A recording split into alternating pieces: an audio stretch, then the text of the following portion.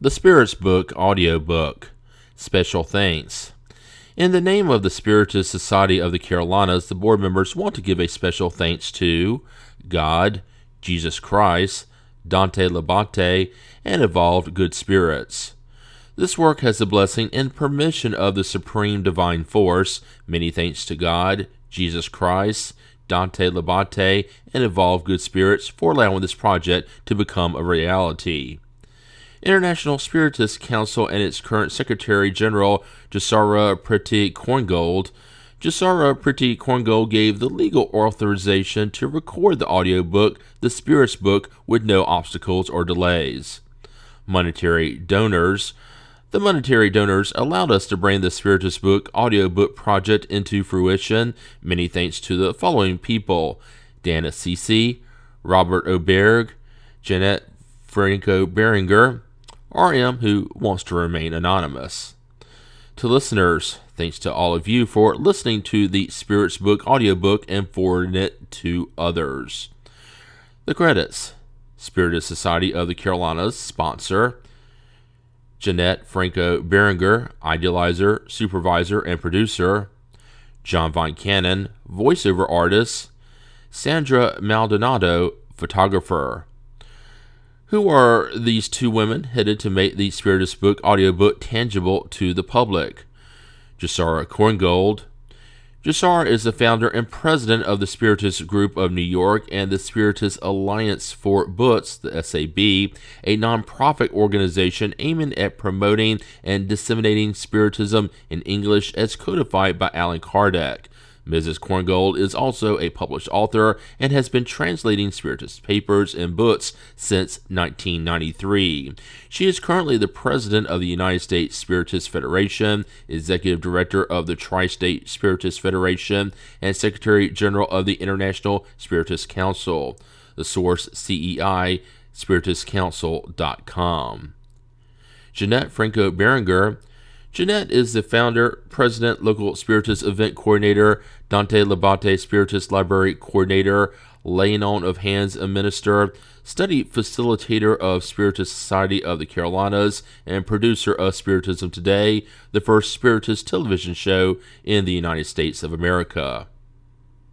The Spirits Book codified by Allan Kardec, copyright 2010 by International Spiritist Council, Brasilia, DF, Brazil. ISBN 978-85-98161-181. Original title: Le Livre des Esprits. Paris, 1857. Translated by Darrell W. Kimball with Marcia M. Says. 4th edition revised. Edition of Edici of America. Translator's preface to the 4th edition. This 4th edition contains some changes regarding word choice. The most noteworthy of these changes involves the translation of the French adjective mauvais in reference to the moral character of certain spirits, in which we translated as evil in the first 3 editions to stress their immoral nature. In those previous editions, we inserted a translator's footnote explaining that the word evil did not mean downright depravity or wickedness, although that would be characteristic of certain spirits, but simply morally wrong or bad, immoral, and that's a Webster's Dictionary in question number 630. The spirits define good and evil as good is everything that is in harmony with God's law, whereas evil is everything that deviates from it. Nevertheless, the word evil has become semantically loaded due to Hollywood's portrayal of spirits that really are downright evil, as in The Exorcist, Damien, The Other, Resident Evil, and other horror movies and TV shows. Consequently, when people read evil spirit, that is what immediately comes to mind. In addition, there are the Bible references where Jesus cast out evil spirits, ones that really do fit the mold, where the obsessed person is thrown into the fire, foams at the mouth, practices self-injury, etc. These come to people's minds too. That degree of evil does not apply to most of the spirits that would be classified as mauvais. There are other instances, however, when the word evil is appropriate, such as in sections addressing the age-old problem of good and evil, where the French word for evil is mal. In the previous editions, we made a few comments about how we approached a number of grammatical issues, and we will reiterate them here. The authoritative French version was published in 1857, nearly 157 years ago. Apart from the challenge of translating from one language into another and overcoming the structural differences between the two, there were other challenges involving the time period differential. The first and greatest of these challenges was the problem of gender-neutral language. When referring to individuals, we address the problem by using plural pronouns as much as possible because they are gender neutral rather than the singular pronoun combinations he or she, him or her, his or her. When referring to a single spirit or soul, the neuter pronoun it was used, since technically spirits are sexless, though sometimes the singular form was changed to the plural. Nevertheless, we use the personal relative pronouns who and whom when referring to a single spirit or soul. Masculine pronouns were eliminated when referring to God because Spiritism does not hold to the idea that God should be personified. God is viewed as the first cause, see question number 1, who works in creation strictly through established natural laws. Thus, except for a few instances of communications by named spirits, the proper noun God was used to replace the pronouns. In other instances, the singular man and all of its related pronouns were usually changed by employing the plural humans, human beings, individuals, etc., which were also used to replace the plural men. Our main goal was to hold as closely to Cardet's original language and style as possible without producing either a transliteration or a paraphrase, which is why we retained as many original terms as possible and adhered to the original style as much as the grammatical and structural differences between the two languages would allow. This edition retains Anna Blackwell's preface to her 1876 version because it contains a short biography of Allan Kardec. We have modified it slightly by updating it into modern English. Additionally, we would refer the reader to the more in-depth biography written by Henry Sauce, which may be found in the front part of Kardec's book, What is Spiritism?, published by the International Spiritist Council in 2010. We suggest that the reader who may be unfamiliar with Spiritism as coined and codified by Allan Kardec begin by perusing the table of contents to locate an area of particular interest, a question concerning reincarnation, prayer, the premature death of children, life after death, etc., and we see how various high-order spirits address the issue. This will lead to further interest, at which time the reader should begin with Kardec's introduction, essential for setting the whole body of knowledge as revealed by the spirits within the proper context, and from there work through the entire book. Finally, we would stress the importance of reading the footnotes as they contain helpful information by both the author and the translator. Daryl Kimball, Rio de Janeiro, Brazil, 2013. Anna Blackwell's preface to her version, updated into modern English by the translators. Hippolyte Léon Denizard Revel, better known by his pen name Allan Kardec, was born in Lyon on October 3, 1804, into an old family of Bourg-en-Bresse, which for many generations had been honorably distinguished in the magistracy and at the bar. His father, like his grandfather, was an attorney of good standing and high character. His mother, who was remarkably beautiful, accomplished, elegant, and amiable, was the object on his part of a profound and worshipping affection that remained unchanged throughout his entire life. Educated at the institution of Pestalozzi in Verdun, Canton de Vaud, he acquired at an early age the habit of investigation and the freedom of thought of which his later life was destined to furnish so striking an example. Endowed by nature with a passion for teaching, he devoted himself from the age of 14 to aiding the studies of those of his schoolfellows who were less advanced than himself. He was so fond of botany that he would often spend an entire day in the mountains, walking 20 or 30 miles with a backpack in search of specimens for his herbarium. Born in a Catholic country but educated in a Protestant one as a mere boy, he began to meditate on the means of bringing about a unity of belief among the various Christian sects, a project of religious reform at which he labored in silence for many years, but necessarily without success, since the elements of the desired solution were not in his possession at the time. Having finished his studies at Verdun, he returned to Lyon at age 24 with the intention of devoting himself to law. However, various acts of religious intolerance to which he unexpectedly found himself subjected led him to renounce the idea of preparing for the bar and to take up residence in Paris, where he occupied himself for some time translating Telemachus and other standard French books for youth into German. Having finally determined what his career would be in 1828, he purchased a large and flourishing educational establishment for boys and devoted himself to the work of teaching, for which, by his tastes and acquirements, he was peculiarly suited. In 1830, at his own expense, he rented a large hall at Rue de Sevres, where he offered courses consisting of free lectures on chemistry, physics, comparative anatomy, and astronomy. He continued these lectures over a period of 10 years. They were highly successful and were attended by an audience of over 500 persons of every social class, many of whom have since attained eminence in the scientific world. Always desirous to make education attractive as well as profitable, he invented an ingenious method of computation and constructed a mnemonic table of French history for enabling students to remember the remarkable events and discoveries of each reign.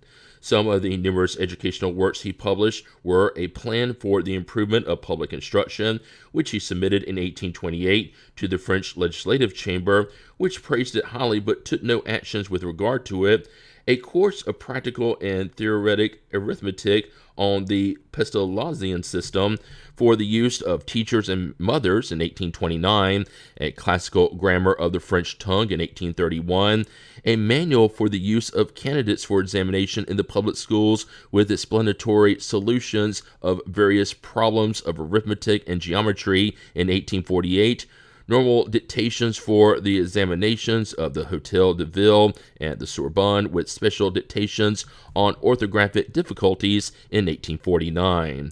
These works were highly regarded at the time of their publication and are still in use in many French schools. Their author continued to produce new editions of some of them at the time of his death. He was a member of several scholarly societies, such as the Royal Society of Arras, which awarded him with the Prize of Honor in 1831 for a remarkable essay on the question, "What is the system of study most in harmony with the needs of the epoch?" For several years, he was secretary to the Phrenological Society of Paris and took an active part in the labors of the Society of Magnetism, giving much time to the practical investigation of somnambulism, trance, clairvoyantism, and the various other phenomena connected with mesmerism. The following brief outline of his labors will suffice to show his mental activity, the variety of his knowledge, the eminently practical turn of his mind, and his constant endeavor to be useful to his fellow humans.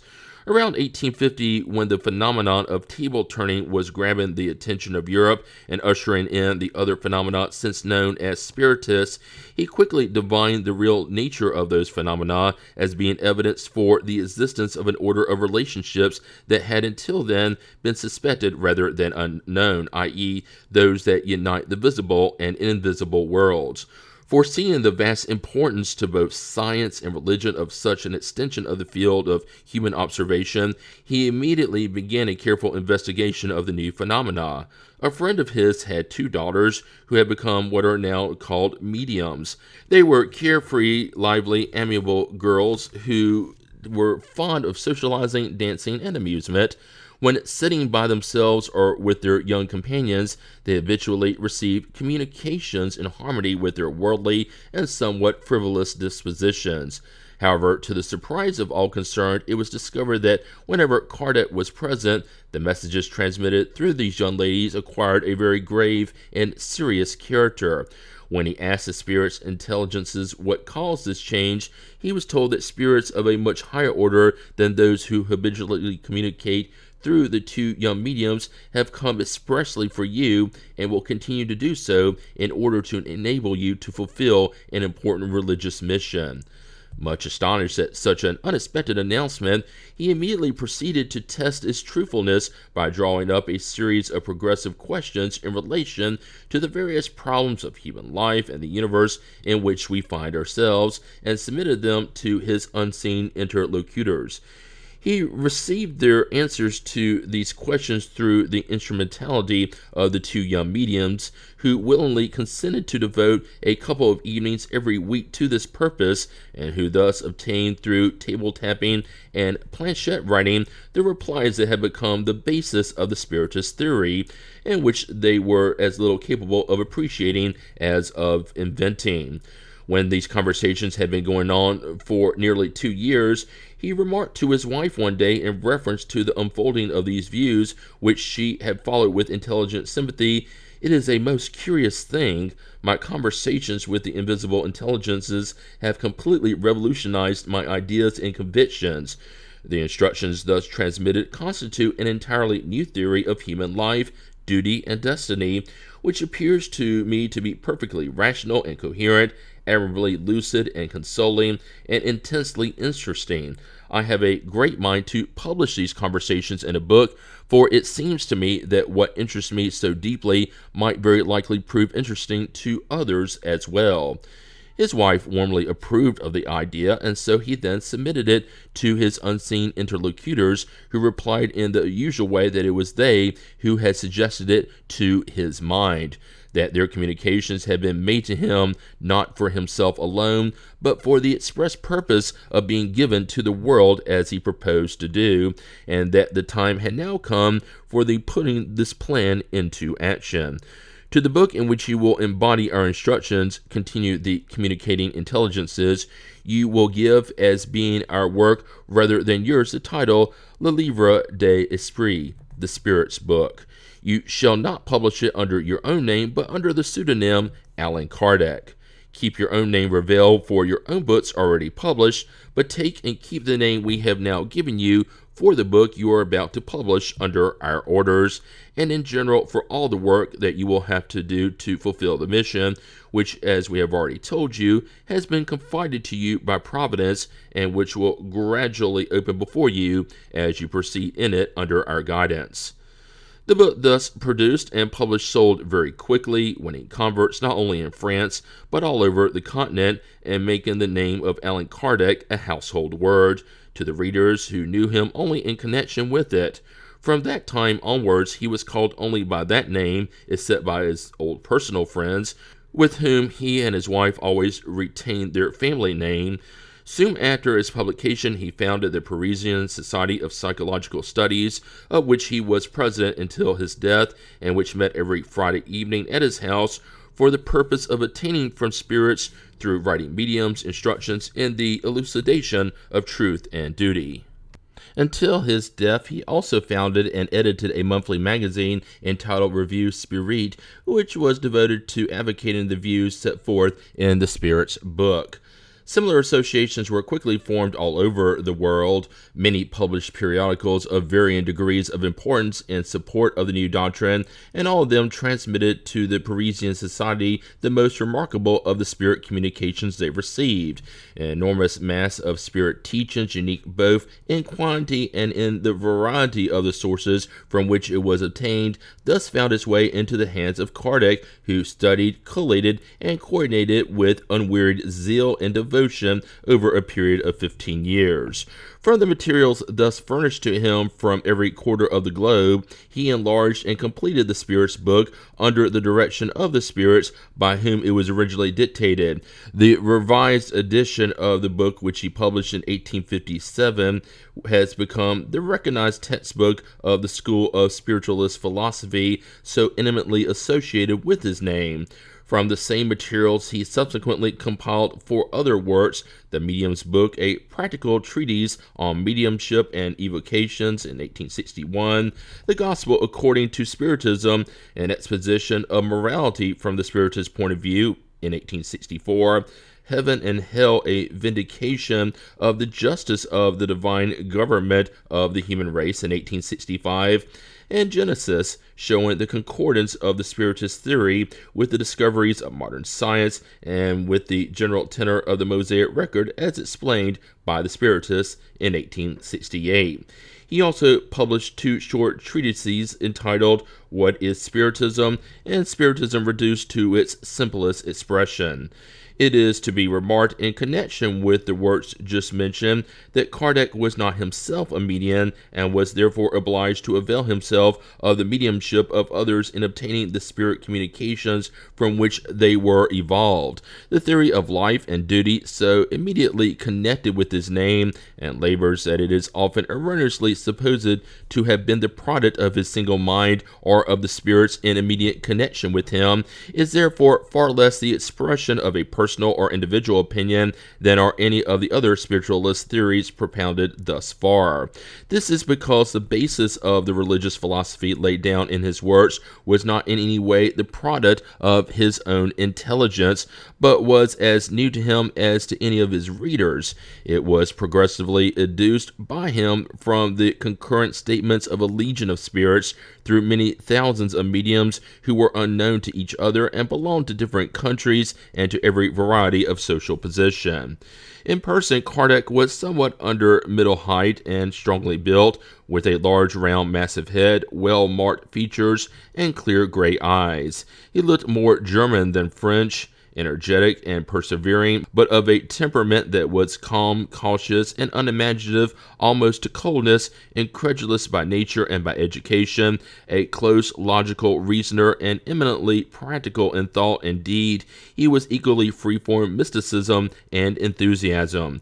Devoid of ambition, indifferent to luxury and display, the modest income he had acquired from teaching and from the sale of his educational works sufficed for the simple style of living he had adopted, and allowed him to devote all the profits arising from the sale of his Spiritist books and from the Revue Spirit to propagating the movement he initiated. His excellent wife relieved him of all domestic and worldly cares, and thus enabled him to consecrate himself entirely to the work to which he believed himself to have been called, and which he pursued with unswerving devotion to the exclusion of all extraneous occupations, interests, and companionships from the time he first began it until he died. He made no visits beyond a small circle of intimate friends and very rarely left Paris, spending his winters in the heart of the town in the rooms where he published his review, and his summers at the Villa Segur, a little semi-rural retreat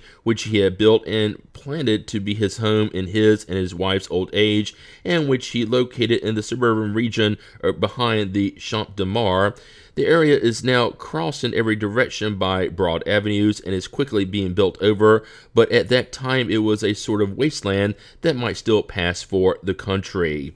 Grave, slow of speech, unassuming in manner, yet not without a certain quiet dignity resulting from the earnestness and single-mindedness which were the distinguishing traits of his character, neither courting nor avoiding discussion, but never volunteering any remark upon the subject to which he had devoted his life. He gracefully received the innumerable visitors from every part of the world who came to converse with him in regard to the views of which he was the recognized exponent. He answered questions and objections, explained difficulties, and provided information to all serious inquirers, with whom he talked with freedom and animation, his face occasionally lighting up with a genial and pleasant smile, although his habitual sobriety of demeanor was such that he was never known to laugh. Among the thousands by whom he was thus visited were many of high rank in the social, literary, artistic, and scientific worlds.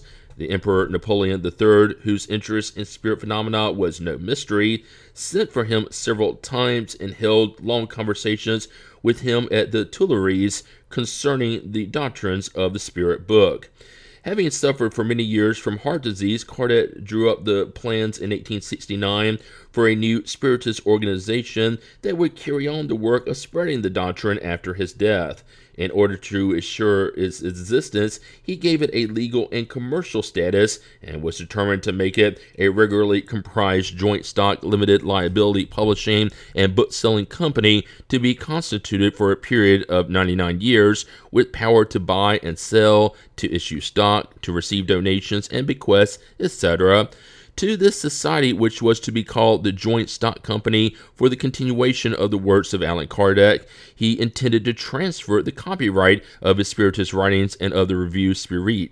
Allan Kardec, however, was not destined to witness the realization of the project in which he took so deep an interest and which has since been carried out with the entire exactitude by his widow. On March 31st, 1869, having just finished drawing up the Constitution and rules of the society from which he foresaw that he would soon be removed, he was seated in his usual chair at his desk in the rooms en route St. Anne, and was tying up a bundle of papers when his busy life was suddenly brought to an end by the rupture of an aneurysm from which he had so long suffered. His passage from the earth to the spirit world, which he had so closely identified himself, was instantaneous, painless, and without a sigh or a tremor, a most peaceful falling asleep and reawakening, a fit ending for such a life. His remains were interred in the cemetery of Montmartre in presence of a great concourse of friends, many hundreds of whom assembled there every year on the anniversary of his decease, during which a few commemorative words are spoken, and fresh flowers and wreaths, and as usual in continental graveyards, are laid upon his tomb. It is impossible to precisely ascertain the number of those who have adopted the views set forth by Allan Kardec. They are estimated by themselves to be many millions, but they are at least incontestably very numerous. The periodicals devoted to the advocacy of these views in various countries already number over 40, and new ones are constantly appearing. Kardec's death has not slackened the acceptance of the views set forth by him, and which are believed by those who hold them to be the basis, but the basis only, of the new development of religious truth predicted by Christ, the beginning of the promised revelation of many things that have been kept hidden since the foundation of the world, and for the knowledge of which the human race was not ready at the time of that prediction. Anna Blackwell, Paris, 1876. Preface to the revised edition. In the first edition of this work, we announced that there would be a supplementary part comprised of all the issues which could not be fitted into that edition, or which later circumstances and investigations subsequently might bring to light. However, since those issues pertain to materials that had already been discussed and from which they had developed, to publish them in a separate volume would not actually be a sequel. Therefore, we preferred to wait for the reprinting of the original in order to assemble all the parts together, and we also took advantage of the opportunity to arrange the book's contents more methodically while at the same time eliminating duplications. As a result, this reprinting may be considered as a new work, although the principles of the first edition have undergone no change, except for a few instances that comprise complements and explanations rather than true modifications. In spite of the diversity of the sources from which they have emanated, such conformity to the received teachings is an important fact for establishing the Spiritist science. Moreover, our correspondence has shown us that communications that are identical, if not in form, at least in substance, were obtained in different places and occurred even before the publication of our book, a fact that has confirmed and systemized them. History, in turn, shows that most of the Spiritism's principles have been professed by the most distinguished thinkers of ancient and modern times. This fact lends them additional sanction. The teachings regarding mediums and spirit manifestations make up an aspect of Spiritism that is somewhat different from the Spiritist philosophy per se, and can be the object of special study. Since that aspect has received considerable improvements after more experience has been acquired, we have decided to make a separate volume of it containing the responses to all the questions related to manifestations and mediums, as well as to make several observations on practical Spiritism. This work will be a continuation of or supplement to the Spirit's Book. Allan Kardec. Perlegomena. Phenomena that escape the laws of ordinary science are manifesting everywhere and are revealing the action of a free and intelligent will as their cause. Reason tells us that an intelligent effect must have an intelligent force as its cause, and the facts have shown that this force can communicate with human beings through physical means. When questioned about its nature, this force has declared itself to belong to the world of spirit beings that have divested themselves of the human corporeal envelope. In this way, the doctrine of the spirits has been revealed. Communications between the spirit world and the corporeal world belong to nature itself, and there is nothing supernatural about them. That is why we have found traces of such communications among all cultures and throughout history. Nowadays, they are commonplace and obvious to the whole world. The spirits have announced that the time appointed by Providence for a universal manifestation has now come, and that as ministers of God and agents of the divine will, their mission is to instruct and enlighten men and women, opening a new era for the regeneration of humankind. This book is a compilation of their teachings. It has been written at the order and under the direction of high-order spirits in order to establish the basis of a rational philosophy free from the prejudices of preconceived notions. It does not contain anything that is not the expression of their thought or that has not been submitted for their approval. The order and methodical arrangement of the contents, as well as the textual comments and the form of some parts of the redaction, are the only aspects contributed by the one who received the mission of publishing it. Among the number of spirits who have taken part in accomplishing this task, there are many who have lived at one time or another upon the earth, where they proclaimed and practiced virtue and wisdom. Others do not bear the name of any personage whose memory history has kept alive, but their elevated status is attested to by the purity of their doctrine and their unity with those who bear venerated names.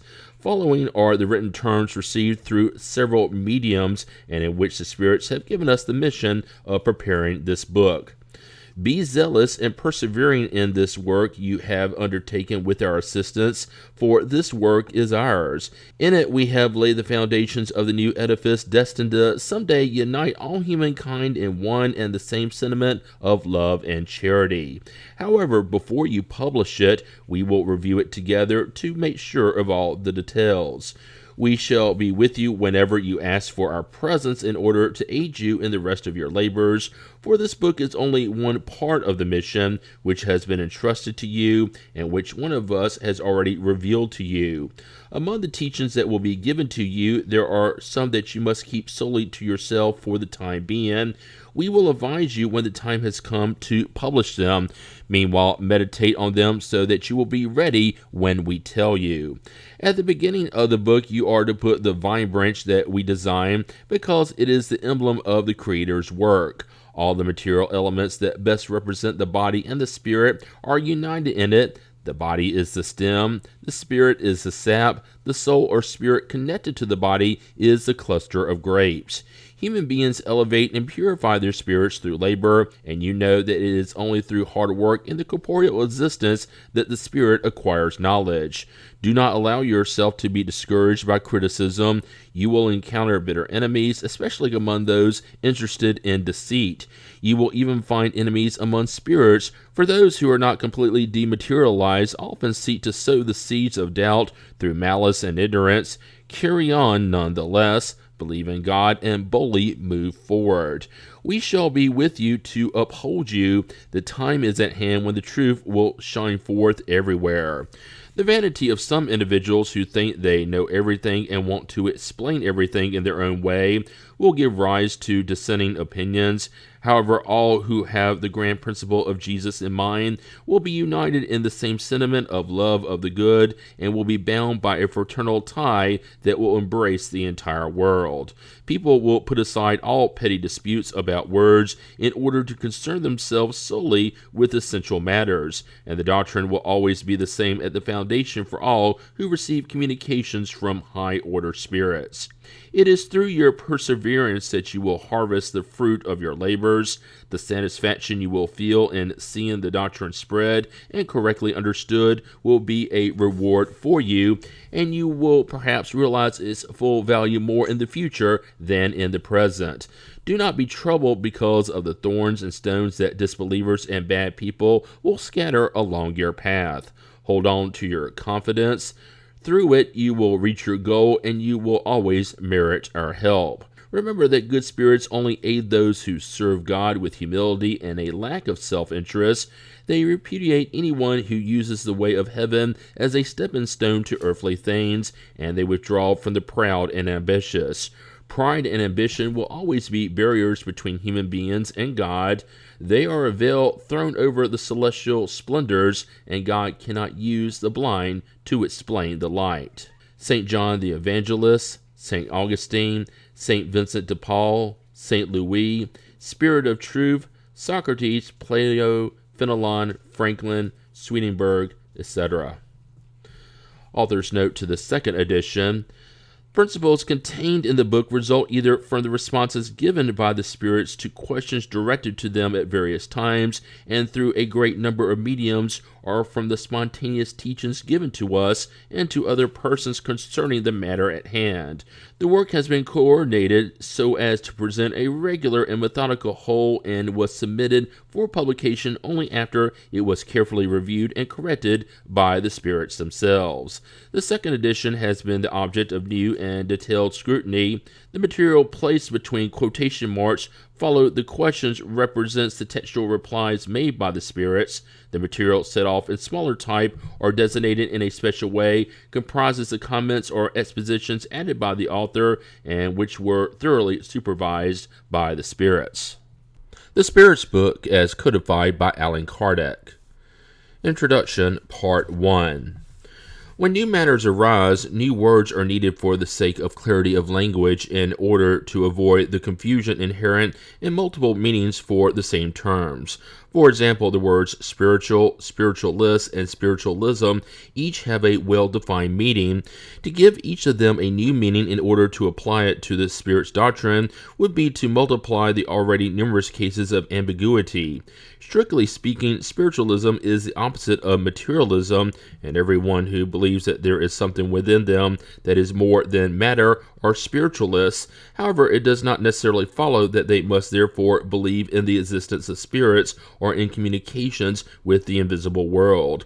Therefore, instead of the words spiritual and spiritualism for designating this latter belief, we have coined and employed the words spiritist and spiritism.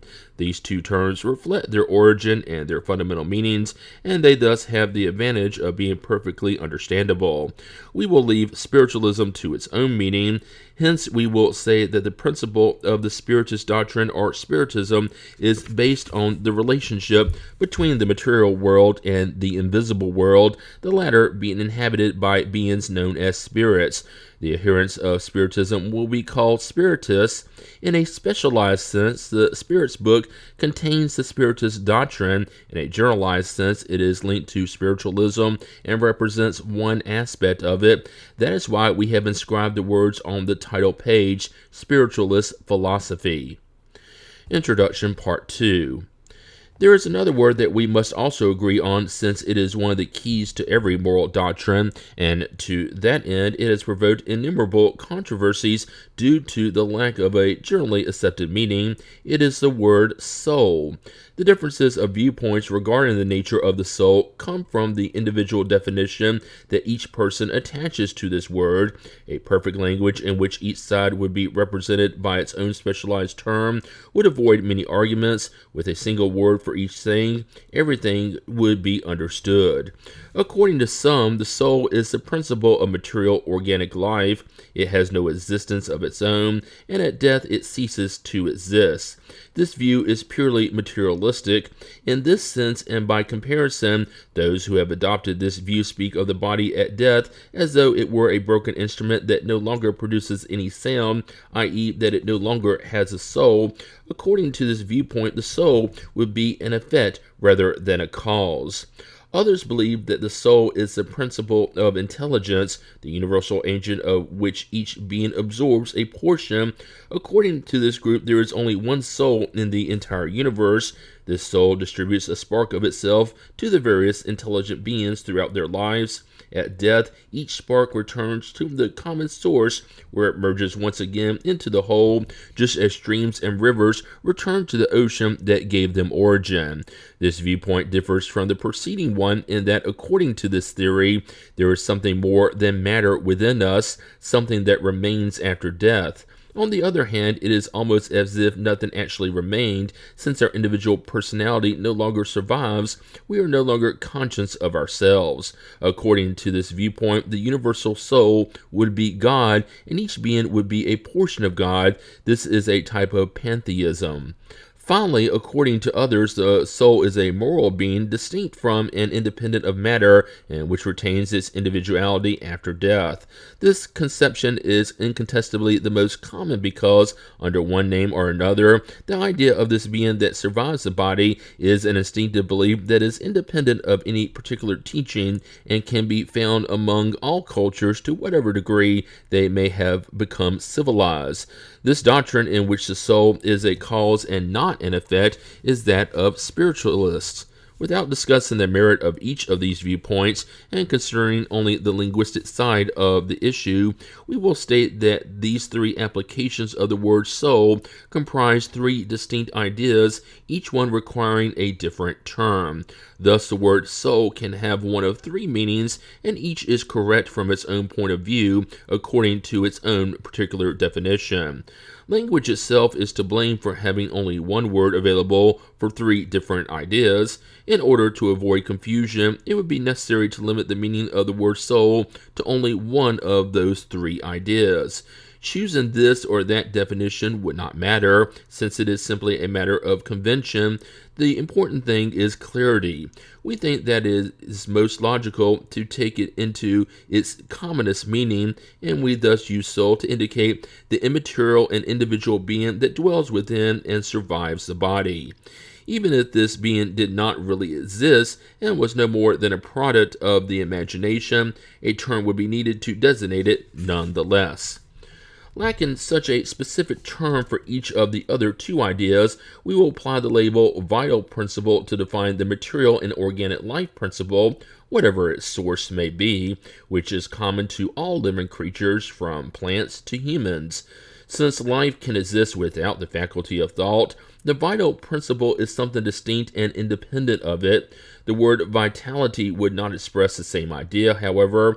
For some, the vital principle is a property of matter, an effect produced wherever matter is found under given conditions. According to others, and this idea is the commonest, it is found in a specially universally diffused fluid. Each being absorbs and assimilates a portion of this fluid throughout its life, much as inert bodies absorb life. This substance is the vital fluid, which according to certain opinions would be the same thing as the animalized electric energy, also designated as magnetic fluid, neural fluid, etc. Whatever the case may be, there is one incontestable fact, for it results from observation, and that is that organic beings possess an inner force that produces the phenomena of life as long as this force exists. That physical life is common to all organic beings and is independent of intelligence and thought. That intelligence and thought are faculties peculiar to certain organic species. And lastly, that among the organic species endowed with intelligence and thought, there is one that is endowed with a special moral sense that gives it incontestable ascendancy over the others, the human species. It should be understood that in its multiple meanings, the term soul does not exclude either materialism or pantheism.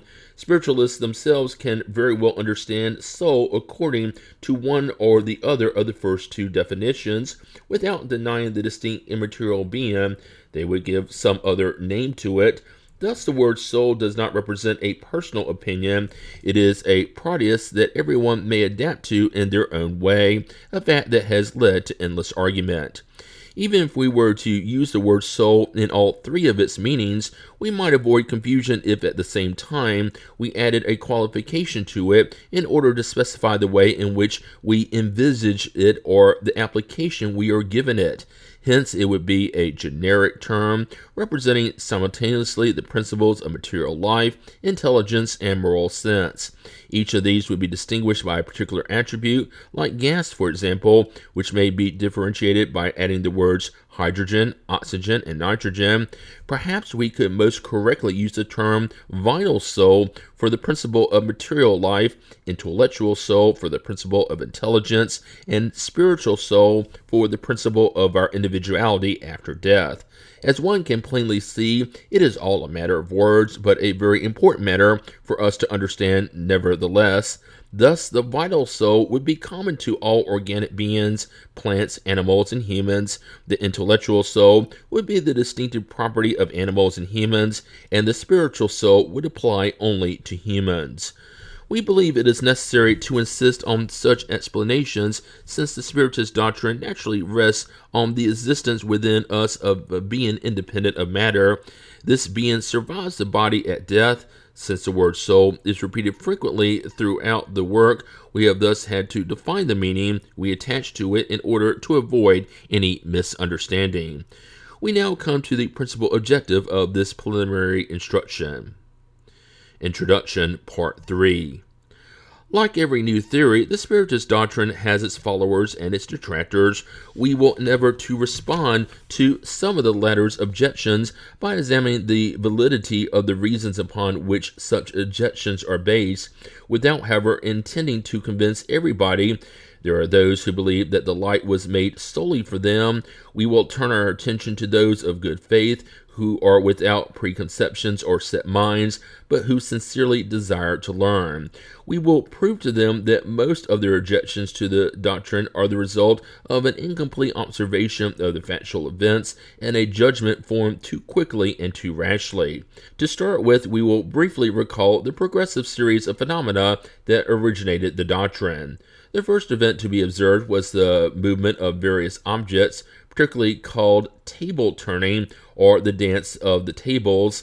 This phenomenon appears to have been first observed in America, or rather it recurred in that country, since history shows that it actually dates back to remote antiquity, and was produced and accompanied by other strange occurrences such as unusual noises and raps emitted without any obvious or known cause. From America, it rapidly spread throughout Europe and other parts of the world. It was met with much disbelief at first, but the multiplicity of the experiences soon left no doubt as to its reality.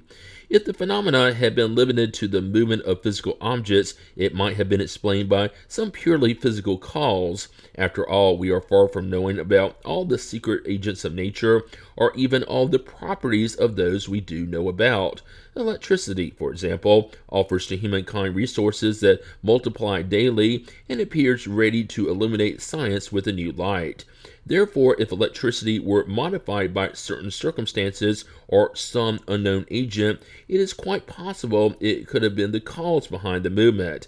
The gathering of several persons in a group increased the strength of the action, which appeared to support this theory, since such a group could be regarded as a kind of multi-cell battery whose power corresponded to the number of participants. The circular movement of the objects was nothing extraordinary. It may be found in nature itself. All the heavenly bodies move in circles.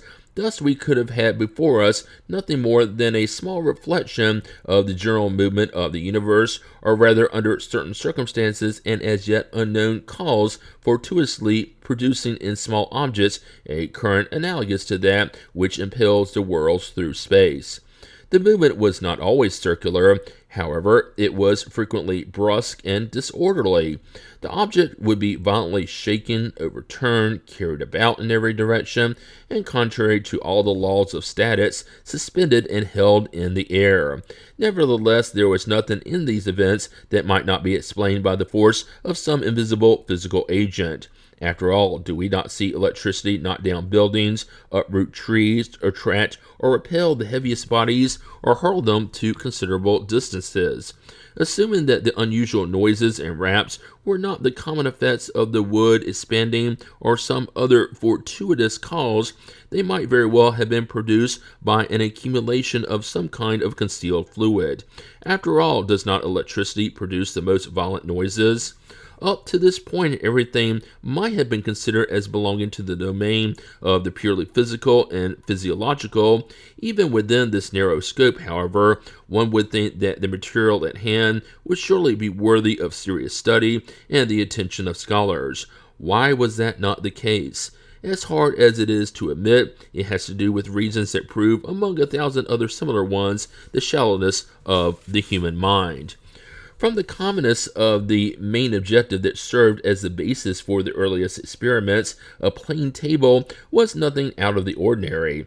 How interesting is the influence of a simple word in the most serious matters, without ever considering the fact that the movement could involve any object whatsoever. The focus on tables undoubtedly prevailed as the most convenient, because tables could accommodate more individuals around them than any other piece of furniture. However, superior minds were sometimes too frivolous and felt it too belittling to concern themselves with what was commonly called the dance of the tables. If the phenomena observed by Galvani had likewise been observed by ordinary persons instead and given some burlesque nickname, it would probably have also been regarded as having the same credibility as a magic wand. What scholars would not have deemed it beneath them to concern themselves with the dance of the frauds? A few individuals, however, were modest enough to admit that nature might not have given them its final word, and they wanted to observe the matter for themselves in order to set their minds at ease.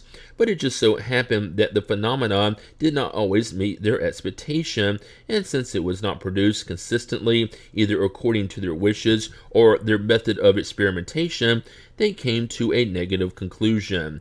However, despite their verdict, the tables continued to turn, and we may state with Galileo, nevertheless they move.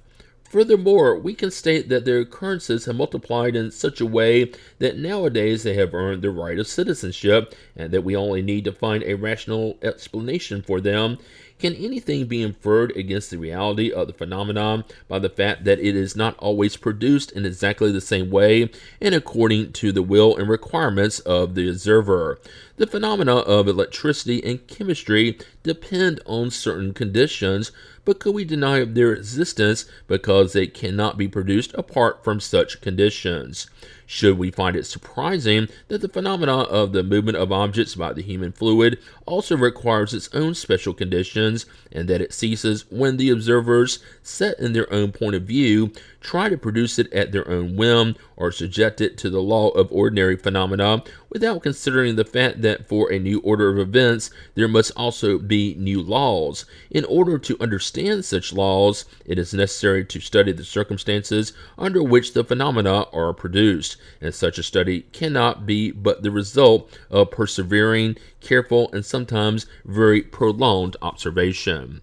People often object that there is frequently obvious fraud involved. We in turn would like to ask if they are quite sure that it is fraud, or instead if it might be that they have attached the fraud label to things they were unable to understand, the same way uneducated persons might see in physicists' experiments only the tricks of a deaf magician. And even assuming that fraud does sometimes occur, would that be a reason to deny the phenomena itself? Are we to deny physics simply because there are magicians who call themselves physicists? Moreover, it is necessary to consider the character of supposedly fraudulent persons and what interest they might have in deceiving us. Could it all be just a prank? A prank can hold our attention for a little while, but if it goes on too long, it becomes as wearisome for the prankster as it is for the object of the prank. Furthermore, a prank perpetuated from one end of the world to the other, and among the most serious, venerable, and enlightened individuals, would be something at least as extraordinary as the phenomena itself. Introduction, Part 4. If the phenomena we are considering had been limited only to the movement of objects, they would have remained within the domain of the physical sciences, as we have stated, but that is not what happened. They were destined to place us on the trail of events of a strange order. It was soon discovered, we do not know at whose initiative, that the impulse given to the objects was not simply the product of some blind mechanical force, rather an intelligent cause was behind the movement. This opened the way to an entirely new field of observation. The veil could now be lifted on many mysteries. Might there actually be an intelligent power involved? If so, what was it? What was its nature? What was its origin? Was it superior to humankind? Such were the other questions that derived from the first. The first intelligent manifestations occurred by means of tables that moved and struck the floor with one leg a certain number of times in response to the question asked, according to what had been agreed on as to the number that would indicate either yes or no. Thus far, however, there was nothing very convincing for the skeptics, since it could have been seen as a chance effect, but later more highly observed responses were received using the letters of the alphabet. By striking the floor a certain number of times for each letter, the table formed words and sentences in response to the question. The correctness of the responses and their congruency with the questions caused astonishment. When asked about its nature, the mysterious being that had given the responses declared that it was a spirit. It stated its name and furnished other sorts of information. This was to be seen as a highly important occurrence. No one individual in particular had even thought of spirits as a way to explain the phenomena. Instead, it was the phenomena itself that revealed the term. In the physical sciences, hypotheses are frequently formed to serve as a basis for reasoning, but that did not happen in this case. Communicating in this manner, however, was time-consuming and inconvenient. A spirit, and this is also a noteworthy occurrence, suggested another. One of these invisible beings advised fitting a pencil to a small basket or other object.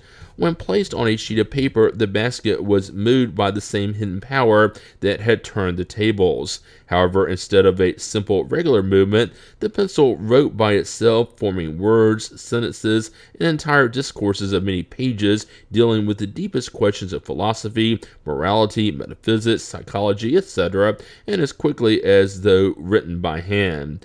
This suggestion was given in America, France, and several other countries simultaneously. Here are the terms in which it was given in Paris on June 10, 1853, to one of the most fervent disciples of the doctrine, who for many years, since 1849, had been occupied with the evocation of spirits. Go into the next room and get that little basket. Attach a pencil to it, and then place it on a sheet of paper with your fingers on the rim. After a few moments, the basket began to move, and the pencil legibly wrote this sentence: I expressly forbid you to tell anyone what I have just told you. The next time I write, I will write better. Since the object to which the pencil is fitted is merely an instrument, its nature and form do not matter, the most convenient means was sought for, and it was thus that many individuals began to use a planchette. The basket or planchette will not move, however, except under the influence of certain persons gifted with a special ability. Such persons are called mediums, that is, intermediaries between spirits and humans. The conditions that produce this ability are linked both to physical and moral causes that are still not fully understood. Mediums are of all ages, of both sexes, and of all degrees of intellectual development. Moreover, the faculty can be developed further by exercising it. Introduction Part 5. It was then realized that the basket and the planchette were only extensions of the hand, and that when mediums held the pencil directly, their hand was made to write by an involuntary, almost feverish impulse. In this way, the communications became faster, easier, and complete. Nowadays, this is the most common method, and the number of persons endowed with this ability is quite considerable and increases daily. Over time, experience revealed many other varieties of mediumship, and it was discovered that communication could occur through speech, hearing, sight, touch, etc., and even through spirits writing directly, that is, without using the medium's hand or the pencil. This fact having been established, there was still only one more essential point to consider: the role of the medium in the responses and the part he or she might play both mechanically and mentally. Two crucial circumstances which would not escape the attentive observer made it possible to settle the issue. The first is the way by which the basket moves under the medium's influence by simply placing the fingers on its rim. An examination will show the impossibility of the medium guiding the basket in any way. This impossibility becomes especially obvious when 2 or 3 persons are touching the basket at the same time, because it would require a truly phenomenal coordination of movement between them, in addition to an extraordinary similarity of thought that would enable them to concur on the answers to the questions. Another no less original fact adds to the problem, that being the radical change in the writing style according to the individual spirit who communicates. The same style recurs whenever the same spirit returns. For this to happen, it would be necessary for the medium to have trained him or herself to change writing styles 20 different ways, and furthermore, he or she would have to remember the style of this or that spirit every time. The second circumstance results from the nature of the responses themselves, which in most cases, especially when dealing with abstract or scientific questions, are obviously outside the knowledge and sometimes the intellectual reach of the medium. Moreover, the medium is usually unaware of what is being written, or may not even understood the question, which may be asked mentally or even in a foreign language, with the answer given in the same language. Furthermore, the basket may write spontaneously about some completely unexpected subject without any question having been asked regarding it. In some cases, the responses revealed a level of wisdom, depth, and timeliness, and the thoughts are so elevated and sublime that they could only have come from a higher intelligence imbued with the purest morality. At other times, they are so flippant, so frivolous, and so banal that reason refuses to accept the possibility that they could have come from the same source. Such diversity of language can only be explained by the diversity of the intelligences that manifest themselves. Are these intelligences human or not? That is the point to clarify, and for which a complete explanation, as conveyed by the spirits themselves, will be found in this book. Here we are facing obvious effects that are produced outside the circle of our habitual observations. These effects do not occur mysteriously, but in the full light of day. Anyone can see and observe them, because they are not the privilege of one individual in particular, but are repeated every day by thousands of persons at will. Those effects necessarily have a cause, and since they reveal the action of an intelligence and a will, they are outside the purely physical realm. Many theories have been formulated regarding the matter. We will examine them briefly to see if they can render comprehensible all the facts that have surfaced. In the meantime, however, let us accept the existence of beings distinct from humankind, since that is the explanation given by the intelligences themselves, and let us see what they might have to tell us. Introduction, Part 6. As we have stated previously, the beings who communicate have identified themselves as spirits, and at least some of them say that they have lived before as human beings on the earth. They comprise the spirit world, as during our life on earth we comprise the corporeal world. So that we may more easily reply to certain objections, we will now briefly sum up the main points of the doctrine that they have transmitted to us. God is eternal, immutable, immaterial, one, all-powerful, and supremely just and good. God created the universe, which includes all animate and inanimate, material and immaterial beings. Material beings comprise the visible or corporeal world, whereas immaterial beings comprise the invisible or spirit world, i.e. the world of spirits. The spirit world is a normal, primitive, eternal, pre-existing, and all-surviving world. The corporeal world is secondary. It could cease to exist, or it might never have existed in the first place without changing the essence of the spirit world. Spirits temporarily take on a perishable material envelope, and its destruction by death returns them to freedom. From among all the different species of corporeal beings, God chose the human species for the incarnation of spirits that have reached a certain degree of development. This endows them with a moral and intellectual ascension over the others. The soul is an incarnate spirit, the body is only its envelope. Human beings are composed of three things. First, the body or material being, similar to that of the animals and animated by the same vital principle. Second, the soul or immaterial being, the spirit incarnated in the body. And third, the link that unites the soul to the body, an intermediary principle between the body and spirit. Human beings thus have two natures. By means of their body, they share in the nature of the animals and share the same instincts. By means of their soul, they share in the nature of the spirits. The link or pure spirit unites the body and the spirit. It is a sort of semi-material envelope. Death destroys only the denser envelope, i.e. the physical body, whereas the spirit retains the perispirit, which comprises its ethereal body. The perispirit is invisible to us in its normal state, but the spirit can render it visible and even tangible, as occurs during the phenomena of apparitions. Therefore, a spirit is not an abstract, indefinable being that can only be conceived of by thought. It is a real, circumscribed being that in certain cases may be perceived by our senses of sight, hearing, and touch. Spirits belong to different orders, and they are not all equal in power, intelligence, knowledge, or morality. Those of the first order are the most highly evolved spirits. Those spirits are distinguished by their perfection, knowledge, and closeness to God, in addition to the purity of their sentiments and their love of the good. They are angels or pure spirits. The other orders are in various degrees more distant from such perfection.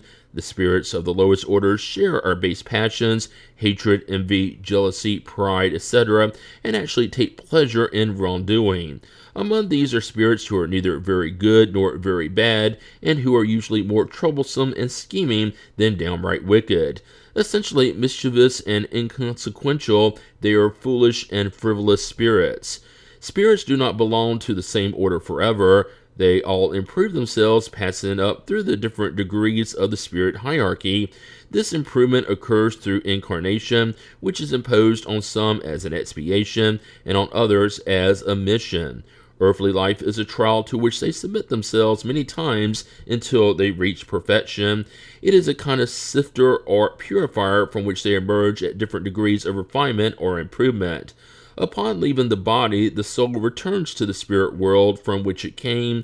Following a longer or shorter stay in the spirit world as an errant spirit, it will once more start a new physical life. Since our spirit must pass through many incarnations, it follows that we all have had many existences, and then we will have still others along the course of the different stages of advancement.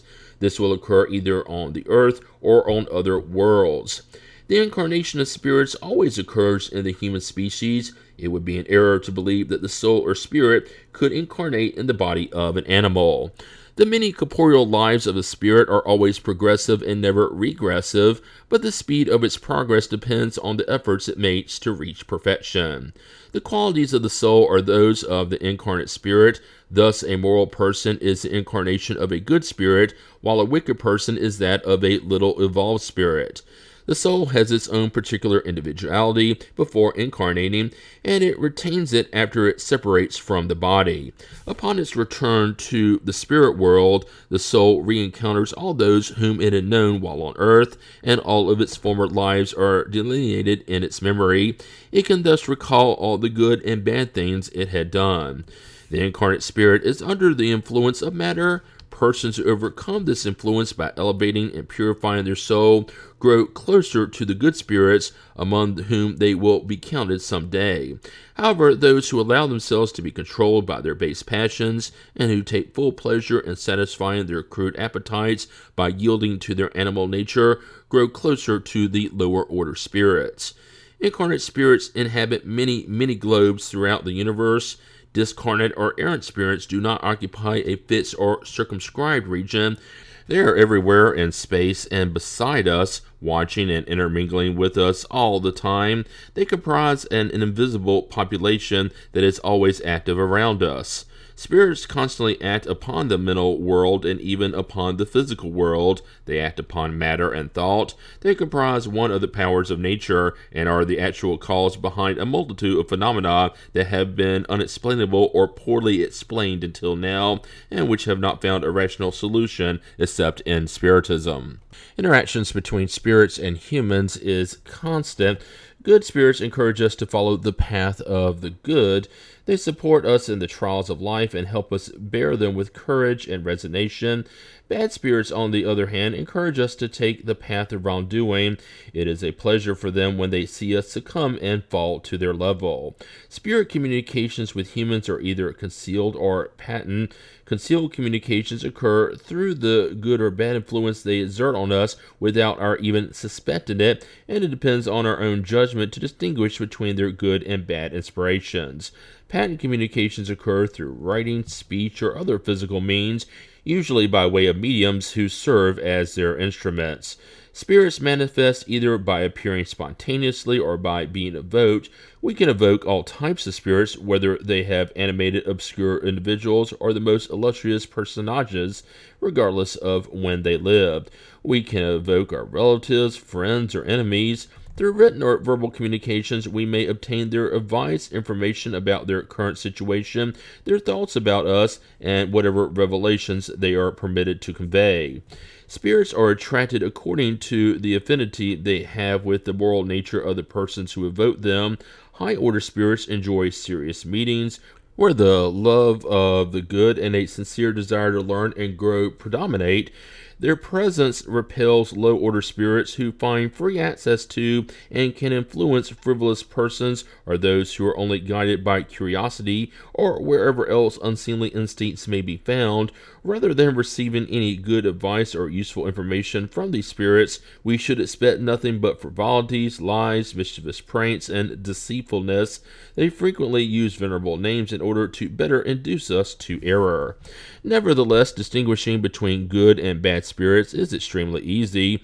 The language of high-order spirits is always dignified, noble, imbued with the highest morality, and free from every base passion. Their counsels reveal the highest wisdom and always address our progress and the good of humankind. Low-order and inconsequential spirits are almost always trite and can even be crass. They might sometimes say things that are good and true, but more often they make erroneous and absurd statements either out of malice or ignorance. They laugh at people's gullibility and amuse themselves at the cost of those who question them, flattering their vanity and cajoling their desires with false hopes. In sum, serious communications in the perfect meaning of the term only occur at serious centers, where the members are united by an intimate communion of thought directed toward the good. The morality of high-order spirits may be summed up in the gospel maxim of Christ: do unto others as you would like them to do unto you. That is, practice the good and not wrongfulness. In this principle, humankind finds the universal rule of conduct even for the smallest actions. They teach us that selfishness, pride, and lust are passions that drag us down to our animal nature, keeping us enslaved to matter, that those on earth who free themselves of matter through their disregard for worldly frivolities and who cultivate love for their neighbor draw closer to their spiritual nature, that each one of us should make ourselves useful according to the faculties and means that God has placed in our hands to put us to the test, that the strong and powerful should support and protect the weak, for those who abuse their strength and power in order to oppress others violate God's law. Lastly, they teach us that nothing can be hidden in the spirit world, that hypocrites will be unmasked there and all their wrongfulness exposed, that the inevitable and constant presence of those whom we have harmed is one of the punishments awaiting us there, that the unevolved and evolved states of spirits in that world correspond to sorrows and joys that are unknown to us on earth. However, they also teach us that there are no unforgivable sins, none that cannot be erased by expiation. Depending on our desire and effort, we find the necessary means to expiate them in the many existences that enable us to advance on the path of progress toward perfection, our final objective.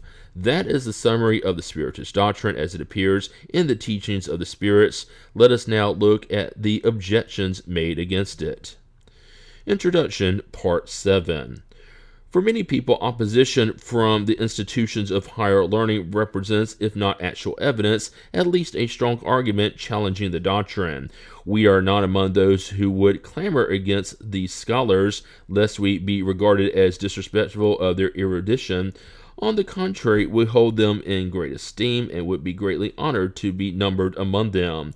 Their opinion, however, does not represent an irrefutable judgment by any means. When science goes beyond the material observations of phenomena and attempts to appraise and explain them, the field opens wide for scientists to make speculations. They build their own little theories, hope to see them prevail, and fiercely defend their veracity. Each and every day, do we not see the most contradictory opinions being proposed, rejected, and repealed as absurd errors, only to be proclaimed later as incontestable truths? The facts are the sole criteria for judgment, the incontestable line of reasoning. In the absence of facts, skepticism is the position taken by the wise. Scholars' opinions on topics they have researched fully are justifiably believable because their knowledge about them is broader and better than that of common folk. However, when it comes to new principles and unknown matters, their way of looking at them is nothing more than hypothetical, for they are not without prejudice. One might safely state that scholars are possessed of even more prejudices than are other persons due to their natural propensity for subjecting everything to the point of view of their own particular area of knowledge. Mathematicians accept no proof beyond algebraic formulas. Chemists relate everything to the interaction of the elements, and so on. Those who dedicate themselves to a particular specialty try to fit all their ideas into it. However, draw them away from their area of expertise, and they often become irrational because they submit everything to their own point of view, a very common human weakness. I will gladly and confidently consult a chemist concerning a question of elemental analysis, a physicist concerning the power of electricity, and an engineer concerning motive power. However, they must allow me, without affecting the esteem I owe them for their particular expertise, not to take their negative opinion about Spiritism into consideration any more than I would take into consideration an architect's judgment on a question about music.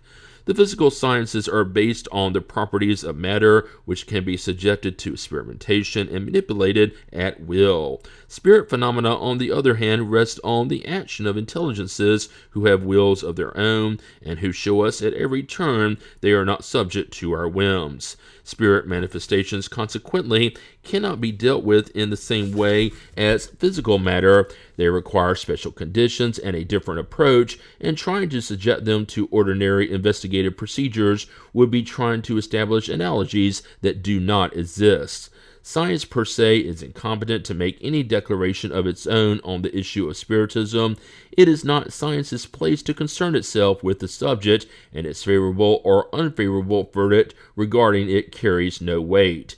Spiritism results from a personal conviction that scholars may hold as individuals regardless of their status as scholars. Submitting the issue to science would be like handing the solution of the problem of the existence of the soul to a group of physicists and astronomers. In fact, Spiritism rests entirely on the existence of the soul and its state after death. It would be highly illogical to think that a particular person must be a great psychologist simply because he or she is a great mathematician or anatomist. For example, an anatomist dissects a human body in search of the soul, but does not find it under a scalpel as he would find a nerve, nor does he see it rise like a mist. Based exclusively on the material examination of the issue, he thus concludes that the soul does not exist. Does it follow that he is correct, although his view is contrary to universal opinion regarding the immortality of the soul? No. You can therefore see why Spiritism does not fall under the jurisdiction of science. When Spiritist beliefs become known and accepted by the masses, and judging by the speed at which they are spreading, that time is not far off, the same thing will happen regarding Spiritism as has happened regarding all other new ideas that have encountered opposition. Scholars will yield to the evidence. One by one, they will accept Spiritist beliefs by necessity, but until then, it would be premature to distract them from their specialized endeavors in order to compel them to occupy themselves with a foreign matter that is neither within their prerogatives nor contained in their theories. Meanwhile, those who take a negative stance without a prior in-depth study of the issue and who ridicule those who do not agree with their opinion forget that the same has happened regarding the majority of the great discoveries that have honored humankind. They risk seeing their names added to the list of illustrious deniers of new ideas and inscribed alongside the names of the erudite assembly which in 1752 laughed uproariously at Franklin's paper on lightning rods, considering it unworthy of mention among the subjects to be discussed, or the names of the other group that caused France to lose its advantage in steam-powered navigation by declaring Fulton's theory an impractical dream. Nevertheless, both issues were within the scope of science. If those assemblies, comprised of the greatest scholars in the world, had only contempt and sarcasm for ideas which they did not yet understand, but which would revolutionize science, customs, and industry a few years later, what hope is there that an issue completely foreign to their endeavors might be received any better? The regrettable errors of a few scholars regarding Spiritism should not lessen our respect for them regarding other subjects, but is an official diploma necessary for common sense? Are there only fools and simpletons outside academic halls? Let us take a survey of the followers of the Spiritist doctrine to determine among them there are only uneducated persons, and if the huge number of individuals of merit who have embraced it would justify relegating it to the realm of simple superstition. The character and learning of such individuals authorizes us to state that if they affirm it, there must at least be something to it. We repeat once more that if the phenomena with which we are concerning ourselves had been restricted to the mechanical movement of objects, research into their physical cause would indeed be within the realm of science. However, since they involve manifestations outside the sphere of human laws and cannot be explained either by numbers or by mechanical forces, they are therefore outside the competence of physical science. When a new phenomena arises that does not fit within the scope of any known science, then in order to study it, scholars must set their science aside and say to themselves that they are dealing with a new area of study that cannot be delved in according to preconceived ideas. Those who consider their reason to be infallible are very close to error. Even those whose ideas are highly erroneous are supported by their reasoning, and that is why they reject everything that appears impossible to them. Those who yesterday rejected the admirable discoveries that humanity is proud of today also followed their own judgment in doing so. What we call reason is almost always masked pride, and those who believe they are infallible place themselves on a par with God. Therefore, we will focus on those who are reasonable enough to suspend judgment regarding matters that they have not witnessed firsthand, and judging the future in the light of the past, do not believe that humankind has yet reached its apogee, or that nature has revealed the last pages of her book to them. Introduction, Part 8.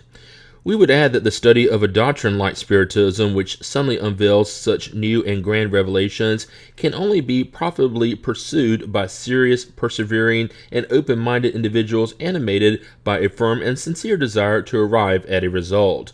This qualification does not include those who lightly make a priori judgments without having observed everything, and who neglect pursuing their examination of the doctrine with the necessary continuity, regularity, and concentration of thought, nor does it include those who, in order not to diminish their reputation as individuals of genius, endeavor to find something to ridicule in the most serious matters that are studied by individuals whose knowledge, character, and convictions deserve the respect of all who pride themselves on their social graces.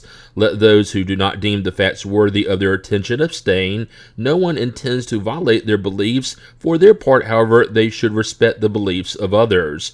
Continuity is what characterizes serious study. Thus, should we wonder at not receiving proper responses to questions that are serious in nature but asked at random and abruptly in the midst of a bundle of other nonsensical ones? A complex question requires preliminary and supplementary ones in order to be answered clearly. study. Whoever wishes to acquire knowledge about a particular science must study it methodically, starting at the very beginning and following the chain and development of its ideas. Could someone who does not know the basics of a particular science pose questions at random to a scholar and profit from it? Could a well-intentioned scholar even give satisfactory responses to such a person? Such out-of-context responses would necessarily be incomplete and might therefore be nearly unintelligible, or they might even seem absurd and contradictory. The same applies regarding our relationships with spirits. If we desire to learn from them, we must take their course of study. However, just as we do in our own schools, we must choose our teachers and then work diligently. We have stated that higher order spirits only take part in serious meetings, especially those characterized by perfect communion of thought and moral sentiment. Frivolousness and idle curiosity repel them just as they would repel any reasonable individual. Those two traits open the field to the mass of deceitful and frivolous spirits that are always eagerly watching for opportunities to mock us and amuse themselves at our expense.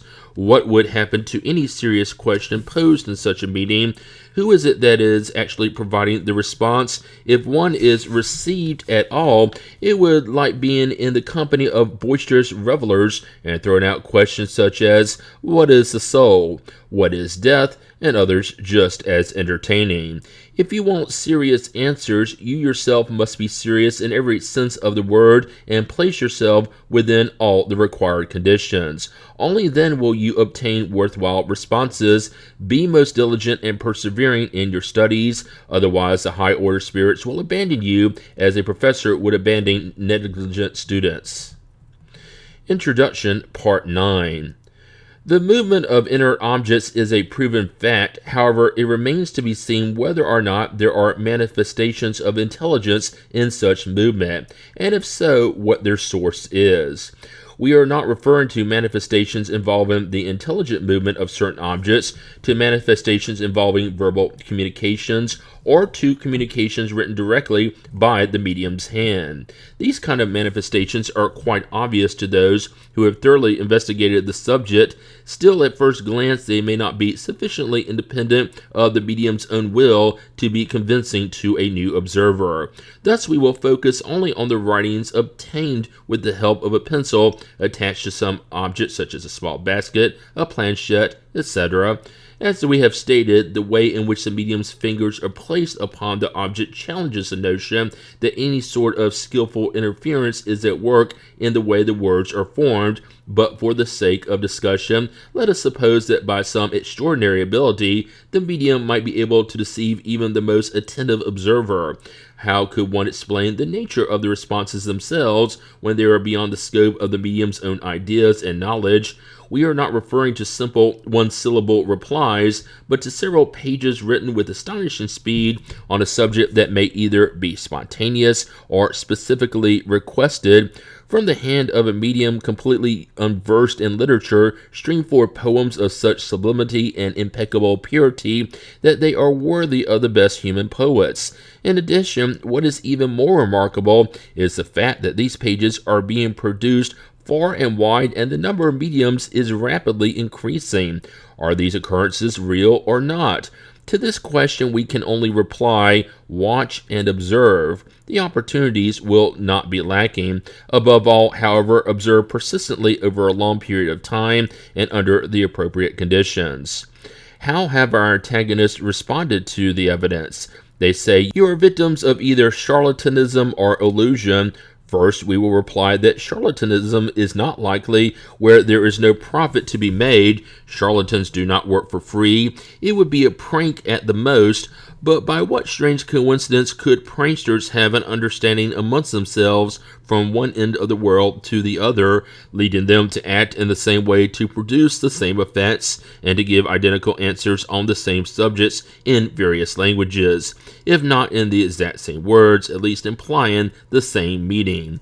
Why would serious, respectable, and educated persons cater to such maneuvers, and for what purpose? Why has the patience and skill required for producing these phenomena been found even among children? After all, unless mediums are mere passive instruments, it is obvious that we would have to confer on them capabilities and knowledge far beyond their age and social position.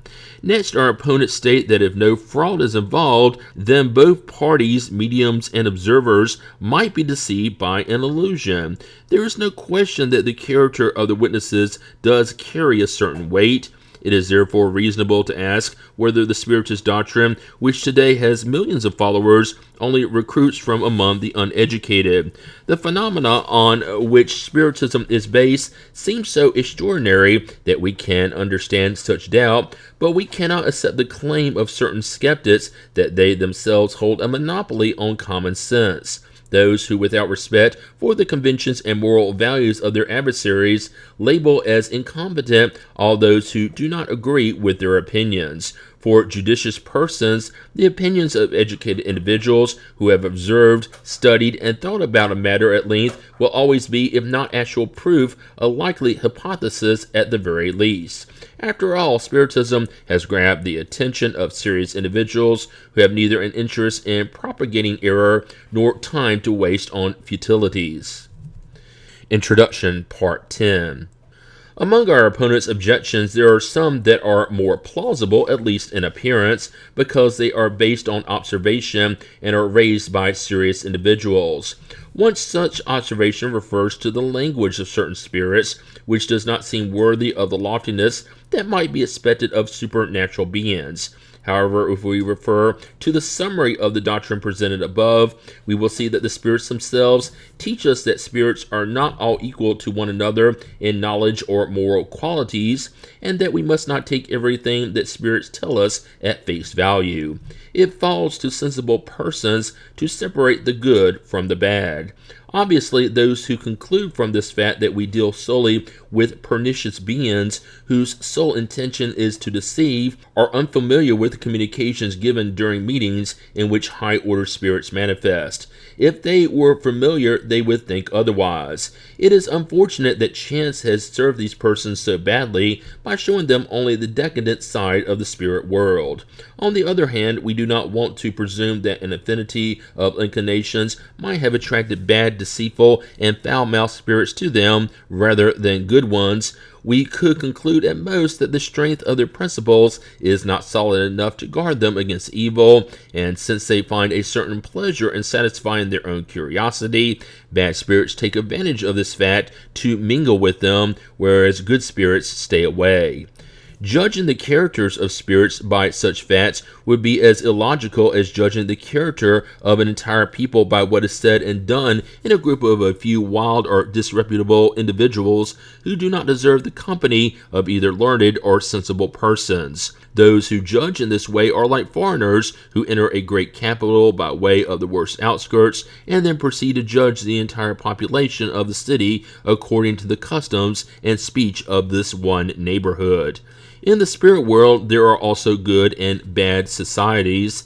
If such individuals would actually study what happens among high-order spirits, they would realize that the celestial city does not contain only the dregs of society. Nevertheless, they might ask, do high-order spirits really come to us? And we would reply, do not remain on the outskirts. Watch, observe, and judge for yourselves. The facts are here for everybody to see, except those to whom the words of Jesus apply. They have eyes but do not see. They have ears but do not hear.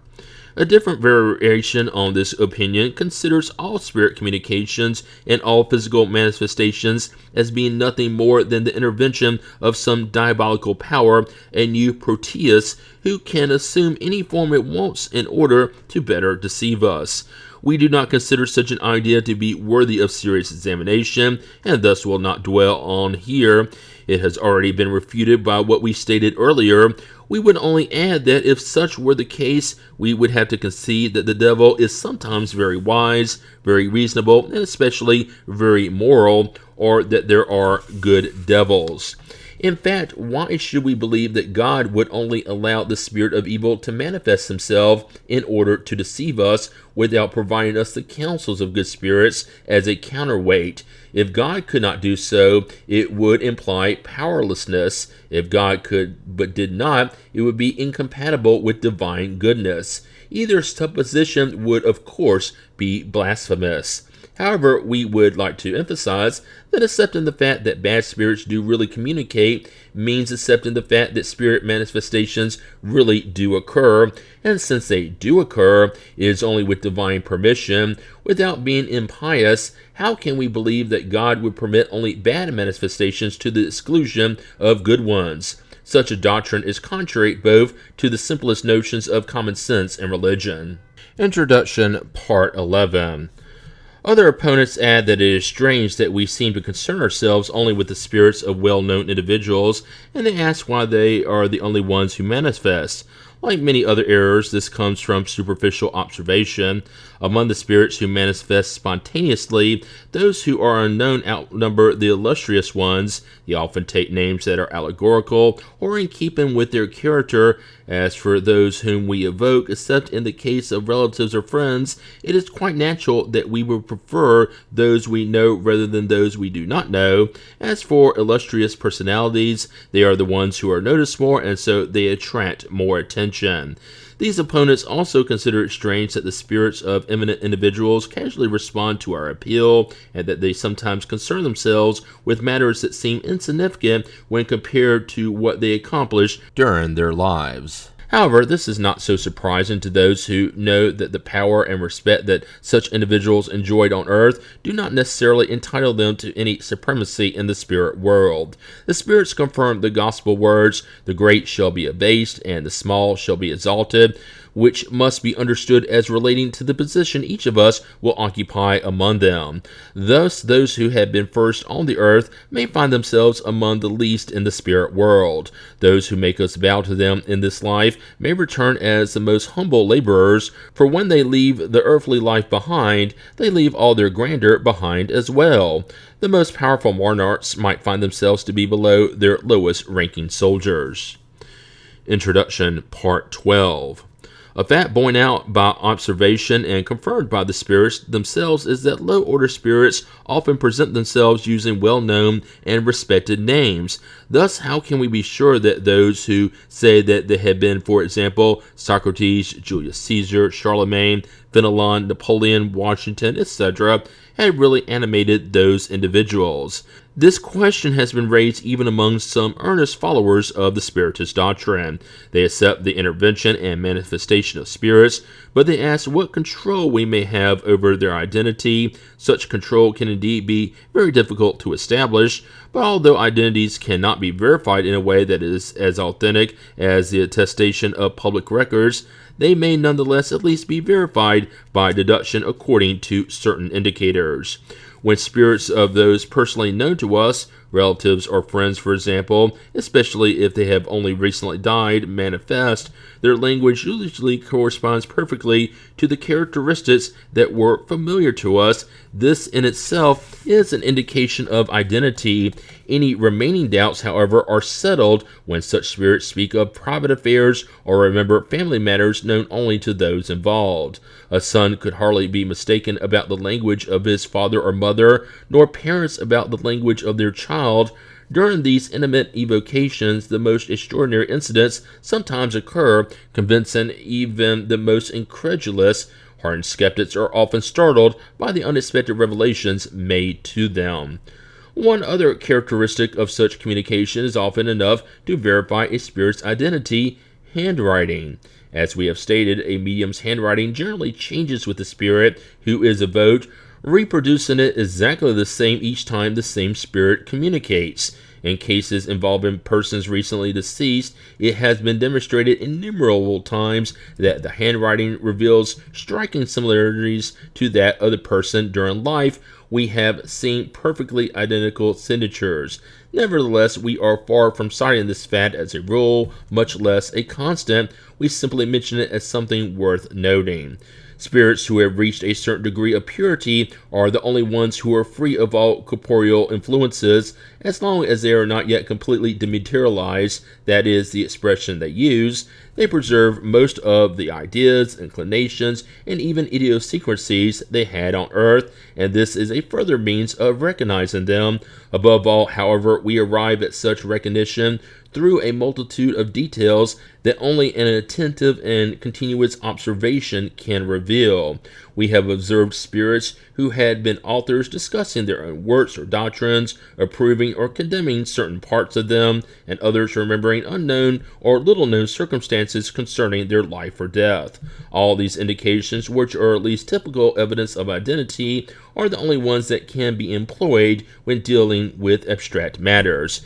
Hence, if the identity of an evoked spirit may be established to a certain extent in certain cases, then there is no reason why it cannot be established in others.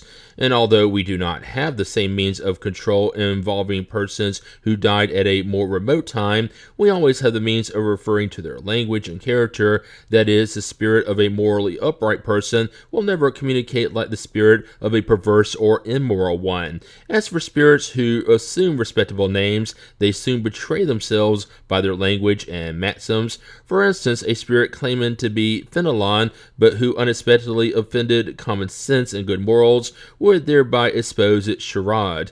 But if the thoughts expressed were always pure, without contradiction, and consistent with the elevated character of Fenelon, there would be no reason to doubt the spirit's identity. If such were not the case, one would have to believe that a spirit who is known to proclaim what is morally right could at the same time resort to useless falsities. Experience has taught us that spirits of the same degree and character who are animated by the same sentiments are united into groups and families. Thus the number of spirits is incalculable, and we are far from knowing them all. Most remain nameless to us. A spirit of the same category as Fenelon may therefore come in his stead, and may even be sent by him, presenting itself under his name because it is identical to him, and may act as his substitute, and because it provides us with a name so that we can focus our ideas. After all, what does it really matter if the spirit is or is not Fenelon himself, if it only talks about noble matters in a way in which Fenelon himself would have taught? It is a good spirit. The name it uses does not matter, and it is frequently no more than a means for us to fix our thought. However, in more intimate evocations, the same does not apply because, as we have already stated, an identity can be established by means of proofs that are in one way or another obvious. There is no doubt that spirit substitution may occasion a number of mistakes that result in errors and oftentimes deceit. Such is one of the difficulties faced by practical spiritism. However, we have never said that this science is easy or that it may be learned effortlessly. As is also the case with any other science, we cannot repeat too often that spiritism demands constant and prolonged study, and that since we cannot produce spirit phenomena at will, we must wait for them to occur on their own, frequently when we least expect it. For attentive and patient observers, the facts are abundant, for they can discover thousands of characteristic nuances that appear to them like rays of light. The same applies to every other branch of science. While the superficial observer sees in a flower only an elegant form, the botanist discovers in it treasures for thought. Introduction, Part 13. These observations lead us to address another difficulty, the differences in spirits' language. Since spirits differ widely from each other in knowledge and morality, it is obvious that the same question may receive varied, sometimes contradictory answers from them according to their category. The same would happen if we were to question a scholar, an uneducated person, or a prankster. What is essential is to know to whom we are addressing our question. But one may ask, how are we to explain why even high-order spirits do not always agree with one another? First, we will state that besides the reason we have just pointed out, there are others that may influence the nature of the responses, regardless of the degree of the spirit's evolution. This is a very important point that will be explained by further study, lending credence to our advice for constant attention, in-depth observation, and above all, as with all human sciences, continuity and perseverance. Years are required to make even a mediocre physician, and 3/4 of a lifetime to make a true scholar. So how can one expect to attain the wisdom of the infinite in only a few hours? Therefore, let no one be misled. The study of Spiritism is infinitely immense and is connected to all the issues of metaphysics and the social order. An entire world is opening up before us, so why is it so surprising that understanding it will require a great deal of time? Furthermore, apparent contradictions are not always as real as they may appear to be at first. After all, do we not see scholars every day who profess the same science, but who diverge in their definitions by employing different terminology or by viewing a matter from a different point of view, although the fundamental idea is still the same? Just try to count the number of definitions given to the word grammar. We must add that the form of an answer almost always depends on the form of the question. Thus, it would be immature to see a contradiction where there is actually no more than a difference of words. High-order spirits do not concern themselves with form at all. For them, the essence of the thought itself is everything. For example, let us return to the definition of soul. Since this word has no single definition, the spirits may differ as to its application just as we do. One will state that it is the principle of life, another may call it the animate spark, a third may say that it is something internal, while a fourth may say that it is something external, etc., and all will be correct from their own point of view. We might even think that some among them profess materialistic theories, and yet such is not the case. The same applies with respect to the word God. According to some, God is the principle of all things. According to others, the creator of the universe, the supreme intelligence, the infinite, the great spirit, etc. But it is always God. We would cite the classification of spirits as another example. They form an uninterrupted series from the lowest to the highest degree, and classifying them is therefore arbitrary. One person might categorize them into 3 classes, others into 5, 10, or 20 as desired, without being incorrect. All human sciences offer the same example, with each scholar having his or her own system. The systems vary, but the science is always the same. Whether we learn botany according to the system of Linnaeus, Guizot, or Tournefort, we are learning botany nonetheless.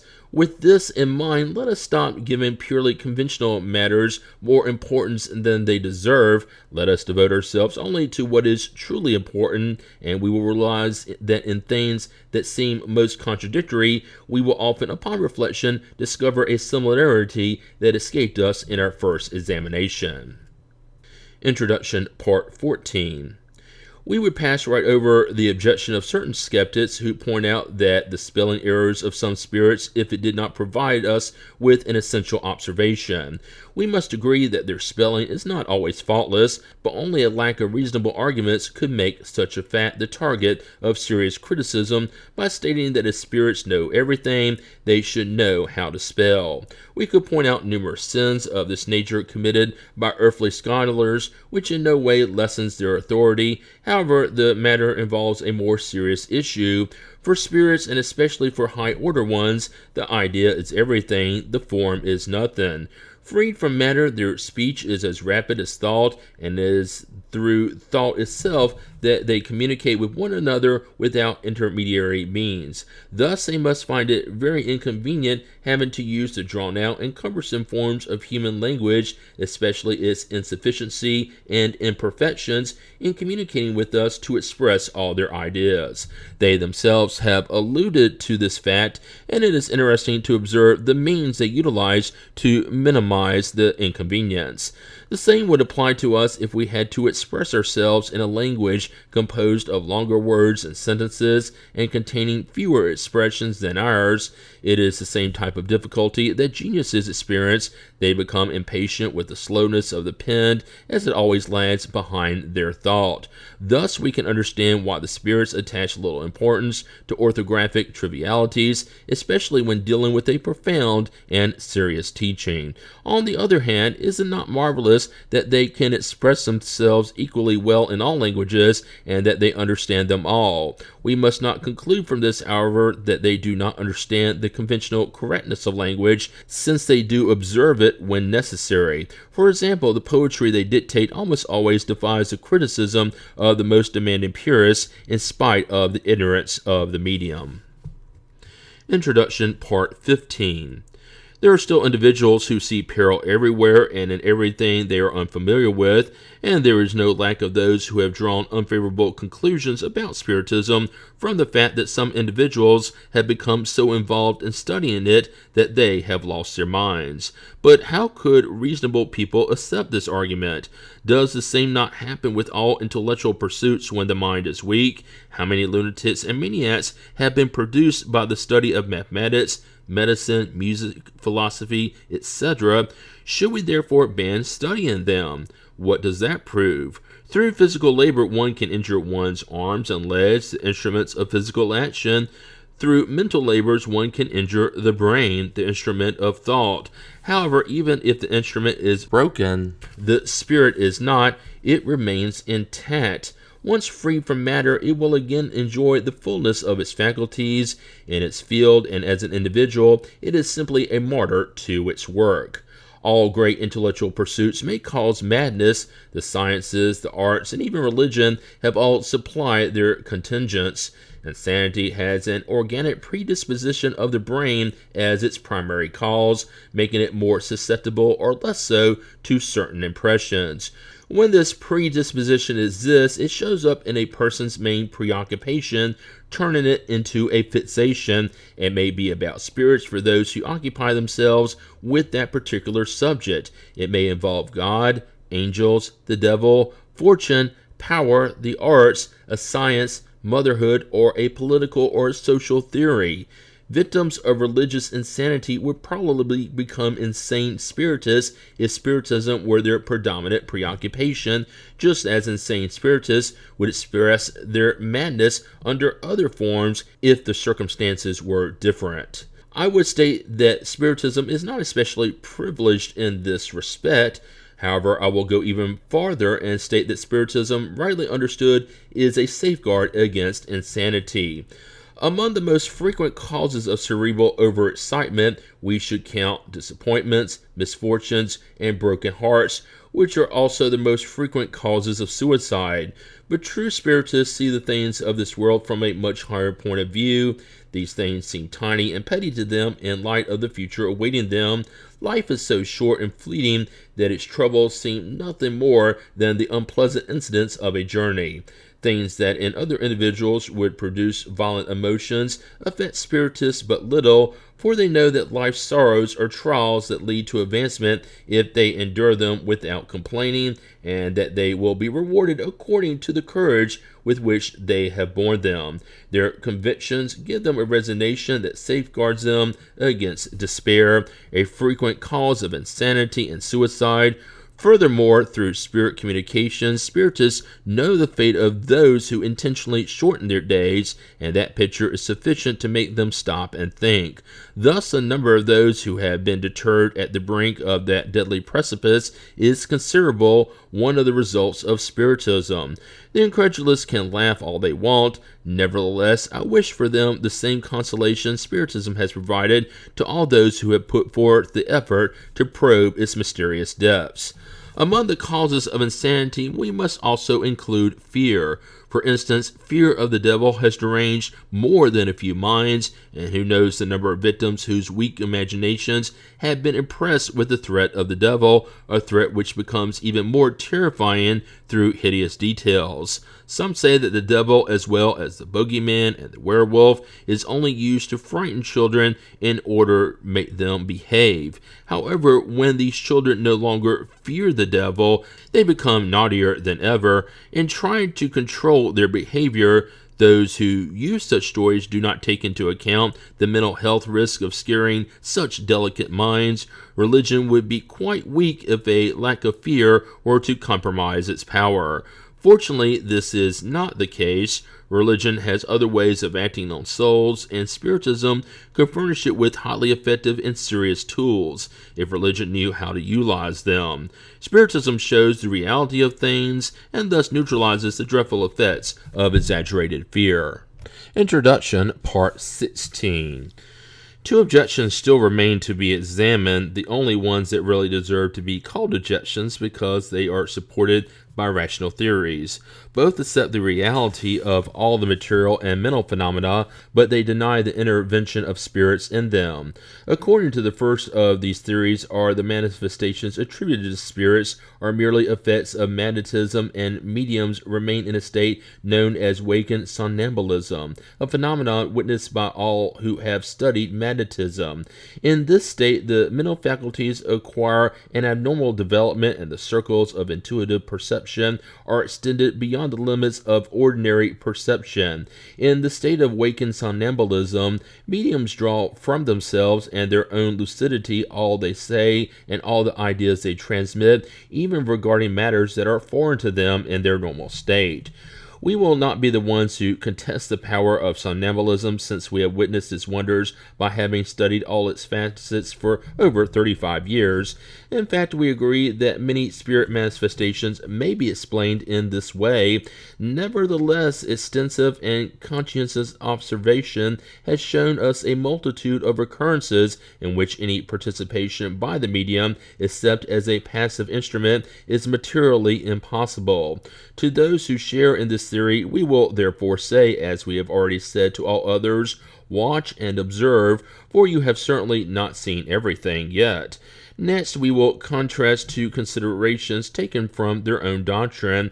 Where did the Spiritist theory come from? Is it a theory dreamed up by a few individuals in order to explain the phenomena? Not at all, but then who did reveal it?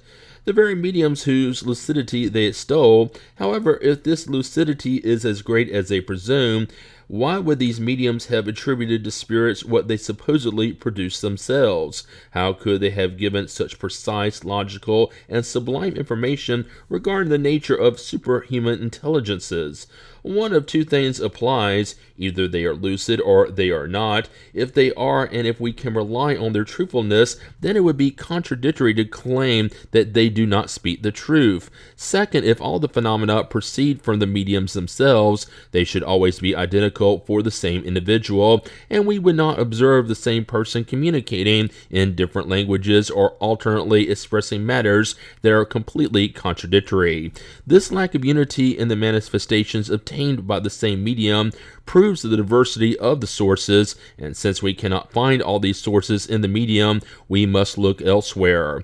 According to the second theory, mediums really are the source of the manifestations, but instead of producing them from within themselves, they draw them from their surroundings. The medium is a kind of mirror reflecting all the thoughts, ideas, and knowledge of the other participants. Thus, the medium reveals nothing that is not known to at least some of the others. We cannot deny, and from this arises one of the fundamental principles of the doctrine, the participants' influence on the nature of the manifestations. But this influence is very different from what is assumed here, and there is a great distance between it and the medium being the mere echo of the thoughts of others, because thousands of occurrences have preemptorily shown just the opposite. Therefore, this theory contains a serious error, which once again proves the danger of jumping to conclusions. Since those who hold to this theory are unable to deny the existence of a phenomena that ordinary science cannot explain, and since they cannot accept the intervention of spirits, they explain the matter in their own way. Their theory would be appealing if it could explain all the phenomena, but it cannot, and when the evidence obviously shows that some of the communications through the medium are entirely foreign to the thoughts, knowledge, and opinions of any of those who are present, and that they are often spontaneous and contradict all preconceived ideas, our opponents are not bothered in the least by this fact. They respond that thought waves go far beyond the intermediate circle and that mediums are a reflection of all humankind. Thus, if they cannot receive inspiration from their immediate surroundings, they go in search of it elsewhere in the city, the country, the entire world, and even on other spheres. We do not believe that this theory offers a simpler and more plausible explanation than that given by Spiritism, since it supposes a much more incredible cause. The notion that universal space is full of beings who are in continuous contact with us and who communicate their ideas to us is no more shocking to our reason than the supposition of universal thought waves coming from every point of the universe to converge on the mind of a single individual. We would repeat, and this is the crucial point that we must insist on, that the somnambulism theory and the one we may call the reflection theory were dreamed up by certain persons. They are individual opinions that were formulated to explain a phenomena, while the doctrine of the spirits is not a human concept at all. It was revealed by the manifesting intelligences themselves when no one had even imagined it and when general opinion was opposed to it. Therefore, we must ask, where did mediums come up with a doctrine that did not exist in the thought of anyone on earth? Furthermore, is it not a strange coincidence that thousands of mediums scattered all over the entire globe and who had never met one another before all agreed on stating the same thing? If the first medium who appeared in France was influenced by opinions that had already been accepted in America, by what strange impulse did he go in search of ideas 3,000 miles across the ocean and among people whose habits and language were foreign to him, instead of taking what was immediately around him? There is another circumstance that has not received enough thought, however. The earliest manifestations in both France and America did not take place either by writing or by speech, but by raps corresponding to the letters of the alphabet to form words and sentences. This was the way the manifesting intelligences originally declared themselves to be spirits. Therefore, even if we were to assume the intervention of the medium's own thought in the verbal or written communications, the same could not be said regarding the raps. Their significance could not have been known beforehand. We could cite numerous facts that demonstrate the presence of an obviously individuality with a completely independent will on the part of the manifesting intelligence. We invite our opponents to make a more careful observation. If they were to study the matter more closely without prejudice and not draw any conclusions before having seen all that is necessary, they would recognize the true ineffectiveness of their theory to explain all the facts. We will limit ourselves to proposing the following questions. Why does the manifesting intelligence, whatever it may be, refuse to answer certain questions regarding subjects that are perfectly known about, such as the name and age of the questioners, what they have in their hands, what they did yesterday, what they intend to do tomorrow, etc.? If the medium is only a mirror reflecting the thoughts of the participants, nothing should be easier to answer. In response, our adversaries ask us why spirits, who must know everything, cannot answer such simple questions according to the axiom, whoever can do the most can do the least. Based on this, they conclude that the entities are not spirits at all. We in turn will respond by asking what would happen if an uneducated individual or a prankster appeared before a group of learned scholars and asked, for example, what makes the day so bright at noontime? Do you think they would respond seriously? Would it be logical to conclude from the silence or the scorn directed at the questioner that they were all fools? It is precisely because such spirits are of a higher order that they do not respond to idle or silly questions. They do not like to be cross-examined. That is why they remain silent or advise us that they will only concern themselves with more serious matters. Finally, we would ask why spirits come and go, often in an instant, and why neither prayer nor begging can make them return after they have gone. If a medium only acts under the mental impulse of the other participants, it would seem obvious that in such a circumstance, the agreement of all the joined wills should be able to stimulate the medium's clairvoyance. Therefore, if the medium cannot comply with the wishes of the other participants, even though concurring with his or her own will, is because both the medium and the others are obeying an outside influence, and this influence is demonstrating its own independence and individuality. Introduction, Part 17. When it is not the result of systematic opposition from selfish motives, skepticism with regard to the Spiritist doctrine almost always stems from an imperfect understanding of the facts. However, this does not seem to prevent certain persons from trying to settle the issue as though they understood it perfectly. It is possible to be highly imaginative and even highly educated and yet lack common sense, and one of the first indications of a lack of common sense is belief in one's own infallibility. Lastly, many persons see in spirit manifestations nothing more than a matter of curiosity.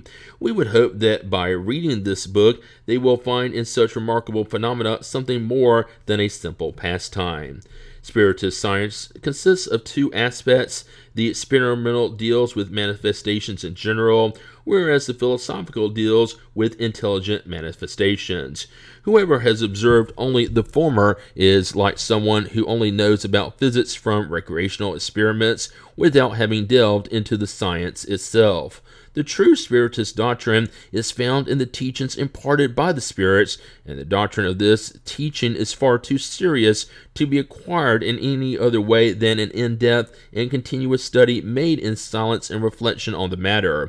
Only under such conditions can one examine the infinite number of facts and nuances which have escaped many superficial observers and have consequently led them to form their own opinions.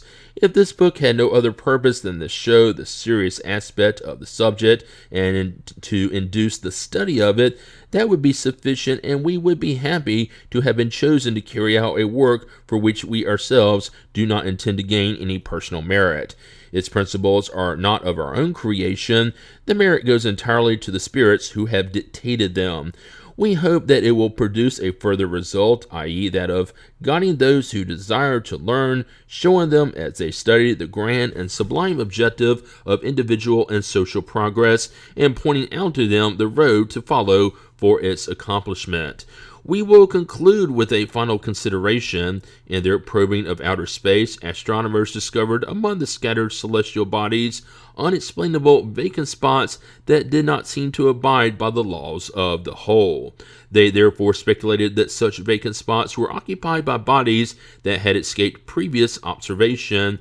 In addition, they observed certain effects, the cause of which was unknown to them, and they said to themselves, there must be a world there because such a gap should not exist, and because such effects must have a cause. Then, by judging the cause by the effects, they were able to calculate the orbital elements, and later the facts appeared, proving their predictions. Let us apply this same reasoning to another order of ideas.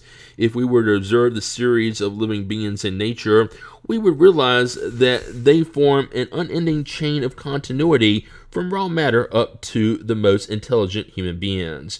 But between human beings and God, the Alpha and Omega of all things, what a huge gap there appears to be.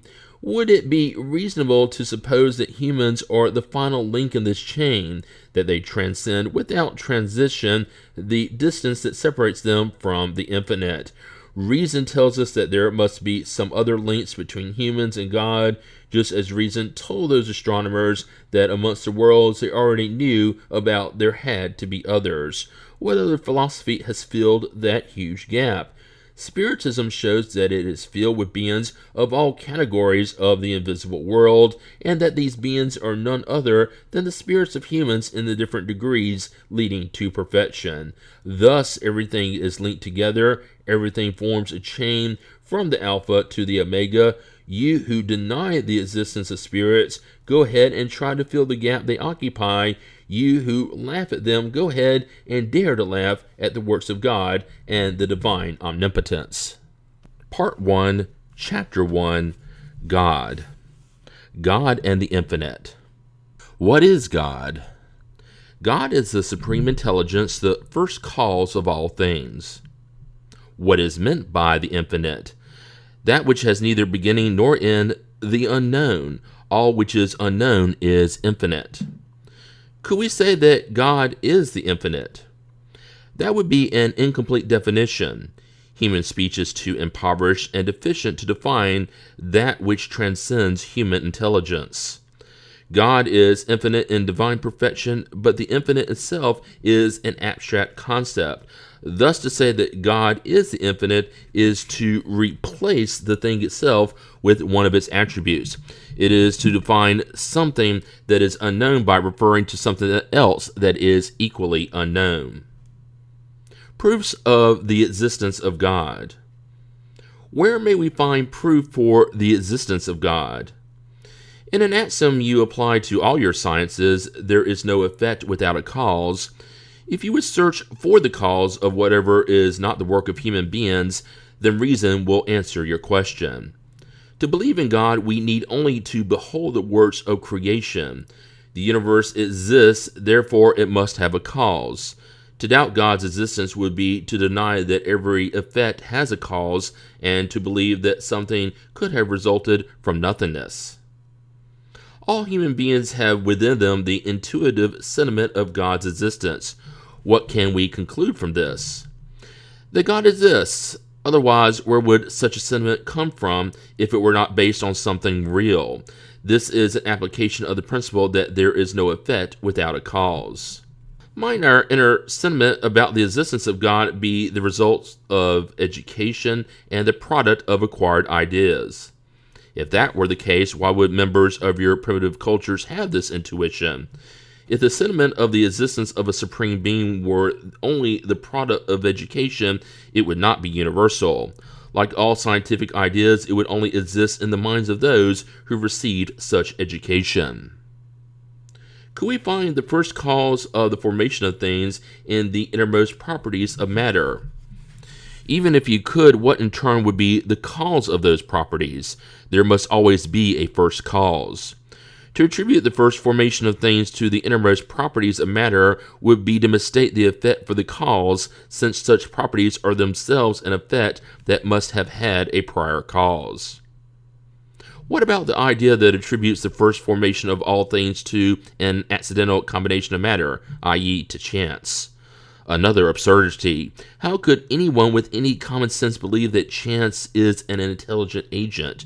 Moreover, what is chance? Nothing. The harmony that governs the forces of the universe reveals certain set combinations and designs, and thus an intelligent power. To attribute the first formation of things to chance would be nonsense, because chance is blind and cannot produce intelligent results. An intelligent chance would no longer be chance. Where may we see in the first cause a supreme intelligence, superior to all other intelligences? You have a proverb that says the workman is known by his work, so look at the work and you will find the workman. Pride is what creates disbelief. Human pride believes in nothing above itself, and that is why people think they are so powerful. Poor beings, a mere breath from God would blow them over. We judge the power of an intelligence by its works. Since no human being could create what nature produces, it is obvious that the first cause must be an intelligence superior to humankind. Whatever may be the marvels accomplished by human intelligence, such intelligence itself must have a cause. The greater the results, the greater the first cause must have been. No matter what name you give it, the intelligence is the first cause of all things. The attributes of the divinity. Can human beings fathom God's innermost nature? No, they lack the aptitude to comprehend it. Will they ever be able to fathom the mystery of the divinity? When their spirits are no longer eclipsed by matter, and when they have finally purified themselves enough to be able to approach God, then they will see and comprehend God. The inferior nature of their faculties make it impossible for human beings to fathom God's innermost nature. While humanity is in its infancy, people often confuse God with God's creatures, imputing to gods their own imperfections. However, they ponder the nature of things more deeply as their moral sense develops, and thus they acquire a truer, although always incomplete, idea of God that conforms more to reason. Even though we cannot fathom God's innermost nature, can we get an idea of some of the divine perfections? Yes, some of them. Human beings comprehend them better as they progressively overcome matter. They can get glimpses of them through thought. When we state that God is eternal, infinite, immutable, immaterial, one, all-powerful, and supremely just and good, don't we have a complete idea of God's attributes? From your own point of view, yes, because you believe that in so stating them, you therefore have named all of them. Nevertheless, you should understand that there are things that transcend the intelligence of the most intelligent person, things your language cannot define because language is limited to your ideals and sensations. Your reason tells you that God must be perfect in those attributes to the nth degree. For if God lacked any of them or was not perfect in them to the nth degree, God would not be superior to everything else and thus would not be God. In order to be superior to everything else, God must not be subject to any change and must not be imperfect in any way imaginable. God is eternal. If God had had a beginning, then God would either have had to have sprung up from nothing or would have had to have been created by a being that existed previously. Reasoning in this way, we arrive little by little at the idea of eternity and the infinite. God is immutable. If God were subject to change, then the laws that govern the universe would have no stability. God is immaterial. This means that God's nature differs from everything we call matter. Otherwise, God would not be immutable, but would be subject to the transformations of matter. God is one. If there were several gods, then there would be no unity of design or power in the organization of the universe.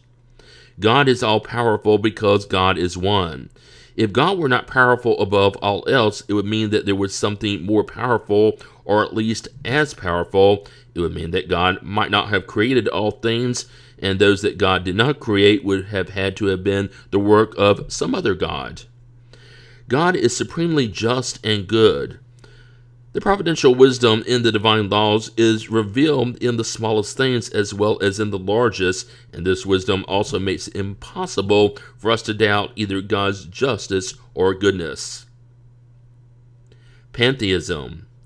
Is God a distinct being, or, as some believe, the result of all the combined forces and intelligences of the universe?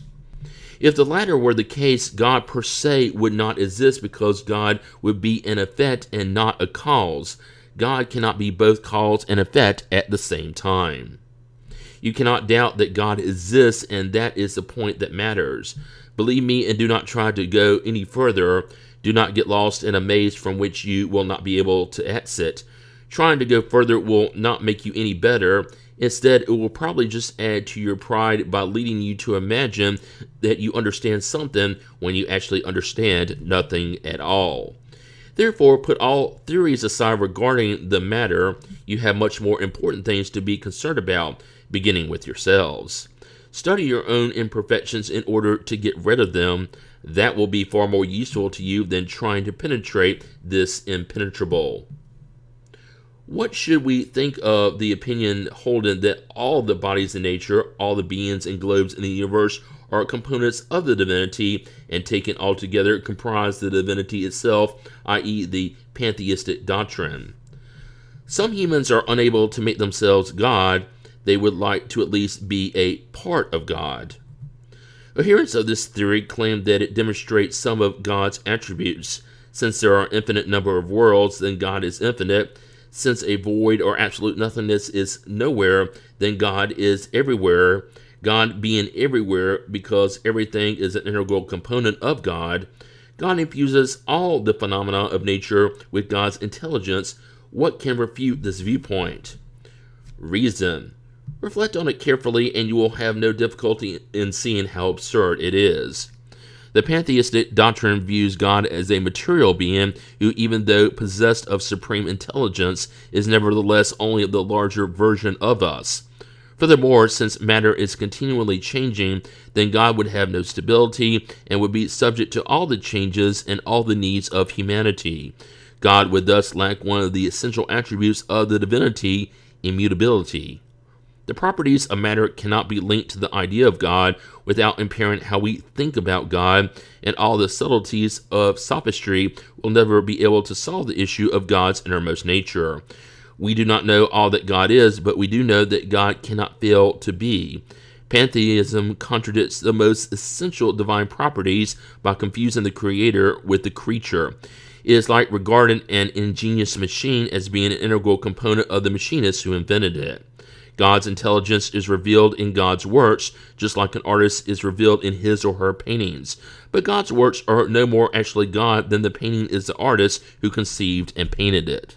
Part 1, Chapter 2, The General Elements of the Universe. Knowledge of the origin of things. Can humans know the origin of things? No, on earth God does not allow everything to be revealed to them. Will they ever be able to grasp the mystery of things now hidden from them? The veil is lifted as they become more and more purified, but in order to understand certain things, they need faculties they do not yet have. Can't humans grasp some of nature's secrets through scientific investigation? Science has been given to them for their advancement in all matters, but they cannot go beyond the limits set by God. The more humans are allowed to grasp such mysteries, the more they should admire the power and wisdom of the Creator. However, whether through pride or through weakness, their own minds often render them victims of illusion, and they pile theory upon theory. Every day they see how many errors they have mistaken for truths, and how many truths they have dismissed as errors. These realizations are further blows to their pride. Outside the realm of scientific investigation, can humans receive communications of a higher order regarding matters that go beyond the scope of their senses? Yes, if God deems it useful, God will reveal what science cannot detect. It is through such communications that humans can, to a certain degree, know about their past and their future destiny. Spirit and matter. Is matter eternal like God, or was it created at some specific time in the past? Only God knows. Nevertheless, there is something you should realize by using your reason. God, the very personification of love and charity, has never been inactive. No matter how long ago you might imagine the onset of the divine action to have been, could you possibly conceive of God as ever having been idle for even 1 second? Matter is generally defined as that which has extension, that which can impress our senses, that which is impenetrable. Are these definitions correct? From your own point of view, they are correct because you can only talk about matters that are familiar to you. Matter, however, also exists in states that are unfamiliar. For example, it may be so ethereal and subtle that your senses cannot detect it. It is matter nonetheless, even though you do not perceive it as such. Then how may we define matter?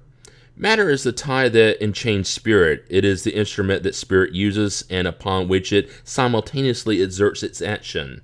From this viewpoint, one could say that matter is the agent or intermediary through and upon which spirit acts. What is spirit? The intelligent principle of the universe. What is spirit's innermost nature? It is not easy to explain spirit in your language. For you it is nothing because it is not something palpable.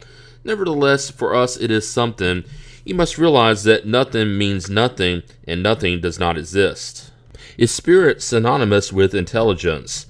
Intelligence is one of the essential attributes of spirit, but both merge into a common principle. Thus for you they are one and the same thing. Is spirit independent of matter, or is it only a property of matter, as colors are properties of light and as sound is a property of air? They are distinct from each other, but the union of spirit and matter is necessary to enable matter to act intelligently. Is this union equally necessary for the manifestation of spirit? For you it is necessary because you are not built to perceive spirit apart from matter. Your senses are not formed to do so. In this section, we understand spirit to mean the intelligent principle rather than the entities designated by the name. Can we conceive of spirit apart from matter and matter apart from spirit? Absolutely, through thought. So are there two general elements in the universe, matter and spirit? Yes, and over everything is God, the creator and author of all. These three elements comprise the principle of all that exists. They are the universal trinity. However, to the elements of matter must be added the universal fluid, which plays an intermediary role between spirit and matter per se. Since matter is too dense for spirit to act upon it directly, although from a certain point of view this fluid may be regarded as part of the material element, it differs from it due to special properties. If it were simply matter, there would be no reason for spirit not to be matter too.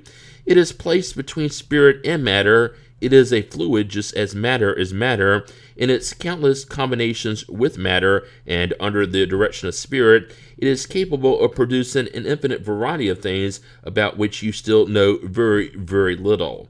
By being the agent upon which spirit acts, this universal, primitive, or elementary fluid is the principle without which matter would forever remain in a state of dispersion. It would never acquire the properties given to it by gravitation. Might this fluid be what we call electricity? We have stated that it is capable of countless combinations. What you call the electric and magnetic fluids are both modifications of the one universal fluid. Properly speaking, this fluid is a more perfect and subtler matter that may be considered as independent. Since spirit is something in and of itself, wouldn't it be clearer and less subject to confusion to label these two general elements as inert matter and intelligent matter? Words do not matter much to us. It is up to you to formulate your language in a way that you can understand one another. The disputes among you almost always arise because you cannot agree on the meanings of the words you use. Your language is incomplete regarding things that do not touch your senses. One obvious fact dominates all theories. We see matter which is not intelligent, and we see an intelligent principle that is independent of matter. Nonetheless, the origin of and connection between these two are unknown to us. Whether they have a common origin and necessary points of contact between them, and whether intelligence has its own independent existence or is only a property or effect, as some claim, or even whether it is an emanation of the divinity, this is all unknown to us. Matter and intelligence are distinct as far as we are concerned. Thus, we regard them as being two principles comprising the universe. Above these, however, we see an intelligence dominating and governing all others, and it differs from them due to its essential attributes. It is this supreme intelligence that we call God. The properties of matter. Is ponderability an essential attribute of matter? Of matter as you understand it, yes, but not of matter considered as the universal fluid. The ethereal and subtle matter that forms this fluid is imponderable to you, and yet it is the very principle of your ponderable matter.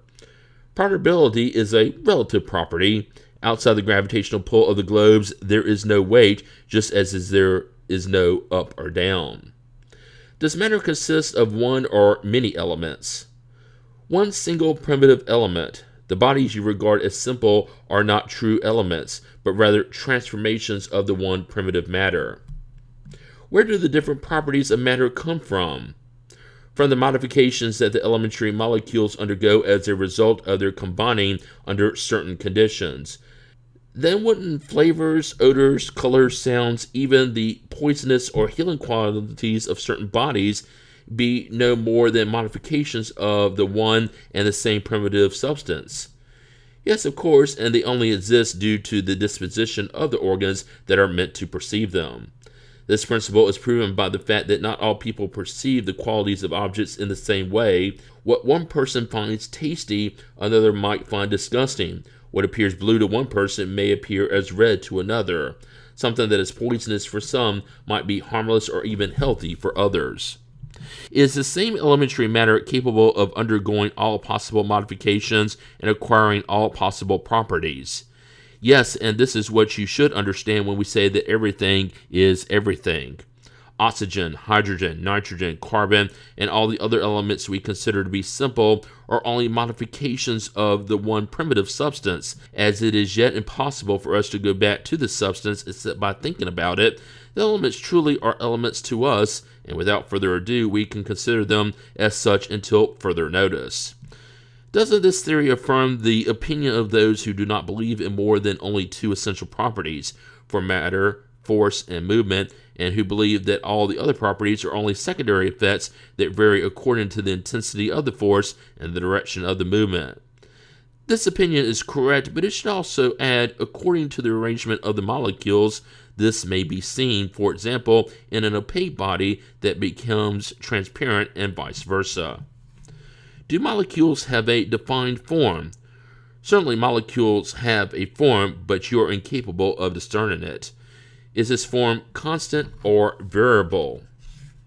Constant for the primitive elementary molecules, but variable for the secondary ones, which are only aggregations of the former. However, what you term a molecule is still very far from being the elementary molecule. Universal space. Is universal space infinite or limited? Infinite. If it had limits, what would be beyond them? I know this baffles your reason, yet reason itself tells you that it can be no other way. The same is true of the idea of the infinite in all things. It is not something you can comprehend on your restricted world. Suppose we were to imagine a limit to space. No matter how far out our thought may place this limit, reason tells us that there must still be something beyond it, and so on and so forth to infinity. Even if there were only an absolute void beyond that limit, it would still be space. Is there an absolute void in any part of universal space? No, there is no void. What appears to you to be a void is actually occupied by matter that cannot be detected by your senses or instruments. Part 1, Chapter 3, Creation, the Formation of Worlds. The universe is comprised of the infinite number of worlds we can see and those we cannot see, all animate and inanimate beings, all the heavenly bodies moving through space, and all the fluids that fill space. Was the universe created, or has it existed from all eternity like God? Obviously, the universe did not create itself, and if it has existed from all eternity like God, then it could not be God's work. Reason tells us the universe could not have created itself, and since it could not possibly be the work of chance either, it must be the work of God. How did God create the universe? To borrow a well-known expression, by the divine will. Nothing can better portray that all-powerful will than those grand words from Genesis. God said, "Let there be light," and there was light. Can we know about the way in which worlds are formed? All that we can say, and the only thing you can comprehend, is that worlds are formed by the condensation of the matter scattered throughout space. In accordance with current beliefs, are comments a commencement of the condensation of matter and worlds in course of formation. That is correct, but it is absurd to believe in their influences. The influence commonly attributed to them, for all the celestial bodies play their part in influencing certain physical phenomena. Could a completely formed world disappear and in its compositional matter be once again scattered in space? Yes, God renews worlds just as God renews living beings. Can we know how long it has taken for worlds to form? The Earth, for instance. I cannot tell you anything about that, for only the Creator knows. Anyone who claimed to have such knowledge or to know the number of centuries it took for its formation would be very foolish indeed. The formation of living beings. When did living beings first appear on the earth? In the beginning, all was chaos. The elements were all jumbled together. Little by little, each thing settled into its proper place. Then living beings appropriate for that state of the globe appeared. Where did these living beings come from in order to appear on the earth? The earth already contained their prototypes, which had been waiting for the favorable moment in order to develop. The organic elements began to combine the moment the force that had kept them apart ceased, thereby forming the prototypes of all living beings. These prototypes then remained latent and inert, like a chrysalis or a seed, until the proper time for each species to appear. Then the beings of each species came together and reproduced. Where were these organic elements before Earth's formation? They were in a fluid state, so to speak, in space amongst the spirits or on other planets, waiting for the creation of the Earth in order to commence a new existence on a new globe. Chemistry shows us that when the proper conditions are present, the molecules of organic bodies unite to form crystals of a consistent regularity according to each type. However, the slightest shift in such conditions is enough to prevent the combining of the elements, or at least the orderly arrangement that comprises the crystal. Why would the same not apply to organic elements? We can store the seeds of plants and animals for many years, but they do not develop unless given the appropriate temperature and environment. We have seen grains of wheat germinate after several centuries. Thus, there is a latent life principle in these seeds that merely waits for favorable circumstances in order to develop. Could this everyday occurrence not have existed since the globe's origin? Is God's glory diminished by the fact that living beings were formed out of chaos by the forces of nature? Far from it. Instead, this fact corresponds better to the idea that God wields divine power over all the infinite worlds by using eternal laws.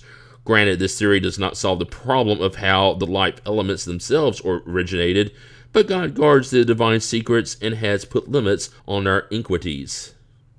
Are there still creatures that come into being spontaneously? Yes, but their primitive prototype has always existed in the latent state. You witness this phenomenon all the time. Don't human and animal tissues contain a multitude of larval prototypes waiting to emerge as soon as the decay needed for their existence begins? It is a microscopic world that slumbers and then awakens. Was the human species among the organic elements on the terrestrial globe? Yes, and it came forth at just the right time. This is the basis for the statement that humans were formed from the dust of the earth. Can we know the ages in which humans and other life forms first appeared on the earth? No, all of your calculations are purely speculative. If the prototype of the human species was among the globe's organic elements, why don't human beings continue to appear spontaneously as they did when they first came into being? The beginning of things remains one of God's secrets.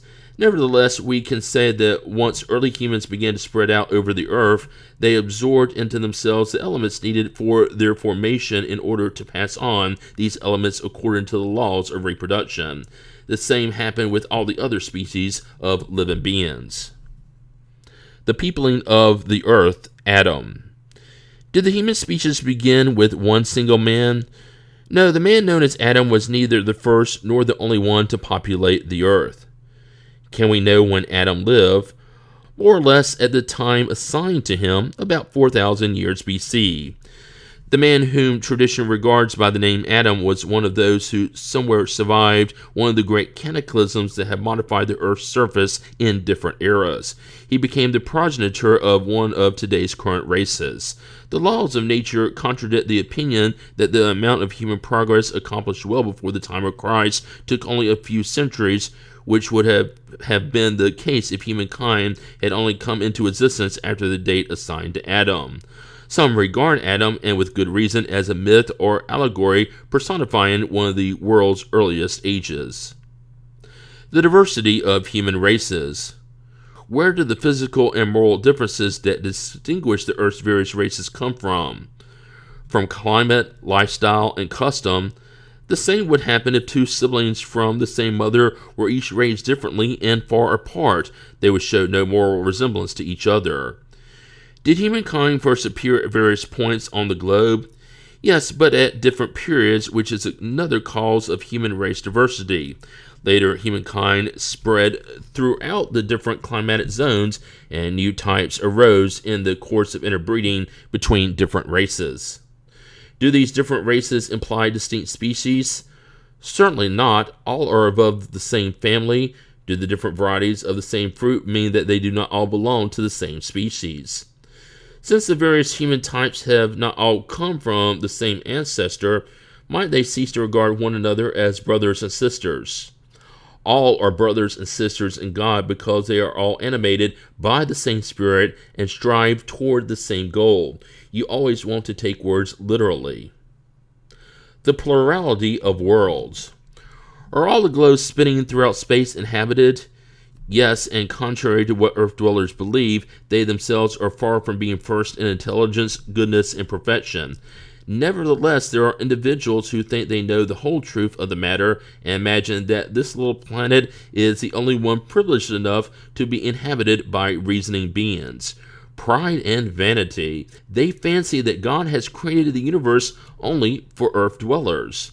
God has populated all worlds with living beings, all working toward the final objective of providence. To believe that living beings are limited only to their particular spot in the universe is to doubt the wisdom of God. However, God has never made anything without a purpose and must have intended these worlds to fulfill a more important role than simply entertaining our eyes. Moreover, there is nothing in the Earth's position, size, or physical composition that would reasonably support the notion that, to the exclusion of many thousands of similar worlds, it alone is privileged with being inhabited. Is the physical composition of all the different globes the same? No, they do not resemble one another at all. Since the physical composition of all the various worlds is not the same, do the beings inhabiting them have a different physical organization? Of course, just as on yours fish are made for living in the water and birds for living in the air. Do the worlds furthest from the sun lack light and heat, since the sun would appear only as a distant star to them? Do you believe that the sun is the only source of light and heat? What about electricity? On some worlds, electricity plays a role unknown to you, which is much more important than the role it plays on Earth. Besides, we have never said that all beings are made of the same matter as you, with organs similar to yours. The existence of beings on the various worlds depend on the appropriate environmental conditions in which they are intended to live. If we had never seen fish, we would not understand how certain beings could live in water. The same applies to other worlds, which no doubt contain elements unknown to us. On the earth itself, do we not see the long polar nights being illuminated by the electricity of the aurora borealis? On other worlds, is it not possible that electricity is more abundant than on ours and performs a general role with effects we cannot comprehend? Hence, it would well be that those worlds self-contain the light and heat sources required by their inhabitants. Biblical considerations and concordances concerning the creation. Cultures have held widely different ideas about creation according to their degree of understanding. With the support of science, reason has recognized the improbability of some of these theories. However, the one given by the spirits confirms the opinion long acknowledged by more enlightened individuals. The objection to such a theory is that it seems to contradict the sacred texts, but a serious examination will lead to the realization that this contradiction is more apparent than real, and that it results from the way an allegorical meaning is interpreted. The issue of the first man personified in Adam as being the exclusive progenitor of humankind is not the only religious belief that has had to be modified. At one time, the movement of the earth around the sun appeared so contrary to the scriptures that all kinds of persecutions were carried out under such a pretext. Nevertheless, the earth continued to move despite the anathemas, and no one today would dispute it without insulting reason itself. The Bible also tells us that the world was created in 6 days and establishes the time of its creation at about 4,000 years before the Christian era. Before then, the earth did not exist at all. It was created out of nothing. It is a solemn text, yet physical science and inexorable science has proven the contrary. Earth's formation is indelibly written in the fossil record, and it has been proven that these 6 days of creation represent successive periods, each lasting perhaps many hundreds of thousands of years.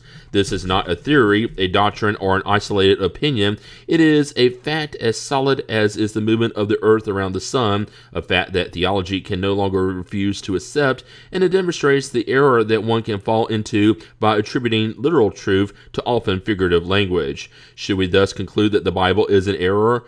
No, rather people err in the way they interpret it.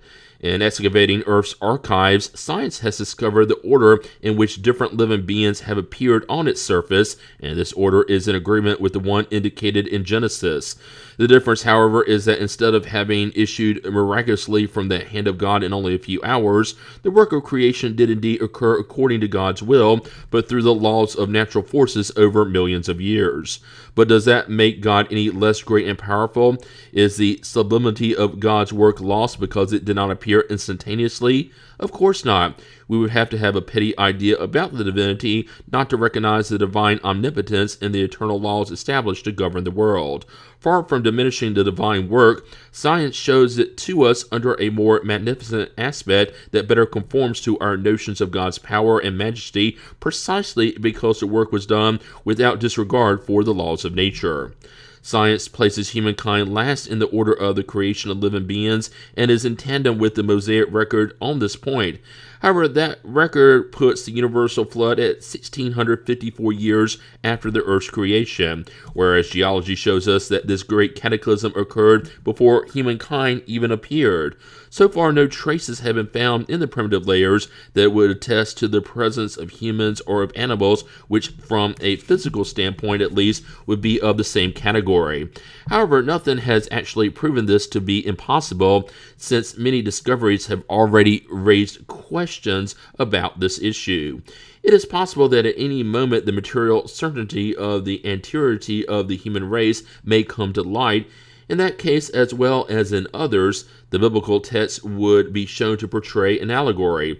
The actual issue lies in determining whether or not the geological cataclysm was the same one as that of the Noah story. We know that the time needed to form the fossil layers does not allow any confusion. Therefore, as soon as any vestiges of human existence prior to the great catastrophe are found, it will be proven either that Adam was not the first man or that his creation has been lost in the night of time. There is no arguing against fact, and it would have to be accepted in the same way as the movement of the earth and the 6 periods of creation. The existence of the human race prior to the geological flood is in no doubt hypothetical, but consider the following. Affirming that humans first appeared upon the earth 4,000 years BC, and if all of them except for a single family were wiped out 1,650 years later, then the entire current population of the earth must have originated from the time of Noah, about 2,350 years BC. However, when the Hebrews migrated to Egypt in the 18th century BC, they found a densely populated and highly civilized land. History also shows that at the same time, India and many other lands were flourishing as well, and this fact does not take into account the chronological tables of certain cultures that go back even further. Thus, it would have been necessary for the descendants of a single individual's family to have populated from the 24th to the 18th century, i.e. 600 years, all the vast regions that had been known about at the time, supposing that others had not been populated. It would also have been necessary for the human race during this brief period to evolve from its primitive state of total ignorance to the highest degree of intellectual development. Both suppositions are in contradiction to all anthropological laws. Human race diversity supports this contradiction. Climate and customs undoubtedly produce modifications in physical characteristics, but these modifications can only be carried so far, and physiological examinations prove the existence among some races of constitutional differences more profound than could be produced by climate alone. The crossing of races produces intermediary types and tends to erase extreme characteristics. It does not produce these characteristics, however, it only creates varieties. Thus, for the crossing of races to have occurred, it would be necessary for there to have been distinct races in the first place. But how could there have been distinct races if they all came from one ancestor, and in especially such a short time?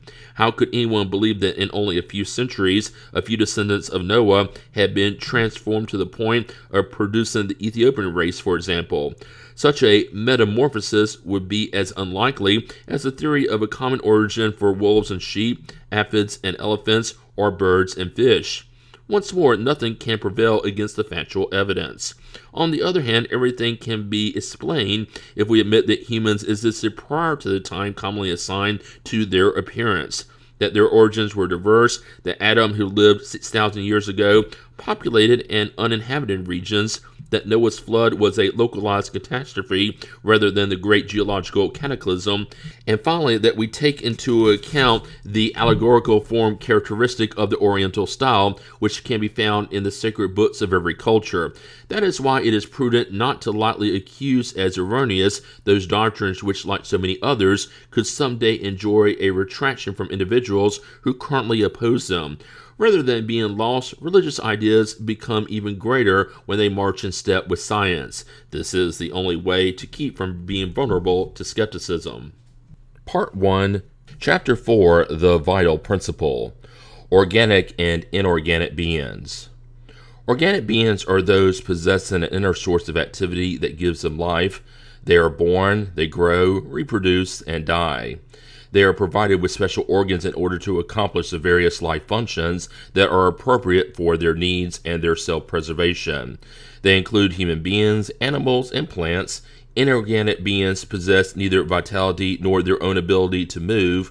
They are formed solely by the aggregation of matter, minerals, water, air, etc. Does one and the same force unite the material elements in both organic and inorganic bodies? Yes, the law of attraction, which is the same for all. Is there any difference between the matter of organic and inorganic bodies? The matter is always the same, but in organic bodies it is animalized. What is the cause of the animalization of matter? Its union with the vital principle. Does this vital principle reside within some particular agent, or is it merely a property of organized matter? In other words, is it a cause or an effect? It is both. Life is an effect produced by the action of this agent upon matter. However, without matter, the agent is not life, just as matter cannot be alive without the agent. It gives life to all beings that absorb and assimilate it. We have seen that spirit and matter are two elements comprising the universe. Does the vital principle form a third? It is certainly one of the elements required in the composition of the universe, but it has its origin in the modifications of the one universal matter. You may regard it as an element like oxygen or hydrogen, but even these are not truly primitive elements, because they both derive from one and the same principle. That would seem to imply that vitality does not result from a separate primitive agent, but rather from a special property of the universal matter, which has undergone certain modifications. That follows from what we have just stated. Does the vital principle reside in any of the bodies known to us? Its source is in the universal fluid. It is what you call the magnetic fluid or the animalized electric fluid, and intermediary, the link between spirit and matter. Is the vital principle the same for all organic beings? Yes, but it is modified according to each species. It is this principle that enables all species to move and act. It also distinguishes them from inert matter because the movement of matter per se is not life. Matter is moved, it does not produce movement by itself. Is vitality a permanent attribute of the vital agent, or does it only develop through the functioning of the organs? It develops only as the body develops. Haven't we already stated that without matter, this agent is not life per se? The union of the two is necessary to produce life. Could we say that vitality is in a latent state whenever the vital agent is not united with the body? Yes, that is the case. The organs as a whole comprise a sort of mechanism that is driven by the inner activity or vital principle residing within them. This vital principle is the motive force behind all organic bodies. It gives impulse to the organs, whose action reciprocally maintains and develops the vital principle, somewhat as friction develops heat. Life and death. What causes the death of organic beings? Their organs wear out. Could we compare death to the cessation of movement in a machine that has broken down? Yes, if the machine has been badly assembled, it breaks down. Likewise, if the body becomes diseased, life leaves it. Why does an injury to the heart seem to cause death more often than one to any other organ? The heart is a life-producing machine. Nevertheless, it is not the only organ to which an injury causes death. It is only one of the body's essential parts. What happens to the matter and the vital principle of organic beings after death? The inert matter decomposes and is used to form other beings. The vital principle returns to the vital mass. After the death of the organic being, the elements that had formed its body undergo new combinations to form new beings. These new beings in turn draw the principle of life and activity from the universal source. They absorb and assimilate it and restore it again to that source as soon as they themselves cease to exist. The bodies are impregnated, so to speak, with the vital fluid, which enables all the body's components to heal when certain injuries occur and to restore functions that have temporarily ceased. However, when the elements essential for the functioning of the organs are destroyed or profoundly altered, the vital fluid cannot transmit this life-giving movement to them, and the organism dies. A body's organs necessarily interact with one another to a lesser or greater extent, and this reciprocity of action results from their being in harmony as a whole. Their functions cease when something destroys this harmony, just like what occurs in the movement of a mechanism when its essential components break down, or like a clock that has been worn out by use or broken by accident, and in which there is no longer any motive force to keep it running. We have an even better image of life and death in an electronic device. Such a device receives electricity and stores in it a latent state, as do all bodies in nature. However, the electric phenomena does not manifest until the electric fluid is put in motion by a certain cause. Only then can we say that the device is alive. When the cause of the activity ceases, so does the phenomenon. The device returns to the state of inertia. Organic bodies may thus be compared to batteries or electronic devices in which the vital fluid's activity produces the phenomena of life. The cessation of this activity causes death.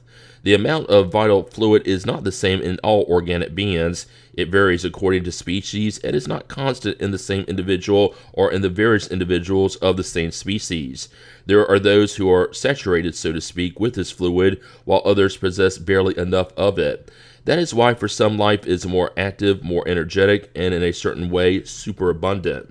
The amount of vital fluid may become depleted and insufficient for maintaining life if it is not renewed by absorbing and assimilating substances that contain it. Finally, the vital fluid may be transmitted from one individual to another. Those who have greater quantities of it can give it to those who have less, and in certain cases they can bring back a life on the verge of being extinguished. Intelligence and instinct. Is intelligence an attribute of the vital principle? No, plants are alive, but they do not think. They only have organic life. Intelligence and matter are independent of each other. A body may be alive yet lack intelligence, but intelligence can only be expressed through material organs. Only the union with spirit endows animalized matter with intelligence. Intelligence is a special faculty possessed by certain classes of organic beings, which endows it with thought, the willpower to act, and the awareness of their own existence and individuality. Additionally, it endows them with means to establish relations with the external world and to provide for their own needs. We may therefore distinguish the following. First, inanimate beings formed of matter alone without vitality or intelligence. These are the solid bodies of minerals. Second, animate, non-thinking beings formed of matter and endowed with vitality but not intelligence. Third, animate beings formed of matter, endowed with vitality, and possessed of an intelligent principle that gives them the ability to think. What is the source of intelligence? We have already said the universal intelligence. Could we say that every intelligent being draws and assimilates a portion of intelligence from the universal source in the same way that it draws and assimilates the principle of material life? That is only an imprecise comparison because intelligence is a faculty proper to each being and comprises its mental individuality. Besides, you already know that there are matters that humans are not allowed to comprehend. This is one of them for now. Is instinct something other than intelligence? Not exactly. It is a type of intelligence. Instinct is non-reasonant intelligence through which all beings provide for their own needs. Can we draw a line between instinct and intelligence, i.e., can we determine when one ends and the other begins? No, for they frequently commingle. However, we can very well distinguish the actions belonging to instinct from those belonging to intelligence. Is it correct to say that instinctive faculties decrease as intellectual faculties increase? No, instinct is always present, but humans neglect it. Instinct can also lead us to the good. It almost always guides us, sometimes more surely than our reason. It never errs. Why isn't reason always an infallible guide? It would be if it were not distorted by pride, selfishness, and faulty education. Instinct does not reason, whereas reason calls for choice and endows humans with free will. Instinct is rudimentary intelligence. It differs from intelligence per se in that its manifestations are almost always spontaneous, while those of intelligence are the result of planning and deliberate action. Instinct manifests in various ways according to the different species and their needs. In beings with consciousness and the perception of external things, it allies itself with intelligence, i.e. with will and freedom. Part 2, the Spirit World or the World of Spirits. Chapter 1, Spirits. The origin and nature of spirits. How may we define spirits? We can say that spirits are intelligent beings of creation. They populate the universe beyond the material world. Are spirits beings distinct from the divinity, or are they only emanations or portions of the divinity, the reason why they are called the children of God? Heavens, they are God's work. It is like a man who builds a machine, for example. The machine is the man's work, but it is not the man himself. You know that when individuals make nice and useful things, they call them their children, their creation. Well then, it is the same with God. We are God's children because we are products of the divine work. Did spirits have a beginning, or have they existed from all eternity like God? If spirits had no beginning, they would be equal to God. On the contrary, they are God's creation and subject to the divine will. God has existed from all eternity, that is incontestable, but we know nothing as to when and how we spirits were created. You could say that we had no beginning if you mean that since God is eternal, then God must have always and unceasingly created spirits. Nevertheless, when and how each of us was created individually, I will repeat, no one knows. It is a mystery. Since there are two general elements in the universe, i.e. the intelligent element and the material element, could we say that spirits are formed from the intelligent element while inert bodies are formed from the material element? Obviously, spirits are individualizations of the intelligent principle, just as bodies are individualizations of the material principle. It is the time and manner of this formation that we do not know. Is the creation of spirits continuous, or did it only occur at the beginning of time? It is continuous, which means that God has never ceased creating them. Are spirits formed spontaneously, or do they proceed from one another? Like all other creatures, God creates them by the divine will, but let me repeat once more, their origin is a mystery. Is it correct to say that spirits are immaterial? How can we define something when we have no terms for comparison and when we only have an insufficient language at our disposal? Can one who is born blind define light?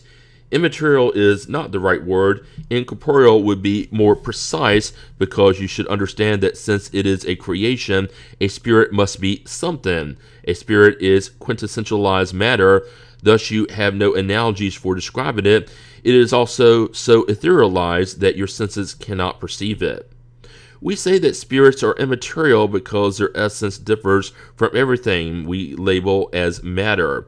A nation of blind people would not have any words for expressing light and its effects. Those who are in fact born blind imagine that they perceive everything through their hearing, smell, taste, and touch, but they would not be able to comprehend ideas that came to them through the sense they lack. In the same way, we too are blind regarding the essence of superhuman beings. We cannot define them except by an effort involving our imagination or by making comparisons that will always be imperfect. Do spirits have an end? We can understand that the principle from which they emanate is eternal, but what we are asking is whether or not their own individuality will come to an end, and whether or not, like material bodies at some given time in the near or distant future, the element from which they have been formed will disintegrate and return to the mass form from which it came. It is difficult to understand how something that had a beginning would not also have an end. There are many things that you do not understand because your intelligence is limited, but that is no reason to reject them. A child does not understand everything that its parents understand, nor does an uneducated person understand all that a scholar understands. We are saying that spirits' individual existences never come to an end. That is all we can say for now. The primitive normal world. Do spirits comprise a separate world beyond the one we see? Yes, the world of spirits or incorporeal intelligences. Which of the two, the spirit world or the corporeal one, is the principal one in the order of things? The spirit world, it is pre-existent to and will survive everything else. Could the corporeal world cease to exist, or might it never have existed in the first place without altering the essence of the spirit world? Yes, they are independent of each other, yet their correlation is unceasing because they continually react upon each other. Do spirits occupy a specific circumscribed region of space? Spirits are everywhere. They populate infinite space in infinite numbers. There are even some who are constantly at your side, observing and acting upon you without your being aware of it. This is because spirits are one of the powers of nature and one of the instruments that God uses for fulfilling the providential designs. However, not all spirits can go everywhere because there are regions that are forbidden to those who are less advanced. The form and ubiquity of spirits. Do spirits have a specific, limited, and constant form? To your eyes, no. To ours, yes. You might say they resemble a flame, a glow, or an ethereal spark. Does this flame or spark have a color? To you, it varies from the color of a dark ruby to a brilliant one, depending on the degree of the individual spirit's purity. Spirit beings are ordinarily represented with a flame or a star on their brow. It is an allegory which alludes to the essential nature of spirits. The flame or star is placed there because that is the seat of intelligence. Do spirits take any amount of time to travel across space? Yes, but they are as fast as thought itself. Isn't thought the soul itself moving from one place to another? When the thought is in a place, the soul is there too, since it is the soul that does the thinking. Thought is one of its attributes. Is a spirit who moves from one place to another conscious of the distance it travels and the space it crosses, or is it suddenly at the place to which it wanted to go? Either way, if it wants to, a spirit can be perfectly aware of the distance it crosses, or such distance may seem to disappear completely. It all depends on the spirit's will and the degree to which its nature is purified. Is matter an obstacle to spirits? No, they can pass through anything. The air, the earth, water, and even fire are all equally accessible to them. Do spirits have the gift of ubiquity? In other words, can one and the same spirit divide itself up or be at various points all at the same time? A spirit cannot divide itself up. However, each is a center radiating in different directions, and that is why it appears to be in many places all at the same time. Look at the sun. The sun is only one body, yet it radiates all around and sends its rays to great distances. Nevertheless, it does not divide itself up. Do all spirits radiate with the same power? Far from it. It depends on their degree of purity. Each spirit is an indivisible unit, but each one can extend its thought in different directions without dividing itself up. We should understand the gift of ubiquity attributed to spirits only in this sense. A spirit is like a spark which projects its light far off and which can be perceived from all points of the horizon, or like an individual who, without changing places or dividing him or herself up, can transmit orders, signals, and movement to different points. The paraspirit. Is a spirit per se without a covering, or as some insist, is it surrounded by some kind of substance? The spirit is surrounded by a substance that might look vaporous to you, but which is still quite dense to us. Nevertheless, it is sufficiently vaporous to be able to raise itself up into the air and travel to wherever it wants to go. As a fruit seed is surrounded by the perisperm, the spirit per se is surrounded by an envelope, which by comparison may be called the paraspirit. Where does a spirit get this semi-material envelope? From each globe's own universal fluid. That is why the paraspirit is not the same on all worlds. In passing from one world to another, spirit changes their envelope just as you change your clothes. Then when spirits from more highly evolved worlds come to ours, do they take on a denser paraspirit? They must clothe themselves with your matter, as we have already said. Does the spirit's semi-material envelope have a specified form, and can it be seen? Yes, it takes on form according to the spirit's volition, and that is how it sometimes appears to you in dreams or in the wakened state, and how it may take on a visible and even tangible form. The different orders of spirits. Are all spirits equal, or is there some kind of hierarchy among them? They are of different orders according to their individual degree of self-purification. Are there a set number of orders or degrees of purification among spirits? The number is unlimited because there is no line of demarcation that acts as a barrier between each order. Thus, the divisions may be multiplied or decreased at will. However, if we consider their general characteristics, we may reduce them to 3 principal orders. In the first order, we may put those who have already reached perfection, the pure spirits. In the second are those who have reached the middle of the scale. Their main concern is the desire to do the good. In the third are those who are toward the bottom of the scale, the imperfect spirits. They are characterized by ignorance, the desire for wrongfulness, and all the passions that delay their advancement. Do the spirits of the second order only possess the desire to do the good, or do they also have the ability to actually do it? Their ability depends on their degree of purification. Some possess scientific knowledge, others wisdom and goodness. All of them, however, have trials that they must yet endure. Are all spirits of the third order altogether bad? No, some do neither good nor evil. Others, however, actually take pleasure in evil and are pleased when they find an opportunity for it. Still others are frivolous or foolish spirits, more mischievous than wicked. These take more pleasure in spite than evil, and they also take pleasure in amusing themselves by vexing people and causing them petty annoyances and then laughing about it. The spirit hierarchy, preliminary observations. The classification of spirits is based on their degree of development, the qualities they have acquired, and the imperfections from which they have not yet freed themselves. This classification is by no means absolute. No single category displays a well-defined characteristic except as a group. The transition is hardly noticeable from one degree to the next. The gradations blend themselves at their borders, much like what occurs in the kingdoms of nature, in the colors of the rainbow, or even in the different phases of human life. Thus, we may form a larger or smaller number of classes, depending on how we consider the subject. Such is the case with all systems of scientific classification. Such systems may entail various degrees of completeness, reasonableness, or convenience for the intellect. Whichever way they are viewed, however, in reality, they change nothing regarding science itself. In this regard, the spirit's question about this could have given various answers as to the number of categories without harming the overall idea.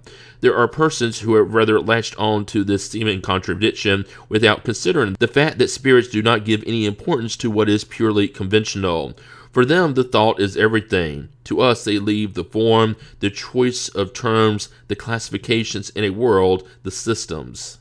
Furthermore, we would add yet one more consideration that we must always bear in mind. Among spirits, as amongst human beings, there are some who are very ignorant, and we must always be on our guard against the tendency to believe that they know everything simply because they are spirits. Every attempt at classification demands a methodical analysis and an in-depth knowledge of the subject. In addition, just as there are ignorant individuals in this world, there are those in the spirit world with limited knowledge who are incapable of learning and formulating any kind of system. They only know or comprehend any classification imperfectly. To them, all spirits who are more highly evolved than themselves are of the first order because they cannot discern their differences of knowledge, ability, and morality, as would be the case with an uneducated person among us in relation to learned individuals. Even those who may be capable of formulating a system can vary in the details according to their own points of view, especially when a division has nothing absolute about us. Linnaeus, Joshua, and Tournefort each had their own method, but botany did not change because of it. They invented neither plants nor their characteristics, but merely observed analogies, forming groups and classes accordingly. We have done the same. We invented neither spirits nor their characteristics, rather we watched and observed. We judged by their words and acts, and afterwards we classified them according to their similarities, basing our classification on the data that they themselves have furnished to us. The spirits generally acknowledge three main categories or large divisions. In the last category and at the bottom of the scale are the imperfect spirits, characterized by the predominance of matter over spirit and an inclination toward wrongfulness. Those of the second are characterized by the predominance of the spirit nature over matter and their desire to practice the good. They are the good spirits. And finally, the first category includes the pure spirits, who have reached the highest degree of purification. This division seems perfectly rational and displays well-defined characteristics, leaving us only to discern through a sufficient number of subcategories the main nuances of each group as a whole. That is what we did with the help of the spirits, whose benevolent instructions have never failed us.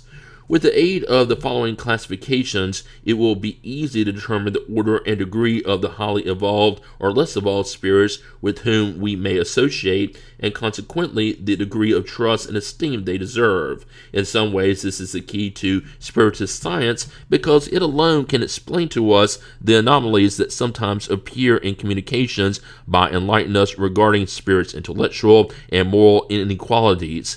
However, we should note that spirits do not perpetually and exclusively belong to this or that class. Their progress is gradual, and since it often occurs in one area more than in another at any given time, they can display characteristics of several categories, a fact which is easy to discern through their language and acts. Third order imperfect spirits. General characteristics. Predominance of matter over spirit, a propensity to wrongfulness, ignorance, pride, selfishness, and all the bad passions that result from them. They have an intuition of God, but they do not comprehend God. Not all are completely bad, however, some are more frivolous, thoughtless, and mischievous than downright wicked. Some do neither good nor evil, but the simple fact that they do no good reveals them to be imperfect. However, there are others who take pleasure in wickedness per se and are gratified when they find an opportunity to practice it. Third-order spirits can ally intelligence with wickedness or malice, but regardless of their intellectual development, their ideas lack elevation and their sentiments are more or less contemptible. Their knowledge about the things of the spirit world is limited, and the little they do know is confused with the ideas and prejudices of corporeal life. They cannot give us more than faulty and incomplete ideas of that world, but the attentive observer may frequently find in their faulty communications the confirmation of great truths taught by the highly purified spirits. Their character is revealed by their language. Every spirit who betrays a bad thought in its communications can be placed into the third order. Consequently, every bad thought that may be suggested to us comes from a spirit of this order. They see the happiness of the good spirits, a sight that tortures them endlessly because they experience all the anguish that envy and jealousy can produce. They also retain the memory and perception of the sufferings of their corporeal life, and this impression is often more painful than was the reality itself. Therefore, they indeed suffer from the wrongs they themselves endured and from those they caused others. And since they suffer from them for a very long time, they believe they will continue to suffer forever, a belief allowed by God as a punishment. We may divide these spirits into 5 principal classes. 10th class, impure spirits. These are inclined toward evil and make it the object of all their preoccupations. As spirits, they give unscrupulous advice, incite discord and distrust, and use all sorts of disguises in order to deceive more effectively. They associate with individuals whose character is sufficiently weak to make them yield to their suggestions and be led into misfortune, and they are pleased at being able to retard these individuals' progress by causing them to succumb in the trials they must undergo.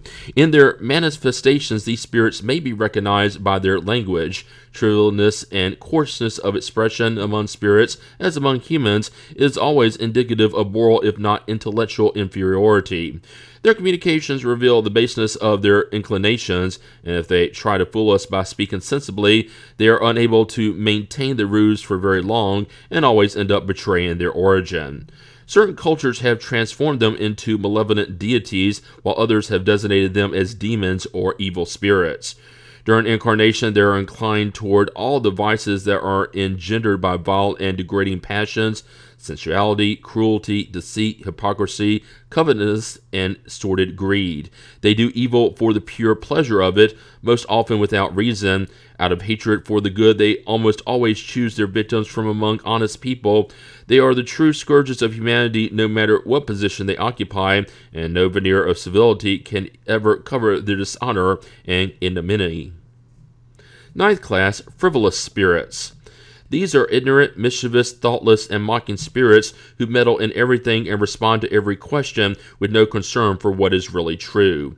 They love causing petty annoyances and little thrills, creating intrigues and misleading people into error through deceit and mischief.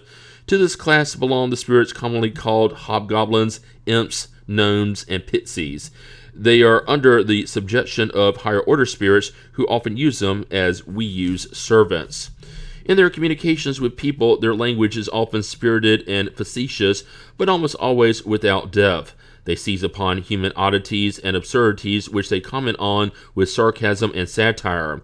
If they take distinguished names, it is more out of mischievousness than wickedness. Eighth class, pseudo-learned spirits. The knowledge of these spirits is quite broad, but they think they know more than they actually do. Since they have made a certain amount of progress in some sense, their language has a serious tone about it that can be deceptive as to their true abilities and enlightenment. However, such is frequently nothing more than a reflection of the prejudices and theoretical ideas they held during their earthly life. Their language contains a few truths mixed in with the most absurd errors, giving rise to presumption, pride, envy, and stubbornness from which they have not been able to free themselves. Seventh class, neutral spirits.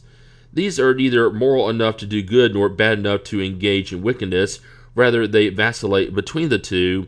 They have not raised themselves above the ordinary human condition regarding either their moral qualities or their intelligence. They are attached to the things of this world and long for its coarse satisfactions. Sixth class, boisterous and disturbing spirits. Strictly speaking, these spirits do not form a distinct class as to their personal qualities, and they may belong to any of the third-order classes. They frequently make their presence known through perceptible and physical effects, such as raps, the movement and abnormal placement of solid objects, the movement of the air, etc. They appear to be more attached to matter than the others, and they are the principal agents of instability in the globe's elements, whether by acting upon the atmosphere, water, fire, and solid bodies, or in the entrails of the earth. One can recognize whenever such phenomena are not due to any fortuitous and physical cause, because there is an intentional and intelligent character about them. Although all spirits can produce these phenomena, higher order spirits usually lead them to subaltern ones since they are more suitable for material rather than intelligent matters. Thus, when the higher order spirits deem that manifestations of this type are useful, they use these spirits as their agents. Second order, good spirits. General characteristics: predominance of spirit over matter, desire to do good. These spirits' qualities and ability to do good are in proportion to the degree of advancement they have reached. Some possess scientific knowledge, while others display wisdom and benevolence.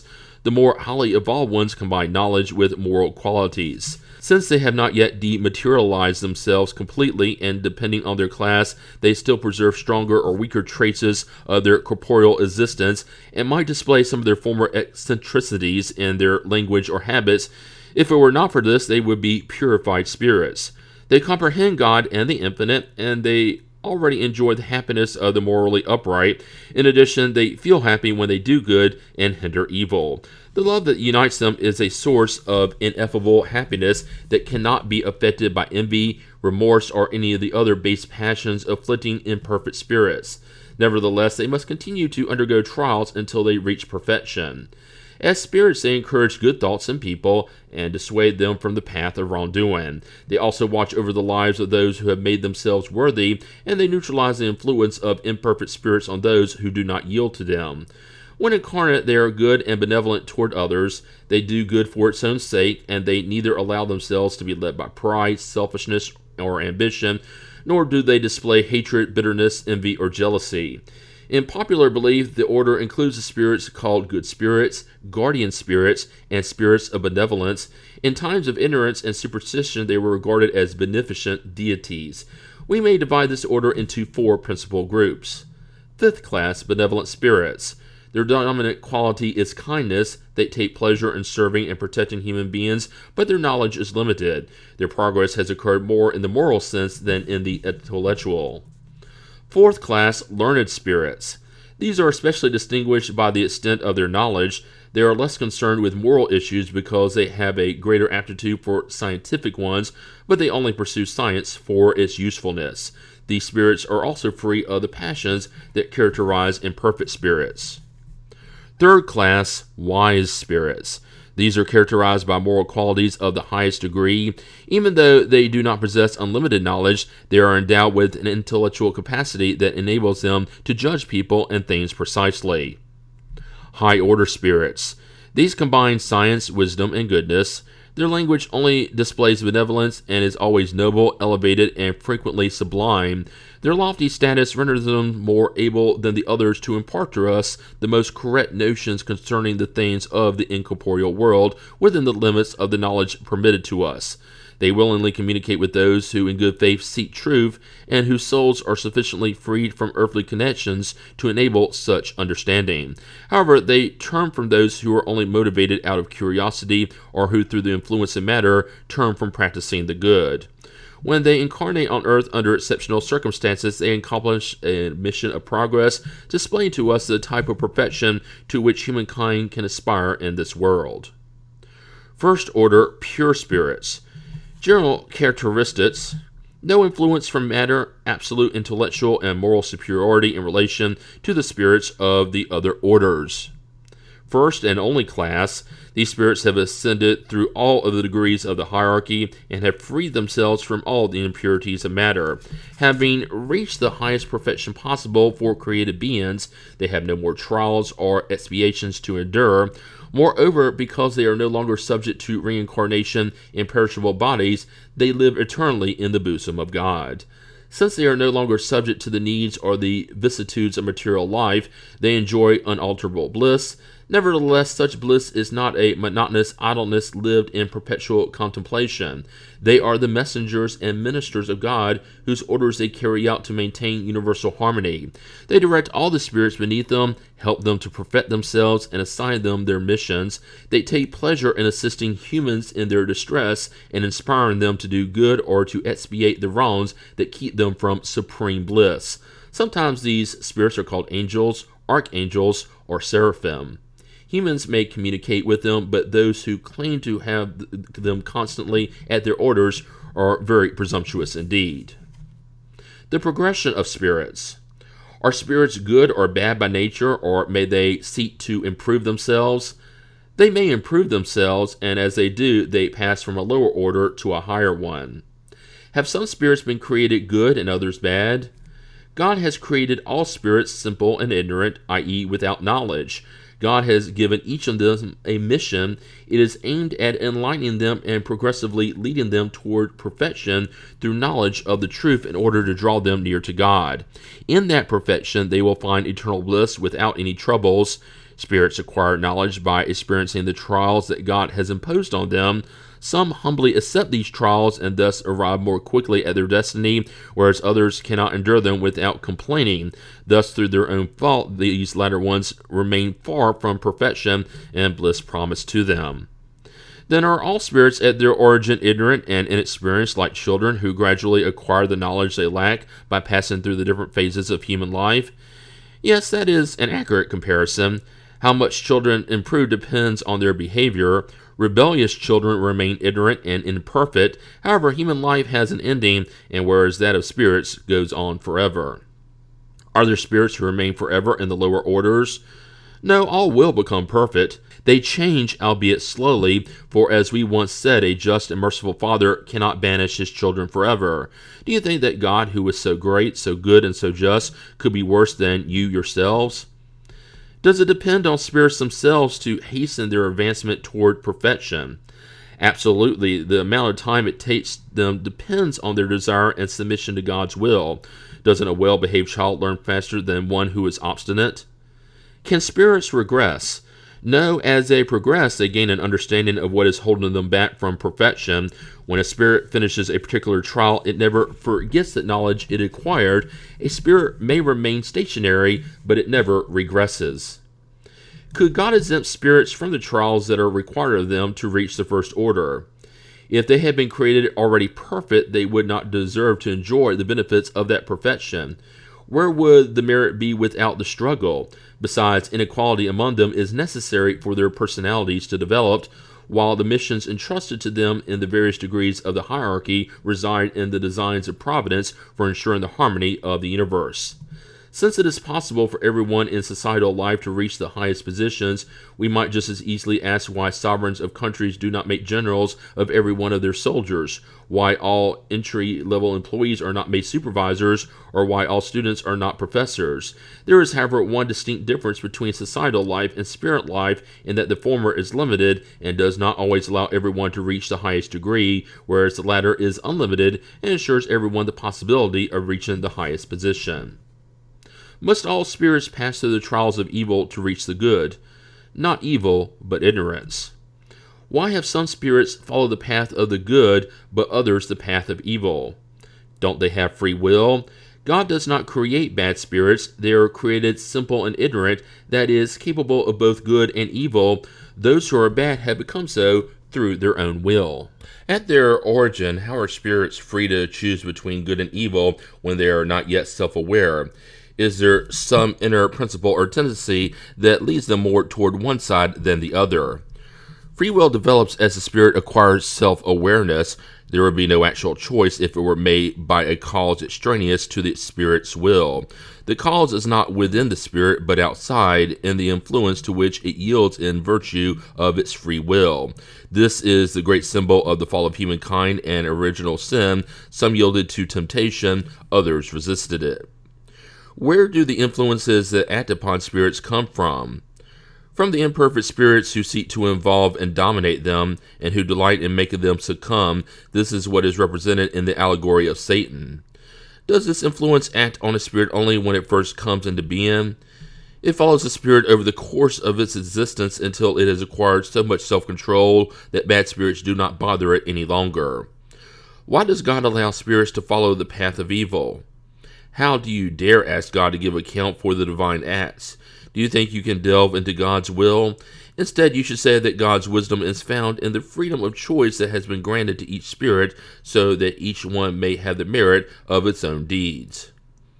There are spirits who follow the path of the absolute good from the beginning, while others follow the path of absolute evil. Aren't there gradations between these two extremes? Yes, certainly. They are the paths taken by the vast majority. Will those spirits who follow the path of evil be able to arrive at the same degree of elevation as the others? Yes, but the Eternites will be much longer for them. We must understand the expression Eternites to mean the way in which imperfect spirits regard the perpetuity of their sufferings, whose end they are not allowed to foresee. This belief is renewed every time they succumb to a trial. In God's sight, are the spirits who reach the highest degree after having gone down the path of evil less meritorious than the others? God looks upon those who have gone astray with the same regard and loves all of them in the same way. They are regarded as bad because they have succumbed. Before that, they were nothing more than simple spirits. Are all spirits created equal without regards to their intellectual faculties? They are created equal, but since they do not know where they come from, they must develop their free will. They progress in both intelligence and morality at different rates. Spirits who follow the path of the good from the beginning are not therefore perfect because of it. Although they have no bad tendencies, they must still acquire the necessary experience and knowledge needed for perfection. We could compare them to children who must develop and learn no matter how good their natural instincts are. They do not suddenly go from infancy to adulthood without a transition. Just as there are individuals who are good from childhood and others who are bad, there are spirits who are good or bad from the start, but with the crucial difference that a child possesses its instincts already formed, whereas a spirit is neither bad nor good at its formation. Rather, it has both tendencies taking one direction or the other in virtue of its own free will. Angels and demons. Do the beings we call angels, archangels, and seraphim form a special category that is different in nature from that of the other spirits? No, there are the pure spirits, those at the highest degree of the hierarchy, inherently perfect in every way. The word angel usually rouses the idea of moral perfection. However, it is frequently applied to all things good or bad that are beyond the human sphere. We say a good angel, a bad angel, an angel of light, an angel of darkness. In this case, the term angel is synonymous with spirit and is used here to refer to the good beings. Have the angels also passed up through all of the degrees? They have passed up through all of them, but as we have already said, some accepted their mission without grumbling, and thus were able to arrive more quickly. Others took a longer or shorter amount of time to reach perfection. If the opinion holding that there are beings that were created perfect and superior to all others from the start is erroneous, how does one explain their presence in the traditions of nearly all cultures? You need to understand that your world has not existed from all eternity, and that long before it existed there were already spirits of the highest degree, hence people assume that they have always been perfect. Are there demons in the usual sense of the word? If there were demons, they would be the works of God. Nevertheless, but would God be just and good in creating unfortunate beings that are eternally turned towards evil? If there are demons, they reside on your less evolved world and on other similar ones. They are just hypocritical men and women who portray a just God as a cruel and vindictive one. There are those who imagine they can please God by the abominable behaviors they commit in the divine name. Only in its modern meaning does the word demon imply the idea of evil spirits, because the Greek word daemon, from which it derives, means genius or intelligence and applies to all good or bad incorporeal beings without distinction. According to the common meaning of the word, demons are essentially malevolent entities, but like everything else, they would have to be one of God's creations. God is supremely just and good, and could not have created beings predisposed to evil by their very nature and condemned for eternity. On the other hand, if they were not one of God's works, they would be eternal like God, in which case there would be many sovereign powers. The first condition for every doctrine is that it be logical. Therefore, in its absolute meaning, the doctrine of demons lacks this essential point. In the beliefs of less evolved cultures that do not understand the attributes of God, it is conceivable that alongside their evil deities, they also believe in the existence of demons. Nevertheless, for those who accept the goodness of God as an attribute par excellence, it would negate the divine goodness and be illogical and contradictory to suppose that God would have created beings dedicated to evil and destined to indulge in it forever. Proponents of demons find support in the words of Christ, and we will certainly not contest the authority of his teachings, which we would like to see more in people's hearts than on their lips. But can they really be that certain of the meaning he attributed to the word demon? After all, do we not know that the allegorical form is one of the characteristics of his language? Should everything contained in the Gospels be taken literally? We need no further proof beyond this passage. Immediately after those days of affliction, the sun shall be darkened, the moon shall not give its light, the stars shall fall from heaven, and the powers of the heaven shall be shaken. Verily I say unto you, this generation shall not pass away before all of these things are fulfilled. Have we not seen the form of the biblical text contradicted by science, where it refers to the creation and movement of the earth? Could it not be the same regarding certain figurative expressions employed by Christ, who had to speak according to the time and region in which he found himself? Christ could not have consciously made an erroneous statement. Therefore, if his words there are things that seem to contradict reason, it is either because we have not understood them or because we have wrongly interpreted them. Humans have treated demons the same as they have treated angels. Just as they have believed in the existence of beings perfect from all eternity, they've also taken the least of all spirits as beings who will be completely bad forever. The word demon should therefore be understood as referring to impure spirits who often are no better than the beings normally designated by their name, but with this difference, their state is only temporary. They are the imperfect spirits who protest against their trials, and as a result, they will have to endure them for a long time. Nevertheless, they will finally arrive at perfection after having made the decision to do so. We might accept the term demon with this restriction, but because it is generally understood according to its exclusive meaning nowadays, it could lead to error and give credence to the belief in the existence of beings created especially for evil. As for Satan, it is obvious that he is a personification of evil in allegorical form, because it is impossible to believe in a malevolent being who fights on par against the divinity and whose sole concern is to contravene God's design. Since humans need images and figures to impress their imagination, they have depicted incorporeal beings with material forms endowed with attributes that portray their qualities or defects. Thus, in wishing to personify time, the ancients pictured it as an old man with a scythe and an hourglass. In this case, it would have been contrary to common sense to portray time as a youth. The same was true of the allegories of fortune, truth, etc.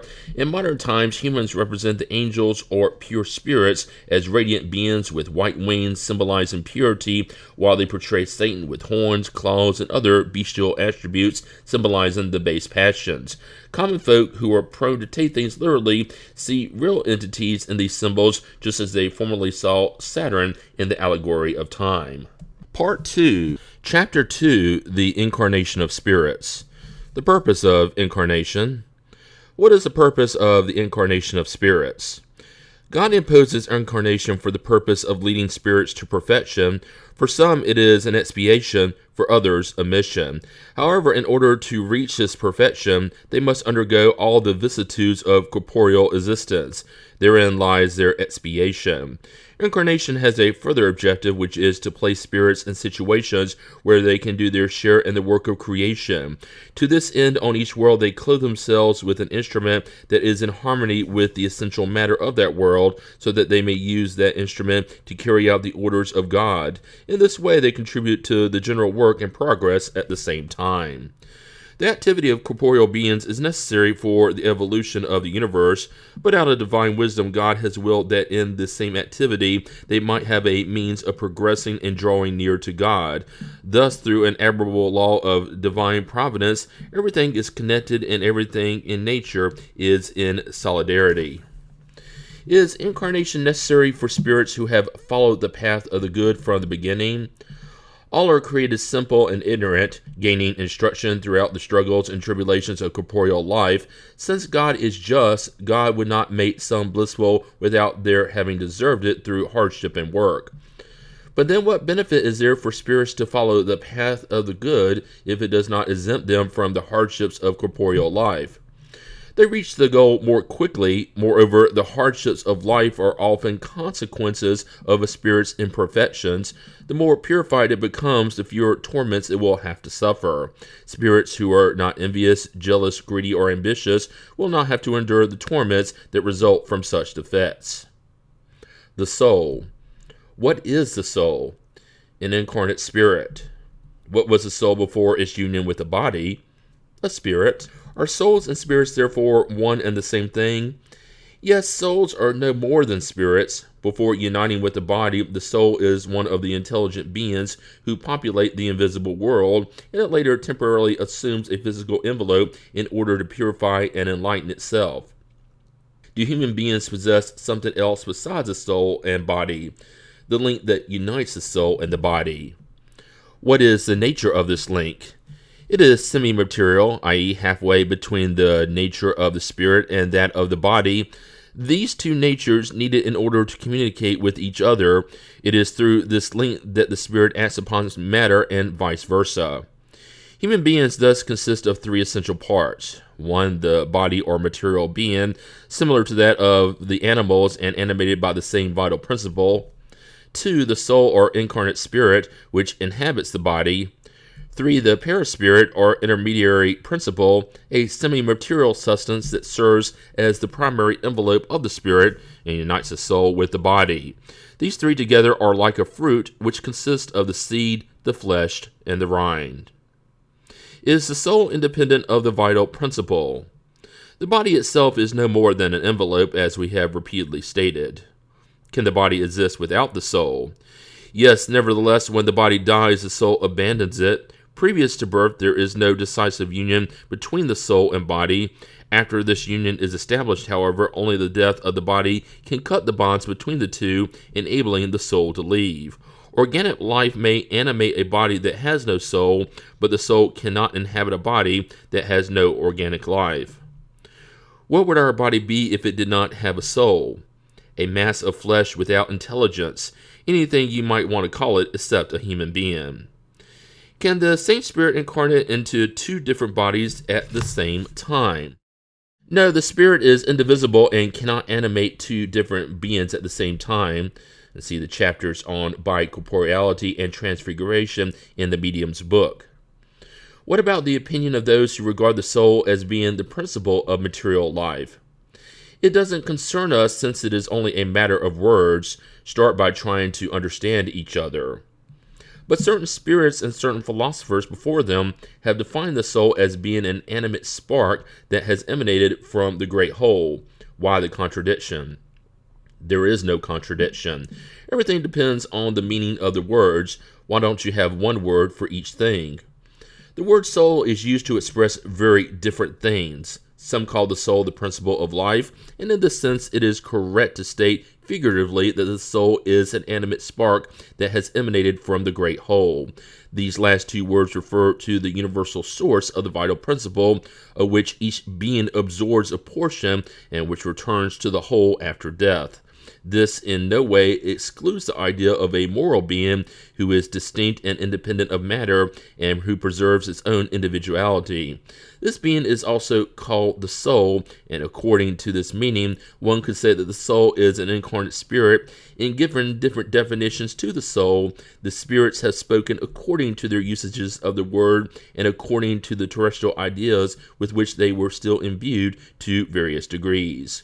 Because human language does not have one term for each idea and is therefore inefficient, a large number of misunderstandings and arguments have resulted. Hence the reason why the high order spirits tell us that we should first of all try to understand each other regarding the words we use. What about the theory that the soul is subdivided into as many parts as there are muscles, thus presiding over each of the body's functions? That will also depend on the meaning attributed to the word soul. This definition is correct if by it we mean the vital fluid, but it is incorrect if we mean the incarnate spirit. We have already stated that the spirit is indivisible. It transmits movement to the organs through the intermediary fluid without dividing itself up.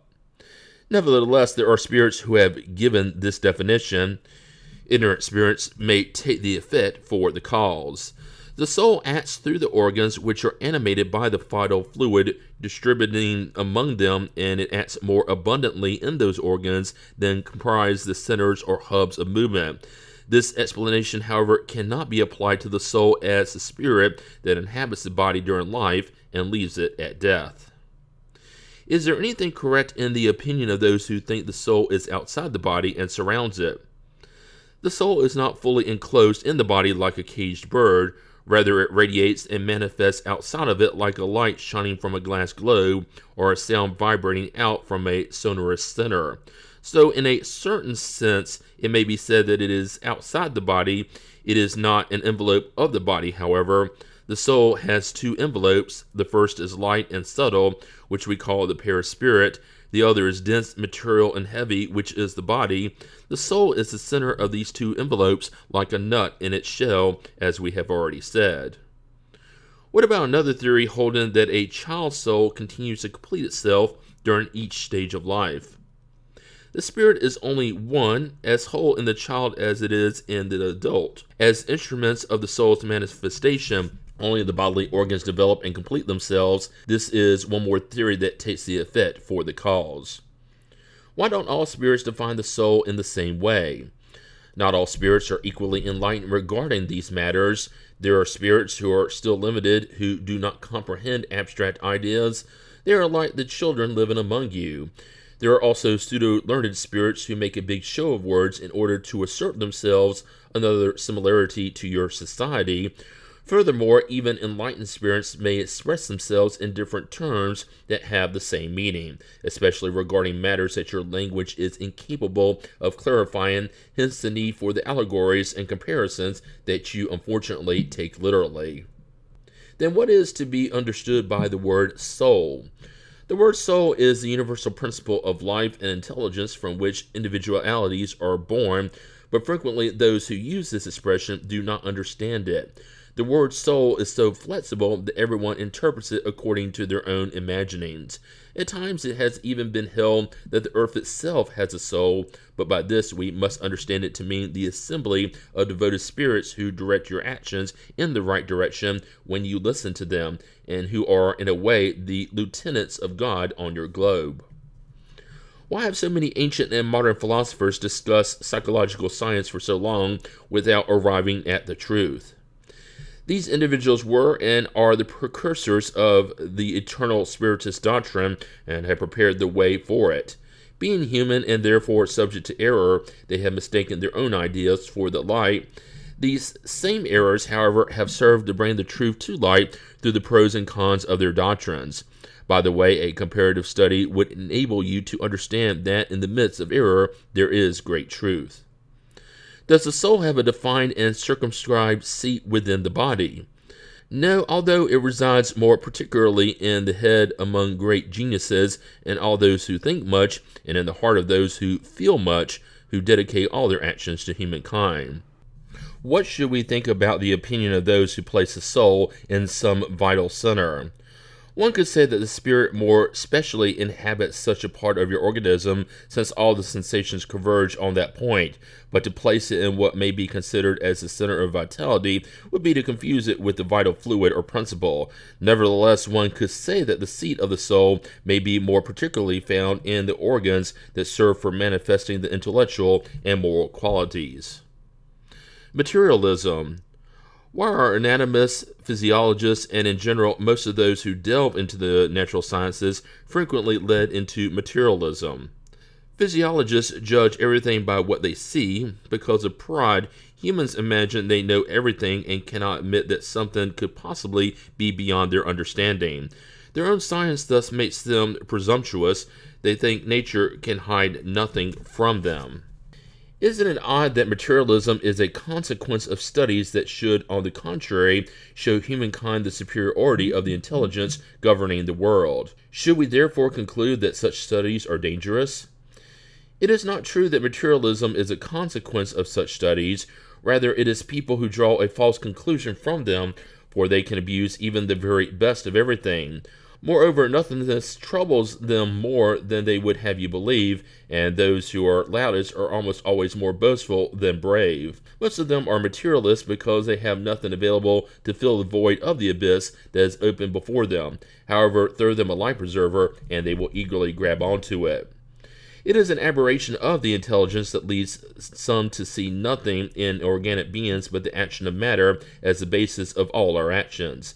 They see the human body as nothing but an electrical apparatus, and they have not studied the mechanisms of life except in the functioning of the organs. They have seen life extinguished many times by a ruptured artery, but they perceive nothing except that artery.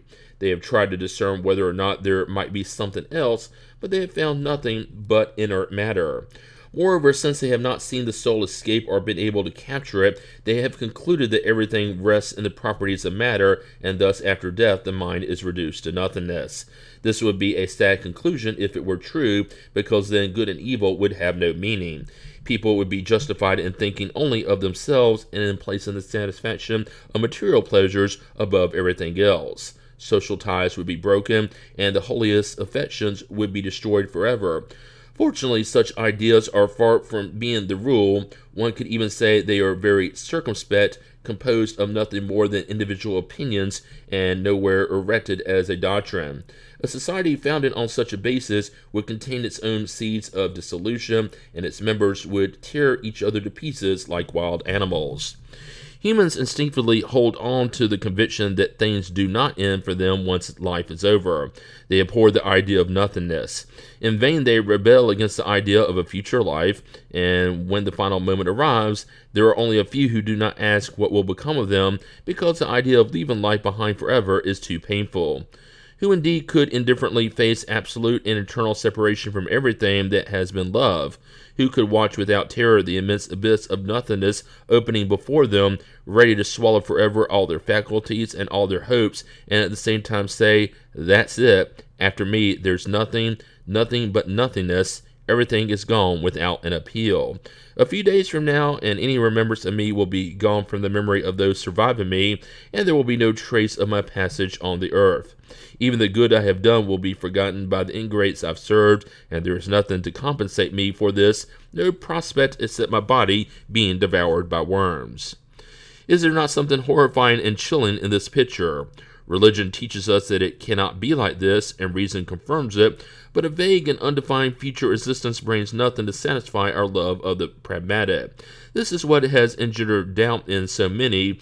It is correct to believe we have a soul, but what is it? Does it have any kind of form or appearance? Is it a limited or undefined being? Some say it is the breath of God, others say it is a spark, while still others state that it is part of the great whole, the principle of life and intelligence. But what does all this offer us? What does having a soul matter to us if after death it will be merged with the immensity like drops of water in the ocean? Is losing our individuality not the same as nothingness? It is also said that the soul is immaterial. However, an immaterial object cannot have defined proportions, and so for us it is the same as nothingness. Religion also teaches us that we shall be happy or unhappy according to the good or bad things we have done, but what is the happiness that awaits us in the heart of God? It is blissfulness and eternal contemplation with no other concerns than singing praises to the Creator. And are the flames of hell a reality or only a symbol? The Church itself generally understands them in the latter sense. What then are the sufferings of hell? Where is this place of punishment? In short, what do we actually do, and what do we actually see in that other world that waits for each one of us? It is usually stated that no one has ever returned to give us an account of what exists over there. That, however, is an error, and Spiritism's mission is precisely to enlighten us regarding that future, to enable us to see and touch it to a certain extent, no longer through reason only, but through actual phenomena also. Thanks to spirit communications, the matter no longer involves pure conjecture, nor is it solely a probability that each one paints at will, something that poets embellish with their fictions or dress up in allegorical images that fool us. Instead, it is a reality that has shown its face to us, in that actual beings from beyond the grave have come to tell us about their situation there and what they do there. They have allowed us to watch, so to speak, the events of their new life, thereby showing us the inevitable fate reserved for us according to our own merits or wrongdoings. Is there anything anti-religious in this? Quite the contrary, since disbelievers have found faith as a result, and the lukewarm have enjoyed a renewal of zeal and confidence. Hence, Spiritism is religion's most powerful aid. If such is the case, it is because God has allowed it. God enables it to reanimate our wavering hopes and lead us on the path of the good through hope for the future. Part 2, Chapter 3. The return from the corporeal to the spirit life. The soul after death. What does the soul become at death? It becomes a spirit again, i.e. returns to the spirit world which it had left for a time. Does the soul preserve its individuality after death? Yes, it never loses it. What would the soul be if it did not preserve its individuality? How does the soul preserve its individuality if it no longer has a material body? It still has a fluid proper to it, which it draws from its planet, and which retains the appearance of its last incarnation, the perispirit. Doesn't the soul take anything else from this world? Nothing more than its memories and the desire to go to a better world. These memories are full of sweetness or bitterness, depending on how the soul has lived its earthly life. The purer it is, the more it will comprehend the futility of what it has left behind on earth. What about the opinion that the soul returns to the universal whole after death? Don't all the spirits taken together make up a whole? When you're in a group, are you an integral part of it, and yet you still retain your own individuality? What evidence is there for the soul's individuality after death? Don't you have such evidence through the communications you receive? If you were not blind, you would see. If you were not deaf, you would hear, because frequently a voice speaks to you and reveals to you the existence of a being outside yourselves.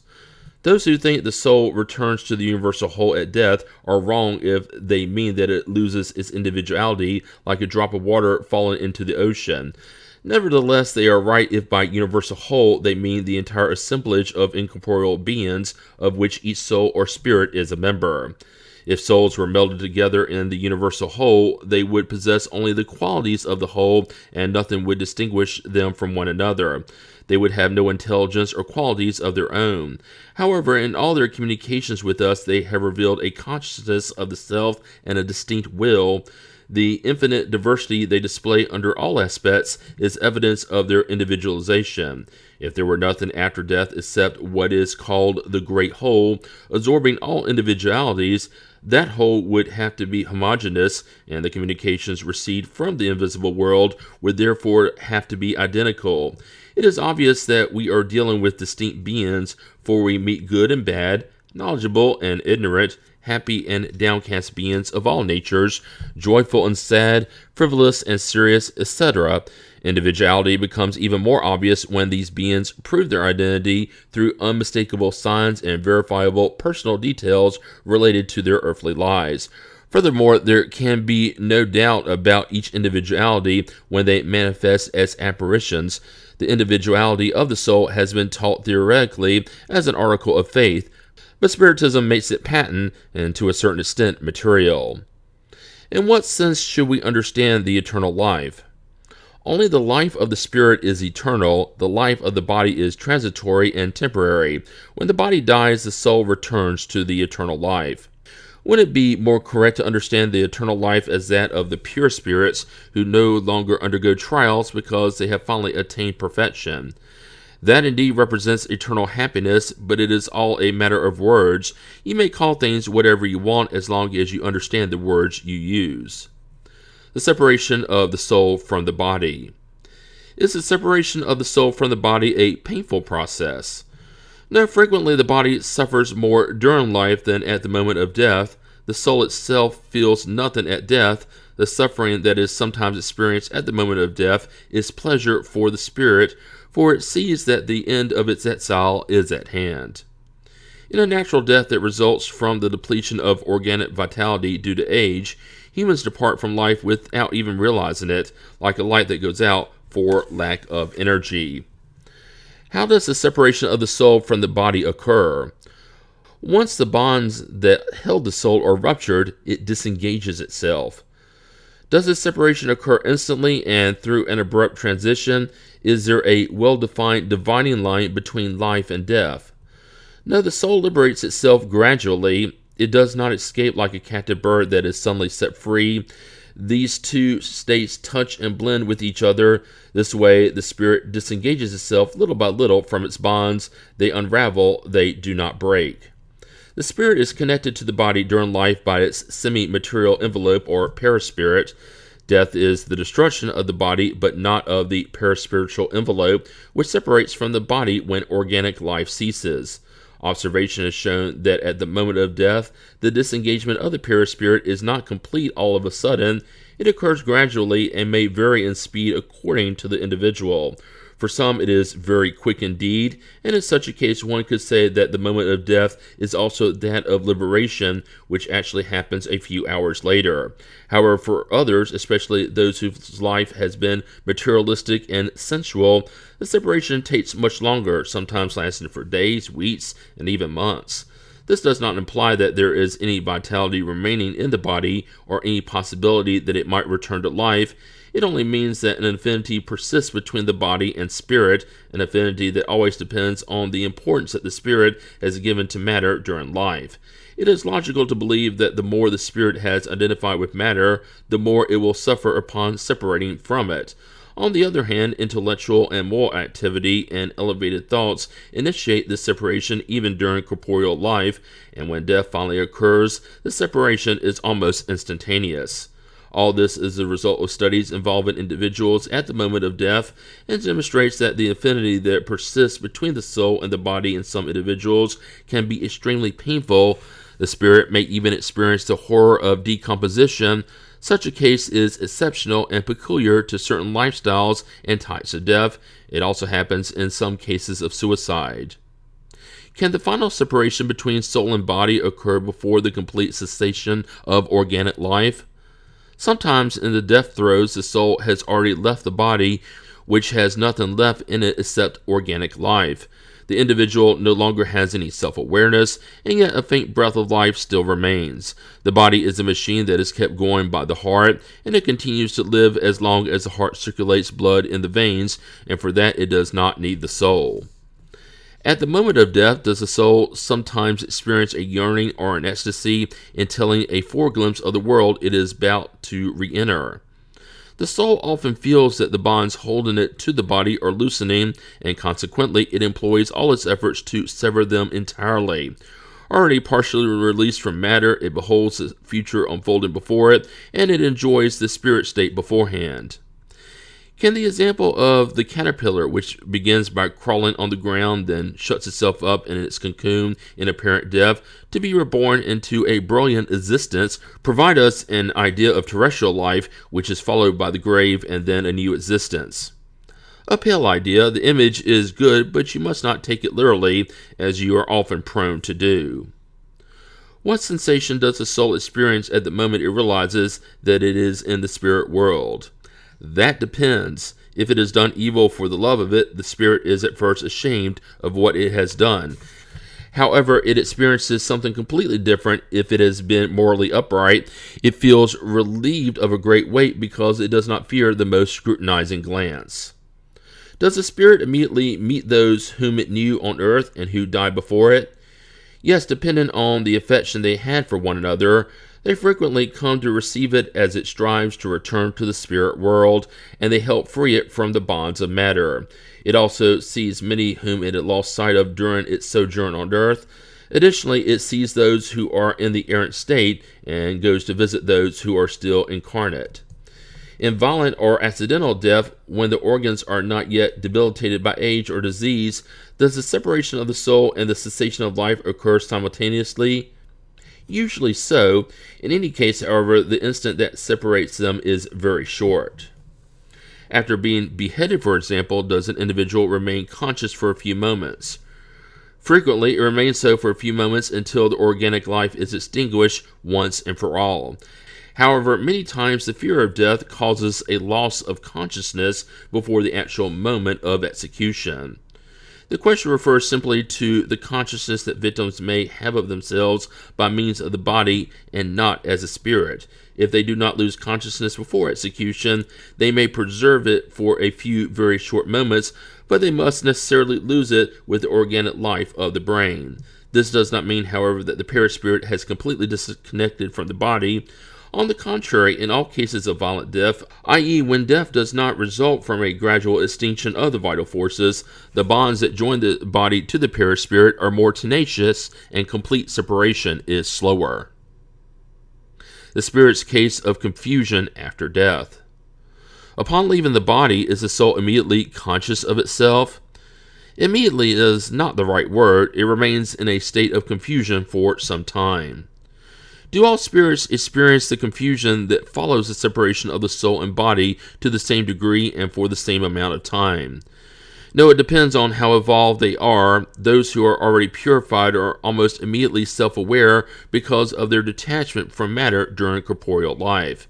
However, carnal individuals with impure consciences retain the impression of matter much longer. Does an understanding of Spiritism have any influence on the shorter or longer duration of this confusion? It has a very considerable influence because the spirit understood what its situation would be beforehand. The practice of good and purity of conscience exerts the most influence, however. At the moment of death, everything appears confused at first. The soul needs some time to recognize itself. It feels dazed, like someone walking out of a deep sleep who tries to understand the situation. The lucidity of its ideas and the memory of its past return as the influence of the matter from which it has just freed itself is extinguished, and the sort of fog that had obscured its thoughts is dissipated. The duration of the state of confusion following death varies greatly. It may last a few hours, several months, or even years. The ones who experience it for the least amount of time are those who have identified themselves with their future state during life because they immediately understand their situation. This confusion presents particular aspects depending on the character of the individual and especially on the type of death involved. In violent deaths, suicide, capital punishment, accident, stroke, mortal wounds, etc., the spirit is surprised and astonished. It does not believe itself to be dead. It stubbornly persists in asserting that it has not died. Moreover, it sees its body lying there and knows who it belongs to, but does not understand that it is now separate. It seeks out loved ones and speaks to them, but cannot understand why they cannot hear it. The illusion lasts until the separation of the perispirit is complete, and only then does it realize its situation and understand that it is no longer part of the world of the living. This phenomenon is easy to explain. Surprised by its unforeseen death, the spirit is stunned by the sudden change that has taken place. It still believes that death is synonymous with destruction and annihilation, and since it continues to think, see, and hear, it does not consider itself to be dead. This illusion is strengthened by the fact that it finds itself in a body similar to the one it just left, and has not yet ascertained its ethereal nature. Instead, it presumes that it is solid and compact like the other, and it is astonished when it is pointed out that this body is not tangible. It is a phenomenon similar to that of some inexperienced somnambulists who do not believe that they are asleep. They believe that sleep is synonymous with the suspension of the faculties, and since they can see and think freely, they do not perceive they are sleeping. Even in cases where death has not occurred unexpectedly, some spirits display this peculiarity. However, it is more generalized among those who had not thought of dying despite having been ill. This leads to the curious spectacle of spirits who attend their own funeral as though it were someone else's, and who speak of it as though it in no way concerns them until they suddenly comprehend the truth. There is nothing painful about the state of confusion following death for moral individuals. They are calm, and their perceptions are those of a peaceful awakening. However, for those whose conscience is not pure, it is full of anxiety and anguish, which intensifies as it regains self-awareness.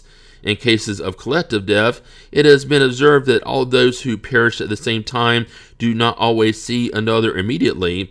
In the confusion following death, each spirit goes its own way or concerns itself only with those in whom it takes an interest. Part 2, Chapter 4, The Plurality of Existences. Reincarnation. How can a soul that did not reach perfection during its corporeal life complete the work of its purification? By submitting to the trial of a new existence. How does the soul accomplish this new existence? Through its transformation as a spirit? As it purifies itself, the soul, of course, undergoes a transformation, but for this to occur, it needs a trial of corporeal life. Then does the soul live many corporeal existences? Yes, we all live many lives, and those who say otherwise wish to keep you in the ignorance in which they themselves dwell, that is, their desire. From this principle, it seems that after having left one body behind, the soul then takes another. In other words, it reincarnates into a new body. Is this the case? Obviously. What is the purpose of reincarnation? Expiation and humankind's progressive improvement. Without reincarnation, how could there be justice? Is the number of corporeal lives limited, or does the spirit go on reincarnating forever? In each new life, a spirit takes another step on the path of progress. When it has stripped itself of all impurities, it has no further need of the trials of corporeal life. Is the number of incarnations generally the same for all spirits? No, those who advance quickly spare themselves many trials. Nevertheless, since progress is almost infinite, a large number of successive incarnations are always required. What does the spirit become after its final incarnation? A blessed spirit, a pure spirit. The justice of reincarnation. On what is the doctrine of reincarnation based? On the justice of God and revelation. We will repeat this to you over and over. A good father always leaves the door of repentance open to his children. Doesn't reason tell you that it would be unjust to keep eternal bliss from those who have not enjoyed the opportunities needed to improve themselves? Aren't all people God's children? It is only among selfish human beings that we find iniquity, insatiable hatred, and unforgiving punishment. All spirits are en route toward perfection, and God furnishes them with the means of accomplishing it through the trials of corporeal life. Out of divine justice, God permits them to accomplish in new existences whatever they could not do or complete in a previous trial. It would not be consistent with equity or according to God's goodness to punish forever those who, regardless of their will, had encountered obstacles to their improvement in the surroundings in which they had been placed. If the fate of all human beings is irrevocably sealed after their death, it would mean that God does not weigh the actions of all on the same scales, and that God does not treat everyone impartially. The doctrine of reincarnation, which consists in accepting the fact that humans have many successive lives, is the only one that is in line with the idea of God's justice concerning those of a lower moral condition. It is the only one that can explain our future and give us hope, because it offers us the means of atoning for our errors through new trials. Reason confirms this, and it is what the spirits have taught us. Those who are aware of how imperfect they are derive consoling hope from the doctrine of reincarnation. If they truly believe in the justice of God, they cannot expect to be equal for all eternity to those who have done better than they. The thought that such imperfection will not exclude them forever from the supreme good, and the fact that they will be able to reach it through continued effort, supports them and renews their courage. Who at the end of one's life does not regret having acquired a particular experience too late to have profited from it? This lately acquired experience will not be lost. However, it will be a benefit in a new existence. Incarnation on different worlds. Are all of our different corporeal existences lived on Earth? No, not all of them. They may be lived on other worlds as well. Those on this globe are neither the first nor the last, but they are the most material and the farthest from perfection. With each new corporeal existence, does the soul pass from one world to another, or does it live several lives on the same globe? It may live many lives on the same world if it has not evolved sufficiently to go to a more advanced one. So we may reappear several times on the earth. Of course. Can we come back to it again after having lived on other worlds? Certainly, you may have already lived on other worlds besides Earth. Is it necessary to live again on the Earth? No, but if you do not progress, you may go to another world that is no better, perhaps one that is even worse. Is there any special advantage in coming back to live on the Earth? No special advantage unless you come on a mission. However, in that case, you will progress nonetheless, just like you would on any other world. Wouldn't it be better to remain a spirit? No, that would keep you at a standstill. What you want is to evolve toward God. After having incarnated on other worlds, can spirits incarnate on this one without ever having come here before? Yes, just as you can incarnate on other globes, all worlds are in solidarity. What you have not accomplished on one, you may on another. There are those who are on the earth for the first time. There are many and at various degrees. Is there some kind of indication by which we may recognize a spirit who is on earth for the first time? That would be of no use to you whatsoever. In order to arrive at the perfection and supreme bliss that are humankind's final aim, must the spirit have lived on all the worlds in the entire universe? No, because there are many worlds of like degree where the spirit would learn nothing new. Then how can we explain the plurality of a spirit's lives on the same globe? It may find itself there each time in very different situations, which will provide it with many opportunities to acquire experience. Can spirits be reborn corporally on a world that is relatively less evolved than the one on which they have already lived? Yes, when they have a mission to fulfill in the name of progress, they joyfully accept the tribulations of this kind of existence because they furnish them with the means for further advancement. Might this also occur as an expiation, and mightn't God send rebellious spirits to a less evolved worlds? Spirits may remain at a standstill, but they never regress. Thus, their punishment consists in not advancing and in having to recommence badly used lives in an environment more suited to their nature. Who are the ones who must recommence the same existence? Those who have failed in their mission or trials. Are the beings that inhabit each world all at the same degree of purification?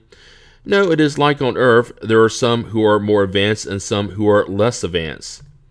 In passing from this world to another, does a spirit retain the intelligence it possessed here? Yes, indeed, because intelligence is never lost. Such a spirit may not have the same means of expressing it, however. It depends both on its degree of purity and the state of the body it acquires. See influence of the organism. Do the beings that inhabit different worlds have bodies similar to ours? Of course they have bodies, because the spirit must be clothed with matter in order to act upon matter.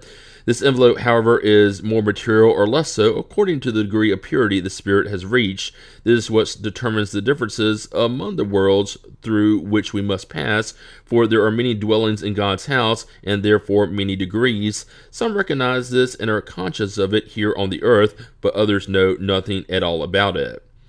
Can we accurately know the physical and moral state of different worlds? We, the spirits, can only reply to you according to your degree of evolution. This means that we must not reveal these things to everybody, because not all are in the same position to comprehend them. Hence, such revelations would be troubling to them. As spirits purify themselves, the bodies that clothe them also approach the spirit nature. Their matter becomes less dense, and they no longer painfully drag themselves around on the ground. The needs of their physical bodies are less coarse, and they no longer have to kill other living beings in order to feed themselves. They are freer and have a perception unknown to us, which enables them to see things far away. In other words, they can see things through the eyes of their body that we can see only through thought. The purification of the spirits is reflected in the moral perfection of the beings in which they are incarnated. The animal passions become weaker, and selfishness gives way to a fraternal sentiment. It is thus that on worlds more highly evolved than our own, wars are unknown, and there are no motives for hatred and discord, because no one would dream of harming a fellow being. Their intuition concerning the future, which is a surety that a conscious void of remorse gives them, makes death no longer a cause for apprehension. Instead, they look upon it without fear and as a simple transformation. The lifespan on different worlds appears to be proportionate to the spirit's degree of moral and physical advancement, and this is perfectly logical. The less material the body is, the less it is subject to the torments that disorganize it. The purer the spirit is, the less it is subject to the passions that undermine it. This is a further design of Providence, whose desires for suffering to be shortened as much as possible. In passing from one world to another, must a spirit experience a new childhood? Childhood is a necessary transition on our worlds, but it is not always as obtuse as it is on yours. Can spirits choose the new world they will inhabit? Not always, but they may ask for and receive what they desire if they deserve it, because spirits only have access to worlds according to their degree of purification. If a spirit doesn't make a request, what determines the world on which it will reincarnate? Its degree of purification. Is the physical and moral state of living beings on each globe perpetually the same?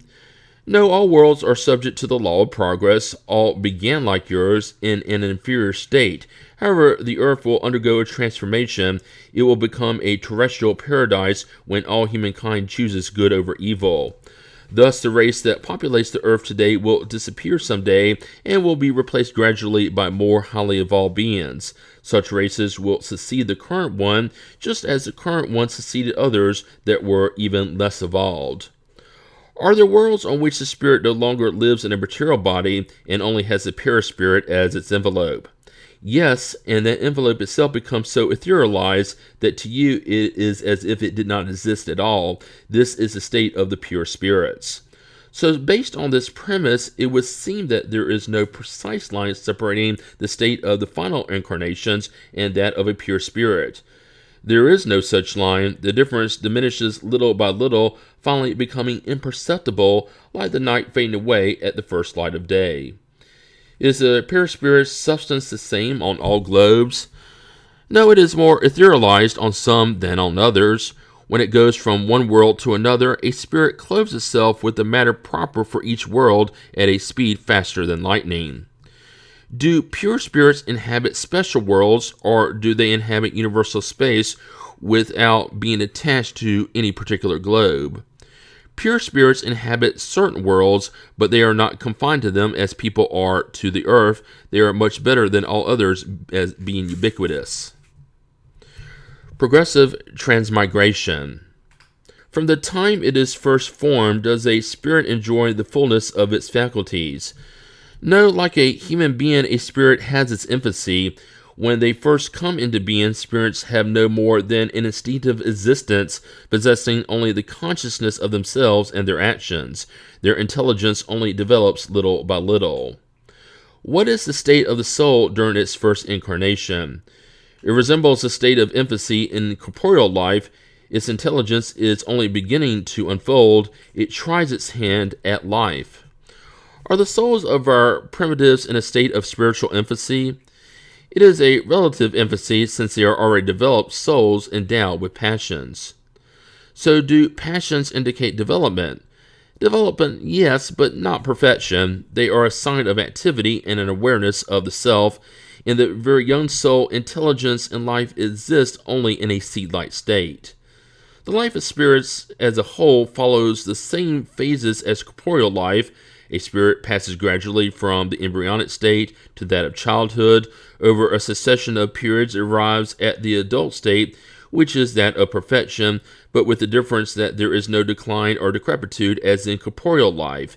Even though its life had a beginning, it will have no end, and from our point of view, it needs an enormous amount of time to pass from spirit infancy to complete development. Furthermore, its progress does not all occur on one globe only, but on several. The life of the spirit is thus comprised of a series of corporeal existences, each providing an opportunity for progress in the same way that each corporeal existence is comprised of a series of days over which the individual acquires greater experience and knowledge. Nevertheless, just as in human life, there are fruitless days, likewise in the life of a spirit, there are corporeal existences that yield no improvement because it did not know how to live them productively. Through perfect conduct in this life can we handle all the degrees and become pure spirits without having passed through the intermediate ones. No, because what humans imagine as perfection is actually very far from it. There are qualities they neither know about nor comprehend. They may be as perfect as their earthly nature permits, but is not absolute perfection. It is like certain children who, no matter how precocious they may be, must still pass through youth before arriving at maturity, or ailing individuals who must go through convalescence before fully recovering their health. Furthermore, spirits must advance in knowledge as well as in morality, and if they have progressed in one sense only, they will have to do so in the other in order to reach the top of the ladder. Nevertheless, the more individuals advance in their present life, the shorter and less painful their subsequent trials will be. Can humans in this life at least assure themselves of a less bitter future existence? Yes, of course, they can reduce the length and difficulties of the path. Only the negligent remain at a standstill. During their new existences, can humans regress to a lower level than the one they have already reached? In social position, yes. As a spirit, no. During a new incarnation, can the soul of a moral individual animate the body of a scoundrel?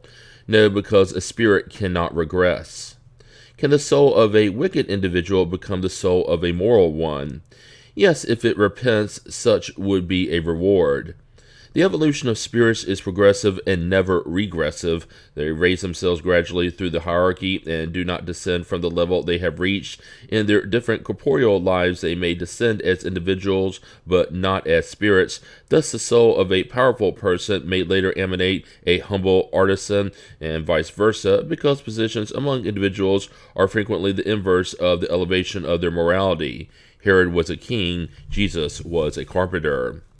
Might the possibility of improving oneself in another existence lead some persons to persevere on the wrongful path with the thought that they can always correct themselves later? Those who think that way do not really believe anything at all. The idea of eternal punishment does not restrain them either, because their reason rejects it. Instead, it leads them to question everything. If only reasonable means were used to guide humans, there would be no such skeptics. During its corporeal life, an imperfect spirit may think as you have stated, but once released from matter, it thinks very differently. It soon perceives that it is calculated badly, and so to make up for it, it will carry an opposite sentiment into its new existence. Progress is accomplished thereby, which is why on the earth there are those who are more advanced than others. Some have already had the experiences that others have yet to go through. The latter acquire such experiences little by little. It depends on each individual to hasten his or her own progress or to delay it indefinitely. Persons who find themselves in a dreadful situation desire to change it as quickly as possible. Those who have convinced themselves that the tribulations of this life are the consequence of their own perfections will seek to ensure a new existence that is less painful. This thought will draw them away from the wrongful path much more readily than the thought of eternal fire, which they know to be pure nonsense. Since spirits can only improve by undergoing the sufferings and tribulations of corporeal existence, doesn't it follow that material life may be seen as a type of sieve or filter through which the beings of the spirit world must pass in order to arrive at perfection? Yes, that is right. They improve during such trials by avoiding wrongdoing and practicing the good. However, it is only after many incarnations or successive purifications and after a long or shorter lapse of time that according to their own efforts they reach the goal meant for them. Does the body influence the spirit to improve it, or does the spirit influence the body? Your spirit is everything. Your body is a garment that rots. That is all. We have a material image of the various degrees of the soul's purification in the juice of the vine. It contains the liquor called spirits or alcohol, but it is weakened by the large quantity of foreign elements that alter its existence. It only reaches absolute purity after several distillations, each removing a portion of the impurities. The elemic represents the body into which the soul must enter to purify itself. The foreign elements are like the perispirit, which is more and more purified as the spirit approaches perfection. The fate of children after death. Is the spirit of a child who dies very young as advanced as that of an adult? Sometimes much more so, because the child may have had more existences and may have therefore acquired more experiences, especially if he or she has progressed. Then can the spirit of a child be more evolved than that of its parent? That is very frequently the case. Haven't you yourself often witnessed it?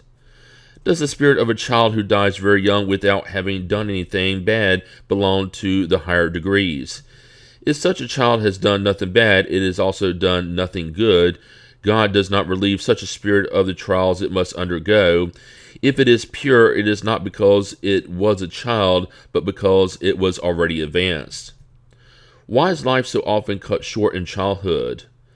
The length of a child's life can be for its spirit the remainder of a former life that had been cut short before its due term. Moreover, the death of a child is often a trial or an expiation for the parents. What becomes of the spirit of a child who dies very young? It begins a new existence.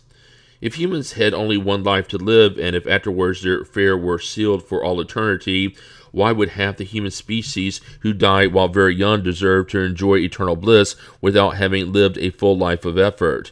And by what right would they be exempt from the also painful conditions imposed on the other half? Such an order of things could not be in accord with the justice of God. Through reincarnation, absolute justice is the same for all. The future belongs to all without exception and without favoritism, and those who arrive last will have only themselves to blame. Individuals must have the merit of their actions, for which they are justly responsible. Moreover, it is reasonable to consider childhood as a state of innocence.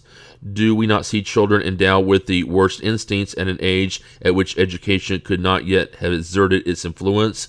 What about those who seem to be born cunning, deceitful, and treacherous, who even harbor instincts for thieving and murder in spite of the good examples surrounding them? Criminal law absolves them when they commit misdeeds by considering them to have acted without discernment, driven more by instinct than deliberate intent. But where do such instincts come from, which differ so widely among children of the same age, reared under the same conditions, and subject to the same influences? Where does such precocious wickedness come from, if not from the imperfect nature of the spirit, since education has nothing to do with it? Those who are really wicked have progressed less and must therefore suffer the consequences not of their acts during their present childhood, but of their present lives. It is thus that the law is the same for all, and that the justice of God extends to all. Gender and spirits. Are spirits male and female? Not as you understand it, because gender depends on organic composition. Love and sympathy exist among spirits, but they are based on the affinity of sentiments. Can a spirit who has animated the body of a man animate the body of a woman in a new existence, and vice versa? Yes, since the same spirit can animate both male and female bodies. When we are spirits, do we have a preference as to whether we will incarnate into a male or a female body? It matters little to a spirit. It depends on the trials it must undergo. Because they are genderless, spirits can incarnate as either men or women. Since they must progress in every way, each gender, like each social position, offers them special trials, duties, and new opportunities to acquire experience. The one who always incarnated as a man would only know what men know. Kinships, affiliation. Do parents transmit a portion of their soul to their children, or do they give them only animal life to which a new soul afterwards adds the moral life? Only animal life, since the soul is indivisible. Deaf parents may have intelligent children, and vice versa. Since we have had many existences, does kinship go back to previous ones? It could not be otherwise. The succession of corporeal lives establishes ties among spirits dating back to former existences. Such frequently give rise to the affinity between you and some spirits who you might think are strangers. According to certain individuals, the doctrine of reincarnation appears to destroy family ties by carrying them back to previous lives. Instead of destroying them, it extends them. Since kinships may be based on previous affections, the ties that unite members of the same family are less precarious. Moreover, reincarnation broadens the duties of fraternity, because your neighbor or your servant may be a spirit who was formerly related to you by blood. It does, however, diminish the importance that some attach to their familiar affiliation, because their father may be a spirit who had previously belonged to a different race or who had occupied a much different social position. That is true, but such importance is founded on pride. What most people honor in their ancestors are title, class, and fortune. They would blush if they had had an honest shoemaker for a grandfather, but would boast if they had descended from a debauchee of noble birth. No matter what people say or do, they will not prevent things from being what they are, for God does not regulate the laws of nature according to their vanity. Since there may be no actual affiliation among the spirits of a particular family's descendants, would it be foolish for the members to honor their ancestors? Assuredly not, because they should feel happy belonging to a family in which more highly evolved spirits have incarnated. Although spirits do not proceed from one another, they have no less affection for those who are linked to them by family ties, for they are often attracted to this or that family because of affinities or previous connections. They may be very sure that the spirits of your ancestors do not feel honored at all with the respect you render them out of pride. Their merits do not benefit you except as you strive to follow their moral example. Only in that way can your memories not only be pleasant, but even useful to them. Physical and moral likeness. Parents almost always transmit a physical likeness to their children. Do they also transmit a moral likeness? No, because their souls or spirits are different. The body proceeds from the body, but the spirit does not proceed from the spirit. There is no other link than blood kinship among descendants. Where does the moral likeness that sometimes exists between parents and children come from? They are sympathetic spirits attracted by similarities of inclination. Don't the spirits of the parents exert an influence on their children after birth? A very great influence, because, as we have already said, spirits should aid in one another's progress. As it is, the spirits of the parents have the mission of developing their children through education. This is a task for them. If they fail to perform it, they will be guilty. Why is it that good and virtuous parents sometimes have bad children? In other words, why don't the good qualities of the parents always out of affinity attract good spirits as their children? Bad spirits may ask for good parents in the hope that their counsels will guide them along a better path. God often grants their wish. Through their thoughts and prayers, can parents attract a good spirit instead of an imperfect one to indwell the body of their child? No, they can, however, improve the spirit of the child to whom they have given birth and whom has been entrusted to them. It is their duty. Ill-natured children are a trial for their parents. Where does the likeness of character come from, which so often exists among siblings, especially between twins? They are sympathetic spirits who are attracted by similar sentiments and who are happy to be together. In children whose bodies were born joined and who have some of their organs in common, are there two spirits, that is, two souls? Yes, but their resemblance often makes them seem to you as though there is only one. But if spirits incarnate as twins out of sympathy, where does the aversion come from that may sometimes be noted between them? It is not a rule that twins must be sympathetic spirits. Bad spirits may desire to struggle together on the stage of life. What are we to think of the stories of children fighting in their mother's womb? A figure of speech. In order to portray their hatred as ingrained, it is figuratively set before birth. Humans usually do not make sufficient allowance for images that are intended to be merely poetic. Where does the distinctive character that we observe in each culture come from? Like humans, spirits also form families through similarities and tendencies. The purity of such tendency depends on how evolved the spirits are. Additionally, cultures are large families where sympathetic spirits congregate, and the tendency that leads members of these families to congregate in the source of the individual likenesses that exist within the distinctive character of each culture. Do you think that good and humane spirits would seek to live among unrefined and cruel people? No, spirits are attracted to like-minded cultures, just as they are attracted to like-minded individuals. They look for their own group. In their new lives, do individuals retain any traces of their moral character from former ones? Yes, that can happen. However, as spirits evolve, they change, and their social position may change as well. If a master becomes a slave, his tastes will be very different, and it will be difficult for you to recognize him. Since a spirit is the same spirit in its various incarnations, its manifestations can have certain likenesses from one to the next. However, these will be modified through the customs of its new position until a notable improvement has completely changed its character. For example, the one who was proud and cruel can become humble and humane if it has repented. During their different incarnations, do individuals retain any vestiges of their physical character from previous lives? The body is destroyed, and the new one has no connection with the old. Nevertheless, the spirit is reflected in the body. Although the body is only matter, it is molded by the spirit's qualities, which impress it with a certain character that is mainly visible in the face. For this reason, the eyes have been rightly described as the mirror of the soul, which means that the face most particularly reflects the soul. Thus, it may be that individuals who are extremely unattractive physically can nevertheless project something pleasant if they are good, mindful, and humane spirits. On the other hand, there are very attractive faces that awaken nothing in you. You might even find them repulsive.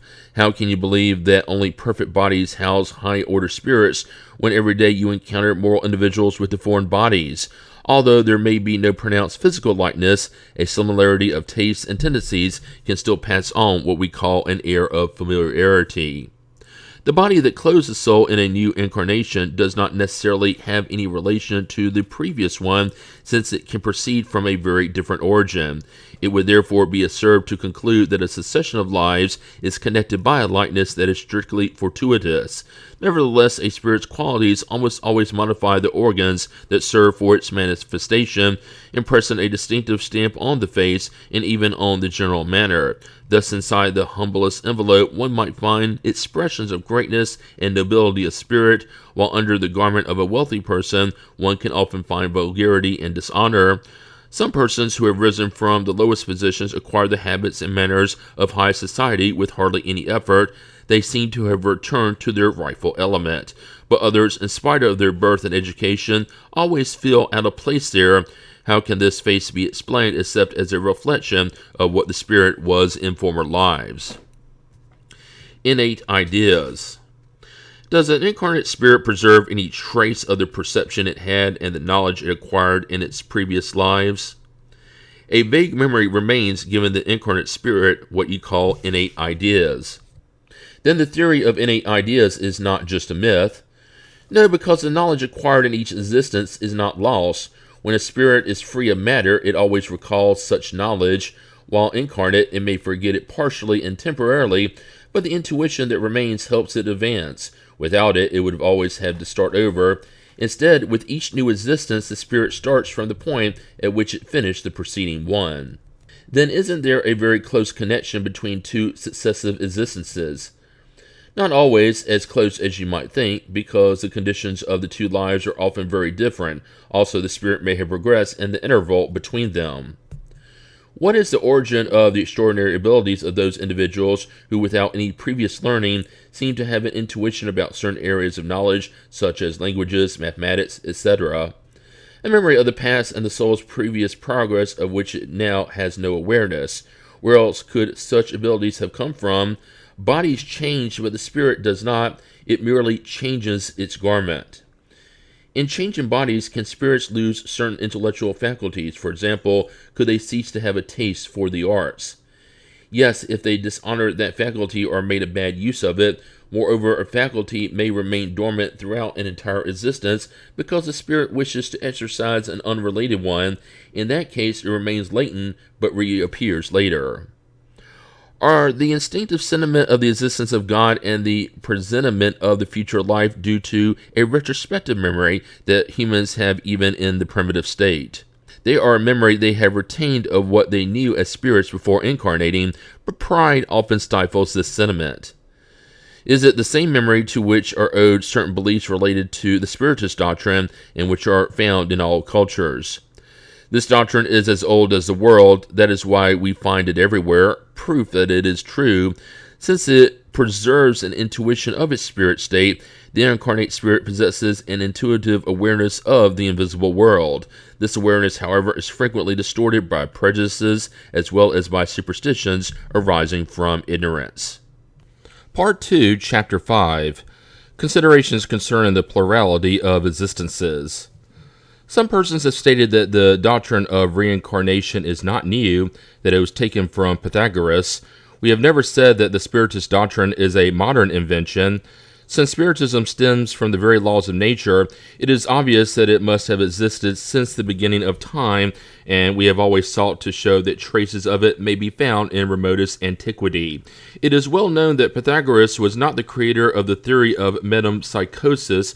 He took it from the Hindu philosophers and the Egyptians, who had believed it from time immemorial. The idea of transmigration of souls was therefore a common belief accepted by the most eminent individuals. By what road did this idea come to them? Was it by revelation or intuition? We do not know. Whatever the case may be, an idea could not have traversed the ages and have been accepted by the most advanced minds if there were not something to it. The ancientness of this doctrine should therefore be, if anything, a proof in its favor rather than an objection against it. However, it is equally known that between the metempsychosis of the ancients and the modern doctrine of reincarnation, there is this one main difference. The spirits absolutely reject the transmigration of human souls into animals and vice versa. In teaching the doctrine of the plurality of corporeal existences, the spirits have thus renewed a doctrine that was born during the earliest ages of the world and which has been preserved up to our time in the inmost thought of many persons. However, the spirits have presented it from a more rational point of view, more according to the progressive laws of nature, and more in harmony with the wisdom of the Creator by divesting it of all the accoutrements of superstition. A point worth noting is that it is not only in this book that they have taught it recently. Even before it was published, numerous communications of the same nature have been received in many regions, and they have multiplied considerably since then. Moreover, it might be pertinent to examine why it is that not all the spirits seem to be in agreement regarding this doctrine. We shall revisit that issue later. But for now, let us examine the issue at hand from another angle, apart from any revelations by the spirits. We shall put them aside for the moment and assume that this theory did not come from them at all. Let us even assume that we have never even pondered it together with the spirits.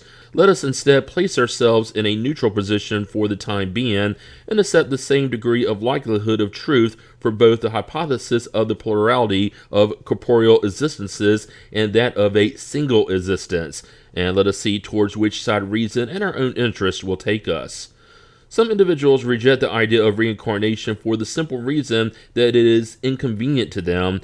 They declare that one existence is quite enough and that they have no desire to recommence a similar one. We even know persons who become infuriated at the mere thought of returning to the earth. We would ask them whether God ought to ask for their advice and consult their wishes in setting the universe in order.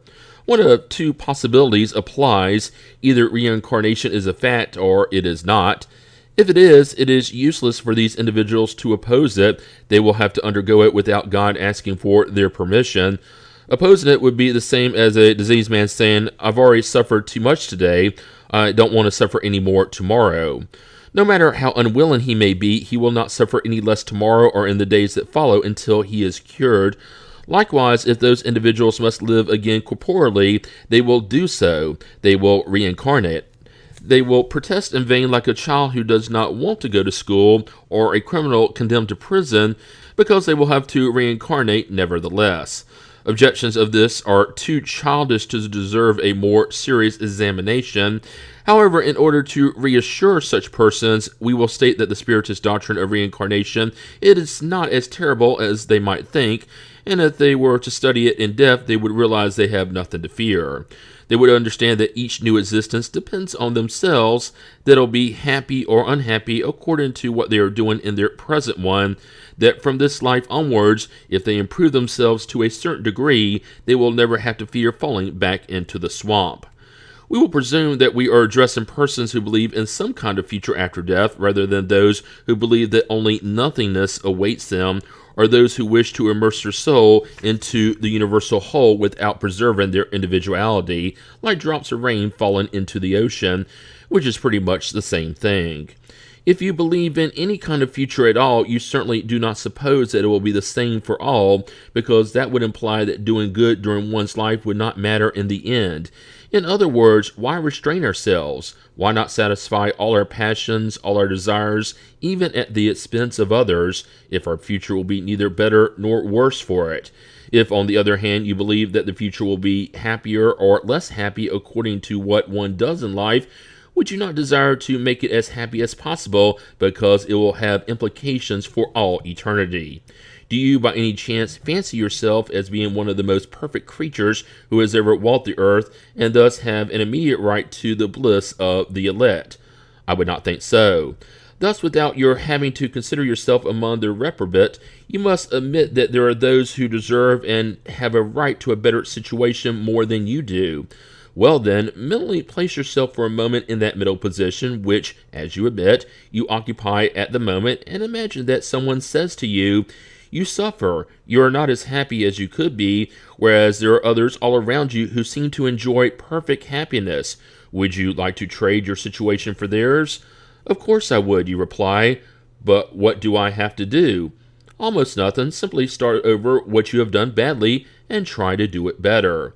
Would you hesitate to accept this proposition, even if it cost you many lifetimes of trial? Let's make a more prosaic comparison. Suppose you were to say to a man who, although not in extreme poverty, is going through hard times due to his precarious resources, "There is a huge fortune for you to enjoy, however, you must work hard for it for exactly 1 minute."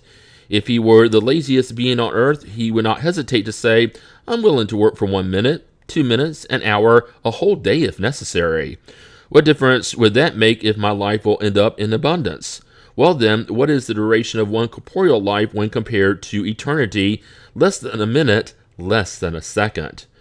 We sometimes hear this sort of reasoning: God, who is supremely good, would not impose on us the obligations to recommence another series of misfortunes and tribulations.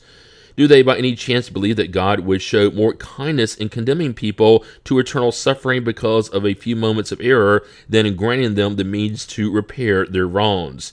Two manufacturers each had a worker who aspired to partnership, but on one particular workday, both workers were unproductive and deserved to be fired. One of the manufacturers actually fired his worker despite his pleas, and since he was unable to obtain other employment, he died in poverty.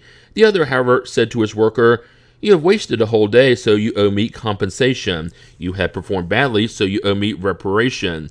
However, I will let you start over tomorrow. If you perform well, I will keep you, and you will be able to continue aspiring to the higher position I promised you." Is it necessary to ask which of the two manufacturers was more humane? So would God, who is clemency itself, be more inflexible than a human? There's something poignant in the idea that our fate is sealed forever because of a few years of trial, even considering the fact that reaching for perfection did not depend on us while on earth, whereas the opposite idea is eminently consoling. It gives us hope. Therefore, without deciding either for or against the plurality of existences, and without favoring one hypothesis over the other, we will simply state that if the choice could be made, no one would choose a sentence that could not be appealed. A philosopher once said that if God did not exist, it would be necessary to invent one for the contentment of humankind. The same could be said of the plurality of existences. As we stated previously, God does not ask for our permission, nor does God consult our preferences. Things either are or they are not. Based on such considerations, let us see on which side the odds might lie. Let us consider the matter from another point of view, still omitting the teaching of the spirits, and examine the issue solely as a philosophical endeavor. If there is no reincarnation, then it is obvious that there can be only one corporeal existence. Thus, if there is only one corporeal existence, then the soul of each individual must be created at birth, unless we accept the pre-existence of the soul. However, if that were the case, we would have to ask what the soul was before birth, and if such a pre-existent state would not comprise an existence of some kind or other. There is no middle ground. Either the soul existed before the body, or it did not. If it existed, what was its situation? Did it or did it not possess self-awareness? If it did not, that would be about the same as saying it did not exist at all. However, if it did exist, what was its individuality, progressive or stationary? In either case, what was its situation when it joined the body? According to the common belief, which assumes that the soul is born at the same time as the body, or likewise that before incarnation it possessed only negative faculties, we must ask the following questions.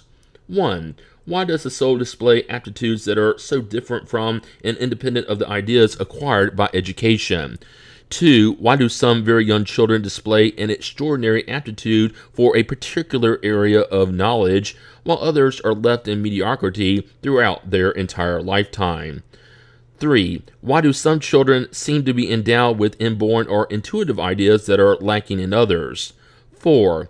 Why do certain children demonstrate precocious impulses towards vice or virtue, or innate sentiments of dignity or baseness that contrast so strikingly within the environment into which they have been born? 5. Why is it that some individuals, regardless of their education, are more advanced than others? 6. Why are there both uncivilized and civilized peoples? If we took a hot-nosed baby at birth, raised it, and then sent it to one of our most renowned schools, could we make it into a Laplace or a Newton? We would ask what philosophy or theosophy might solve these problems. Either souls are equal at birth or they are not. That we cannot doubt. If they are equal, why are there such differences of aptitude? One could respond that it depends on the physical organism, but in that case, we would have a most monstrous and immoral doctrine. Human beings would be no more than a machine, the whim of matter. They would not be responsible for their actions, since everything could be attributed to their physical imperfections. However, if souls are unequal, then it is because God creates them so. Then we must ask, why is inborn middle superiority granted to some and not to others? would such favoritism be consistent with the justice and love that God grants to all creatures equally?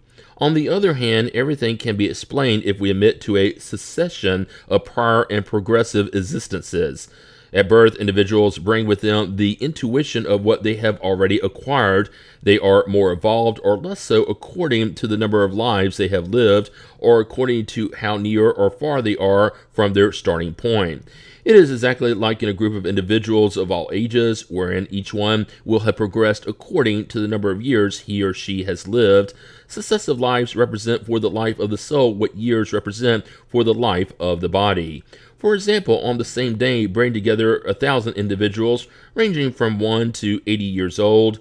Now suppose that some sort of veil has been mysteriously cast over all their previous days, so that you unwittingly believe all of them were born on the same day. You would naturally ask why some are big and others are little, some old and others young, some educated and others still ignorant. Nevertheless, if the cloud hiding their past were removed, if you were to suddenly realize that all have lived for a longer or shorter amount of time, that everything would be explained.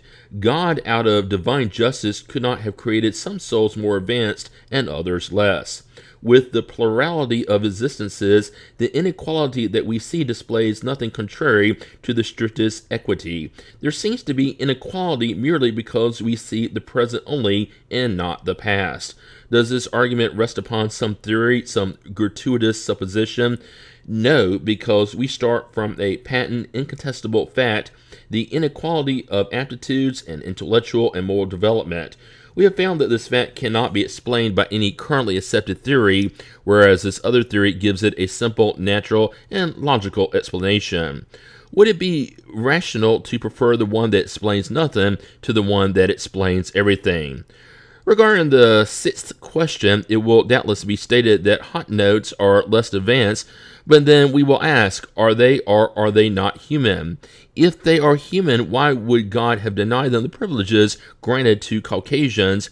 And if they are not humans, then why try to make them Christians? The Spiritist doctrine is much more encompassing than all of that because it reveals that there are not several species of human beings, but only humans as a whole. Their spirits are at different stages on the scale of advancement, but they are all disposed to continually evolve. Is this not more in harmony with the justice of God? Heretofore we have considered the soul according to its past and its present. However, if we consider it with respect to its future, we will encounter the same types of problems. 1. If the present life is decisive for our future destiny, what will be the respective positions in the future life for those of less advanced cultures and those of more highly advanced cultures? Will they be on the same level or divided regarding their eternal bliss? 2. Will those who have worked their entire lives to improve themselves be on the same level as those who have remained undeveloped, not due to their own fault, but due to either the lack of time or the ability to improve themselves? 3. Are those who have practiced wrongdoing because they were unable to enlighten themselves liable for a state of affairs that did not depend on them? 4. Efforts are made to enlighten, moralize, and civilize people, but for everyone who becomes enlightened, there are millions who die every day before the light has managed to reach them. What is their fate? Will they be treated as reprobates? If not, what have they done to deserve to be on the same plane as the others? 5. What is the fate of children who die at a very early age before having done either good or evil? If they are among the elect, why are they granted such a favor without having done anything to deserve it? And by what privilege have they been exempt from the tribulations of a full lifetime? Is there any doctrine that can solve these issues? However, accept the existence of successive lives, and everything can be explained in conformity with God's justice. What we are unable to accomplish in one existence, we will in another. Thus, no one escapes the law of progress. All will be rewarded according to their true individual merit, and none will be excluded from the supreme bliss to which they aspire, no matter what obstacles they may have encountered along the way. Such issues could be multiplied to infinity because the psychological and moral problems that have no solution other than the plurality of existences are innumerable. We have restricted ourselves only to the most general. Nevertheless, it may still be argued that the doctrine of reincarnation has not been accepted by the Church. It would therefore be the subversion of Christianity. It is not our objective at the moment to address this issue, since it is sufficient for us to have shown that the doctrine is eminently moral and rational. Furthermore, what is moral and rational cannot be contrary to a religion that proclaims God as goodness and reason par excellence. What would have become of Christianity if, contrary to universal opinion and the testimony of science, it had denied the evidence and expelled whoever did not believe in the movement of the sun and the 6 days of creation? What credit would a religion deserve, and what authority would it have among enlightened nations if it were based on such obvious errors that were once articles of faith? Whenever evidence has been proven, the Church has wisely sided with it. If it is proven that things exist which would be impossible without reincarnation, if certain points of church dogma cannot be explained except by such means, then it will be necessary to accept it and realize that the antagonism between this doctrine and church dogma is only apparent.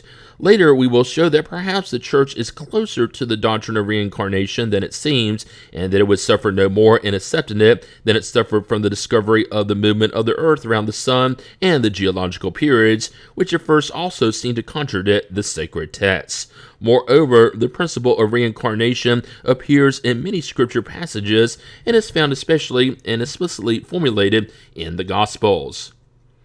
Descending from the mountain after the transfiguration, Jesus commanded them, saying, "Do not tell anyone what you have seen until the Son of Man has been raised from among the dead." His disciples then questioned him, "Then why do scribes say that Elijah must come first?" And Jesus responded, "In truth, Elijah is to come first and will reestablish all things. But I declare to you that Elijah has already come, and they did not know him, but made him suffer everything they wished. It is thus they will put to death the Son of Man." Then his disciples understood that he had spoken to them of John the Baptist. Matthew 17. If John the Baptist was Elijah, he must have been the reincarnation of the spirit or soul of Elijah in the body of John the Baptist. Whatever may be the opinion that persons have about reincarnation, whether they accept or reject it, no one will escape it by merely believing to the contrary. The essential point is that the teaching of the spirits is eminently Christian. It rests upon the morality of the soul, future punishment and reward, God's justice, human free will, and the morals of Christ. It is therefore not anti-Christian. As stated previously, our reasoning up to this point has excluded all Spiritist teachings which certain individuals regard as being without authority.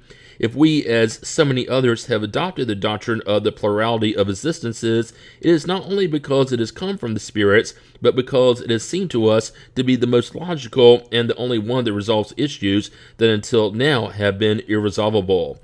If it had come to us from a mere mortal, we would have adopted it just the same, not hesitating to give up our own former ideas.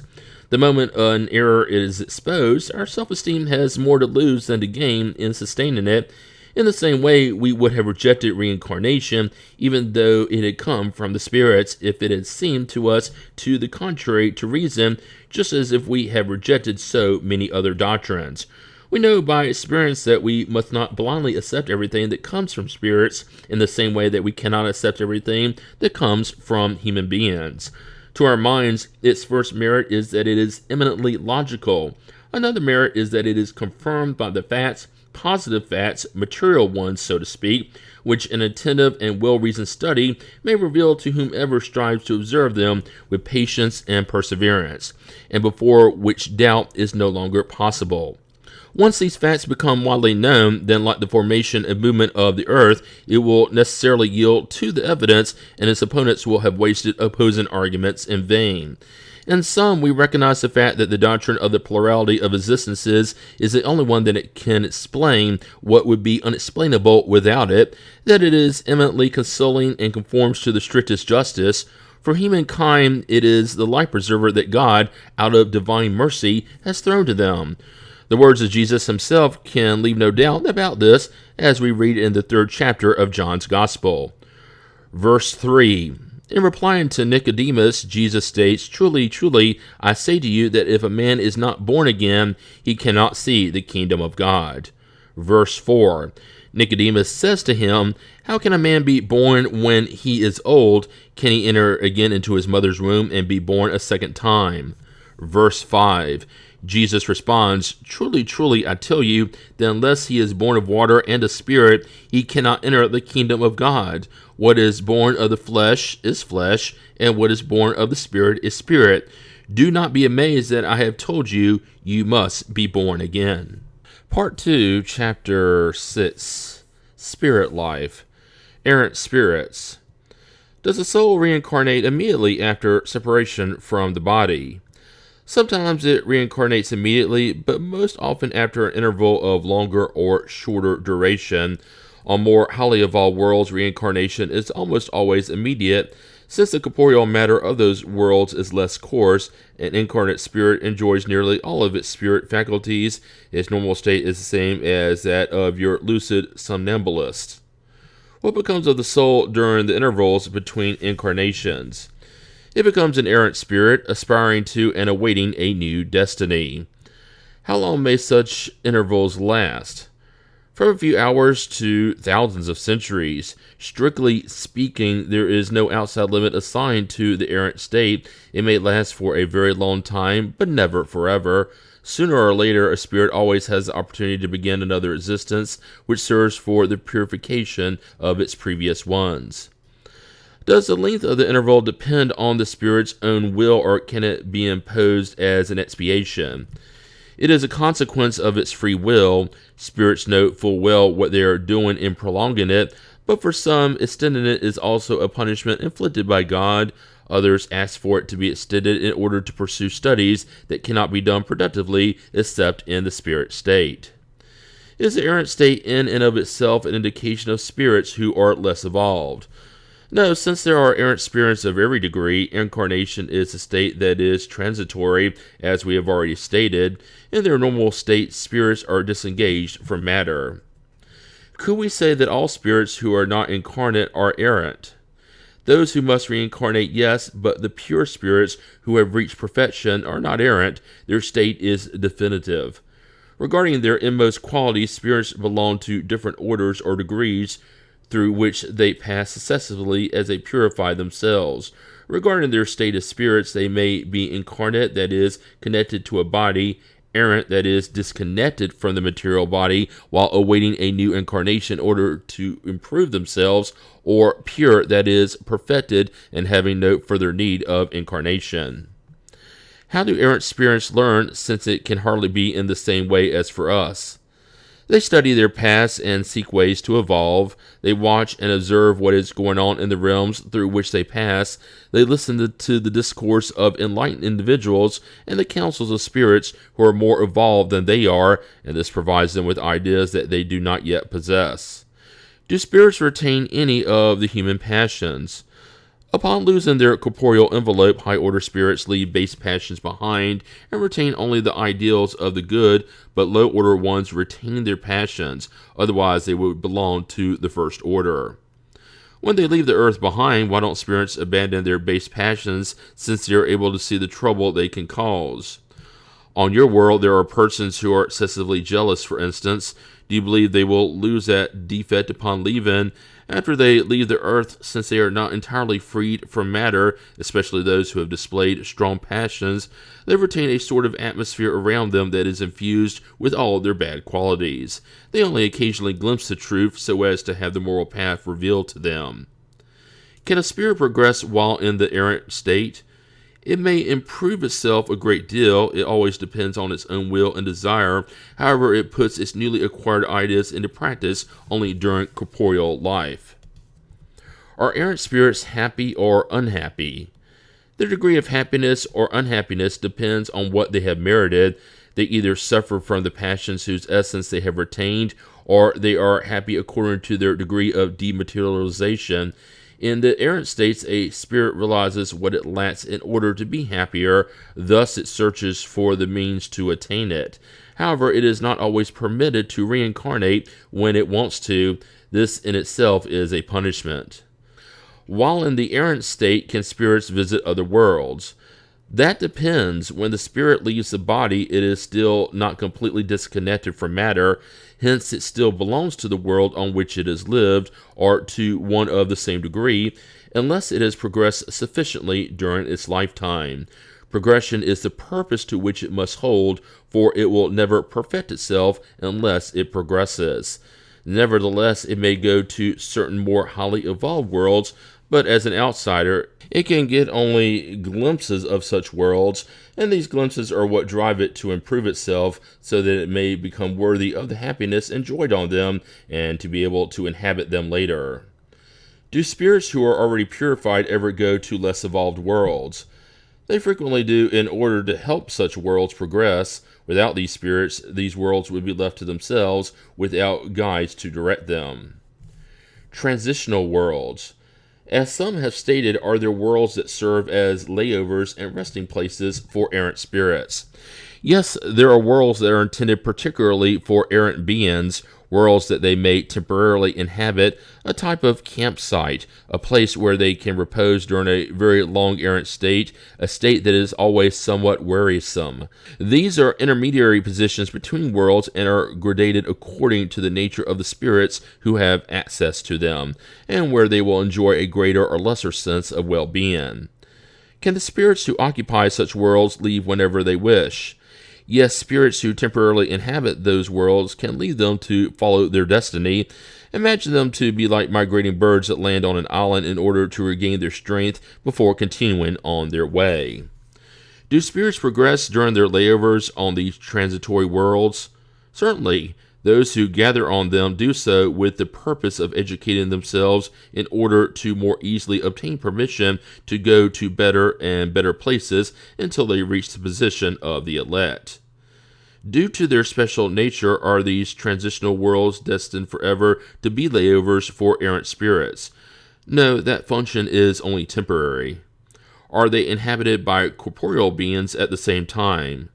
No, their surface is barren. Those who inhabit them do not need anything.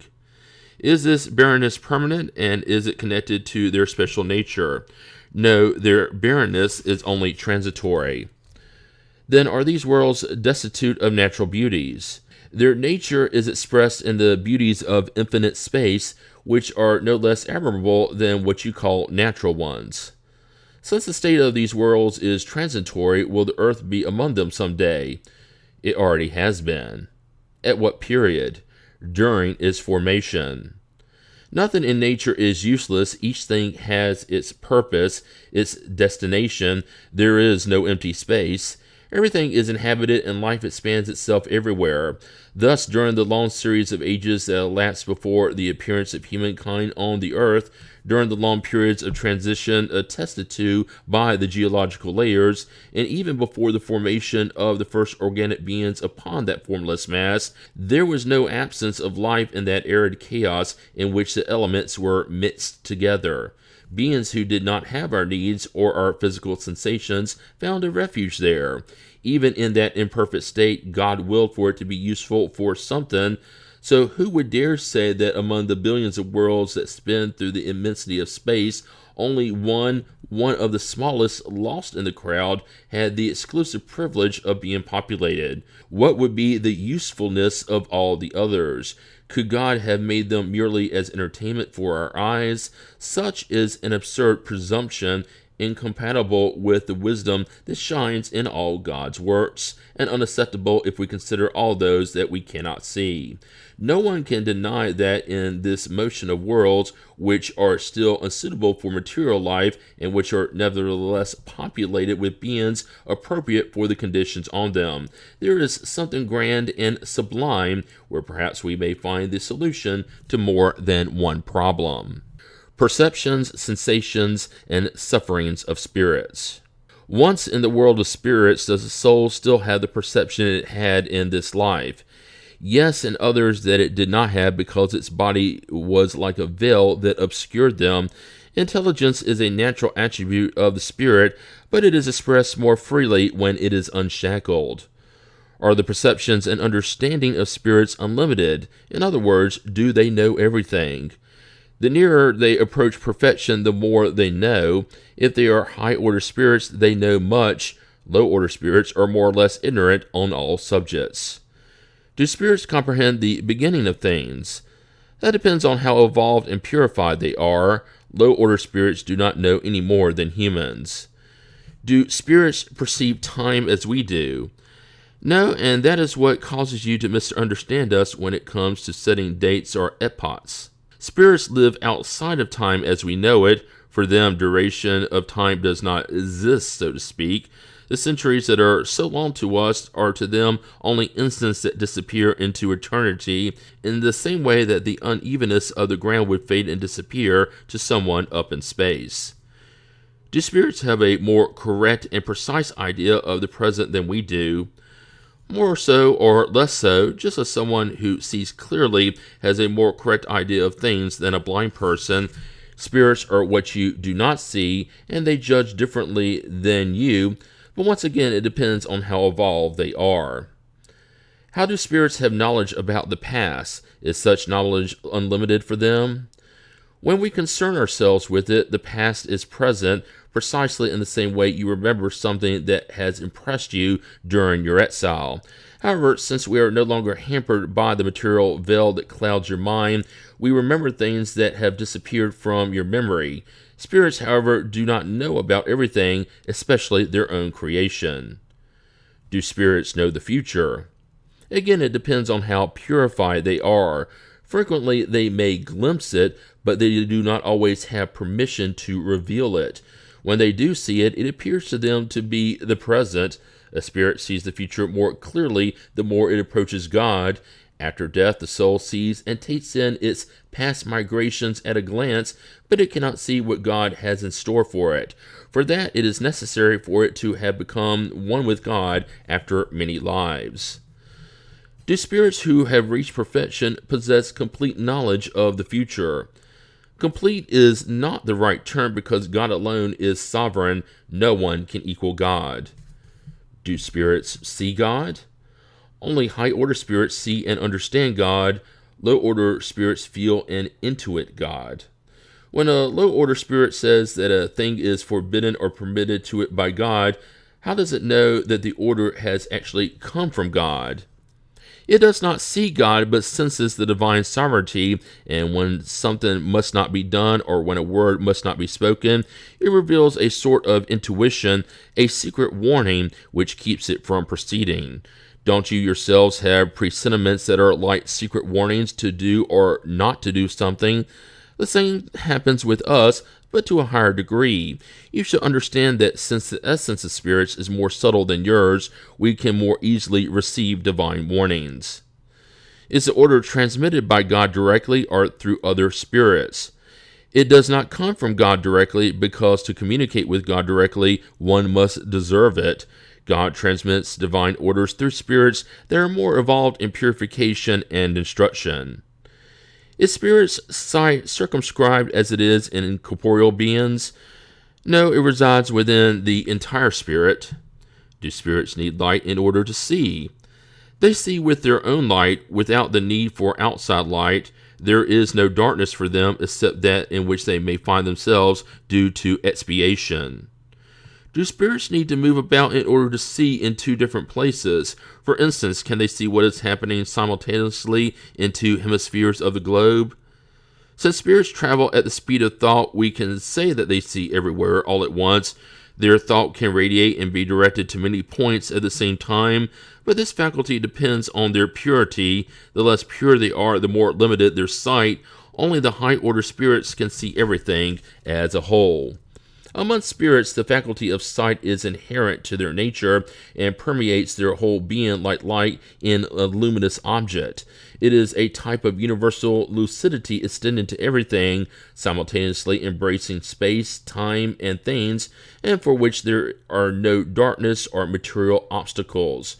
One should understand that it must be this way because in human beings, sight functions through an organ that receives the light. Thus, without light, they remain in darkness. In spirits, however, since the faculty of sight is an inherent attribute independent of any outside agent, sight does not depend on light.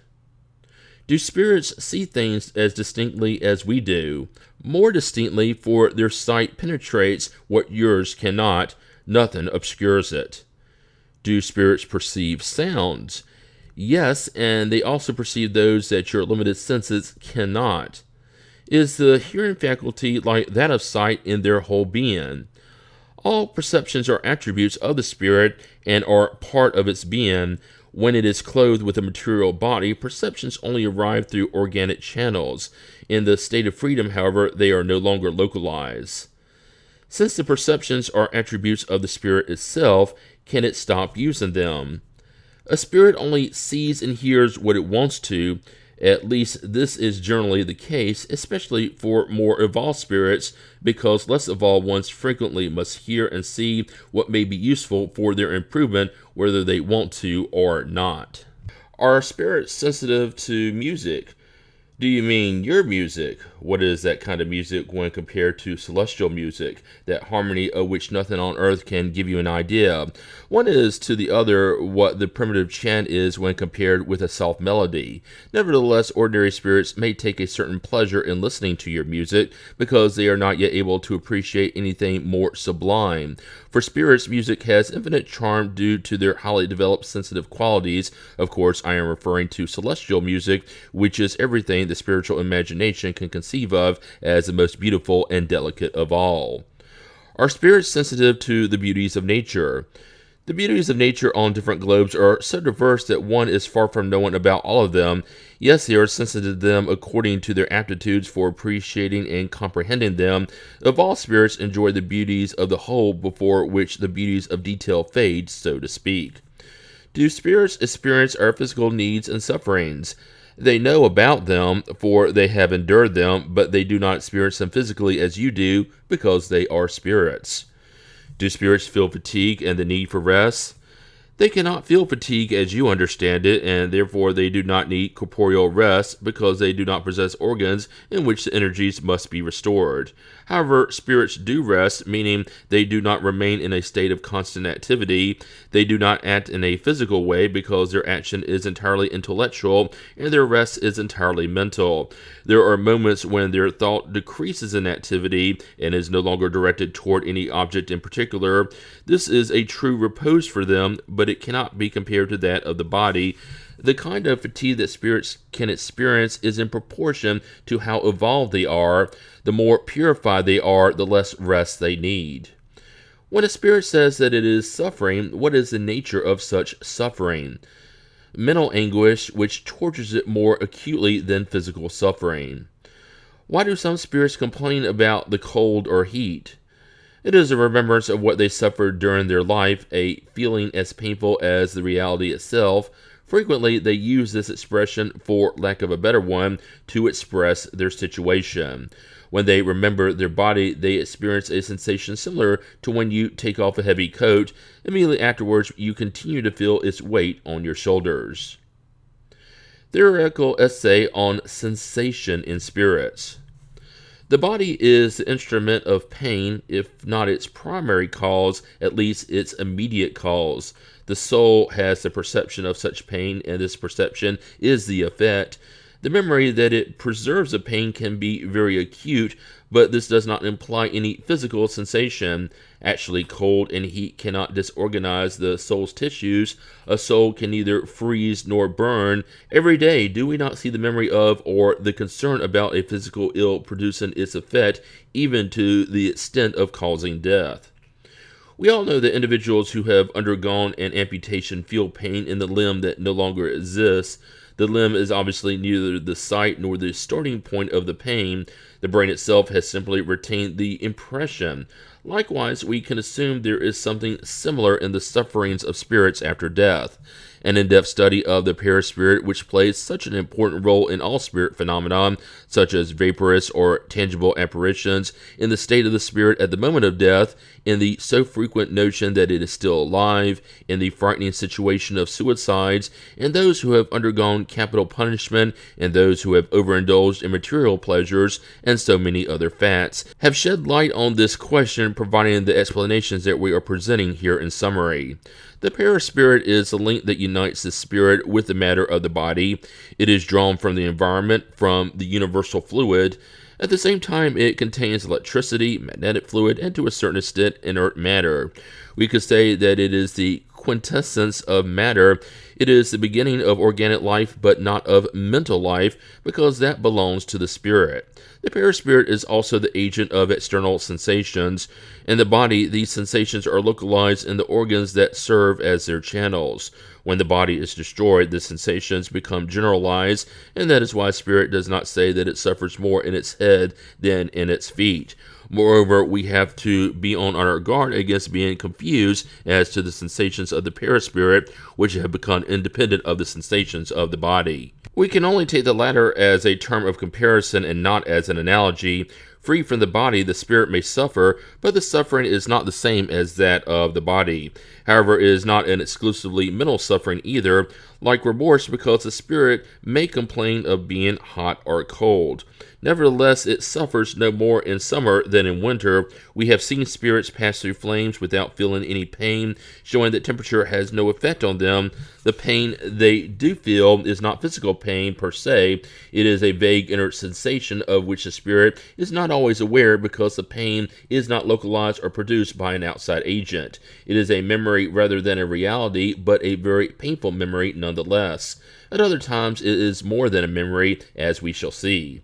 Experience has taught us that the perispirit disengages itself more or less slowly from the body at the moment of death. During the first few moments, the spirit does not comprehend its situation.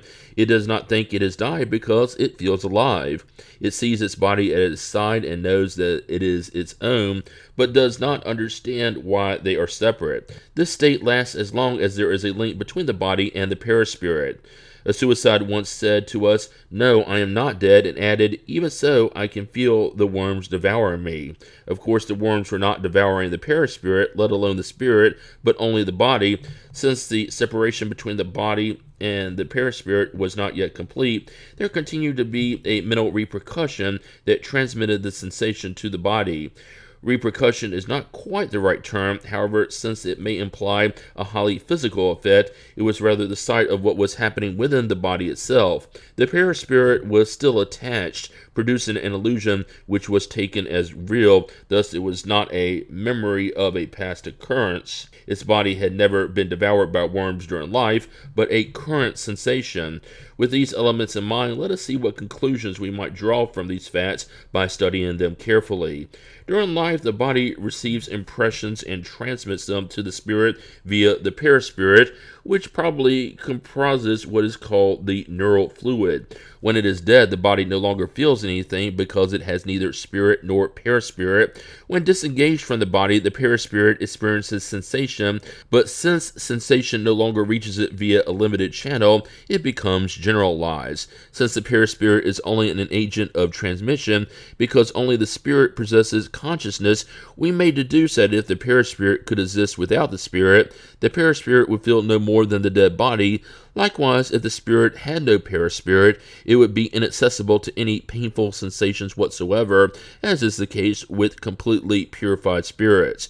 We know that the more a spirit purifies itself, the more etherealized the essence of its perispirit becomes, so that material influences diminish as the spirit progresses, that is, as its perispirit becomes less coarse. You might say, however, that pleasant sensations are transmitted to the spirit via the perispirit just as unpleasant ones are.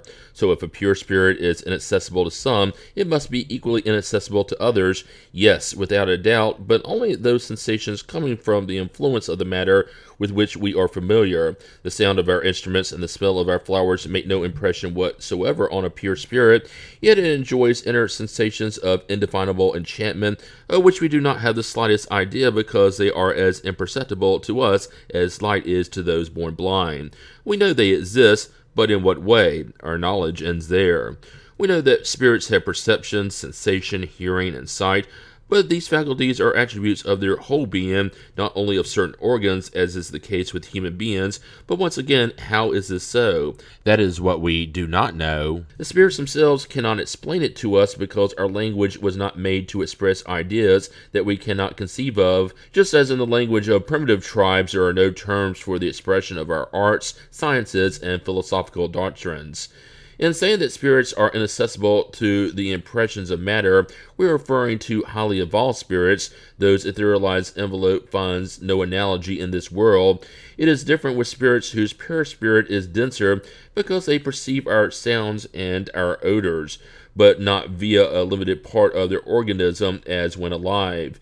We may say that molecular vibrations are felt throughout their entire being, and therefore in their sensorium commune, the spirit itself, but in a different manner and perhaps producing a different impression, which may cause a modification in their perception. They hear the sound of our voice, and yet they can understand us without the need of speech. The mere transmission of thought is sufficient, attesting to the fact that their mental acuity becomes greater the more dematerialized they become. The faculty of sight is independent of life. It is an essential attribute of the soul for which darkness does not exist, and shows itself to be broader and more penetrating among those who are more purified. Therefore, the soul or spirit possesses within itself the faculty of all perceptions. During corporeal life, these perceptions are obliterated by the denseness of our organs. During extracorporeal life, they become increasingly liberated as the semi-material envelope becomes more and more etherealized. Drawn from the surrounding environment, the perispirit varies according to the nature of the different worlds. In passing from one world to another, spirits change this envelope as we change our clothes when we go from summer to winter or from pole to equator. When they come to visit us, the more evolved spirits assume a terrestrial perispirit, and so their perceptions are similar to those of common spirits. However, all spirits, whether highly evolved or not, only hear and feel what they want to hear and feel. Since they do not have sensorial organs, they can render their perceptions active or inactive at will. Although there is one good thing they are compelled to hear, the counsels of good spirits. Their sight is always active, but they can become invisible to one another. Depending on the class they belong to, they can conceal themselves from those who are less purified, but not from those who are more so. In the first moments after death, a spirit's sight is always dim and confused, but becomes clearer as it frees itself from the body, and it can acquire the same clarity that it had during life, including the possibility of penetrating objects that are opaque to us. As for the extension of a spirit's sight into indefinite space, into the future and the past, that depends on the spirit's degree of purity and evolution. You might say this entire theory is not very reassuring. We had thought that, once freed from our dense envelope, the instrument of our pains, we wouldn't suffer any more. Now you're telling us that we can continue to suffer, whether it is one way or another, it is suffering nonetheless. Alas, yes, we can still suffer a great deal and for a long time, but we might also no longer experience any suffering at all from the moment we leave this corporeal life behind. The sufferings of this world are sometimes the result of a cause outside ourselves, but more often they result from our own volition. If we trace them back to their origin, we will see that most of them are due to causes we could have avoided. How many ills, how many infirmities do people owe solely to their excesses and ambitions, in a word, to their passions? If individuals always lived judiciously and never abused anything, if they always had simple taste and modest desires, they would save themselves many tribulations. The same applies to spirits. The sufferings they undergo always result from the manner in which they lived on the earth. Of course, they will no longer have gout or rheumatism, but they will experience other sufferings that are not any smaller. We have seen that such sufferings are the result of the links that still exist between the spirit and matter, that the more the spirit is disconnected from the influence of matter, that is, the more dematerialized it is, the fewer painful sensations it will suffer. Starting with its present life, it depends on the spirit itself to break free from the influence of matter, because it has free will and therefore the ability to choose to act or not. Let the spirit conquer its animal passions. Let it entertain no hatred, envy, jealousy, or pride. Let it cease to be dominated by selfishness. Let it purify itself through good sentiments. Let it practice the good. Let it not give to the things of this world any more importance than they deserve. Thereby, even while in its own corporeal envelope, it will have purified itself by detaching from matter, and when it leaves the body behind, it will not suffer any longer from its influence. The physical sufferings the spirit underwent in the past will leave no painful memory or disagreeable impressions because these affected only the body. The spirit is happy to be relieved of them, and its peaceful conscience will exempt it from all mental anguish. Concerning this subject, we have questioned many thousands of spirits who belong to every social class and to every position. We have studied them at every period of their spirit life from the moment they left their body behind. We have followed them step by step in that life beyond the grave in order to observe the changes that had taken place in their ideas and sensations. In this respect, the most ordinary individuals were the ones who furnished us with the most precious elements of study. We have seen that their sufferings are always related to their conduct. They must suffer the consequences, and that this new existence is a source of ineffable happiness for those who have taken the path of the good. Hence it follows that for those who suffer, it is because they have wanted to, and they have only themselves to blame in the other world as in this one. The choice of trials. While in the errant state and therefore a new corporeal existence, does the spirit have the awareness and foresight of what will happen to it during its new lifetime? The spirit itself chooses the kind of trials it will undergo. Its free will consists in doing so. Then is it not God who imposes the tribulations of life on it as a chastisement? Nothing happens without God's permission, because it was God who established all the laws that govern the universe. You may as well ask why God made such and such a law instead of some other one. In giving a spirit freedom of choice, God leaves to it the entire responsibility for its acts and their consequences. Nothing stands in the way of its future. The path of the good or the path of wrongdoing is an open choice. If the spirit succumbs to its trials, there is still the consolation that not everything is lost, because God, out of divine goodness, allows it to start over where it failed. It is necessary to distinguish between what is the work of God's will and what is the work of human will. If a danger threatens you, it is not you who have created it, but God. However, you have willingly exposed yourself to it because you saw it as a way to advance, and God has allowed it to happen. If our spirit chooses the kind of trials it will undergo, are all the tribulations of life therefore foreseen and chosen by us? Not all of them, because it cannot be said that you have chosen and foreseen every single thing that happens to you in the world, down to the smallest detail.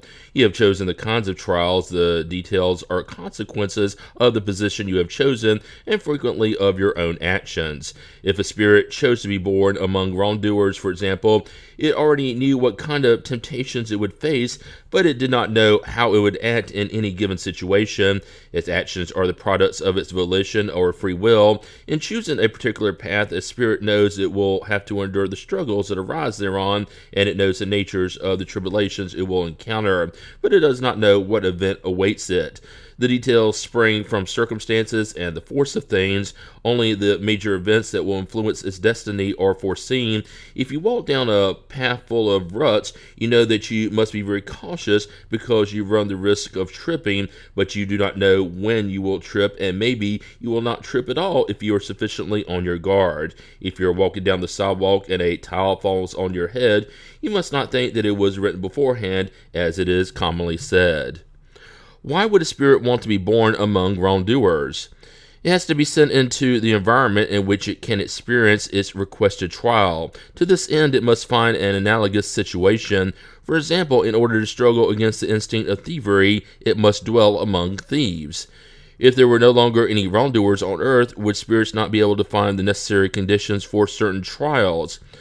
And would that be something to regret? That is what happens on highly evolved worlds where evil has no access, thus only good spirits dwell on them.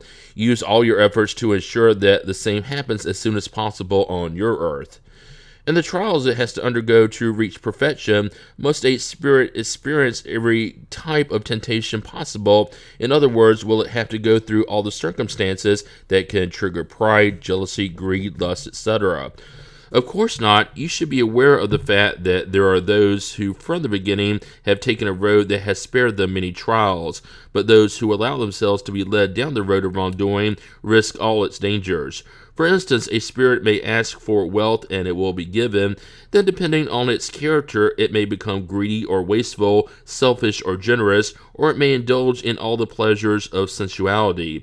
This, however, does not mean that it had to experience all those tendencies fatalistically. How can a spirit who, at its origin, is simple, ignorant, and inexperienced, consciously choose an existence and be responsible for its choices? God compensates for its inexperience by outlining the path it should follow, as you do for a child from birth. However, as the spirit's free will develops, God gradually leaves it the freedom to choose its own way. It is at this point that the spirit will choose the wrongful path if it does not listen to the advice of good spirits. This is what we may call the fall of man. When a spirit enjoys its free will, does the choice of its next corporeal existence always depend solely on its own volition, or can it be imposed on the spirit by God's will as an expiation? God knows how to wait. God never hastens expiation. Nevertheless, God can impose a certain existence on a spirit when, due to its impurity or ill will, it is not capable of determining what would be most useful, when God sees that such an existence could serve for its purification and advancement, and at the same time its expiation. Do spirits make their choice immediately after death? No, because many of them believe in eternal punishment, and as we've already told you, this in itself is a punishment. What guides a spirit in choosing the trials it wants to bear? It chooses what may serve as an expiation according to the nature of its wrongs, and whatever might enable it to evolve more quickly. Some spirits may impose a life of poverty and hardship on themselves in order to try to bear it with courage. Others may wish to experience the temptations of fortune and power, which are much more dangerous than poverty because of the abuse and ill use that may be made of them, and because of the base passions they encourage. Still others may desire to be tested in the struggles they will have to bear in the contact with various vices. If some spirits choose contact with vice as a trial, are there others who choose it out of affinity and the desire to live in surroundings that cater to their tastes, or where they may give free rein to their materialistic tendencies? Of course there are, but only among those whose moral sense is still underdeveloped. The trial derives from this, and they must endure it for a longer time. Sooner or later they will understand that satisfying their crude passions has deplorable consequences, which they will have to endure for a period that will seem like an eternity. God may leave them in this state until they have understood their wrongs, and then ask for the means of redeeming them through profitable trials. Wouldn't it be natural for a spirit to choose the least painful trials possible?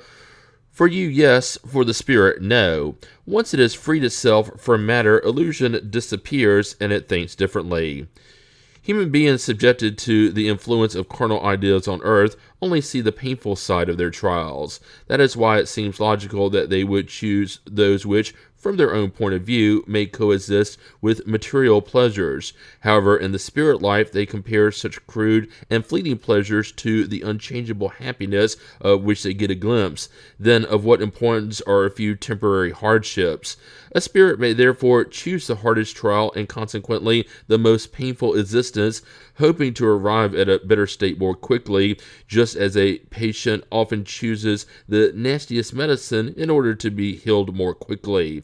Explorers who aspire to having their name linked to the discovery of an unknown country do not choose a course covered with flowers. They know the dangers they will have to face, but they also know the glory awaiting them if they succeed. The doctrine of the freedom to choose our lives and the trials we must undergo cease to seem unusual when we consider the fact that when spirits are disengaged from matter, they judge things differently than we do. They foresee the goal, and that goal seems far more important than the fleeting pleasures of the world. After each existence, they see the steps they have already taken, and they understand what they yet lack in purity to reach the goal. That is the reason they willingly submit to all the vicissitudes of corporeal life, even requesting the ones that will help them arrive more quickly. Therefore, it should not be surprising to us that the spirit does not prefer a softer life. In its state of imperfection, it cannot enjoy life without suffering. It can get only a glimpse of the goal, and it is for reaching it that it seeks to improve itself. Do we not see similar examples every day? Do individuals who work part of their life without test or respite in order to accumulate what is necessary for their well-being perform a self-imposed task with a view to a better future? Do not soldiers who volunteer for a perilous mission, or explorers who confront dangers no less formidable in the interests of science or their own fortune willingly submit themselves to trials that will bring them honor and profit if they overcome them? What will people not submit or expose themselves to for their own gain or glory? Are not all competitive examinations voluntary trials for improving in a chosen career? No one arrives at a highly important social position in the sciences, arts, or industry without going through a series of lower positions in which themselves are other types of trials. Human life is thus a copy of the spirit life. We find incidents of the latter in the former, only on a smaller scale. If during our time on earth we often choose the most difficult trials with a view to evolving further, why would a spirit who sees even farther down the road and for whom earthly life is only a fleeting incident not choose a painful and laborious existence if it will lead it toward eternal happiness? Those who say if they could choose their existence, they would ask to be princes or millionaires, are like the nearsighted who only see what they can touch. They are like gluttonous children who, when asked what they want to be when they grow up, answer a cake baker or candy maker. Likewise, hikers in the depths of a fog-obscured valley see neither the length nor breadth of their path, but upon reaching the top of a mountain, they behold the path they have traveled, and how far they still must travel, and the obstacles that they must overcome. Hence they choose the surest means to reach their goal. Incarnate spirits are like hikers in the depths of the valley. When freed of earthly ties, it is as though they have reached the top of the mountain. For the hiker, the goal is rest after a wearisome trek. For the spirit, it is supreme happiness after its trials and tribulations. All spirits say that in the errant state they search, study, and observe in order to make their choices. Do we not have an example of this in the corporeal life? Do we not often spend years searching for a career which we end up choosing because we think it to be the most suitable for our goals? If we fail at that one, we seek another. Each career we embrace is a phase, a period of our life. Do we not spend each day choosing what we will do tomorrow? So what are its different corporeal lives to a spirit except phases, periods, and days of its spirit life, which, as we know, is the normal one? The corporeal life is nothing more than transitory and temporary. Can a spirit choose its next corporeal life during its present one? Its desire may have an influence dependent on its intention. In the spirit state, however, it frequently sees things quite differently. It is the spirit as such that makes the choice, but even so, it may make it during its material life because the spirit always has moments in which it is independent of the matter it inhabits. Don't many individuals desire greatness and wealth, but not as an expiation or a trial? Undoubtedly, it is the flesh that desires greatness and wealth in order to enjoy them, but it is the spirit that desires them in order to experience the tribulations they can cause. Until it reaches a state of perfect purity, does the spirit have to constantly undergo trials? Yes, but they are not as you understand them. You call material tribulations trials. Even though it may not yet be perfect, a spirit that reaches a certain degree does not have any more trials to endure. However, it always has non-suffering duties consisting in helping others to improve themselves. These will in turn help it evolve further. Can a spirit be mistaken as to the effectiveness of a trial it chooses? It may choose one that it sees its strength and then it fails at it. It may also choose one that will not be profitable at all. For example, a kind of idle and useless life. In such a case, however, upon returning to the spirit world, it realizes that it has gained nothing and has to make up for lost time. Why do persons have certain vocations or the desire to follow one career instead of another? It seems to me that you can answer this question yourselves. Isn't it the result of everything we have said about the choice of trials and the progress accomplished in a preceding existence? When a spirit in the errant state studies the conditions that will enable it to progress, how could it possibly imagine it could do so by being born among cannibals? Spirits who have already advanced are not born among cannibals. Only those of the same nature as cannibals are those who are even less evolved. We know that our cannibals are not at the lowest degree of the scale, and that there are worlds where brutality and ferocity have no comparison on earth. Such spirits are therefore even less evolved than the one least evolved on our world. To be among our cannibals is progress for them, just as it would be progress for our cannibals to exercise a profession among us that would require them to shed blood.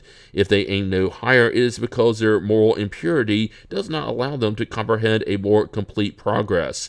A spirit cannot advance except gradually. It cannot simply leap over the gap between barbarity and civility. In this resides one of the necessities of reincarnation, truly showing it to be in accord with God's justice. Otherwise, what would become of the millions of beings who die every day in the ultimate state of degradation if they had no means of lifting themselves out of it? Why would God withhold from them the favors granted to others? Can spirits who come from a world that is less evolved than Earth or from a much less advanced people, such as cannibals, be born amongst civilized people? Yes, there are those who err by wanting to ascend too quickly, but they are out of place among you. They display habits and instincts that clash with yours. Such beings present us with the sad spectacle of ferocity in the midst of civility. Returning to live among cannibals would not be a regression for them, because it would be no more than a resumption of their proper place, even perhaps with some advantage. Could a person belonging to a civilized culture reincarnate into a less advanced one as an expiation? Yes, but it would depend on the kind of expiation. Masters who had been cruel to their servants might become servants themselves and suffer the harsh treatment they used to inflict on others. Those who gave orders at one time might, in a new existence, obey those who formerly bent to their will. This would be an expiation if they used to abuse their power, and God can impose it on them. Furthermore, a good spirit may choose an influential life amidst such a culture to enable it to advance. In that case, it is a mission.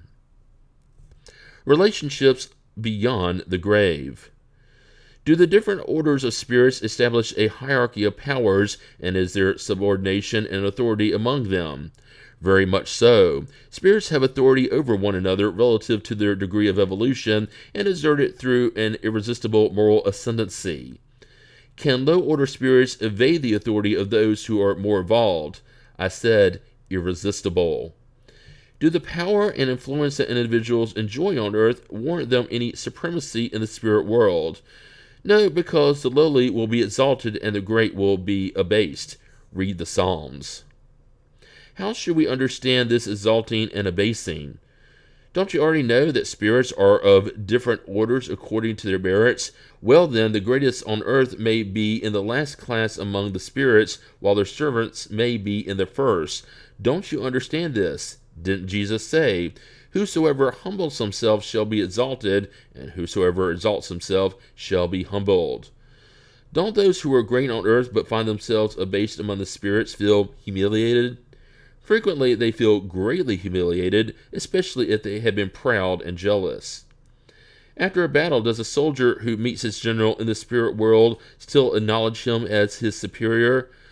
The title is nothing. True superiority is everything. Are the spirits of different orders mixed together?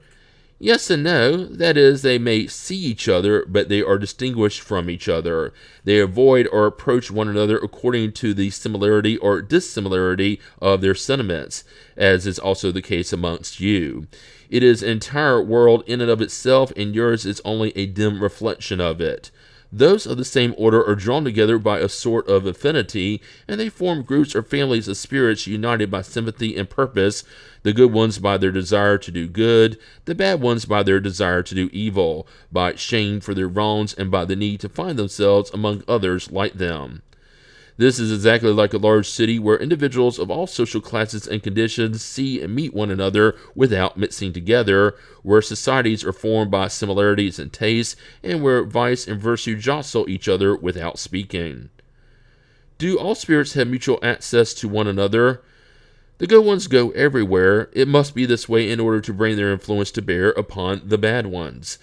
Nevertheless, the realms inhabited by the good ones are forbidden to the imperfect ones, so that the latter cannot bring their passions there. What is the nature of the relationship between good and bad spirits? The good ones seek to combat the bad tendencies of the others in order to help them evolve. It is a mission. Why do certain low-order spirits take pleasure in inducing us to commit wrongs? They do so out of spite for not having deserved to be among the good ones. Their desire is to prevent inexperienced spirits as much as possible from attaining the supreme good. They want to make others experience what they themselves are experiencing. Don't you see the same amongst yourselves? How do spirits communicate with one another? They see and comprehend one another. Speech is material, it is a reflection of the spirit. The universal fluid establishes a constant communication among them. It is the vehicle for the transmission of thought, as the air is for you the vehicle for sound. It is a sort of universal telegraph line that connects all worlds, enabling spirits to communicate from one world to another. Can spirits disguise their thoughts and hide themselves from each other? No, everything is out in the open for them, especially when they are perfect. They may be apart, but they always see each other. This is not an absolute rule, however, since certain spirits can easily make themselves invisible to others if they deem it useful. Since spirits no longer have a body, how can they establish their own individuality and make themselves recognizable to others around them? They establish their individuality by means of their perispirit, which makes them distinct from one another, as do bodies among humans. Do spirits recognize each other after having lived here on earth? Does the son recognize his father and the friend her friend? Yes, and thus from generation to generation. How do those who know each other on earth recognize each other in the spirit world? We see our past life and read it there as if it were a book. As we watch the friends and enemies of our past, we also witness their passage from life to death. Upon leaving its mortal remains behind, does the soul immediately see the relatives and friends who preceded it into the spirit world? Not always immediately. As we have already said, it requires some time to recognize its situation and shake off the material veil. How is the soul received upon its return to the spirit world? The soul of the just as a beloved and long-awaited brother or sister, the soul of the wicked as a despised being. What sentiment do impure spirits experience at the sight of another bad spirit who has just arrived? Bad spirits are pleased at seeing beings who resemble them and who are deprived, like they are, of infinite happiness. Just like on earth, it is a rascal among equals. Do our relatives and friends sometimes come to meet us when we leave the earth? Yes, they come to meet the soul they love. If it has escaped the dangers of the road, they congratulate it as though it were returning from a journey, and they help it to break free of its corporeal bonds. It is a blessing granted to good spirits when those who love them come to meet them. On the other hand, those who are blemished remain in isolation or are surrounded only by spirits like themselves. It is a punishment. Are relatives and friends always reunited after death? That depends on how evolved they are and the path they are following for their own advancement. If one of them is more advanced and progresses more quickly than the other, they cannot remain together. They may see each other occasionally, but they will not be reunited until they can walk side by side or when they have reached equality of purification. Moreover, being kept from seeing relatives and friends is sometimes a punishment. Sympathies and antipathies among spirits, eternal halves. Besides a general sympathy that results from various similarities, are there special affections among spirits? Yes, just as among humans, however, the link that unites spirits is stronger in the absence of the body because they are no longer exposed to the vicissitudes of the passions. Is there hatred among spirits? There is no hatred except among impure spirits, and these are the ones who sow enmity and dissensions among you. Will two beings who are enemies on earth retain their resentment in the spirit world? No, they will understand that their hatred was senseless and its motive childish. Only imperfect spirits retain a sort of animosity until they are purified. If it was nothing more than a material interest that had separated them, they will no longer think about it, no matter how little dematerialized they are. If there is no antipathy between them, and if the cause of their dissension no longer exists, they can meet each other again with pleasure. Exactly like two schoolboys who, having reached the age of reason, realize the childishness of their infantile quarrels and no longer hold a grudge. Is the remembrance of the wrongs that two individuals have committed against each other an obstacle to their sympathy? Yes, it makes them keep their distance from each other. What sentiment do those whom we have wronged in this world experience after death? If they are good, they forgive you according to your repentance. If they are bad, they may hold on to the resentment and at times even pursue you in another existence. God can allow this as a chastisement. Are spirits' personal affections susceptible to change? No, because they cannot be mistaken about each other. They no longer wear the mask behind which hypocrites hide themselves, and that is why their affections are unchangeable when they are pure spirits. The love that unites them is a source of supreme bliss. Does the affection that two beings have for each other on earth always continue in the spirit world? Yes, of course, if it is based on true sympathy. However, if physical attraction has had more influence than sympathy, it will cease with the cause. Affections among spirits are more solid and lasting than on earth because they are not subject to the whims of material interests and self-centeredness. Are souls who must get together predestined for such a union from their origin, and does each one of us have in some part of the universe our other half whom we will someday inevitably join? No, there is no particular and predestined union between two souls. Unity exists among all spirits, but in different degrees, according to the order they occupy, i.e., according to their degree of purification. The greater their purification, the more united they are. All the ills of humankind are born from discord. Concord gives rise to complete happiness. In what sense should we understand the term other half, which certain spirits use to designate sympathetic spirits? The expression is imprecise. If one spirit were another spirit's other half, it would be incomplete when separate from the other. When two perfectly sympathetic spirits are united, will they remain so throughout eternity, or can they separate and unite with other spirits? All spirits are mutually united. I am referring to those who have already reached perfection. In less evolved spheres, after a spirit has improved itself, it no longer has the same sympathy for those whom it has left behind. Are two sympathetic spirits each other's complement, or is such sympathy the result of perfect affinity? The sympathy that attracts one spirit to another is the result of the perfect harmony of their tendencies and instincts.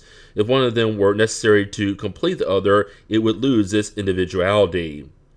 Does the affinity needed for perfect sympathy consist only in a similarity of thoughts and sentiments, or does it also consist in a uniformity of acquired knowledge? It consists in the equality of their evolution. Could spirits who are not sympathetic today become sympathetic later? Yes, all will be someday. Thus, when a spirit who today inhabits a certain less evolved sphere is perfected, it will reach the sphere where the other dwells. Their reunion will occur more quickly, however, if the more evolved spirit has remained at a standstill because it has poorly borne the trials to which it submitted itself.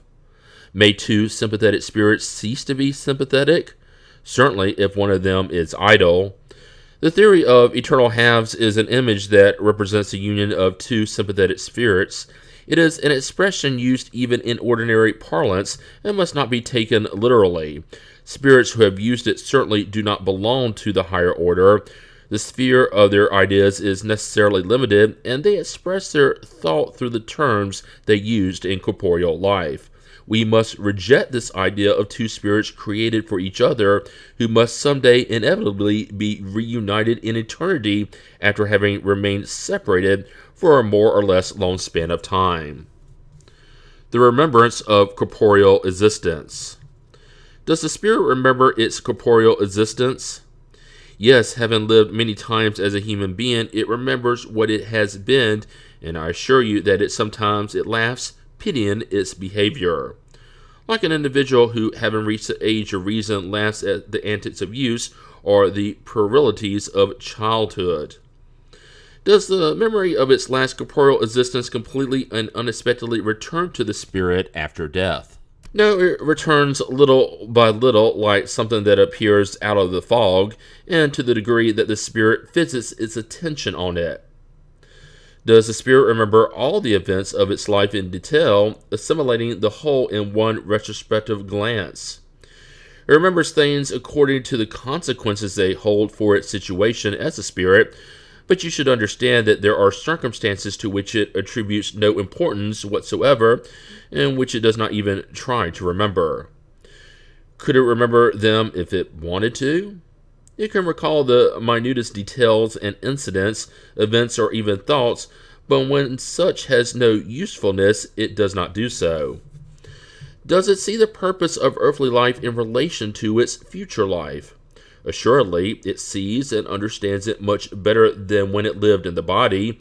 It understands the need for purification in order to reach the infinite, and it knows that during each existence it frees itself from a few impurities. How does its past life unfold in its memory? By an effort of the imagination, or like a picture it holds before its eyes? Both ways. All the actions that it has an interest in remembering are as if they were present. The others remain more or less at the back of its memory, or are entirely forgotten. The more dematerialized it is, the less importance it attributes to material things. You often evoke an errant spirit who has just left the earth and does not remember the names of the people it has loved or the details that seem important to you. That is because it is no longer concerned with them, and they have fallen into forgottenness. What it remembers very well, however, are the main events that have aided in its progress. Does the spirit remember all the lives that preceded the one it has just left behind? Its entire past unfolds before it like the legs of a journey. However, as we have already stated, it does not recall all its actions with absolute precision, and it remembers them only according to the influence they have on its present state. As for its earlier existences, those that may be regarded as the spirit's infancy, they are lost in the void and disappear into the night of forgottenness. How does the spirit regard the body it has just left behind? As an ill-fitting garment that has inconvenienced it, and which it feels happy to have gotten rid of. What sentiment does it experience at the sight of its body decomposing? Almost always indifference. It is a thing it no longer cares about. After a certain amount of time has elapsed, does the spirit recognize its bones or other things that have belonged to it? Sometimes, depending on the more or less evolved way in which it regards terrestrial things. Does the respect we have for the material things that the spirit has left behind attract its attention to them, and does it regard such respect with pleasure? A spirit is always happy at being remembered. The things we saved that once belonged to it awaken its memories, but it is the thought that attracts it to you and not the objects themselves. Do spirits hold on to the memory of the suffering they bore during their last corporeal existence? They frequently do, and this memory enables them to better appreciate the happiness they now enjoy as spirits. Do humans who were happy on earth miss the pleasures they left behind? Only low-order spirits could miss the pleasures which correspond to the impurities of their nature, which they must expiate through suffering. For more evolved spirits, eternal happiness is 1,000 times preferable to the fleeting pleasures of earth. This is exactly like mature individuals who no longer care about the things that delighted them in childhood. Do those who have begun great works intended for a useful purpose, but which they see interrupted by death, lament at having left them unfinished? No, because they understand that others are meant to complete them. On the contrary, they try to influence other human spirits to continue them. Their aim on earth was the wellness of humankind. Their aim is the same in the spirit world. Do those who leave their works of art or literature behind retain the love they had for them during life? Depending on how much they have evolved, they often judge them differently and frequently disapprove of what they most admired. Does the spirit still have an interest in the works that are being done on earth for the progress of the arts and sciences? It depends on how much it has evolved or on the mission it may have to fulfill. What appears magnificent to you is only a small matter indeed to certain spirits who admire it like a scholar admires the work of a student. They examine only that which can demonstrate the elevation and progress of incarnate spirits. After death, do spirits retain their love for their native land? It is always the same principle for high-order spirits. Their native land is the universe.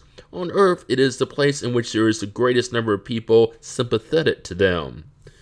The situation of spirits and their way of looking at things are infinitely varied according to the degree of their moral and intellectual development. Spirits of the higher orders generally make only brief stopovers on earth, since everything that is done here is so paltry in comparison with the grandeurs of the infinite. The things that humans attribute the most importance to are so childish to them that this world offers them very little attraction unless they have been called to it in order to cooperate in humankind's progress. Spirits of an average order are the ones who more frequently stay here, although they regard things from a more elevated point of view than when incarnate. Ordinary spirits are somewhat sedentary, and they comprise the mass of the surrounding population of the invisible world. With little difference, they hold on to the same ideas, tastes, and tendencies they had in their corporeal envelope.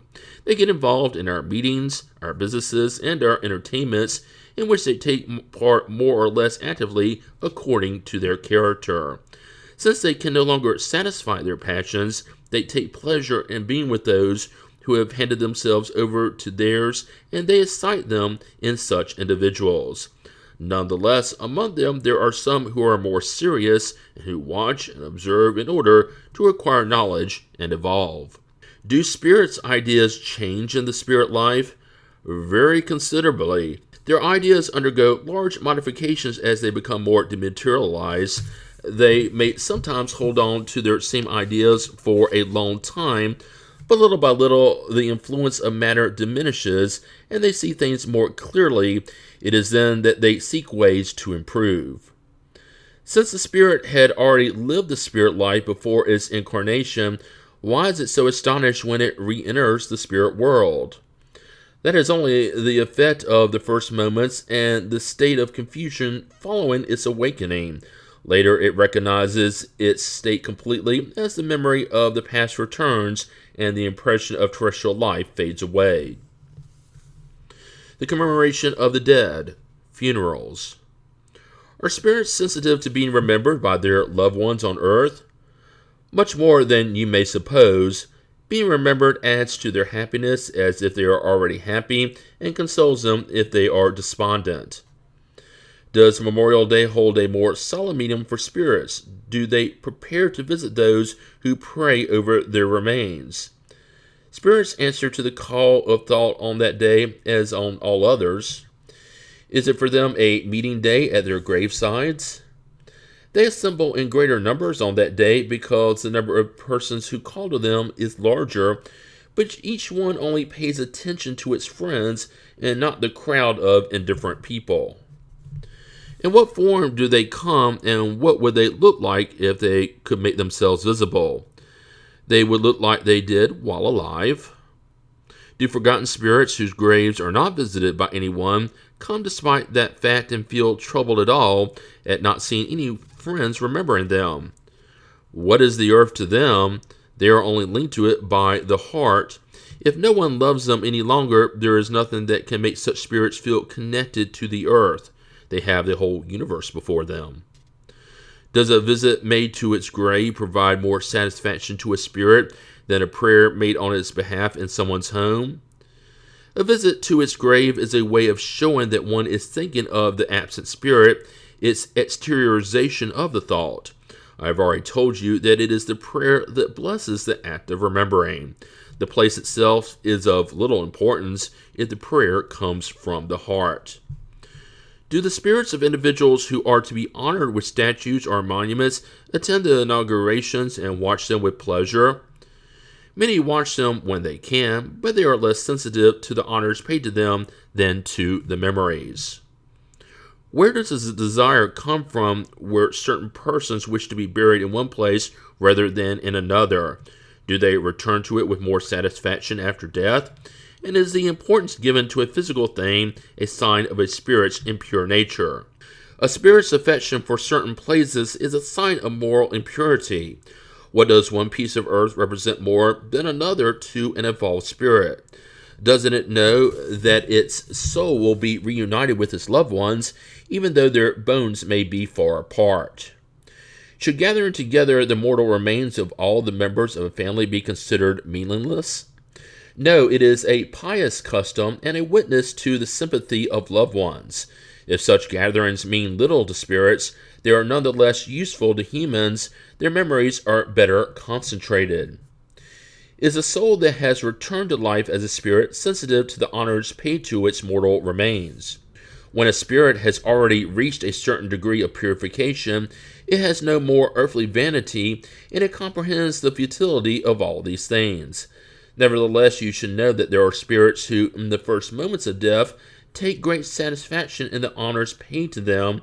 Others become troubled if they see that their envelope is being forgotten, because they still hold on to some of the prejudices of this world.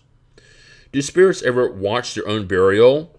They very frequently do, but sometimes they do not perceive what is happening if they are still in the state of confusion. Do they feel flattered by a large gathering at their burial? More so or less so according to the sentiments of the people gathered there. Does the spirit attend the meeting of its heirs? Almost always.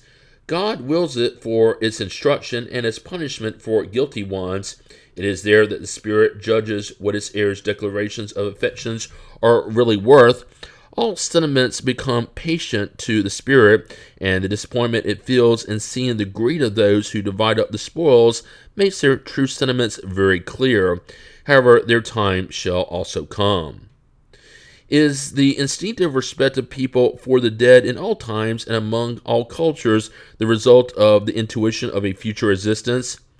It is its natural consequence. Without it, such respect would have no meaning. Part 2, Chapter 7, The Return to Corporeal Life. Preludes to the Return. Do spirits know the time when they will have to reincarnate? They can sense it like a blind man who feels the fire he is approaching. They know they must return to a body just as you know you must die someday, but without knowing when it will happen. Is reincarnation therefore a necessity of spirit life as death is a necessity of corporeal life? Yes, it is. Do all spirits concern themselves with their approaching reincarnation? There are those who never give it a thought, who do not even comprehend it. It depends on the degree of their advancement. For some, uncertainty about their future life is a punishment. Can spirits hasten or delay the moment of their reincarnation? They may also delay it if they recoil from the upcoming trial, since among spirits there are cowardly and indifferent ones. However, they do not delay it with impurity. They will suffer for it, like those who refuse the medicine that can restore them to health. If a spirit felt quite happy in an average situation among discarnate spirits and had no ambition to evolve, could it prolong its errant state indefinitely? No, not indefinitely. Advancement is a necessity, and spirits must pursue it sooner or later. All must evolve. It is their destiny. Is the union of a soul with a particular body predestined, or is the choice made at the last moment? The spirit is always designated beforehand. In choosing the trial it wishes to undergo, the spirit asks to reincarnate, and God, who sees and knows everything, sees and knows beforehand what a particular soul will unite with a particular body. Does the spirit have the right to choose the body it will enter, or does it only choose the kind of life that will serve as its trial? It may also choose its body because the body's imperfections will be the trials that will help its advancement if it overcomes the obstacles it encounters thereby. This choice is not always up to the spirit, but it may at least ask for it. At the last moment, can a spirit refuse to enter the body that it has chosen? If it refuses it, it will suffer much more than one that had not undertaken a new trial in the first place. Could it happen that there might be no spirit who is willing to incarnate in a particular unborn child? God would provide for this. When a child is to be born viable, it is always predestined to have a soul. Nothing is created without a design. Can the union of a spirit with a particular body be imposed by God? Such a union may be imposed in the same way as the spirit's other trials, especially when it is not yet able to make a conscious choice about the matter. Moreover, as expiation, a spirit may be compelled to unite with the body of a particular child who, by its birth and the position it will have in the world, may become a means of punishment for that spirit. If it just so happened that several spirits presented themselves to occupy the same body, how would the decision be made among them? Several spirits could very well request the same body, but in such cases it is God who decides which one is best suited to fulfill the mission for which the child is destined. But as I've already said, the spirit is designated before the instant in which it is to join the body. Is the moment of incarnation accompanied by a state of confusion similar to the one following discarnation? The confusion is much greater and especially much longer. At death, a spirit escapes slavery. At birth, it enters it. Is the moment of incarnation a solemn one for the spirit? Does it accomplish it as something serious and important? The spirit is like a traveler embarking on a dangerous voyage, not knowing if he will meet death on the waves ahead. Travelers who set out on a voyage are aware that they will be exposed to dangers, but they do not know if they will run aground. The same applies to a spirit. It knows the kind of trials to which it will be submitted, but does not know if it will fail. Just as the death of the body is a kind of rebirth for the spirit, reincarnation is a kind of death, or rather a kind of exile and confinement. It leaves the spirit world for the corporeal world, just as, after having been a human being, it leaves the corporeal world for the world of spirits. A spirit knows that it will reincarnate just as a human being knows that he or she will die. Like humans, however, the spirit only becomes aware of it at the last moment, when the appointed time has arrived. Then in that supreme moment, confusion takes hold of it, similar to someone in the throes of death. This confusion lasts until the new existence is firmly established. Thus, the commencement of reincarnation is a kind of death throes for the spirit. Is a spirit's uncertainty as to the probability of successfully enduring the trials it will experience in life a cause of anxiety before its incarnation? It is a cause of great anxiety because the trials of its existence will either delay or hasten its evolution, dependent on whether they are born well or badly. At the moment of its reincarnation is the spirit accompanied by spirit friends who come to assist with its departure from the spirit world, just as they come to meet it when it returns. That depends on the sphere the spirit inhabits. If it belongs to a sphere in which affection reigns, spirits who love it accompany it up to the last moment, encouraging it and quite frequently following it during its lifetime. Are the spirit friends who follow us throughout life those who we sometimes see in our dreams and who show their affection for us even though we do not recognize them physically? Quite often they are. They come to visit you as you would visit a prisoner in jail. The joining of the soul with the body, abortion. At what moment does the soul actually join the body? The union begins at conception but is only complete at the moment of birth. From the moment of conception, the spirit designated to inhabit a given body is connected to it by a fluidic tide, which gets tighter and tighter up to the instant the child is born. The newborn's cries announce that it has entered the number of the living and the servants of God. Is the union between the spirit and the body definitive from the moment of conception? During this first stage, could the spirit refuse to inhabit the body that has been designated for it? The union is definitive in the sense that no other spirit can replace the one that has been designated for that particular body. However, since the ties that bind it are very tenuous and easy to break, they may actually be severed by the will of a spirit that recoils from the trial it has chosen. In that case, the child does not survive. What happens to a spirit if the body it has chosen dies before birth? It chooses another. What could be the usefulness of such premature deaths? The imperfections of matter are frequently the cause of such deaths. What usefulness can a spirit derive from incarnating into a body that dies a few days after birth? Such a being does not yet have a sufficiently developed consciousness of its existence. The importance of its death is almost null. As we have already said, these cases are often meant as a trial for the parents. Does the spirit know beforehand that the body it has chosen will have no chance of surviving? It knows sometimes, but if it chooses it for that reason, it does so in order to avoid its upcoming trial. When a particular incarnation fails for a spirit for any reason, is it immediately furnished with another existence? Not always immediately. The spirit requires time to make another choice unless an immediate reincarnation had been previously decided on. Once definitely united to the body of a child and therefore no longer able to withdraw, does the spirit sometimes regret the choice it has made? Do you mean if as an incarnate spirit it might complain about its life or it would have to have another? Yes. Does it regret the choice it made? No, because it is unaware of having made such choice. Once incarnate, a spirit cannot regret a choice of which it has no awareness, but it may find the burden to be too heavy, and if it thinks the burden is beyond its strength to endure, it may resort to suicide. In the interval between conception and birth, do spirits enjoy all their faculties?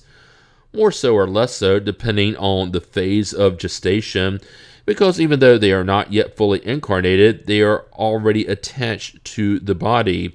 At the moment of conception, confusion begins to envelop the spirit, and it is thereby warned that the time has come to start a new existence. This confusion increases until the time of birth. In the meantime, its state is more or less that of an incarnate spirit during sleep. As the moment of birth approaches, its ideas are erased, as well as its memories of the past, which it is no longer conscious of once it returns to life on the earth, but this memory returns little by little when it re-enters the spirit state.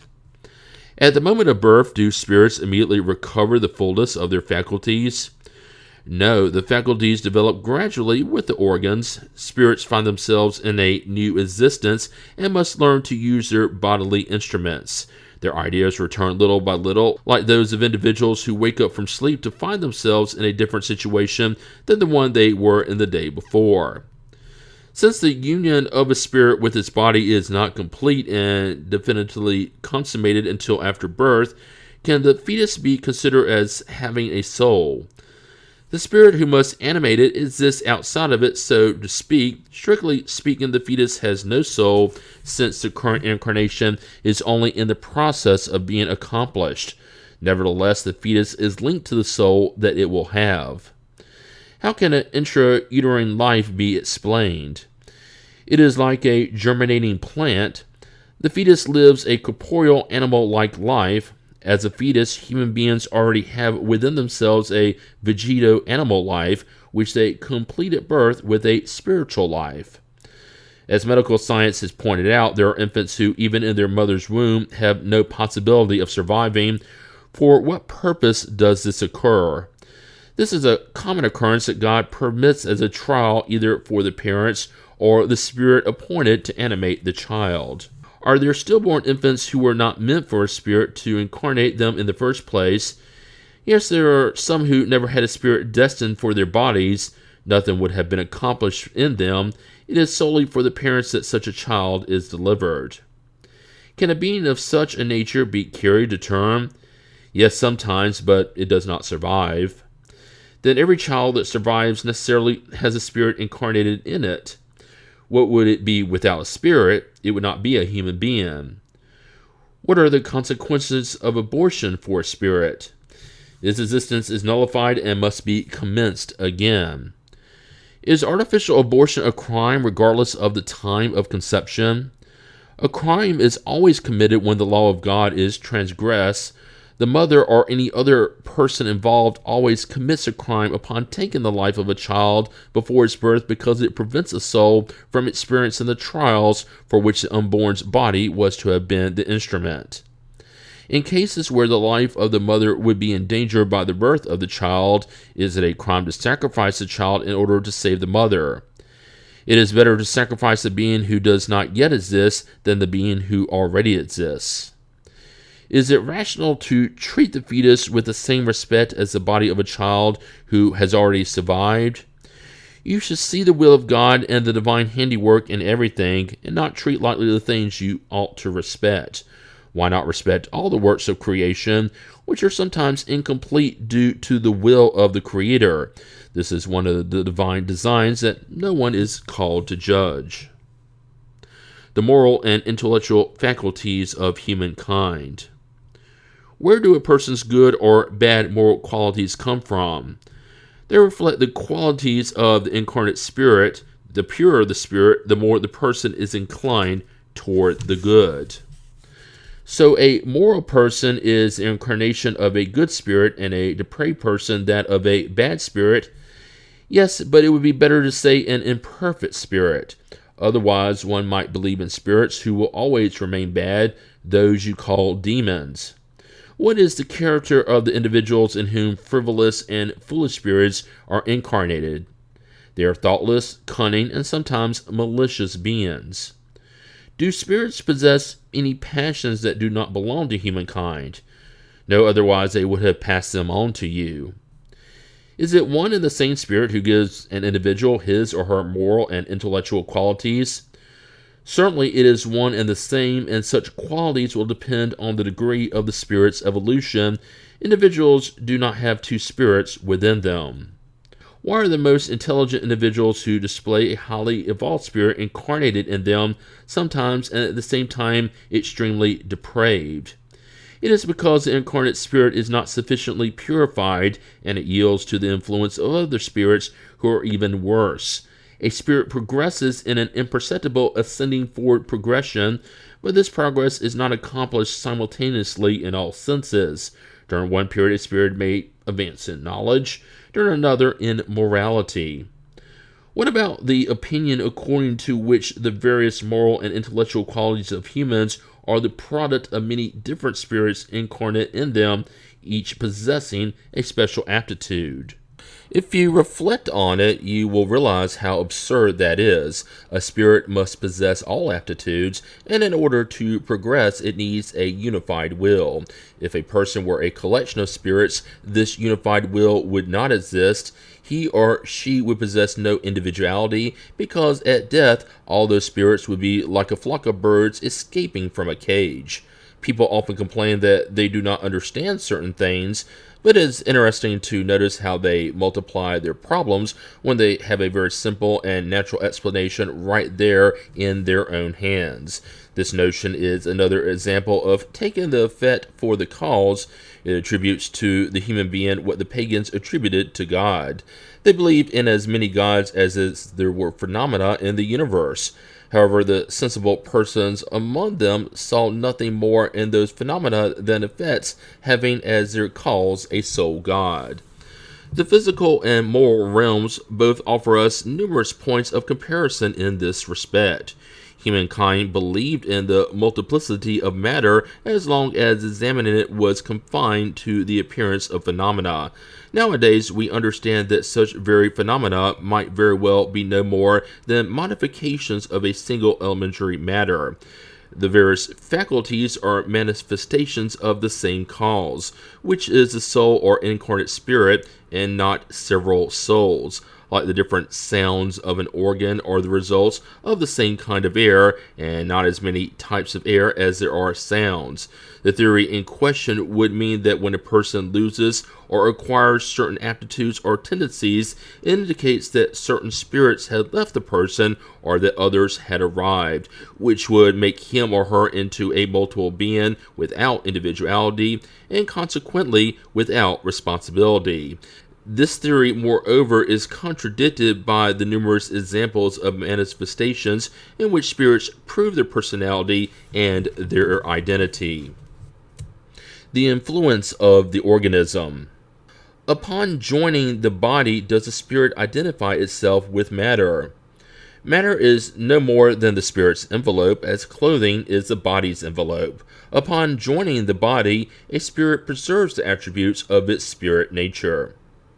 Does the spirit exercise its faculties with full liberty after its union with the body? The exercise of its faculties depend on the organs serving as their instruments. They are weakened by the density of matter.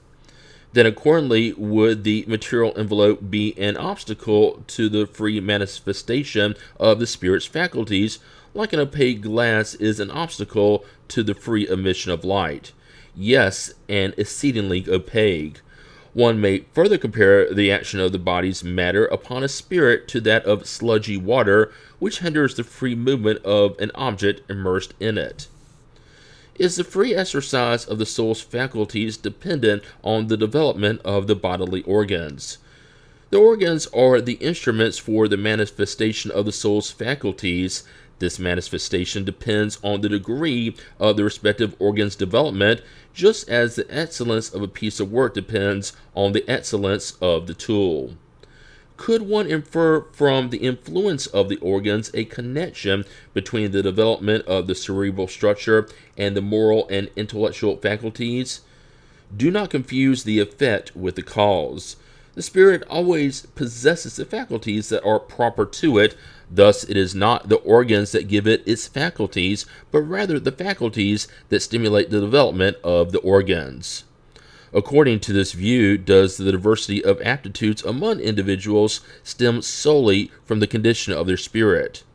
Solely is not the exact term. The qualities of the spirit, who may be more advanced or less so, are the basis for this diversity. However, we must take into account the influence of matter because it hinders to a greater or lesser degree the exercising of these faculties. When the spirit incarnates, it brings certain predispositions with it, and if we accept the idea that there is a corresponding area in the brain for each one of them, then the development of these areas will be seen as an effect and not a cause. If the faculties had their origins in the organs themselves, humans would be machines without free will and without any responsibility for their actions. We would have to accept the fact that the great geniuses, scientists, poets, artists, owe their talents to chance, which has given them a special brain structure. Consequently, without this structure, they would not be geniuses. The least simpleton could have been a Newton, a Virgil, or a Raphael if he had been provided with a certain brain structure. This assumption becomes even more absurd when applied to moral qualities. Thus, according to this theory, if St. Vincent de Paul had been gifted by nature with a particular brain structure, he might have been a scoundrel, whereas the greatest scoundrel would only lack a certain brain structure in order to be someone like St. Vincent de Paul. On the other hand, if we accept the idea that such special structures, if they exist, are effects developed by exercising the faculties, like the muscles, by moving them, then nothing seems unreasonable. Let us make a trivial comparison, albeit a truthful one. By certain facial traits, you recognize that a person is addicted to alcohol. Do these traits make the person an alcoholic, or is it alcoholism that produces the traits? Therefore, one may safely state that the organs receive the imprint of the faculties. Mental impairment, insanity. Is there any basis for the opinion that mentally impaired individuals have a soul of a little evolved nature?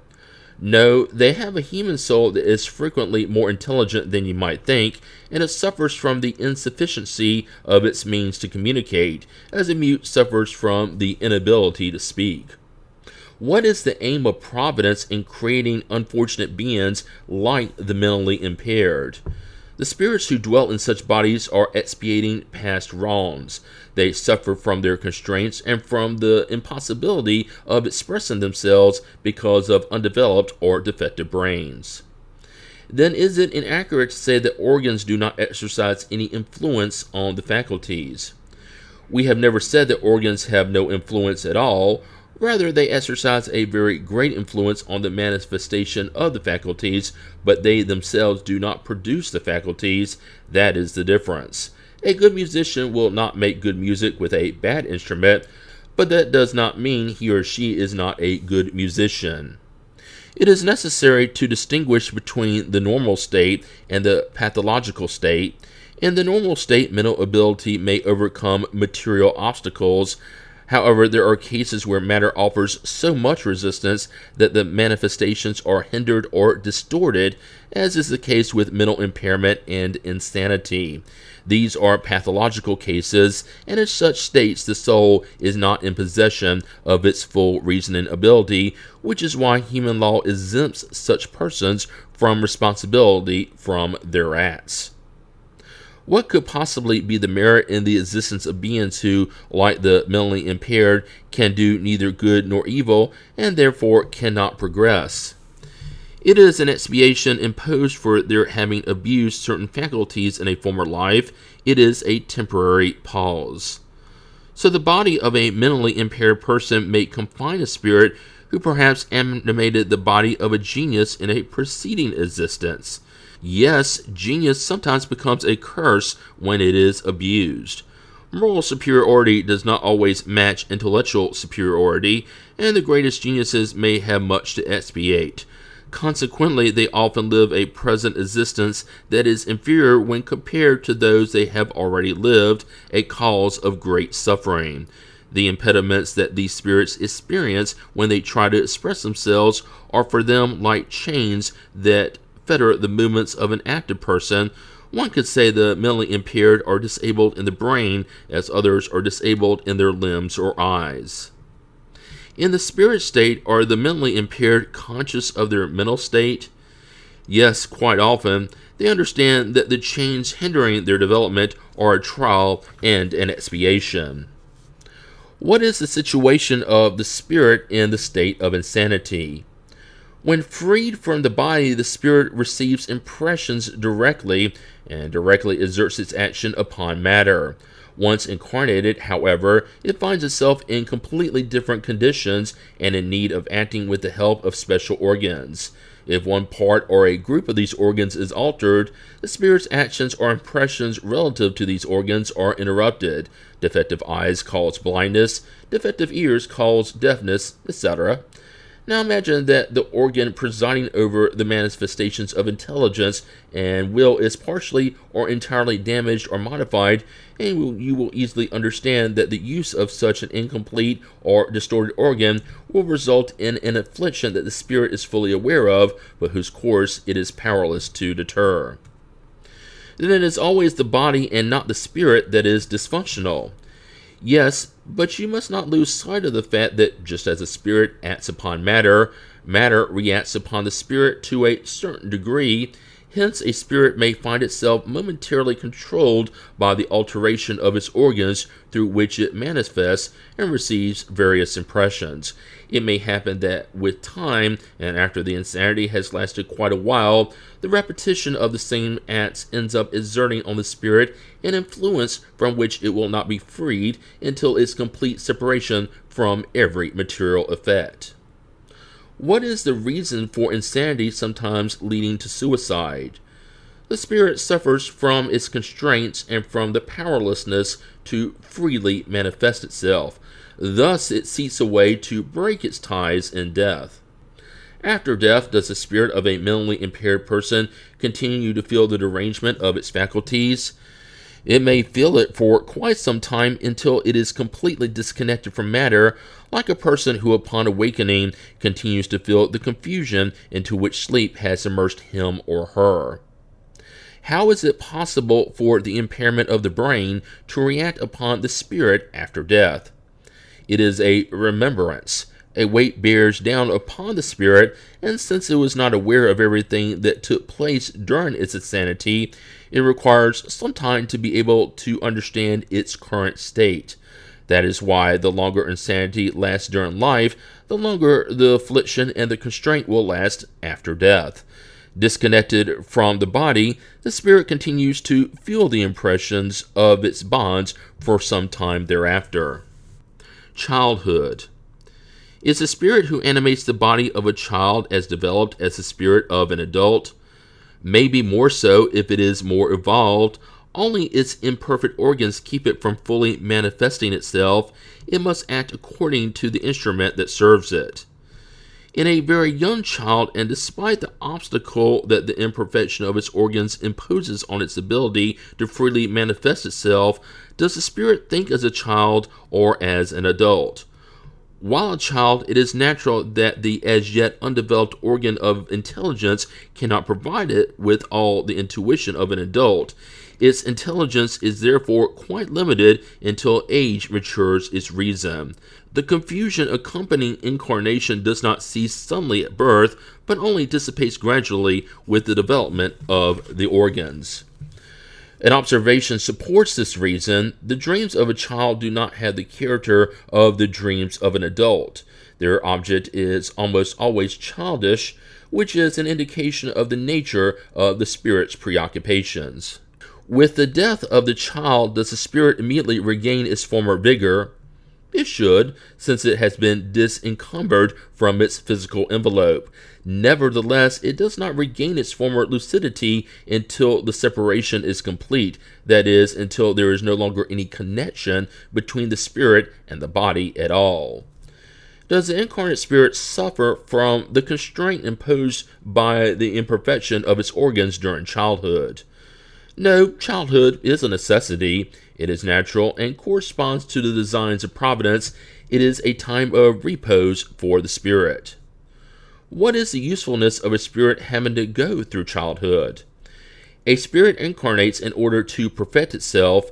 During childhood, it is more accessible to the impressions it receives and which may assist in its progress.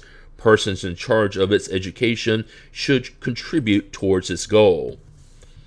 Why are a child's first expressions those of crying? To incite the mother's interest and ensure the care it needs. Don't you understand that if it is only expressed joy while still unable to speak, few would be concerned about its needs?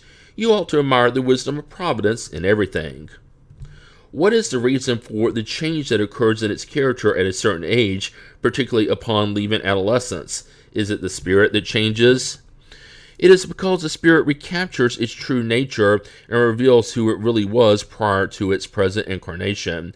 You do not know the secrets that children conceal behind their innocence. You do not know what they are, what they have been, or what they will be. Nevertheless, you love and cherish them as though they were a part of you. This happens to such a degree that the love of a mother for her child is reputed to be the greatest love that one being may have for another.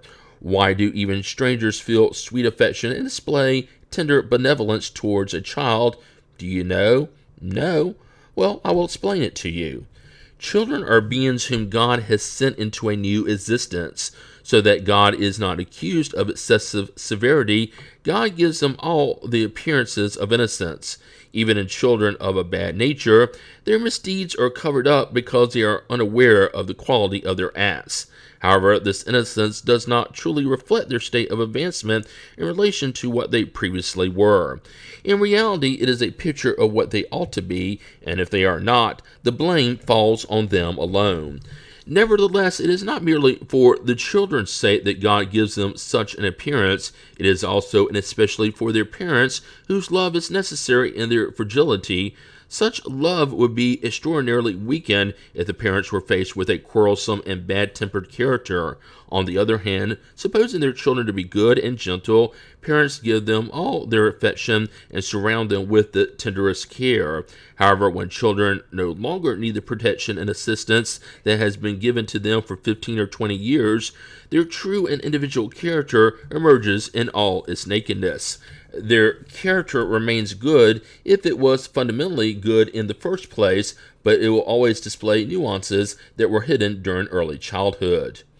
You can see that God's ways are always the best, and that when one has a pure heart, they are easily explained. In fact, pondering the possibility that the spirit of the child who is born among you may have come from a world on which it had acquired altogether different habits, how would you want this new being to remain in your midst with passions so diverse from yours, inclinations and tastes entirely opposite to yours?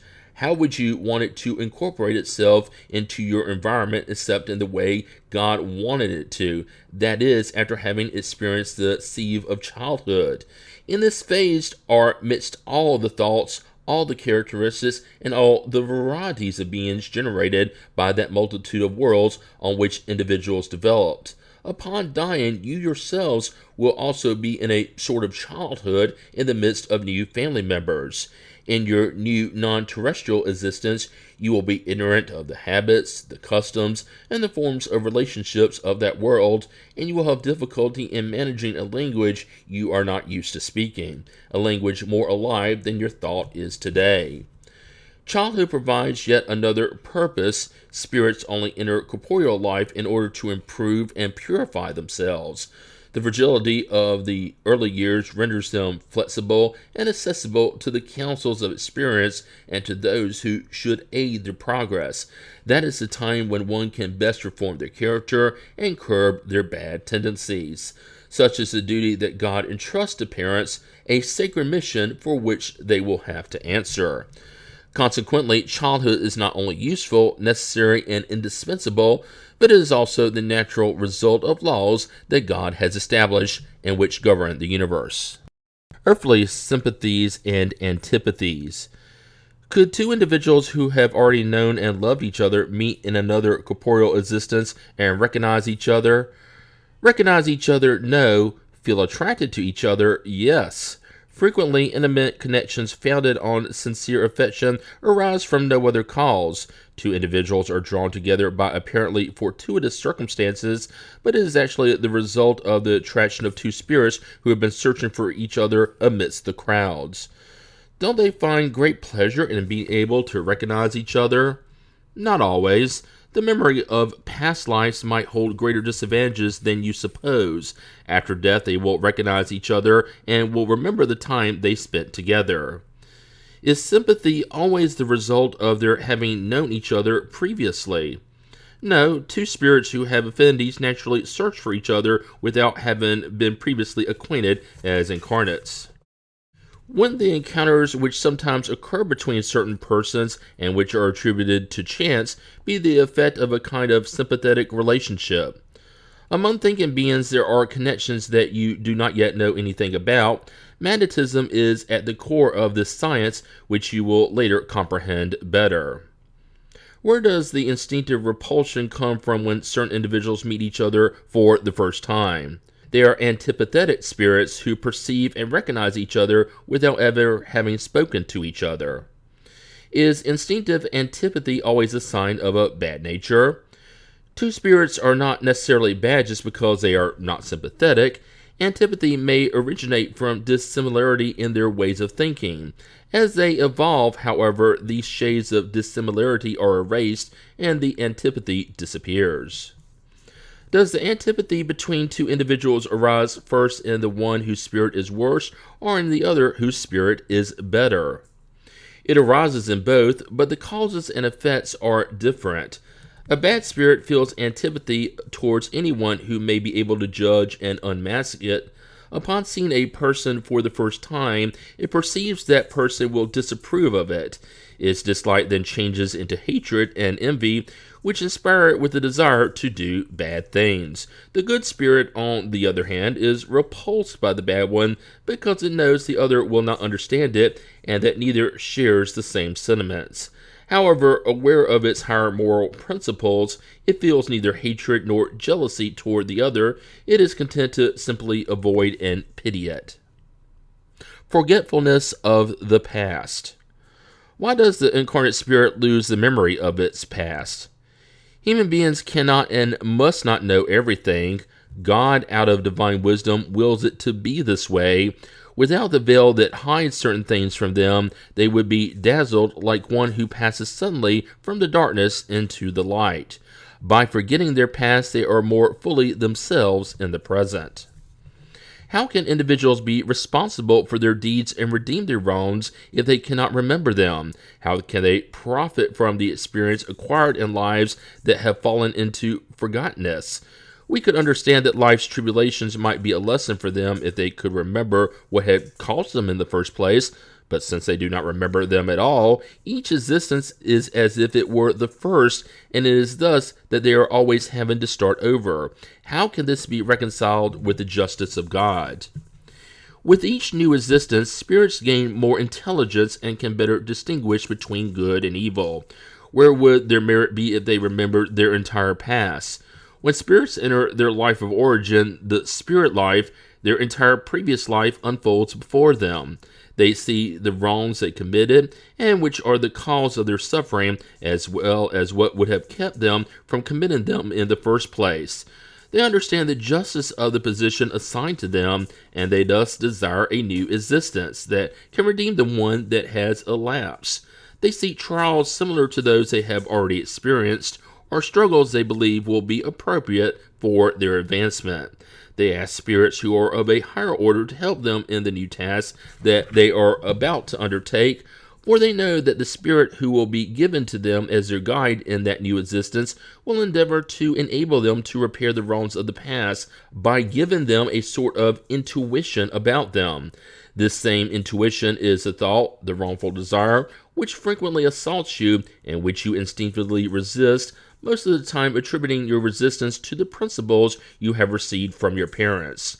However, it is the voice of conscience speaking to you, and this voice is a memory of the past, a voice that warns you to not fall into the errors you committed previously.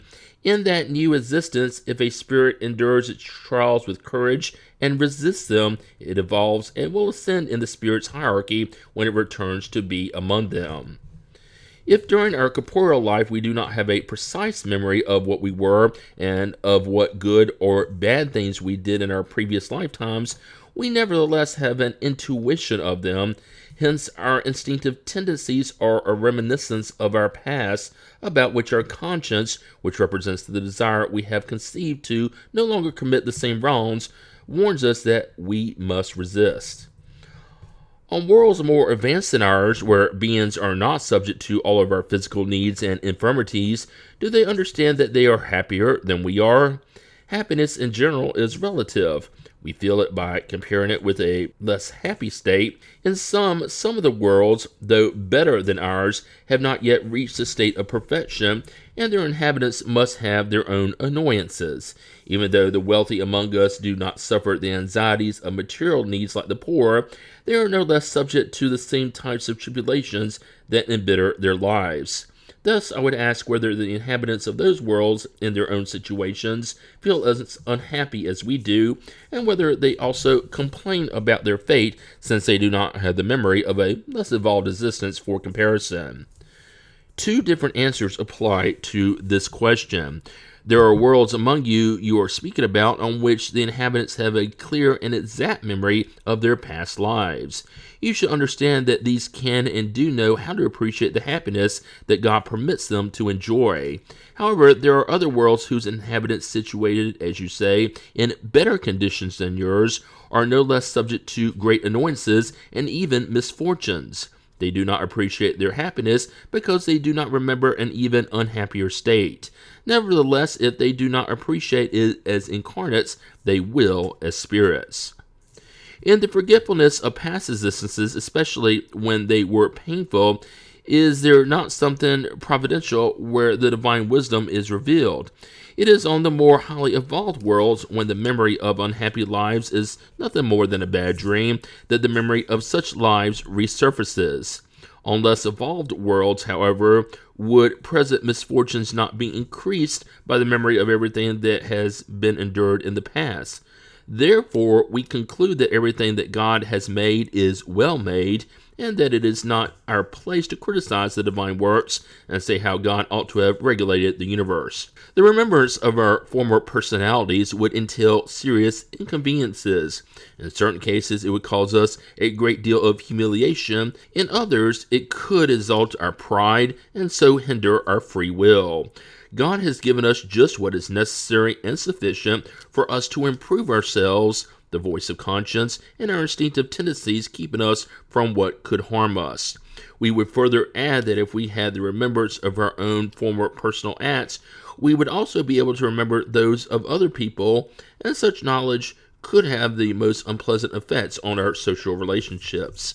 Since we do not always have a good reason for being proud of our past, it is almost always a blessing for a veil to have been thrown over it.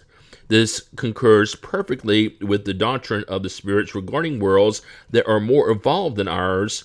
On those worlds where nothing reigns except the good, there is nothing painful about remembering the past. That is why previous lifetimes are frequently remembered as easily as we remember what we did yesterday. As for the sojourn that one may have had on less evolved worlds, the memory of it is nothing more than a bad dream, as we have stated. Can we obtain any revelations about our former lives? Not always. Nevertheless, many know who they were and what they did. If they were permitted to speak openly, they would make curious revelations about the past. Some persons believe they have a vague memory of an unknown past. It appears as a fleeting image of a dream, which in vain they try to retain. Wouldn't this belief simply be an illusion? It is sometimes real, but more often it is an illusion to be guarded against. It could simply be the effect of an overexcited imagination. In corporeal existences of a more evolved nature than ours, is the memory of previous lives more precise. Yes, as the body becomes less material, they become easier to remember. The memory of the past is clearer for those who inhabit worlds of a higher order. Since people's instinctive tendencies are a reminiscence of their past, then by studying those tendencies can they know about the wrongs they committed. Undoubtedly, to a certain point. However, it is necessary to take into account the improvement that may have taken place in the spirit and the resolutions it made in its errant state. Its preceding existence could in fact be much better than the preceding one. Could it be worse? In other words, could persons commit wrongs in their present existence which they had not committed in the preceding one? That depends on their advancement. If they do not yet know how to resist trials, they could be drawn to commit new wrongs as a consequence of the position they themselves have chosen. But such wrongs indicate a stationary state rather than a regressive one. Because spirits may advance or remain stationary, they do not regress. Since the tribulations of corporeal life are at the same time expiations for past wrongs and trials for the future, does it follow that from the nature of these tribulations we may deduce the kind of preceding existence we lived? Very frequently, because individuals are punished for their particular sins. Nevertheless, we cannot make this an absolute rule. The instinctive tendencies are a more certain indication because the trials that a spirit undergoes refer as much to the future as to the past. When the end that Providence has marked for their errant life has arrived, spirits choose for themselves the trials to which they desire to submit themselves and which will hasten their advancement. That is, the kind of existence they believe most appropriate for furnishing them with means to evolve, and such trials are always related to the wrongs they must expiate. If they triumph over them, they advance. If they succumb, they have to start over. Spirits always enjoy their free will. It is in virtue of this freedom that in the spirit state they choose the trials of their upcoming corporeal life, and in the incarnate state they deliberate over what they will or will not do, choosing between good and evil. Denying humans their free will would reduce them to the condition of a machine. Integrated into corporeal life, spirits momentarily lose the remembrance of their former lives as though a veil hid them. Nevertheless, they sometimes have a vague awareness of them, and they may even be revealed under certain circumstances. However, this does not happen except by the will of the higher order spirits, who may allow it to occur spontaneously for some useful purpose, but never to satisfy vain curiosity. Of course, future existences cannot be revealed in any case, since they depend both on the manner in which the present existence is completed and the later choice of the spirit. Forgetfulness of wrongs that were committed is not an obstacle to spirit's improvement, because even though they do not have a precise memory of them, the knowledge they had of them during the errant state, in addition to the desire they conceived at that time to repair them, guide them through their intuition and inspire them with the thought of resisting wrongdoing. This thought is the voice of conscience, and it is seconded by spirits who will assist them if they heed their good suggestions. Even though people do not know the acts they committed in their previous lives, they can nonetheless always know the kind of wrongs for which they became guilty and what their dominant characteristics were. They only have to study themselves in the present, and they will be able to discern what they were in the past, not by what they are per se, but by their tendencies. The tribulations of corporeal life are at the same time expiations for past wrongs and trials for the future. They purify and elevate us if we endure them with resignation and without complaints. The nature of the trials and tribulations we undergo may also enlighten us about what we were and what we did, as in this world we judge the acts of a criminal by the punishment the law inflicts on him or her. Thus, those who were proud will be punished by the humiliation of a subaltern position, the self-indulgent and greedy by poverty, those who were harsh towards others by the harsh treatment they themselves will suffer, the tyrant by slavery, the bad son by the ingratitude of his own children, the lazy by forced labor, etc. Part 2, Chapter 8. The Emancipation of the Soul. Sleep and Dreams. Does an incarnate spirit willingly stay in its corporeal envelope? That is like asking if a prisoner is happy being under lock and key. An incarnate spirit constantly aspires to freedom. The denser the envelope, the more it wants to be free of it. During sleep, does the soul rest like the body? No, a spirit never remains inactive.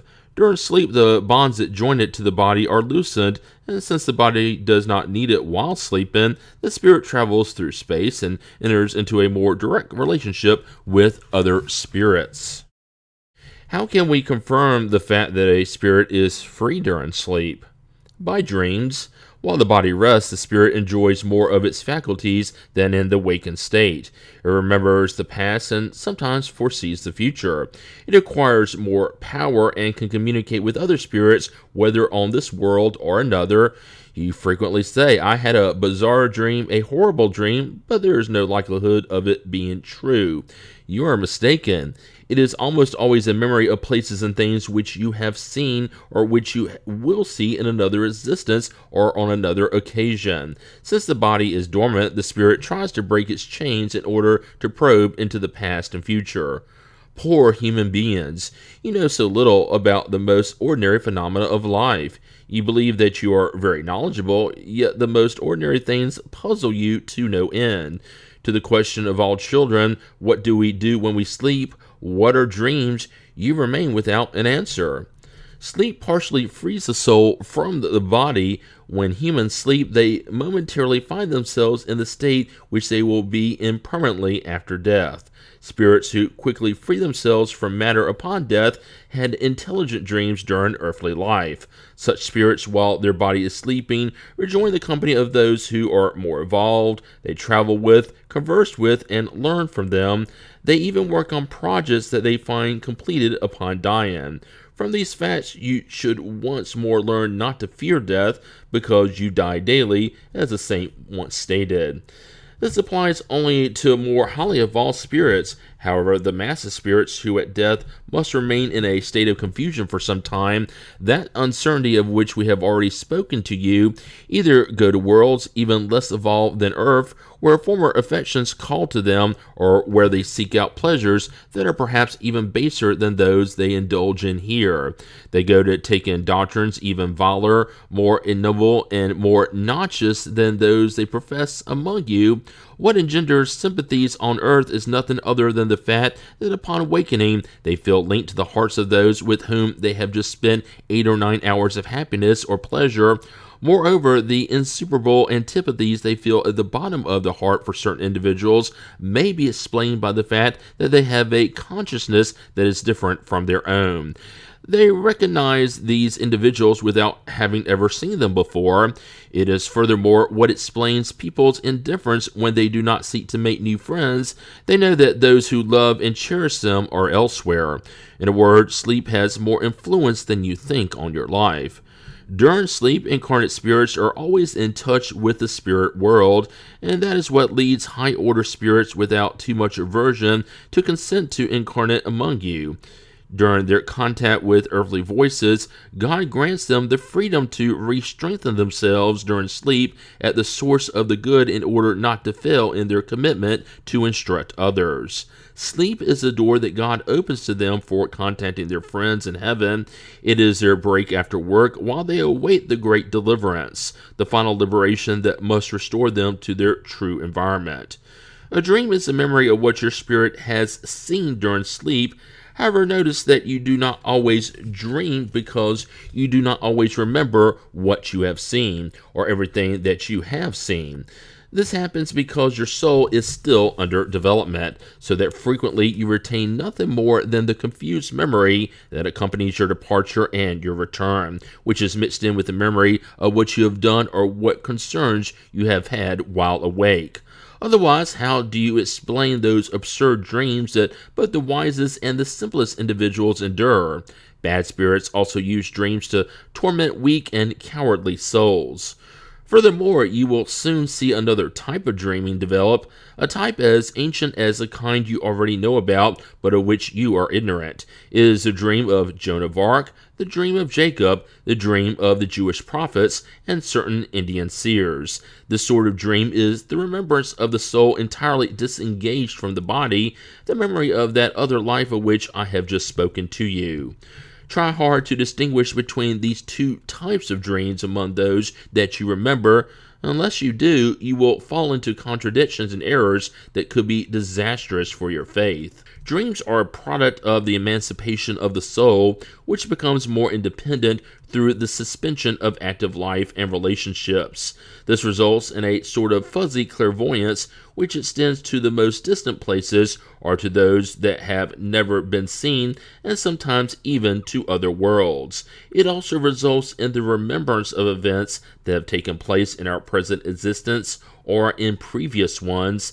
The singularity of the images referring to what is occurring or has occurred on unknown worlds, mixed together with the images of the present world, form those bizarre and confused medleys that seem to have neither meaning nor connection. The incoherence of dreams is further explained by the gaps resulting from the incomplete memory of what has appeared to us during the dreams, much like a narrative from which sentences or parts of sentences have been accidentally omitted. If the remaining fragments were joined together, they would lose all rational meaning. Why don't we always remember our dreams? During what you call sleep, you only experience the repose of the body because the spirit is always in motion. During sleep, it recovers a little of its freedom and communicates with those who are dear to it, either on this world or on others.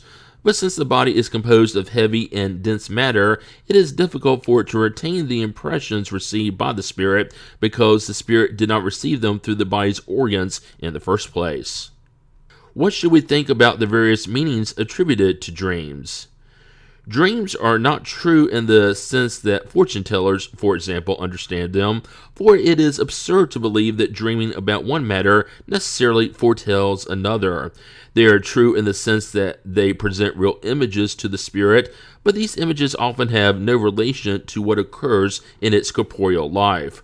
Furthermore, as we have stated, many times they are a memory of the past. Lastly, they may also sometimes be a presentiment of the future if God allows it, or a vision of what is occurring at the moment in another place to which the soul has gone. Don't you have numerous examples of persons who appear in dreams to warn relatives and friends about what is happening to them? What are these apparitions if not the soul or spirit of these persons communicating with you? When you confirm that what you have seen has already occurred, isn't it obvious that the imagination has had nothing to do with it, especially if the event was absolutely not in your thoughts while you were awake? Frequently, things are seen in dreams that appear to be presentiments about matters that end up not occurring. Where do these come from? They may occur for the spirit if not for the body, which means that the spirit sees what it desires because it goes looking for it. You must not forget that during sleep the soul is always more or less under the influence of matter, and consequently it is never completely free from terrestrial ideas. Therefore, the concerns of wakefulness may give what you see the appearance of what you desire or what you fear. This is really what can be called a trick of the imagination. When you're strongly preoccupied with an idea, you connect it to everything you see. When we see living persons perfectly known to us doing things in a dream which they would absolutely never think of doing in real life, isn't it pure imagination? Which they would absolutely never think about? How do you know that? Their spirit may come to visit yours as yours may visit theirs without your always knowing what they are thinking about. Besides, according to your desires, you frequently apply to individuals familiar to you what occurred or is occurring in other existences. Is complete sleep necessary for the emancipation of the spirit? No, the spirit recovers its freedom whenever the senses become sluggish. It takes advantage of every moment of respite that the body offers it to emancipate itself. As soon as there is a prostration of the vital forces, the spirit disengages itself. The weaker the body is, the freer the spirit will be. Thus, a nap or a simple dulling of the senses often presents the same images as dreaming does. Sometimes it seems to us that we hear within us distinctly pronounced words that have no relation to what we are preoccupied with. Where do they come from? Yes, and even entire sentences, especially when the senses begin to grow dull, it is sometimes the faint echo of a spirit who wishes to communicate with you. Often, while we have our eyes shut during a state that is not yet sleep, we see distinct images and figures in the minutest detail. Is this an effect of vision or of imagination? The body being numb, the spirit tries to break its chains. It travels and sees. If sleep were complete, this vision would be a dream. During sleep or a nap, we sometimes have ideas that seem very worthwhile, but which, in spite of the efforts we make to recall them, are erased from our waking memory. Where do these ideas come from? They are the result of the freedom of the spirit, who emancipates itself and enjoys broader faculties for the moment. Also, they are frequently counsels given by other spirits. Of what use are such ideas or counsels if the memory of them is lost and they cannot be employed? Such ideas sometimes belong more to the spirit world than to the corporeal one, but most frequently, if the body forgets them, the spirit remembers them nonetheless, and the idea returns at the appropriate time as an inspiration of the moment. During the time that the spirit is disengaged from matter and acts as a spirit, does it know the time of its death? It often has a presentiment. Sometimes it has a very clear awareness of it, which gives it an intuition about it while awake. That is why some individuals sometimes foresee their own death with great precision. Can the activity of the spirit during the repose or sleep of the body fatigue the body? Yes, because the spirit is connected to the body like a balloon tied to a post. In the same manner that the jerking movements of the balloon shake the post, the activity of the spirit reacts upon the body and may produce fatigue. Visits between the spirits of living persons. The principle of the soul's emancipation during sleep seems to indicate that we live two lives simultaneously, that of the body involving our life of outward relationships, and that of the soul involving our life of concealed relationships. Is this precise? In the state of emancipation, the life of the body yields to that of the soul, but properly speaking here are not two lives. Instead, they are two phases of the same life. People do not live dual lives. Can two people who know each other visit each other during sleep? Yes, and many others who do not think they know each other while awake meet and converse. Without even suspecting it, you may even have friends in another country.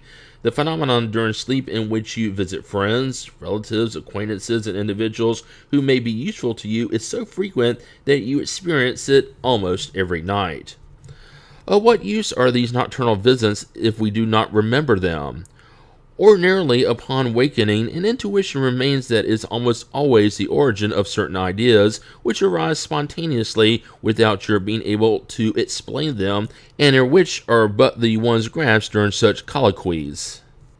Can people cause spirit visits at will? For example, can they say upon going to bed, "Tonight I wish to meet in spirit with such and such person to speak with him, her, and tell him or her about such and such a thing."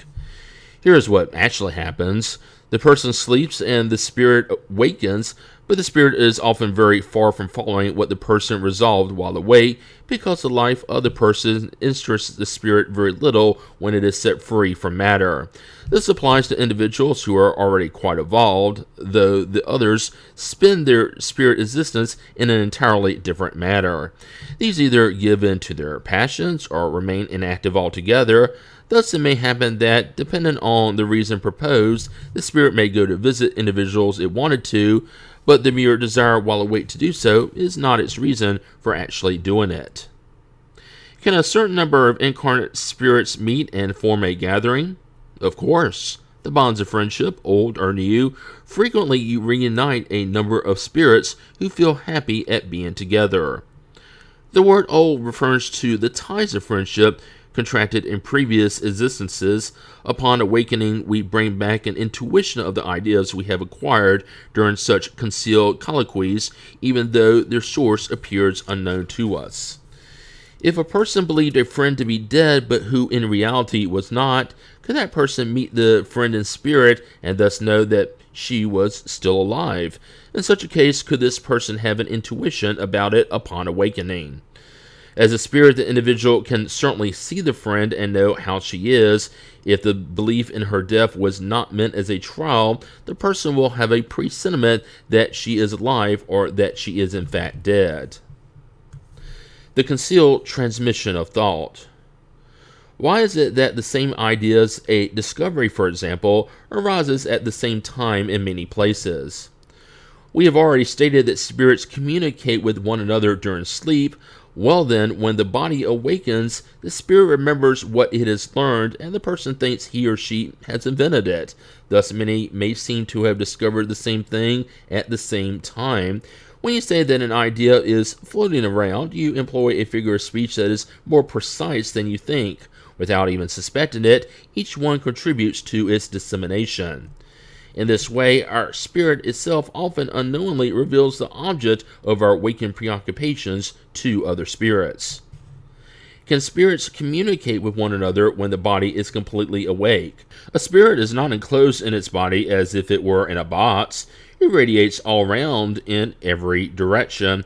Hence, it can communicate with other spirits even in the wakened state, although it does so with more difficulty. Why do two perfectly awake persons sometimes have the same thought at exactly the same time? They are two attuned spirits who communicate with each other and read each other's thoughts even when they are not asleep. When spirits meet, there is a communication of thought that enables two persons to see and understand each other without the need for verbal language. They may be said to speak the language of spirits. Lethargy, catalepsy, apparent death.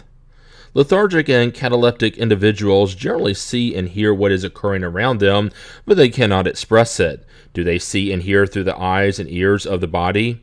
No, through the spirit. The spirit is conscious but is unable to communicate. Why is it unable to communicate? The state of the body prevents it. This peculiar state of the organs proves to you that there is something more to a human being than just a body, because although the body is not functioning, the spirit continues to act. In the state of lethargy, can the spirit separate itself entirely from the body in such a way as to give the body all the appearances of death and then return to it? The body is not dead in the lethargic state because there are functions that continue to operate. Vitality remains in a latent state like in a cocoon, but it is not extinguished. The spirit is always connected to the body while the body is alive. But once the ties are broken by real death and by the decomposition of the organs, the separation is complete and the spirit no longer returns. When an apparently dead person comes back to life, it is because death had not actually been consummated. Through care given in time, can one strengthen the ties that are about to break and bring back to life a person who without such attention would definitely die? Yes, of course, you have evidence of this every day. In such cases, magnetism is often a powerful means because it gives the body the vital fluid needed to keep its organs functioning. Lethargy and catalepsy have the same principle, which is a temporary loss of sensitivity and motion due to an as yet unexplained physiological cause. They differ from each other in that in lethargy, the suspension of the vital forces is generalized and gives the body all the appearances of death, while in catalepsy it is localized and can affect a larger or smaller portion of the body so as to leave the intelligence free to express itself, a fact that would not permit it to be confused with death. Lethargy is always natural. Catalepsy is sometimes spontaneous, but it may also be artificially induced and undone by magnetic action. Somnambulism. Does natural somnambulism have any connection to dreams? How can it be explained? It is a state of the soul in which its independence is more complete than in dreams, thus its faculties are more unrestrained. The soul has perceptions that it does not attain in the dream state, which is actually a state of imperfect somnambulism. In somnambulism, the spirit is in total possession of itself, for the physical organs are in a sort of cataleptic state and no longer receive external impressions. This state manifests especially during sleep, the time during which the spirit can temporarily leave the body, while the body enjoys the repose that is indispensable to matter. Whether somnambulistic-related activity occurs, it is because the spirit is preoccupied with one thing or another that requires the physical body, which it then uses in the same way it would if it were to employ a table or other material object in the phenomenon of physical manifestations, or a hand in written communications. In dreams that you are conscious of, the sensorial organs, including those related to memory, begin to awaken and imperfectly receive the impressions produced by objects or external causes and communicate them to the spirit. The spirit, also in a state of repose, only perceives confused and often fragmentary sensations which, without any apparent reason, are mixed in with vague memories of either the present life or previous ones. It is therefore easy to understand why somnambulists do not remember anything and why most of the time the dreams they do remember have no meaning. I say most of the time because sometimes dreams are the consequence of a precise memory of events of a previous life, and sometimes even a sort of intuition of the future. Does so-called magnetic somnambulism have any connection to natural somnambulism? It is the same thing, with the difference that it is artificially induced. What is the nature of the agent called the magnetic fluid? It is the vital fluid, animalized electricity, modifications of the universal fluid. What is the cause of somnambulistic clairvoyance? We have already told you it is soul sight. How can the somnambulist see through opaque objects? No object is completely opaque except to your dense organs. We have already stated that the matter is no obstacles to spirits, since they can pass right through it. Somnambulists frequently tell you that they see through their forehead, through their knee, etc., because you are entirely immersed in matter and do not understand that they can see without the help of the organs. Nonetheless, at your insistence, they believe they actually need them. If you were to leave them alone, however, they would understand that they see through all the parts of the body, or rather, they see apart from the body. Since the clairvoyance of somnambulists is that of their soul or spirit, why don't they see everything, and why do they so often make mistakes? First, it is not given to imperfect spirits to see everything and know everything. You know very well that they still share your errors and prejudices. Second, while they are connected to matter, they do not enjoy all their spirit faculties. God has given clairvoyance to humankind for a useful and serious purpose, and not so that it may learn what it should not know. That is why somnambulists do not know everything. What is the source of somnambulists' innate ideas, and how can they speak with such precision about things of which they are ignorant in the wakened state, and which are even above their intellectual capacity? It just so happens that somnambulists possess more knowledge than you might think, but it is dormant. Their corporeal envelope is too imperfect for them to be able to remember such knowledge, but who are they after all? Like us, they are spirits who have incarnated to fulfill their mission, and the somnambulistic state into which they enter awakens them from this lethargy. We have repeatedly told you that humans live many times. This change is what causes the material loss of what they had learned in a previous life. When they enter what you call the crisis state, they remember what they already know, but not always completely. They know, but they cannot say where such knowledge comes from or why they have it. When the crisis passes, the memory is erased entirely, and they are once again in the dark. Experience has shown that somnambulists also receive communications from other spirits who transmit to them what they must say and supply them with what they lack.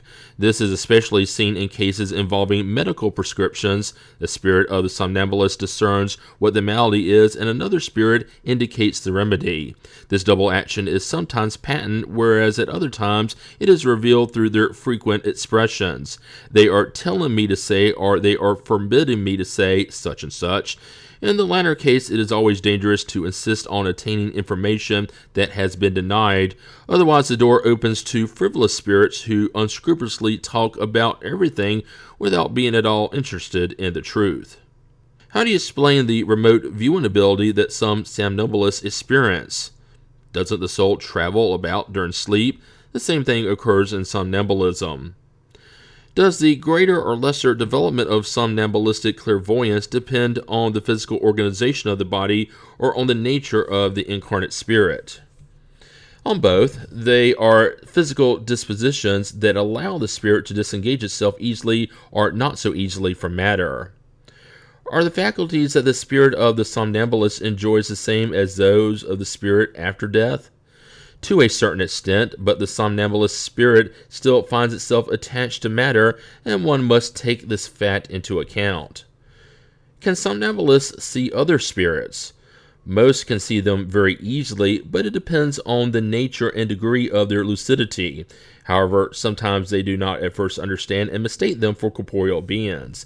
This happens especially with those who have no knowledge of spiritism, because they do not yet comprehend the nature of spirits. Their human appearance fools them, and that is why they think they are seeing living persons. The same effect is produced at the moment of death among those who think they are still alive. Nothing around them appears to have changed. Spirits appear to them as having bodies similar to ours, and they mistake the appearance of their own bodies as being real. Do somnambulists who see at a distance see from the place where their body is, or from where their soul is? Why ask such a question, since it is the soul that sees and not the body? Since it is actually the soul that travels about, how can somnambulists experience in their body the sensations of the heat or cold of the place where their soul is, which is sometimes very far from where their body actually is?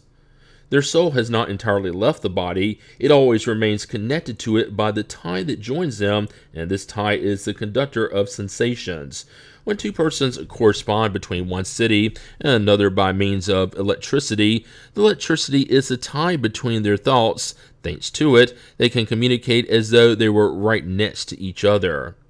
Does the use that somnambulists make of their faculties during life influence the state of their spirit after death? Very considerably, like the good or bad use of all the faculties that God has given to human beings. Ecstasy. What is the difference between ecstasy and somnambulism?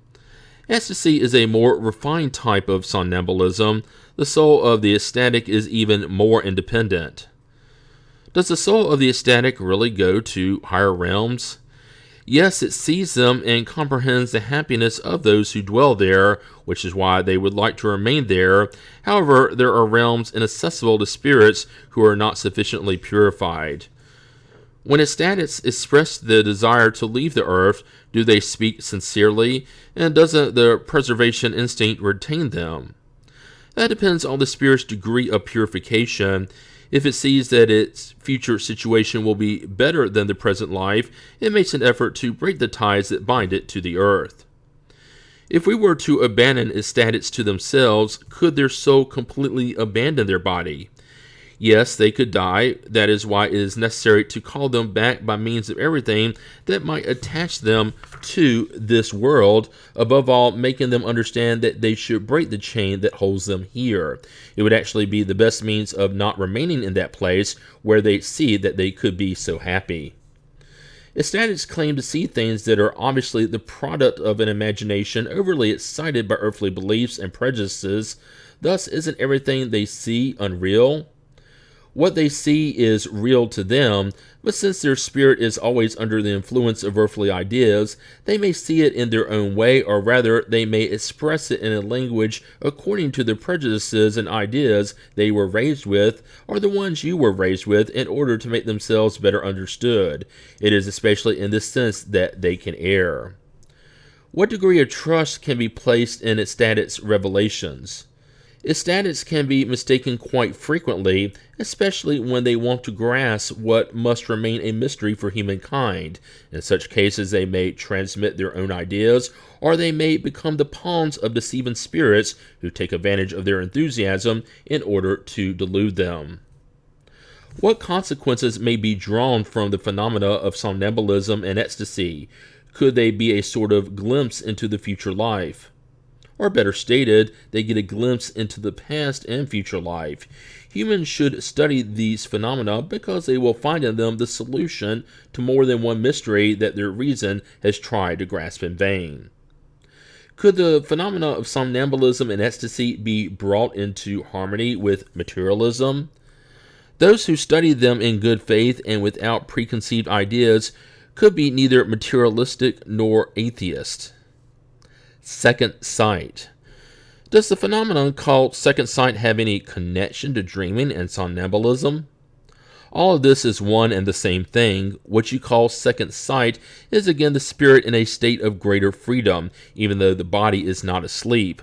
Second sight is the sight of the soul. Is second sight permanent?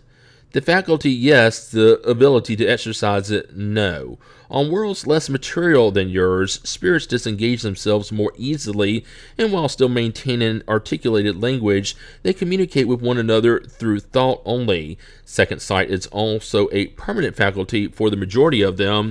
Their normal state may be compared to that of your lucid somnambulists, and that is also why they manifest themselves to you more easily than those who are incarnated in denser bodies. Does second sight develop spontaneously or by the will of those who possess it? Most of the time it is spontaneous, but the will can often play a larger role too. Thus you can take certain individuals called fortune tellers, for example, some of whom possess this faculty of second sight, and you will see that it is their own that helps them enter such a state, what you call vision. Is second sight capable of being developed through practice? Yes, effort always leads to progress, and the veil that covers things becomes clearer. Is this faculty linked to one's physical organization? Certainly, physical organization plays its role. There are organizations that are incompatible with this faculty. Why does second sight appear hereditary in certain families? It is due to similarity of organizations transmitted like other physical qualities, and afterwards development of the faculty through a kind of education which is also transmitted from one to the next. Is it true that certain circumstances can cause second sight to develop? Illness, the approach of danger, or a large crisis may develop it. In such instances, the body is sometimes in a particular state that allows the spirit to see what you cannot see with the eyes of your body.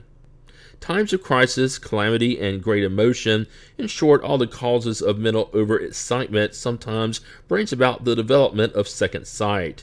It seems that in the presence of danger, Providence has given us the means of calling on it. All persecuted sets and individuals offer numerous instances of this fact. Are persons gifted with second sight always aware of it? Not always.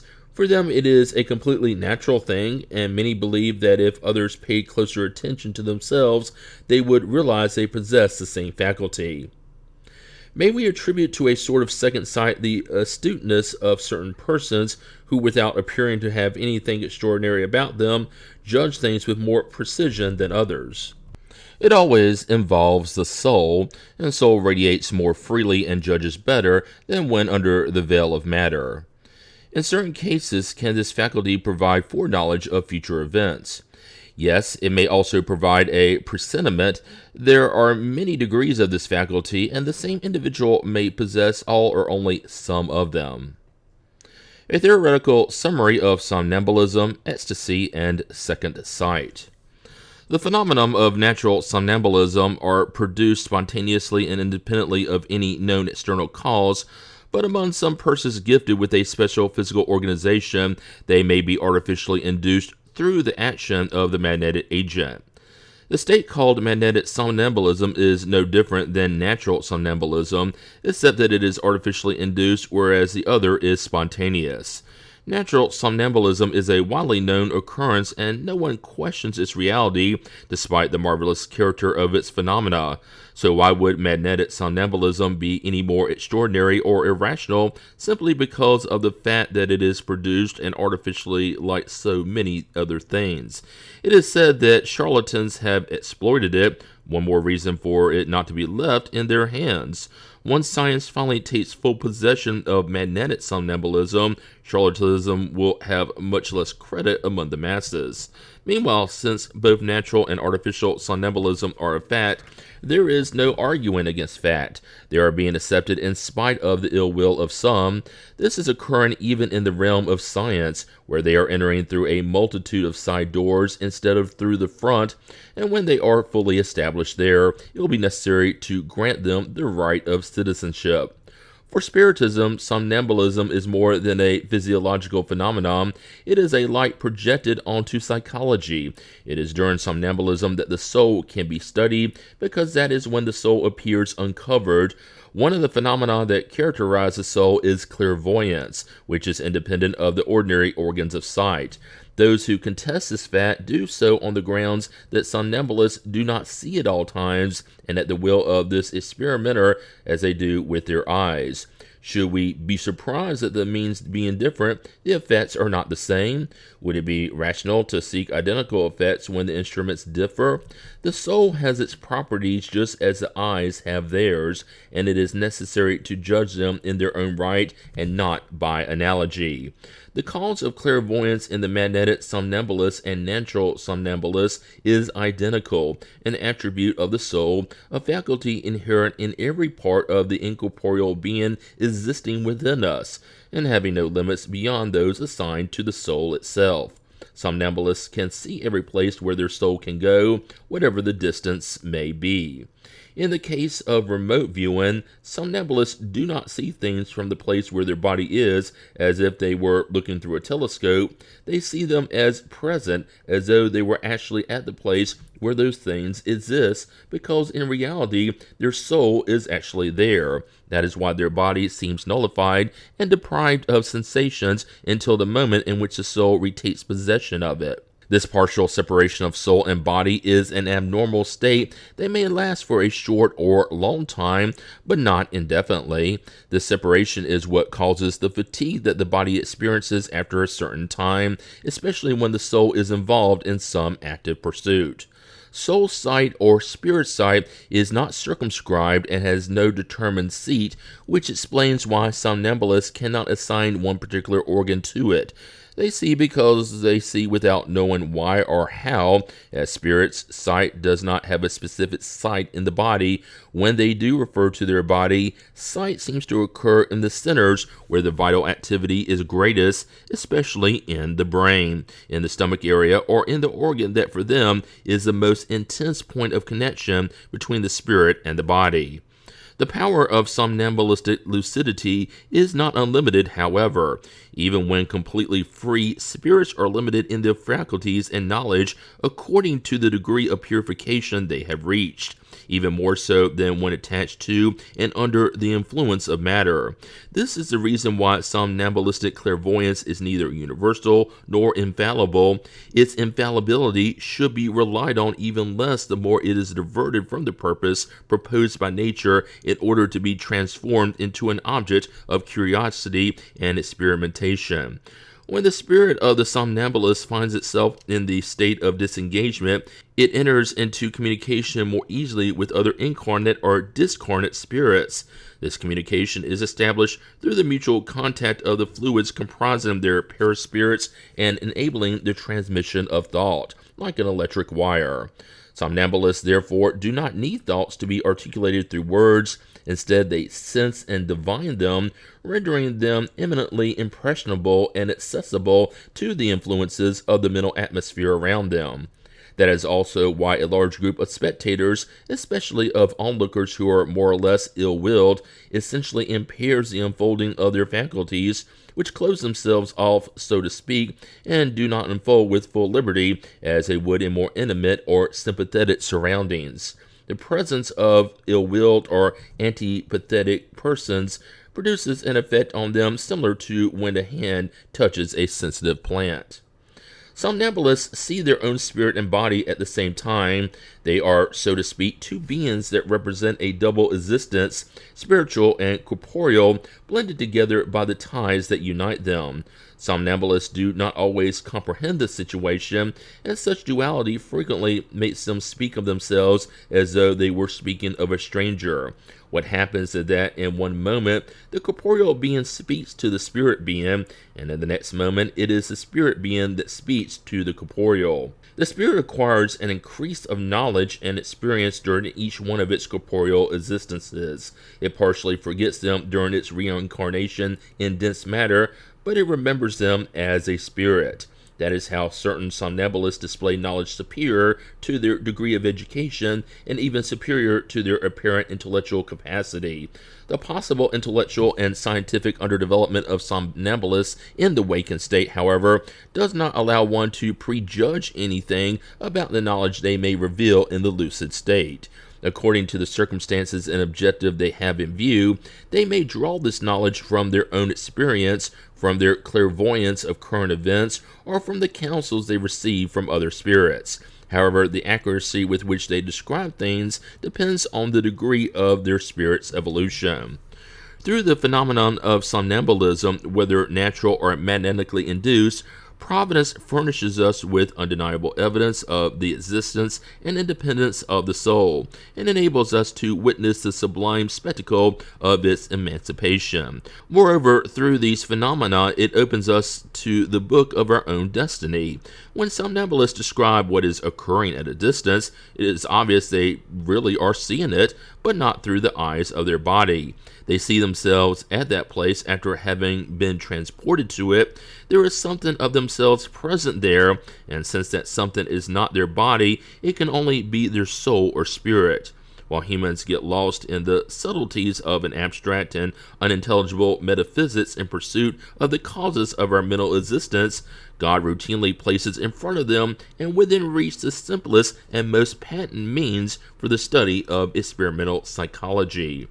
Ecstasy is the state in which the independence between the soul and body is expressed in the most sensitive way and even becomes somewhat palpable.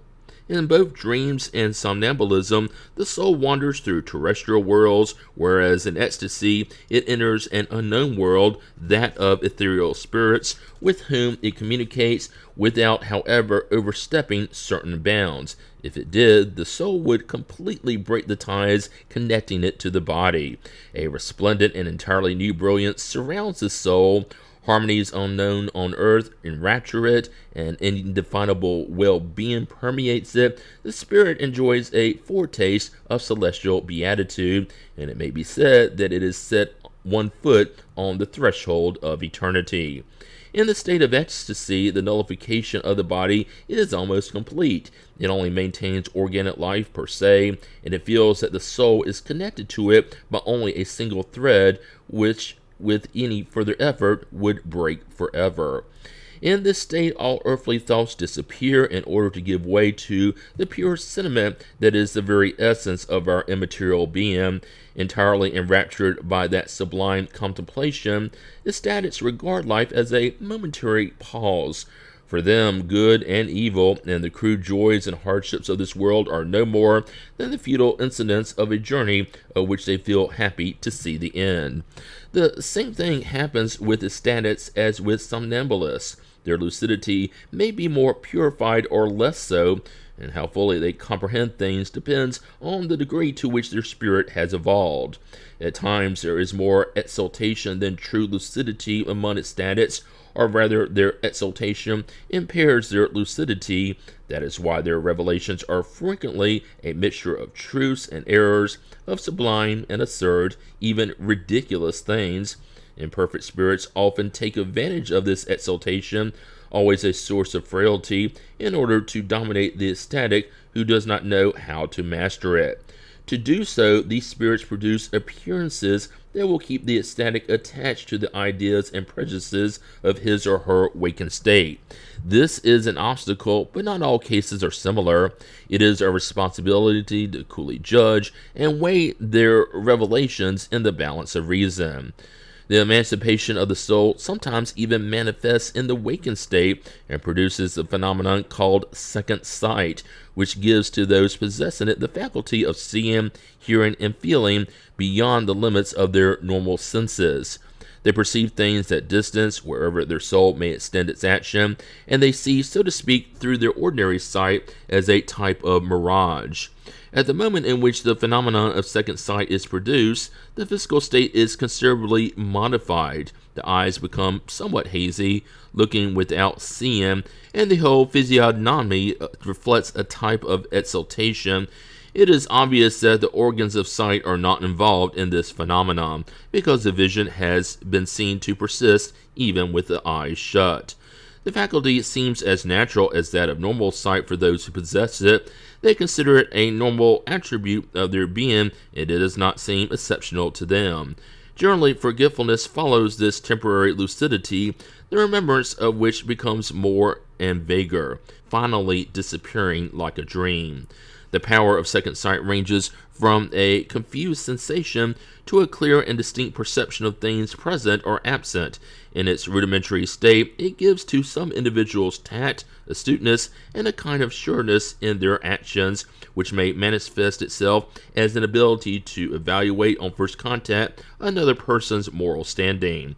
When this second sight is more developed, it awakens presentiments, and when developed even further, it shows events that have already happened or that are in the process of happening. Natural and artificial somnambulism, ecstasy, and second sight are no more than varieties or modifications of effects arising from the same cause.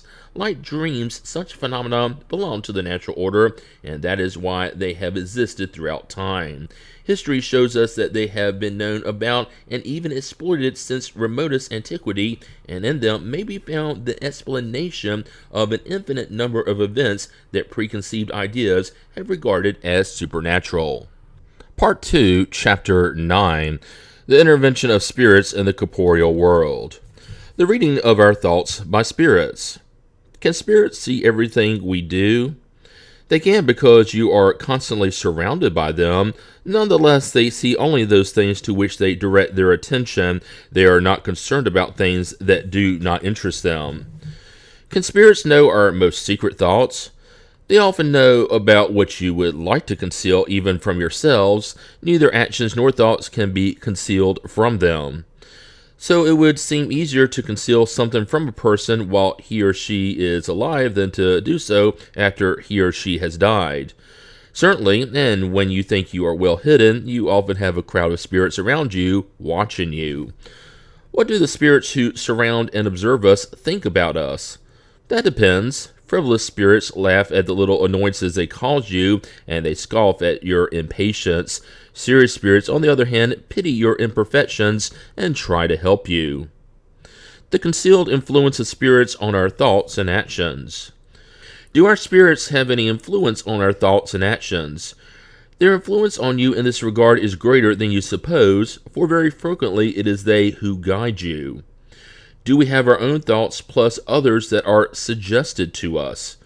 Your soul is a spirit who thinks by itself. Nevertheless, you must have noticed that many thoughts occur to you all at the same time with regards to the same subject, and they frequently contradict one another. Well, they are always a combination of your own ideas and other spirits' ideas, and this is what renders you uncertain. You have several ideas within your mind battling it out with each other. How can we distinguish between our own thoughts and those suggested to us? When a thought is suggested to you, it is like a voice speaking to you. Your own thoughts are usually those that occur to you at first impulse. Actually, you should not concern yourselves with such a distinction, and it is often more useful not even to know about it. You act more freely if you make the right decision. You will act more willingly. If you make the wrong one, your responsibility will be greater. Do individuals of intelligence and genius always draw their ideas from within themselves? Their ideas sometimes arise from their own spirit, but frequently they are suggested to them by other spirits who deem them capable of understanding them and worthy of transmitting them. When such individuals cannot find ideas within themselves, they appeal for inspiration. They are making an evocation even without suspecting it. If it were useful for us to be able to distinguish between our own thoughts and those suggested to us, God would have given us the means to do so, just as God has given us the means to distinguish between day and night. But when a matter seems vague, it must be so for our own good. It is sometimes said that the first impulse is always the best. Is this correct? It can be good or bad according to the nature of the incarnate spirit. It is always good for the one who listens to good inspirations. How can we tell if a suggested thought comes from a good or a bad spirit? Study the matter. Good spirits give only good advice. It is your responsibility to make the distinction. For what purpose do imperfect spirits induce us to wrongdoing? To make you suffer as they themselves do. Does it actually lessen their sufferings? No, but they do so anyway out of envy at seeing beings happier than they are. What kinds of suffering do they wish to inflict on us? Those that result from belonging to a lower order and from being far from God. Why does God permit spirits to incite us to wrongdoing? Imperfect spirits are meant as instruments for testing the faith and constancy of individuals in the practice of the good. As a spirit, you must progress in the knowledge of the infinite. That is why you experience the trials of wrongdoing in order to arrive at the good. Our mission is to place you upon the upright path. When bad influences act on you, however, it is you yourself who call to them out of your desire for wrongdoing. Little of all spirits come to help you in wrongdoing when you have the will to commit it. However, they cannot help you in it except when you actually desire to indulge in it. If you are inclined to murder, very well, there will be a swarm of spirits who will maintain that thought in your mind. However, there will also be others who will try to influence you for good, and this re-equalizes the balance, leaving you as master of yourself. It is thus that God leaves us to our conscience the choice of the course we must follow and the freedom to yield to either of the opposing influences acting on us. Can people avoid the influence of spirits who incite them to wrongdoing? Yes, because they only attach themselves to those who solicit them with their desires or attract them with their thoughts. Do spirits whose influence is repelled by an individual's will finally give up on their attempts? What else could they do? When they have nothing to do, they leave. Nevertheless, they attentively watch for a favorable moment, as the cat attentively watches the mouse. By what means can we neutralize the influence of bad spirits? By doing good and placing all your trust in God. You repel their influence and you destroy the power they desire to have over you. Guard yourselves against listening to the suggestions of spirits who excite wrongful thoughts in your mind, those who incite discord, and arouse in you all the base passions. Above all, distrust spirits who flatter your pride, for they are attacking you at your weakest point. That is why Jesus teaches you to say in the Lord's Prayer, Lord, do not let us fall into temptation, but deliver us from evil. Have the spirits who seek to lead us into wrongdoing and who thus put our moral firmness to the test received a mission to do this? And if it is in fact a mission for them to fulfill, will they be responsible for doing so? Spirits never receive a mission to practice wrongdoing. When they do wrongful deeds, it is by their own will, and they will have to suffer the consequences. God may let them test you, but never directly orders them to. It is your responsibility to repel them. When we experience a sensation of anguish, of indefinable anxiety, or inner satisfaction without a known cause, does it result solely from our physical disposition at the time? It is almost always the effect of communications you have with spirits without even suspecting it, or those you have had with them during sleep. Are spirits who want to incite us to wrongdoing limited to taking advantage of the circumstances in which we find ourselves, or can they create such circumstances? They may take advantage of a circumstance, but frequently they cause it, pushing you without your being aware of it towards the object of your ambition. Thus, for example, a man finds a quantity of money by the road. Spirits have not placed the money there, but they may have instilled in the man the thought of going in that direction. Then they suggest he keep the money, while others suggest he return it to its rightful owner. The same process happens with all other temptations. The possessed. Can a spirit temporarily take over the corporeal envelope of a living person? In other words, can it enter an animate body and replace the spirit incarnated in it? A spirit does not enter a body as you enter a house. Instead, it associates with an incarnate spirit who has its same defects and qualities so that they can both act conjointly. Nevertheless, it is always the incarnate spirit who acts upon the matter enveloping it and according to its own wishes. A spirit cannot replace the one who is incarnate because the spirit is connected to the body until the time set for the end of its material existence. If there is no such thing as possession per se, that is, the cohabitation of two spirits in the same body, may a spirit nonetheless find itself dependent on another spirit so that it sees itself subjugated or obsessed by it to such a degree that its own will is in some way paralyzed. Yes, and these are the truly possessed. You must understand, however, that this kind of domination never occurs without the participation of the one who suffers it, either through weakness or desire. Epileptics and insane individuals have often been taken as being possessed, but they are in need of a doctor rather than an exorcist.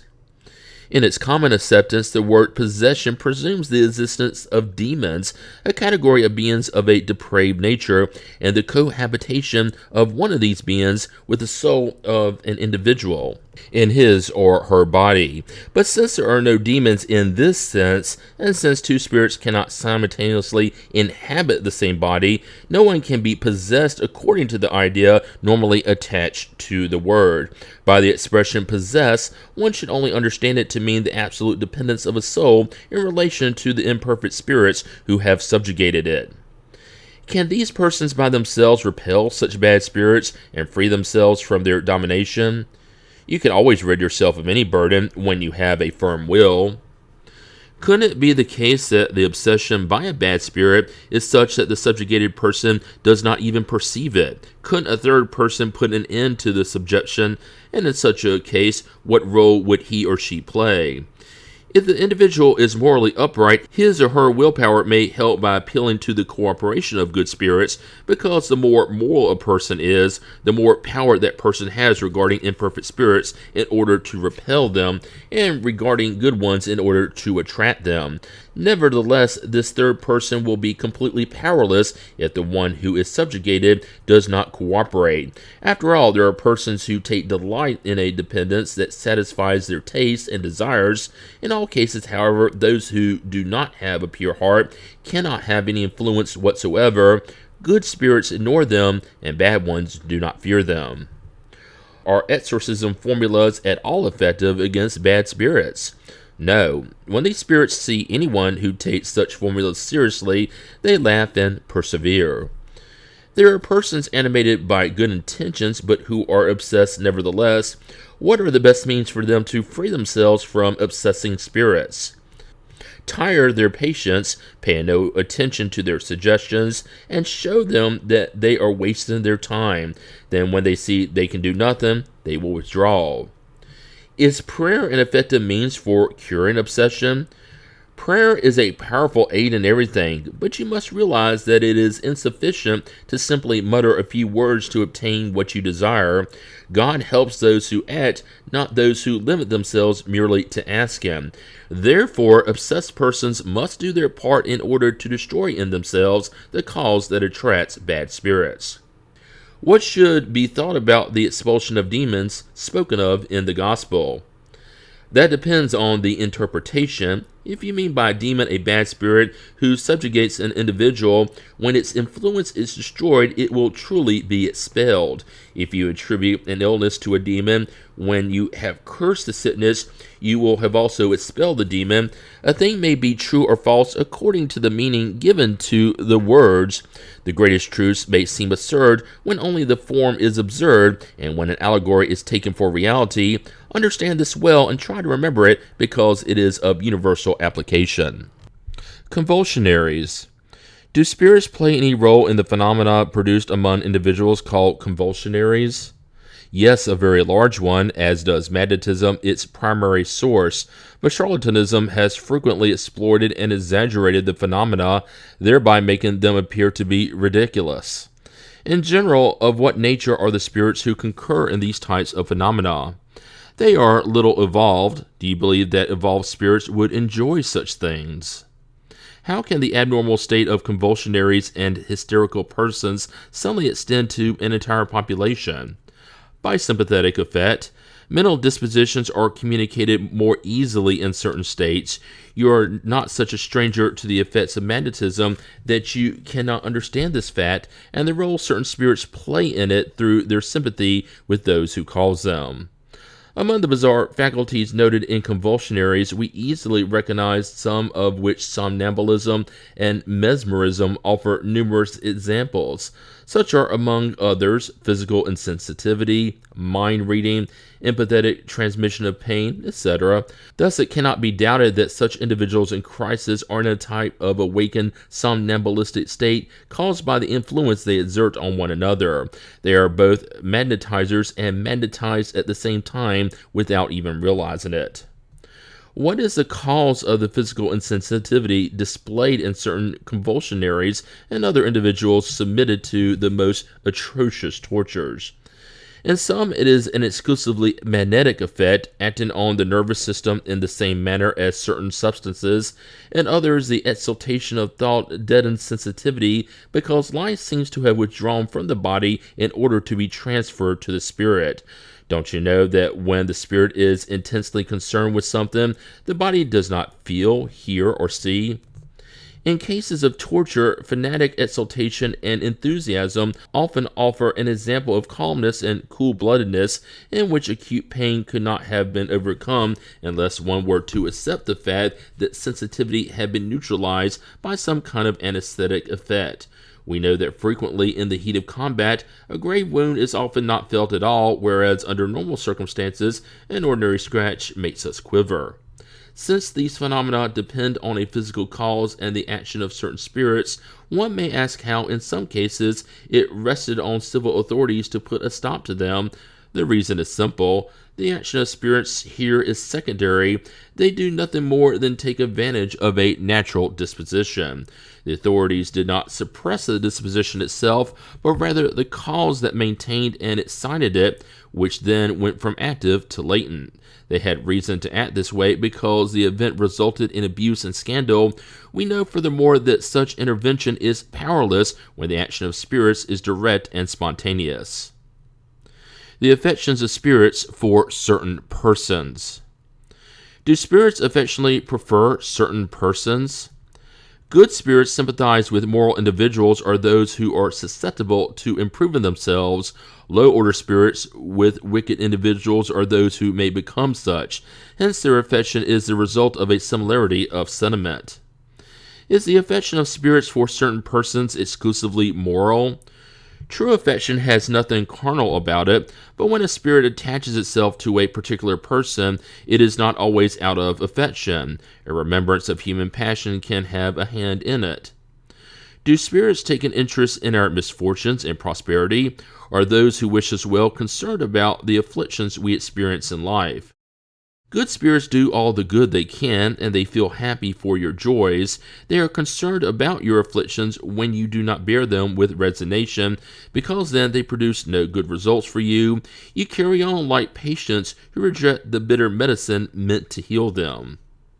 What kind of afflictions cause spirits to be concerned about us most? Physically caused afflictions or morally caused ones? Your selfishness and hard-heartedness, everything else derives from these. They laugh at all your imaginary ills, born from pride and ambition, but they rejoice in those that will shorten the length of your trial. Knowing that corporeal life is only transitory and that the tribulations accompanying it are means leading to a better state, spirits are more concerned about the moral causes that keep us from that state than about physical ills, which are only temporary. Spirits care little about misfortunes that only affect our mundane ideas, as we care little about the puerile afflictions of childhood. Spirits who see in the afflictions of life a means for our advancement consider them as a momentary crisis that will restore us to health. They commiserate in our sufferings just as we commiserate in the sufferings of a friend, but seeing things from a more correct point of view, they regard them differently. While good spirits rebuild our courage for the sake of our future, others incite us to desperation and try to jeopardize it. Do our relatives and friends who have preceded us into the other life have more sympathy for us than spirits who are strangers? Of course, and as spirits they frequently protect you according to their abilities. Are they sensitive to our affections for them? Very sensitive, but they forget those who forget them. Guardian angels, protector, familiar, or sympathetic spirits. Are there spirits who link themselves to particular individuals in order to protect them? Yes, spirit friends, what you call good spirits or guardian spirits. What is a guardian angel? A protector spirit of a high order. What is the mission of protector spirits? Their mission is that of parents towards their children, to guide their wards along the path of the good, to help them with their counsels, to console them in their afflictions, and to sustain their courage in the trials of earthly life. Are protector spirits connected to particular individuals from birth? From birth to death, they frequently accompany them after death in the spirit life, and even through numerous corporeal existences, because these existences are no more than very short phases in the life of a spirit. Is the mission of a protector spirit voluntary or obligatory? The spirit is obliged to watch over you because it has accepted the task. However, it is allowed to choose individuals who are attuned to it. For some, it is a pleasure, for others, a mission or a duty. In linking itself to an individual, does the spirit refrain from protecting other individuals? No, but it does so less exclusively. Is the protector spirit indissolubly connected to the person who has been entrusted into its care? Certain spirits often leave their position to carry out different assignments, but in such cases they are replaced. Do protector spirits sometimes abandon their ward when the latter is heedless of their warnings? They withdraw when they see their counsels are useless and that the ward's will is set on submitting to the influence of little evolved spirits. They do not abandon them entirely, though, and always make themselves heard. Their wards are the ones who shut their ears. Their protectors return as soon as they are called. If there is a doctrine that should convert the most incredulous by its charm and sweetness, it is that of guardian angels. Isn't it a very consoling idea to know that you always have at your side beings who are more evolved than you, who are always there to counsel, sustain, and aid you in scaling the rugged mountain of the good, who are more reliable and devoted friends than the most intimate connections that may be contracted on earth? These beings are there at God's orders. It was God who has placed them at your side. They are there out of love for God, and they fulfill a beautiful but laborious mission alongside you. Wherever you may be, your angel will be there with you, in prison, in the hospital, in dens of iniquity, in solitude. Nothing separates you from your friend, whom you cannot see, but from whom your soul nonetheless receives the gentlest impulses and hears wise counsels. Why can't you understand this truth more fully? how many times it would help you in moments of crisis, how many times it would save you from bad spirits. But on the great day of accounting, this angel of the good might have to say to you, did not offer you advice, yet you did not follow it. Did not show you the abyss, yet you fell into it. I made the voice of truth resound in your conscience, yet you follow the counsels of a lie instead. Question your guardian angels. Establish between yourselves and them that intimate tenderness that reigns between best friends. Do not think of hiding anything from them, for they are the eyes of God, and you cannot deceive them. Consider the future. Seek to progress in this life, and your trials will be shorter and your lives happier. Come, take heart. Once and for all, avoid prejudices and ulterior motives. Enter upon the new pathway now opening before you. Forward, forward. You have guides. Follow them. Your goal cannot fail you, for the goal is God. To those who think it impossible that truly higher order spirits could devote themselves to such a laborious task, and in all instances, we will say that we can indeed influence your souls, even though millions of miles may separate us. Space does not exist to us, and even while living on another world, our spirits retain a connection with you. We enjoy faculties that you cannot comprehend. However, you can be certain that God has not imposed a task on us that is above our strength, or that God has abandoned you alone on the earth without friends or support. All guardian angels have their wards whom they watch over as parents watch over their children. They feel happy when they see them on the path of the good, but mourn when their counsels are despised. Do not fear tiring us with your questions. Rather, remain in contact with us always. You will thus be stronger and happier. These communications between each individual and his or her familiar spirit are what make all individuals mediums. Mediums ignored today, but who will show themselves later, spreading out like an ocean without shores to sweep away disbelief and ignorance. People of learning teach. People of talent educate your brothers and sisters. Without knowing it, the work you accomplish is Christ's work, which God has imposed on you. Why has God granted you intelligence and knowledge, if not to share them with your brothers and sisters, to enable them to progress on the path of joy and eternal blessedness? The doctrine of guardian angels watching over their wards in spite of the distance separating the worlds has nothing surprising about it. On the contrary, it is grand and sublime. On the earth, do we not often see a father, albeit far away, watch over his child and aid him or her with his wise counsels through correspondence? Why should we wonder that there are spirits who from one world to the other are able to guide those whom they have taken under their protection, since to them the distance separating the two worlds is less than the separating the continents on the earth? Do they not have the universal fluid that connects all worlds, uniting them in solidarity with one another, an immense vehicle for the transmission of thought, as the air is for us the vehicle for the transmission of sound? Can spirits who abandon their wards and no longer do them good, do them evil instead? Good spirits never do evil. They leave that to those who take their place, and then you blame fate for the misfortunes that overwhelm you, whereas you yourselves are actually to blame. Can protector spirits leave their wards at the mercy of spirits who might harm them? There is a unity among bad spirits for neutralizing the actions of the good ones, but if wards would so desire, they could restore the link to their good spirit. The good spirit may find a more willing person somewhere else to help in the meantime, while waiting for an opportunity to return to its ward. When protector spirits allow their wards to be led astray in life, is it because they are powerless to confront malevolent spirits? It is not because they are powerless, but because they do not want to.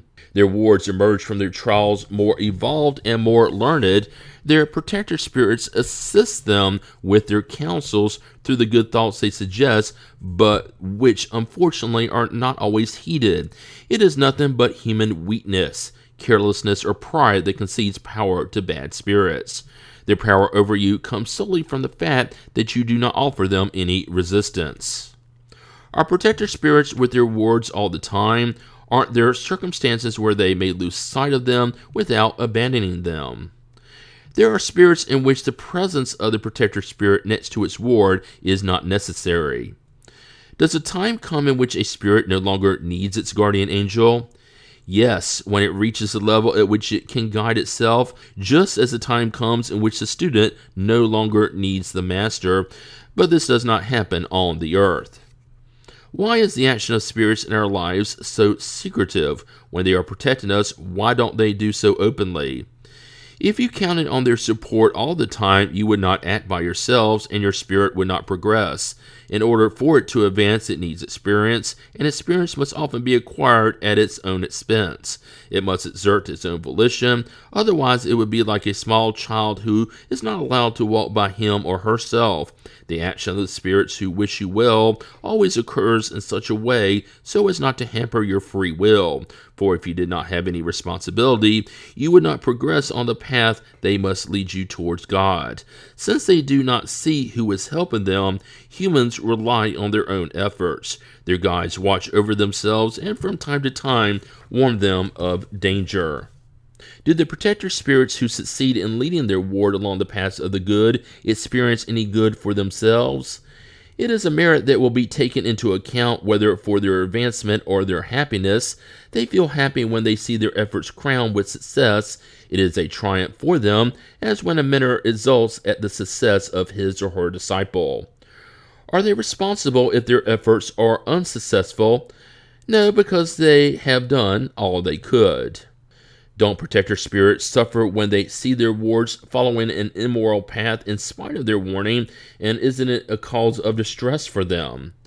They suffer from their wards' misdeeds, and they pity them, but this affliction has none of the anguish of earthly parenthood, because they know that there is a remedy for the wrongdoing, and that what is not done today will be done tomorrow.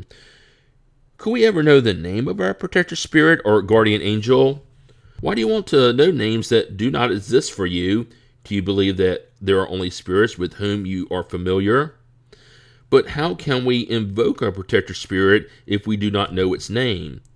Give it any name you please, that of a higher order spirit for whom you have sympathy or veneration.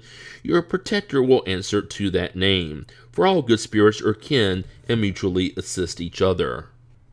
Are protector spirits who employ well-known names always those of the actual individuals who had those names? No, but they are spirits who are sympathetic to them and who often come at their orders. You require a name, therefore they employ one that will inspire your trust. When you cannot personally carry out a mission, you send someone whom you trust and who acts in your name. When we return to the spirit life, will we recognize our protector spirit? Yes, because you frequently knew it before your incarnation.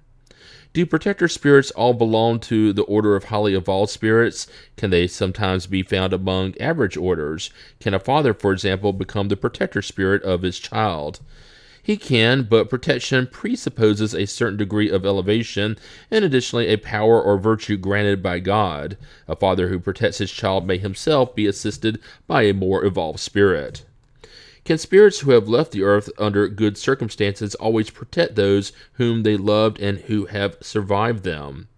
Their power is more or less restricted. The position in which they find themselves does not always allow them full freedom of action. Do humans in the primitive state or in the state of moral impurity also have protector spirits? If so, are these spirits of an order as elevated as those of more advanced humans? All individuals have a spirit who watches over them, but such a mission is relative to its purpose. You do not give a professor of philosophy to a child who is just learning to read. The progress of the familiar spirit follows that of the spirit it protects. Having a more highly evolved spirit who watches over you, you in turn may become the protector of a spirit who is less evolved than you, and the progress you help that spirit make will contribute to your own advancement. God does not require of a spirit more than what its nature and the degree of which it has arrived will allow. When a discarded father who has been watching over his child reincarnates, does he still continue to do so? That is a more difficult situation, but in a moment of freedom, he may ask that a sympathetic spirit assist him in this mission. However, spirits only accept missions they can carry out to the end. Incarnate spirits, especially on worlds where existence is quite material, are too dominated by their physical body to be able to devote themselves entirely to others, that is, to assist them personally. That's why those who are not sufficiently evolved are themselves assisted by spirits who are more evolved, so that if one fails for whatever reason, it will be replaced by another. Besides, our protector spirit is a bad spirit connected to each one of us for the purpose of leading us into wrongdoing and for providing us an opportunity to struggle with good and evil. Connected is not the right term. It is certainly true that bad spirits try to draw individuals away from the moral road when they find the opportunity. However, when one of them connects itself to an individual, it does so of its own accord because it hopes to be listened to. This gives rise to a struggle between the good and the bad spirit, and the one whose influence and the individual has heeded will win. May we have several protector spirits. All individuals always have sympathetic spirits who are more advanced or less so, who dedicate their affection to them and who take an interest in them. There are also those who help them in wrongdoing. Do sympathetic spirits act in virtue of a mission? Sometimes they may have a temporary mission, but generally they are only attracted due to a similarity of thought and sentiment in good or evil. So it is correct to assume that sympathetic spirits may be either good or bad. Yes, humans will always encounter spirits who sympathize with them, whatever their character may be. Are familiar spirits the same as sympathetic spirits or protector spirits? There are many gradations of protection and sympathy. Give to them whatever names you desire. The familiar spirit, however, is usually a friend of the home. From the above explanations and from observations made about the nature of spirits who connect themselves to human beings, we may deduce the following. Protector spirits, guardian angels, or good spirits are those whose mission is to follow humans during life and to help them progress. They are always more highly evolved than their ward. Familiar spirits link themselves to certain persons by means of ties of varying duration in order to help them according to their power, which is frequently quite limited, however. These are good spirits, but sometimes little advanced and even a little frivolous. They voluntarily occupy themselves with the details of an individual's personal life and only act by order or with permission of protector spirits. Sympathetic spirits are those whom we attract to us through individual affections and a certain similarity in tastes and sentiments, both in good and in evil. The duration of their relationship almost always depends on the circumstances. Bad spirits are imperfect or even wicked spirits who attach themselves to individuals for the purpose of diverting them from the good, but they behave at their own impulse and not in virtue of a mission. Their tenacity is directly related to how easy or difficult their access to the person is, and individuals are always free to listen to their voice or to repel them. What should be thought of persons who seem to attach themselves to others in order to lead them inevitably into perdition, or on the other hand, to guide them along the path of the good? Some persons exert a certain effect on others. They hold a kind of spell over them that seems irresistible. When this happens for ill, they are in fact bad spirits whom other bad spirits employ in order to better subjugate their victims. God may permit this in order to test them. Could our good spirit or a bad one incarnate in order to follow us more directly in life? This sometimes happens, but they frequently entrust this task to incarnate spirits who are sympathetic with them. Are there spirits who attach themselves to an entire family in order to protect it? Some spirits link themselves to the members of the same family who live together and are united by affection, however, do not believe in spirit protectors of race pride. Since spirits are attracted to individuals out of sympathy, are they attracted to groups of individuals for particular reasons as well? Spirits prefer places where they can be amongst those who are like themselves. In such places, they can be more at ease and sure of being listened to. Humans attract spirits because of their tendencies, whether as individuals, as a collective group, a city, or a nation. Thus, there are societies, cities, and nations that are assisted by spirits of greater or lesser advancement, depending on their character and the passions that dominate them. Since imperfect spirits withdraw from those who repel them, the moral purity of a collective whole, like that of individuals, tends to repel bad spirits and attract good ones. The latter awaken and maintain a sense of the good in the masses, in the same way that the former may inspire in them the worst passions. Do groups of individuals, such as societies, cities, and nations, have their own special protector spirits? Yes, because such groups are collective individualities that are headed towards a common objective and therefore have the need of a higher direction. Are the protector spirits of groups of a more advanced nature than those who are linked to individuals? Everything is relative to the degree of advancement, whether of groups or of individuals. May certain spirits help the arts to progress by watching over those involved in them. These are special protector spirits who assist those who invoke them and whom they deem worthy. But what could you expect them to do for those who deem themselves to be something, whereas in fact they are not? They cannot make the blind see or the deaf hear. The ancients made special deities of such spirits. The Muses were the allegorical personification of the protector spirits of the arts and sciences, just as the family protector spirits were designated by the names of Lares and Penates. Among moderns, the arts and the various industries, cities, and countries also have their own patrons or protectors, who are high-order spirits, but under other names. Since all individuals have their own sympathetic spirits, it thus follows that in all collective groups, the overall quality of the sympathetic spirits corresponds to the overall quality of the individuals composing them, and that foreign spirits are attracted to such groups out of similarity of taste and thoughts. In other words, these groups, as well as the individuals comprising it, are more favorably surrounded, assisted, and influenced by protector spirits, or less so according to the nature of the thoughts of the majority. Among nations, the causes that attract spirits are their customs, habits, their dominant character, and above all, their laws, for the character of a nation is reflected in its laws. Humans who ensure that justice reigns among them combat the influence of bad spirits. Wherever laws consecrate injustices that are contrary to humanity, good spirits are in the minority, and a mass of bad ones flood in, keeping the people of that nation stuck in their ideas and paralyzing the occasional good influences which become lost in the crowd like isolated stalks of corn in the midst of weeds. By studying the customs of nations or of any group of individuals, it is therefore easy to get an idea of the invisible population that is meddling in their thoughts and actions. Presentiments. Is a presentiment always a warning from a protector spirit? A presentiment can be the inner and secret counsel of a spirit who wishes you well. It can also be an intuition about a choice made prior to incarnation. It is the voice of instinct. Before incarnating, a spirit has knowledge of the principal phases of its coming existence, i.e. the kind of trials in which it will be engaged.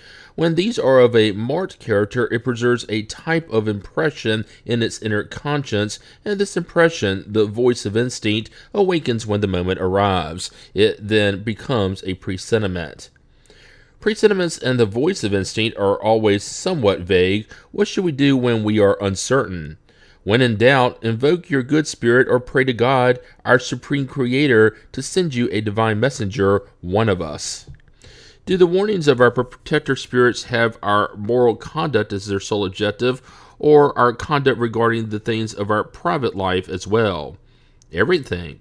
They seek to enable you to live in the best way possible, but you frequently shut your ears to their good warnings, and you thus make yourselves unhappy through your own fault. Our protector spirits help us with their counsels through the voice of conscience, which they make resound in our inner being. However, since we do not always give them the importance they deserve, they offer us more direct counsels by using the persons around us. Examine the various happy or unhappy circumstances of your life, and you will see that on many occasions you receive counsels which you did not always take advantage of, but which would have saved you much trouble if you had listened to them. The influence of spirits on the events of life. Do spirits exert any influence on the events of life? Certainly, because they counsel you. Do they exert this influence in any other way besides the thoughts they suggest? Do they act directly in the outcome of things? Yes, but they never act outside natural laws. We erroneously think that the action of spirits must only manifest through extraordinary phenomena. We would like for them to come to our aid through miracles, and we always imagine them to be armed with some kind of magic wand, but such is not the case. Rather, their interventions always appear veiled, and what is accomplished through their concourse seems entirely natural. Thus, for example, they cause the meeting of two persons who seem to have met by accident. They inspire someone with the thought of passing by such and such a place. They call a person's attention to a specific point if it will lead to the result they desire. Thus, they work in such a way that individuals, believing they have only followed their own impulse, always retain their free will.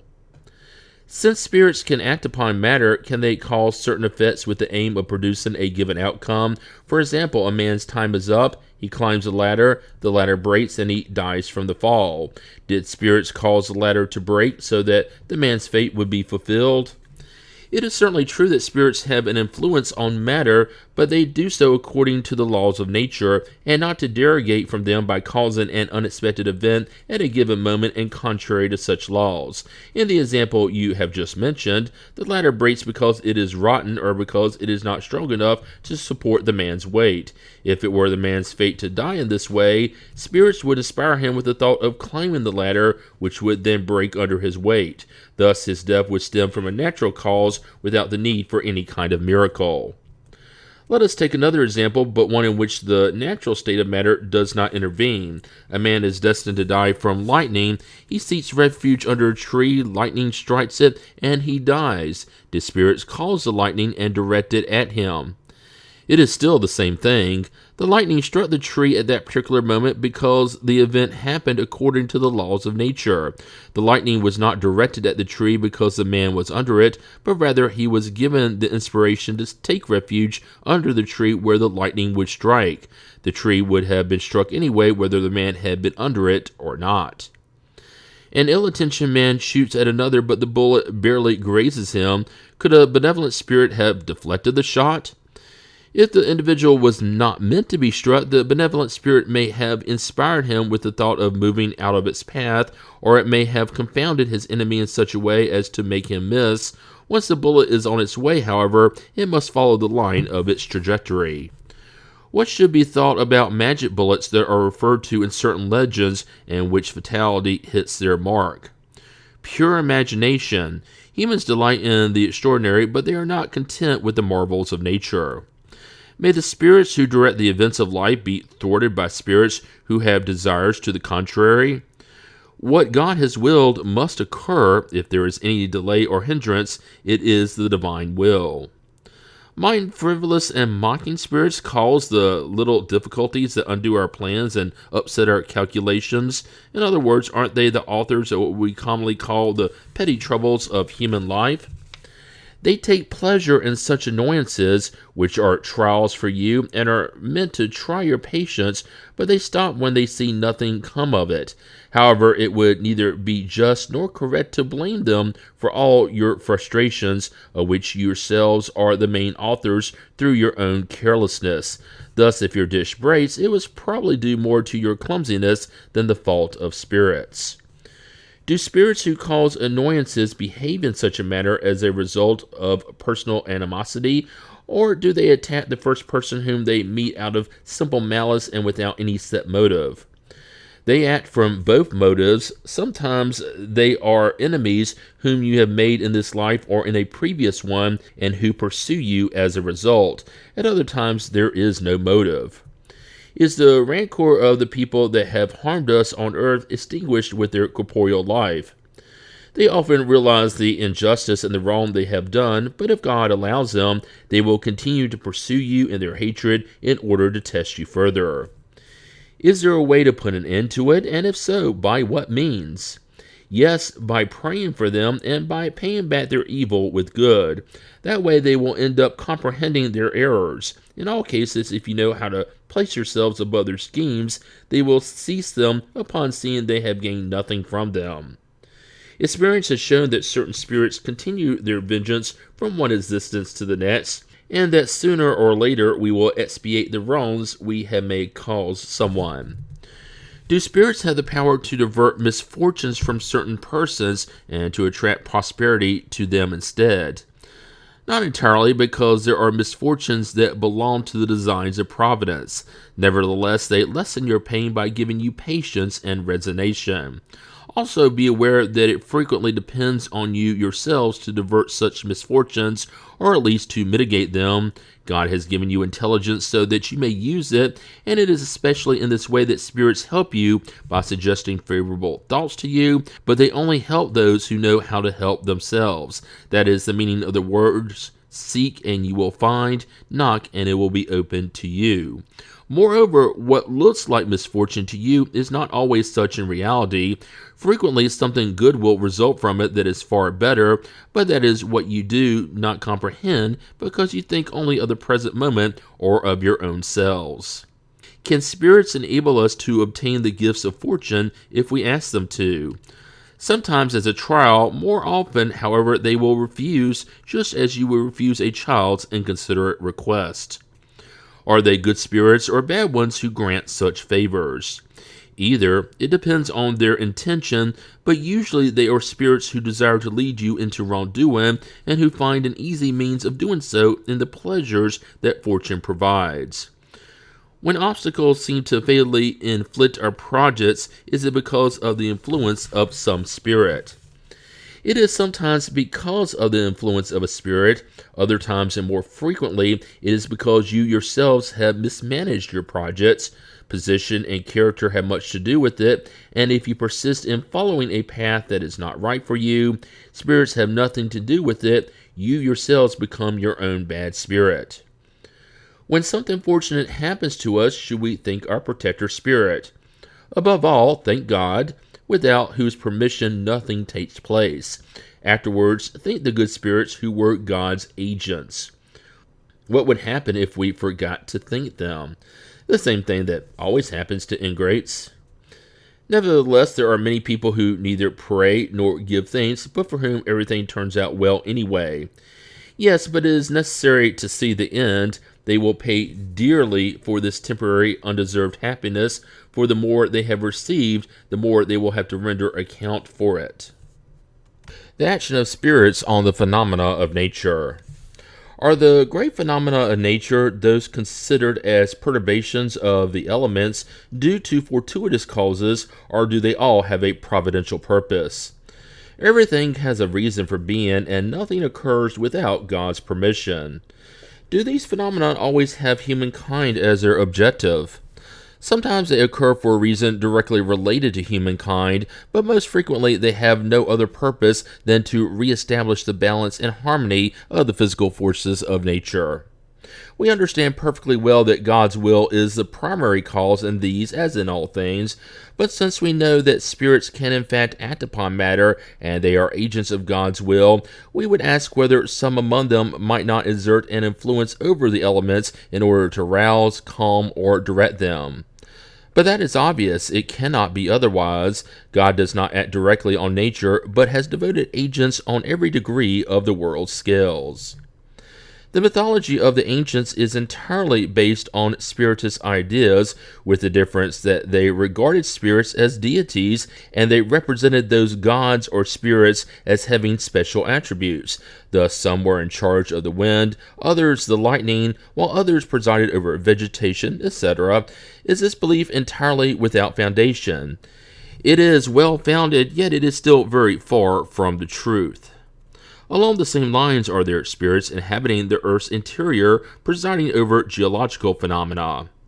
Such spirits do not actually inhabit the Earth, but they preside over and direct its phenomena according to their particular attributes. Someday you will have an explanation for all these phenomena, and you will comprehend them better. Do the spirits who preside over the phenomena of nature form a special category in the spirit world? Are they separate beings, or are they spirits who have been incarnated like us? Who will be or who have been? Do these spirits belong to the higher or lower orders of the spirit hierarchy? That depends on whether their role is more material or intelligent, or less so. Some command, others execute. Those who perform material functions are always of a lower order among spirits, just as among human beings. In the production of certain phenomena, storms for example, does a single spirit act, or do they gather in mass? In enormous masses. Do the spirits who act upon the phenomena of nature do so with full awareness and in virtue of their free will, or out of an instinctive and unreasoning impulse? Some in one way, others in the other. Let us make a comparison. Consider the myriads of animals that little by little build up islands and archipelagos in the ocean. Do you believe that there is no providential purpose in this, and that this transformation of the surface of the globe is not necessary for its overall harmony? Yet all this is accomplished by animals of the lowest degree, while they are providing for their own needs, and without perceiving that they are God's instruments.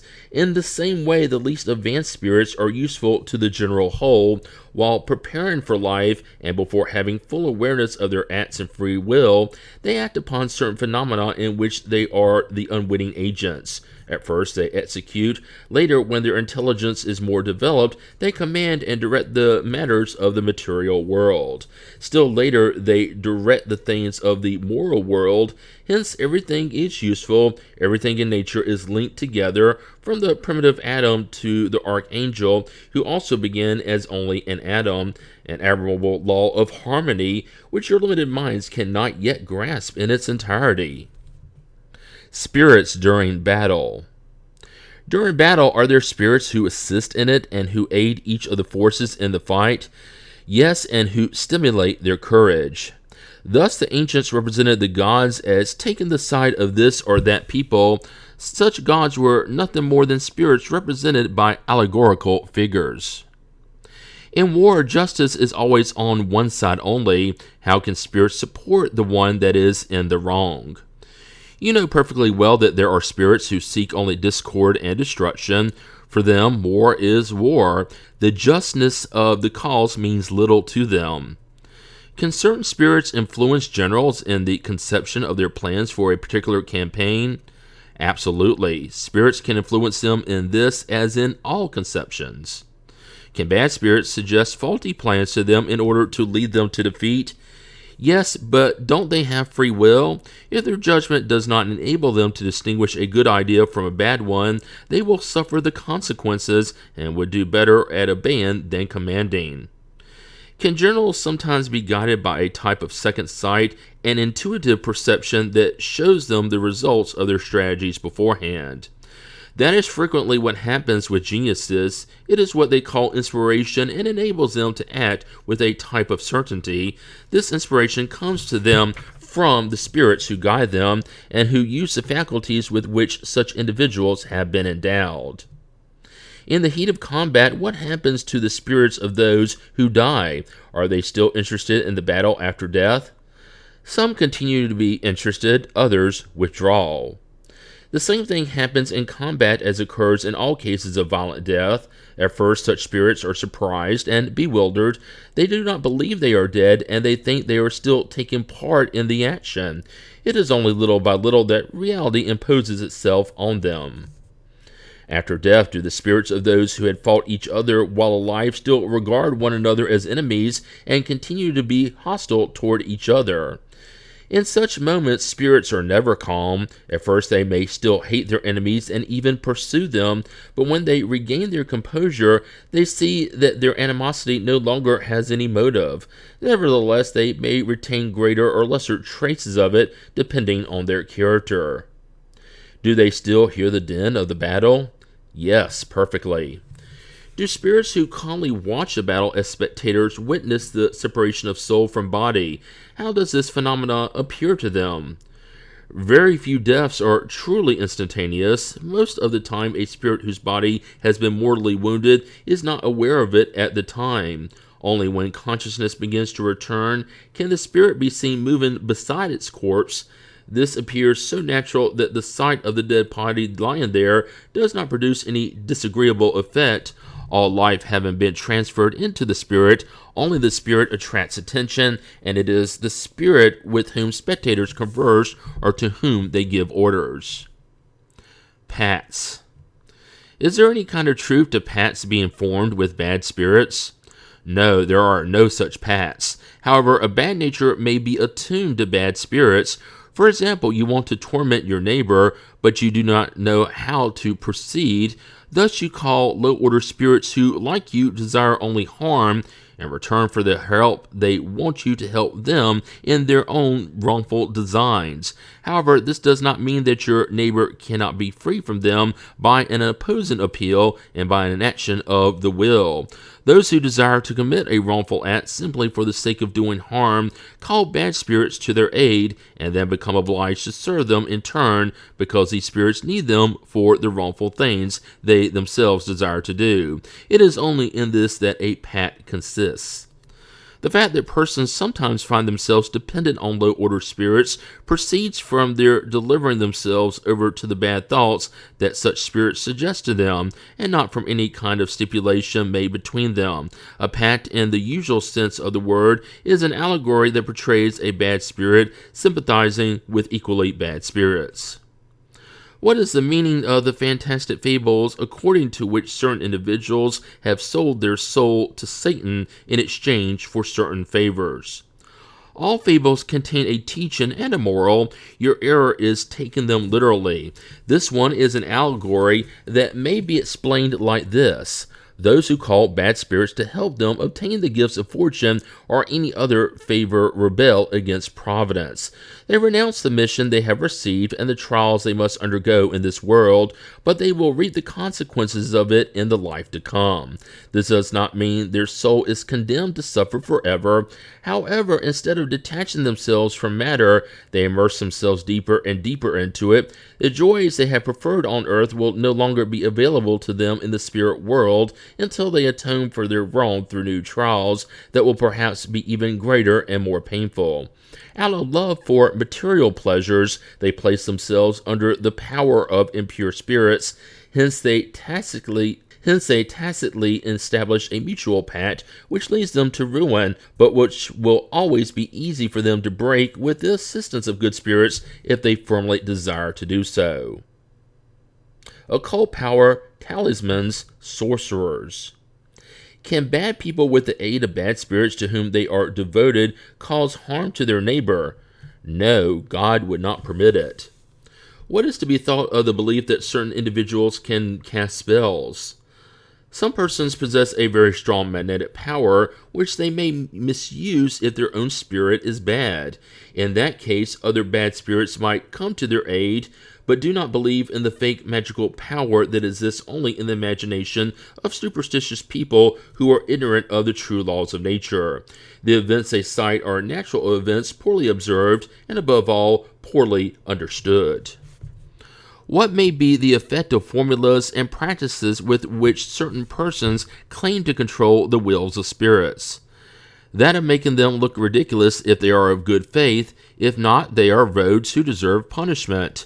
All such formulas are mere charlatanism. There is no sacramental word, no Kabbalistic sign, no talisman that has any power over spirits, because they are only attracted by thought and not by material objects. Haven't certain spirits sometimes dictated Kabbalistic formulas? Yes, there are spirits who indicate signs and bizarre words, or who prescribe certain acts with the help of which you perform what you call spell casting. Nevertheless, you may be very sure that these spirits are mocking you and abusing your credulity.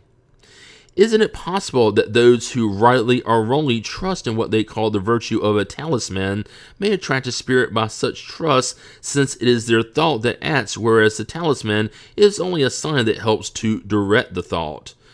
That is the case, but the nature of the spirit attracted by such means depends on the purity of the intention and the level of the sentiments.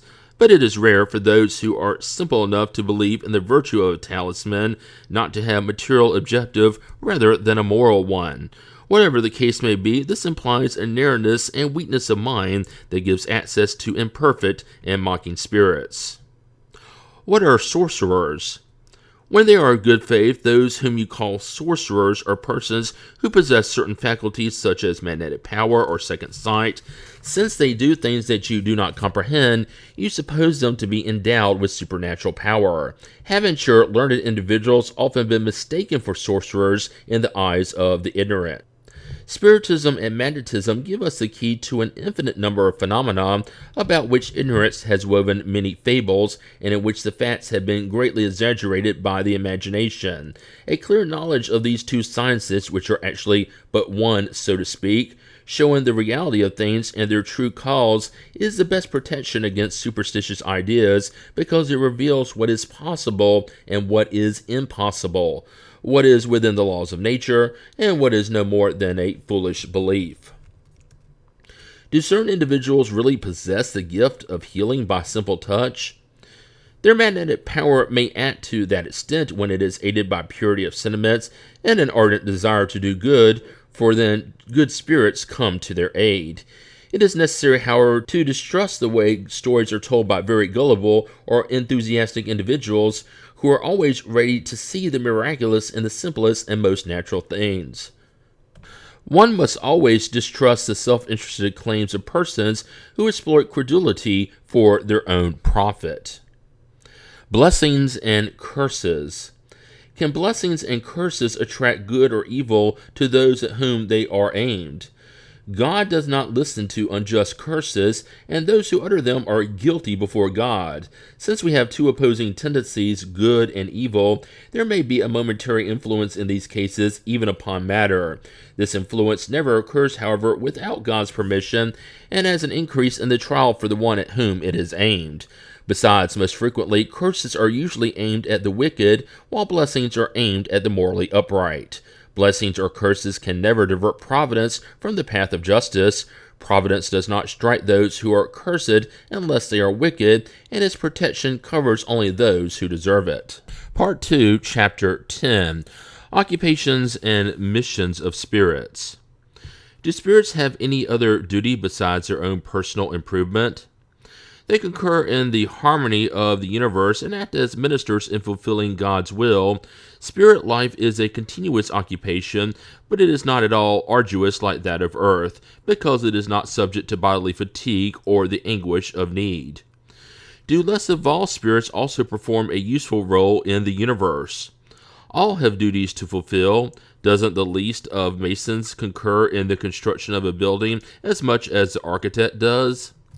Does each spirit have special attributes? It is worth stating that we all must inhabit all places and must acquire knowledge of all things, successively presiding over functions involving all the planes of the universe. However, as Ecclesiastes states, there is a time for everything. Thus, one spirit is currently fulfilling its destiny on this world, while another will accomplish or has already accomplished its destiny at another time on the earth, in the water, in the air, etc. Are the functions that spirits perform in the order of things permanent for each spirit, and do such functions belong exclusively to the attributes of certain orders? All spirits must ascend the various degrees of the scale in order to perfect themselves. Since God is just, God could not have given knowledge without effort to some, while others acquired it only in a painful manner. Likewise, among humans, no one reaches the supreme degree of skill in any art without having acquired the necessary knowledge by practicing the most elementary functions of that art. Since spirits of the most advanced order have nothing more to acquire, are they in a state of absolute repose, or do they still have occupations? What do you think they are doing for all eternity? Eternal idleness would be eternal torture. What is the nature of their occupations? Receiving orders directly from God, transmitting them throughout the universe, and supervising their execution. Are the occupations of spirits unceasing? Unceasing, yes, if we understand that their thought is always active, for they live by thought, yet one must not equate their occupations with the material occupations of humans. Their very activity is a delight because they know they are being useful. That is understandable for good spirits, but does the same apply to less evolved ones? Less evolved spirits have occupations suitable for their nature. Would you entrust the works of cultured individuals to manual laborers? Are there among spirits those who are idle or who do not occupy themselves with anything useful? Yes, but it is temporary and depends on the development of their intelligence. Certainly, as among humans, there are those who live only for themselves. Such idleness nonetheless weighs on them, and sooner or later the desire to progress stirs the need for activity, and they are glad to make themselves useful once again. We are speaking of spirits who have arrived at the necessary point of self-consciousness and free will, for at their origins they are like newborn children who act more from instinct than from a determined will. Do spirits examine our works of art and take an interest in them? They examine anything that may indicate the elevation of spirits and their progress. Does a spirit who had a specialty on earth, a painter or architect, for example, take a special interest in the works that were the object of its predilection during life?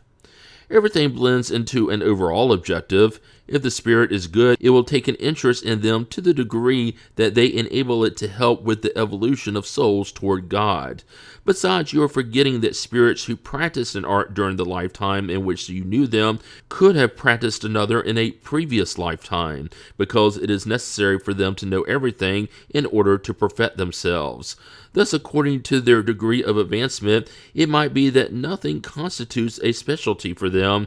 This is what I mean when I stated that everything blends into an overall objective. Also be aware of this: what is sublime to you in your backward world is no more than child's play when compared with what exists on more advanced worlds. Why would you suppose that the spirits who inhabit those worlds where there are arts unknown to you would admire what would appear to them as no more than the work of a school child? As I've already stated, they examine whatever may indicate progress. We understand why such must be the case with highly advanced spirits, but we are speaking about more commonplace spirits who have not yet raised themselves above earthly ideas. Their case is different. Their point of view is more limited, and they may admire what you yourselves admire. Do spirits sometimes meddle in our occupations and pleasures? Commonplace spirits, as you call them, yes, they are unceasingly around you and at times take a very active part in all that you do, according to their nature.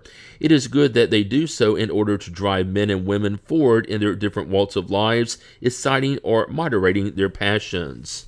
Spirits occupy themselves with the things of this world according to whether they are more evolved or less so. High-order spirits undoubtedly have the ability to consider them in minutest detail, but they only do so to the degree that it is useful to progress. Low-order spirits only attach an importance to such things in proportion to the remembrances that are still present in their memory and some material ideas that are not yet extinct. Do spirits who have missions to fulfill do so while in the errant state or in the incarnate state? They may do so in either state. For certain errant spirits, it is a great occupation. What do the missions that may be entrusted to errant spirits entail? They are so varied that it would be impossible to describe them. Besides, there are those that you would not be able to comprehend. Spirits fulfill the will of God, and you are not able to grasp all the divine design. Spirits' missions always have the good as their purpose, whether as a spirit or as a human. They are in charge of helping the progress of humankind, nations, or individuals within a varying range of ideas that may be more specialized or less so, in order to prepare the way for certain events and to oversee the accomplishment of certain things. Some have more restricted missions of a certain personal or entirely localized manner, such as helping the sick, the dying, and the afflicted, and as guides watching over those who are under their protection and directing them with their counsels or the good thoughts they suggest. One could say there are as many kinds of missions as there are kinds of interests to watch over, whether in the material realm or in the moral realm. A spirit advances according to how well it has performed its duty. Do spirits always comprehend the designs that they are charged with executing? No, there are those who are blind instruments, while others know fully well the purpose for which they act. Are advanced spirits the only ones who have missions to fulfill? A mission's importance is in relation to the spirit's ability and elevation. The courier who carries a dispatch also fulfills a mission, though it is not that of a general. Is the mission of a spirit imposed on it, or does it depend on its will? a spirit asks for and is happy to receive it. May the same mission be requested by several spirits? Yes, there are frequently several candidates, but not all are accepted. What does the mission of incarnate spirits entail?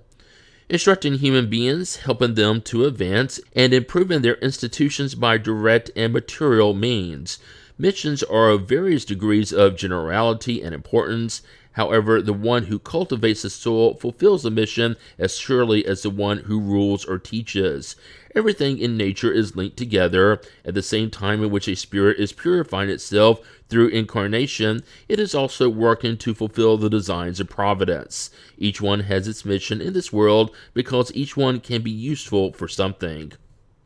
What could be the earthly missions of intentionally useless persons? There really are persons who live only for themselves and who do not know how to make themselves useful for anything. They are poor beings whom we should pity because they will painfully expiate their intentional uselessness, and their chastisement frequently begins even in this world through weariness and dissatisfaction with life. Since they had the right to choose, why did they prefer a life that could not be of any use to them? Among spirits, there are also lazy ones who recoil before a life of work. God allows them to do so. They will understand the inappropriateness of their uselessness later and at their own expense, and they will be the first to ask to make up for lost time.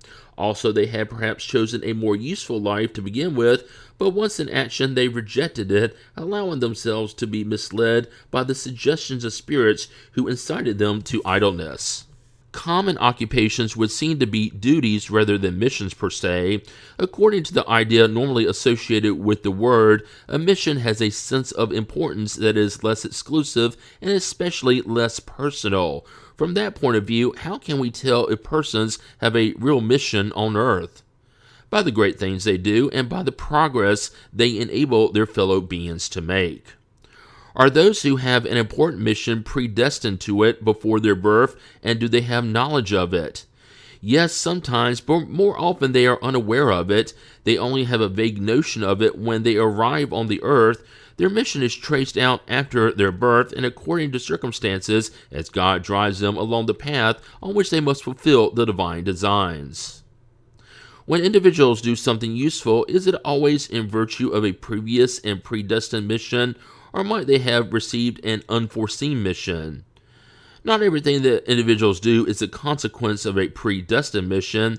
Instead, they are frequently the instrument a spirit uses in order to perform something it considers useful. For example, a certain spirit thinks it would be a good idea to write a book, which it would actually write if it were incarnate, so it seeks out the writer most capable of comprehending its thought and most capable of acting on it.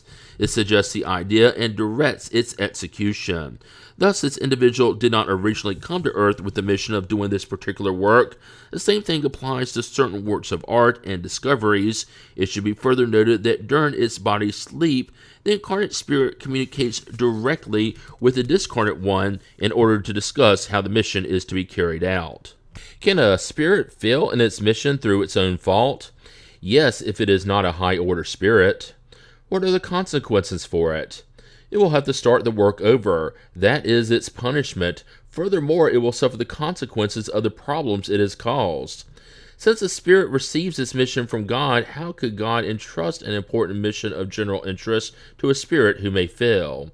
Doesn't God know whether his general will be victorious or defeated? Rest assured that it is so, and the divine plans, when important, do not rely on those who might abandon the work in the middle of it. The whole issue for you is the knowledge of the future which God possesses, but which is not given to you. Does the spirit who incarnates to fulfill a mission have the same apprehensions as the one who incarnates to undergo a trial? No, it has experience.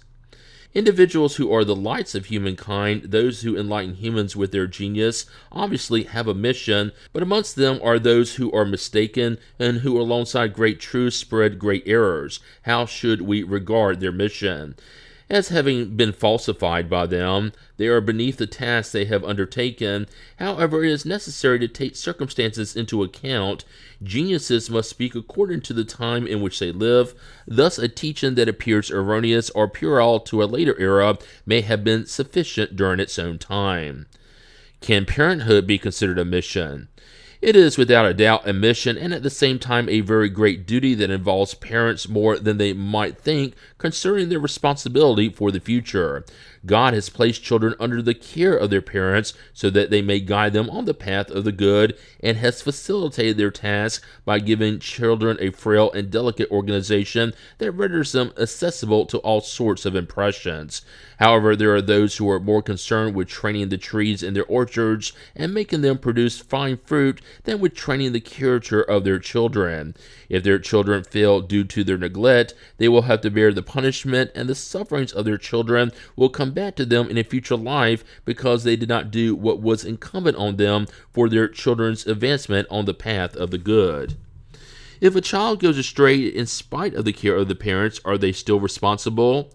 No, but the more the child is disposed toward wrongdoing, the heavier their task is, and the greater will be their merit if they manage to divert the child away from the wrongful path. If a child becomes a good adult, despite the negligence or bad examples of the parents, do the parents receive any benefit from it? God is just.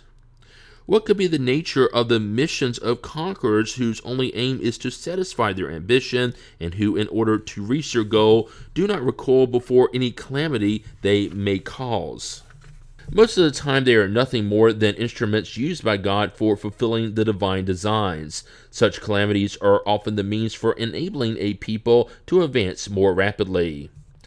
If those who are the instruments of such temporary calamities are unaware of the good that may result from them because they inflicted them with a personal aim in mind, will they nevertheless profit from the resultant good? All are rewarded according to their deeds, the good they meant to do, and the honesty of their intentions. Incarnate spirits have occupations inherent to their corporeal existence. In the errant state or dematerialization, their occupations are in proportion to their degree of advancement. Some journey from world to world, learning and preparing for a new incarnation. Others, more advanced, occupy themselves with progress by directing events and suggesting favorable thoughts. They assist the geniuses who concur in the advancement of humankind. Others reincarnate on a mission of progress. Still others take under their care individuals, families, human agglomerations, cities, and peoples for whom they become guardian angels, protector spirits, and familiar spirits. Finally, others preside over the phenomena of nature of which they are the direct agents. Ordinary spirits meddle in our occupations and amusements. Impure or imperfect spirits wait in suffering and anguish for the moment in which it pleases God to grant them the means of advancing. If they practice evil, it is out of spite for not yet being able to enjoy the good. Part 2, Chapter 11, The Three Kingdoms, Minerals and Plants. What do you think of the division of nature into three kingdoms or into two classes, organic beings and inorganic beings? Some regard the human species as a fourth kingdom. Which of these divisions is preferable? They are all good. It depends on one's point of view. From a material point of view, there are only inorganic and organic beings. From the mental point of view, however, there are obviously 4 degrees. These 4 degrees, in fact, have well-marked characteristics, although their edges seem to blend into each other. Inert matter, which comprises the mineral kingdom, possesses no more than a mechanical energy. Plants, although composed of inert matter, are endowed with vitality. Animals composed of inert matter and endowed with vitality also have a kind of instinctive, limited intelligence with an awareness of their existence and individuality. Lastly, human beings possess everything that exists in plants and animals, and they dominate all other classes through a special and unlimited intelligence that provides them with the awareness of their future, the perception of extra material things, and the knowledge of God. Do plants have any awareness of their existence? No, they do not think. They have only organic life. Do plants feel sensations? Do they suffer when mutilated? Plants receive the physical impressions that act upon matter, but they do not have perceptions. Consequently, they do not feel the sensation of pain. Is the force that attracts plants toward each other independent of their will? Yes, because they do not think. It is a mechanical force of matter acting upon matter. They cannot oppose it.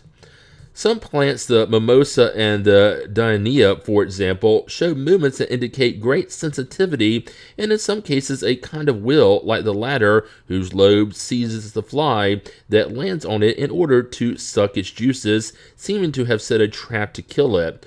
Are these plants endowed with the faculty of thought? Do they have a will, and do they form an intermediary class between the plant and animal nature? Do they comprise a transition from the one to the other? Everything in nature is in transition by the same fact that one thing does not resemble another, and that everything, nevertheless, is linked together.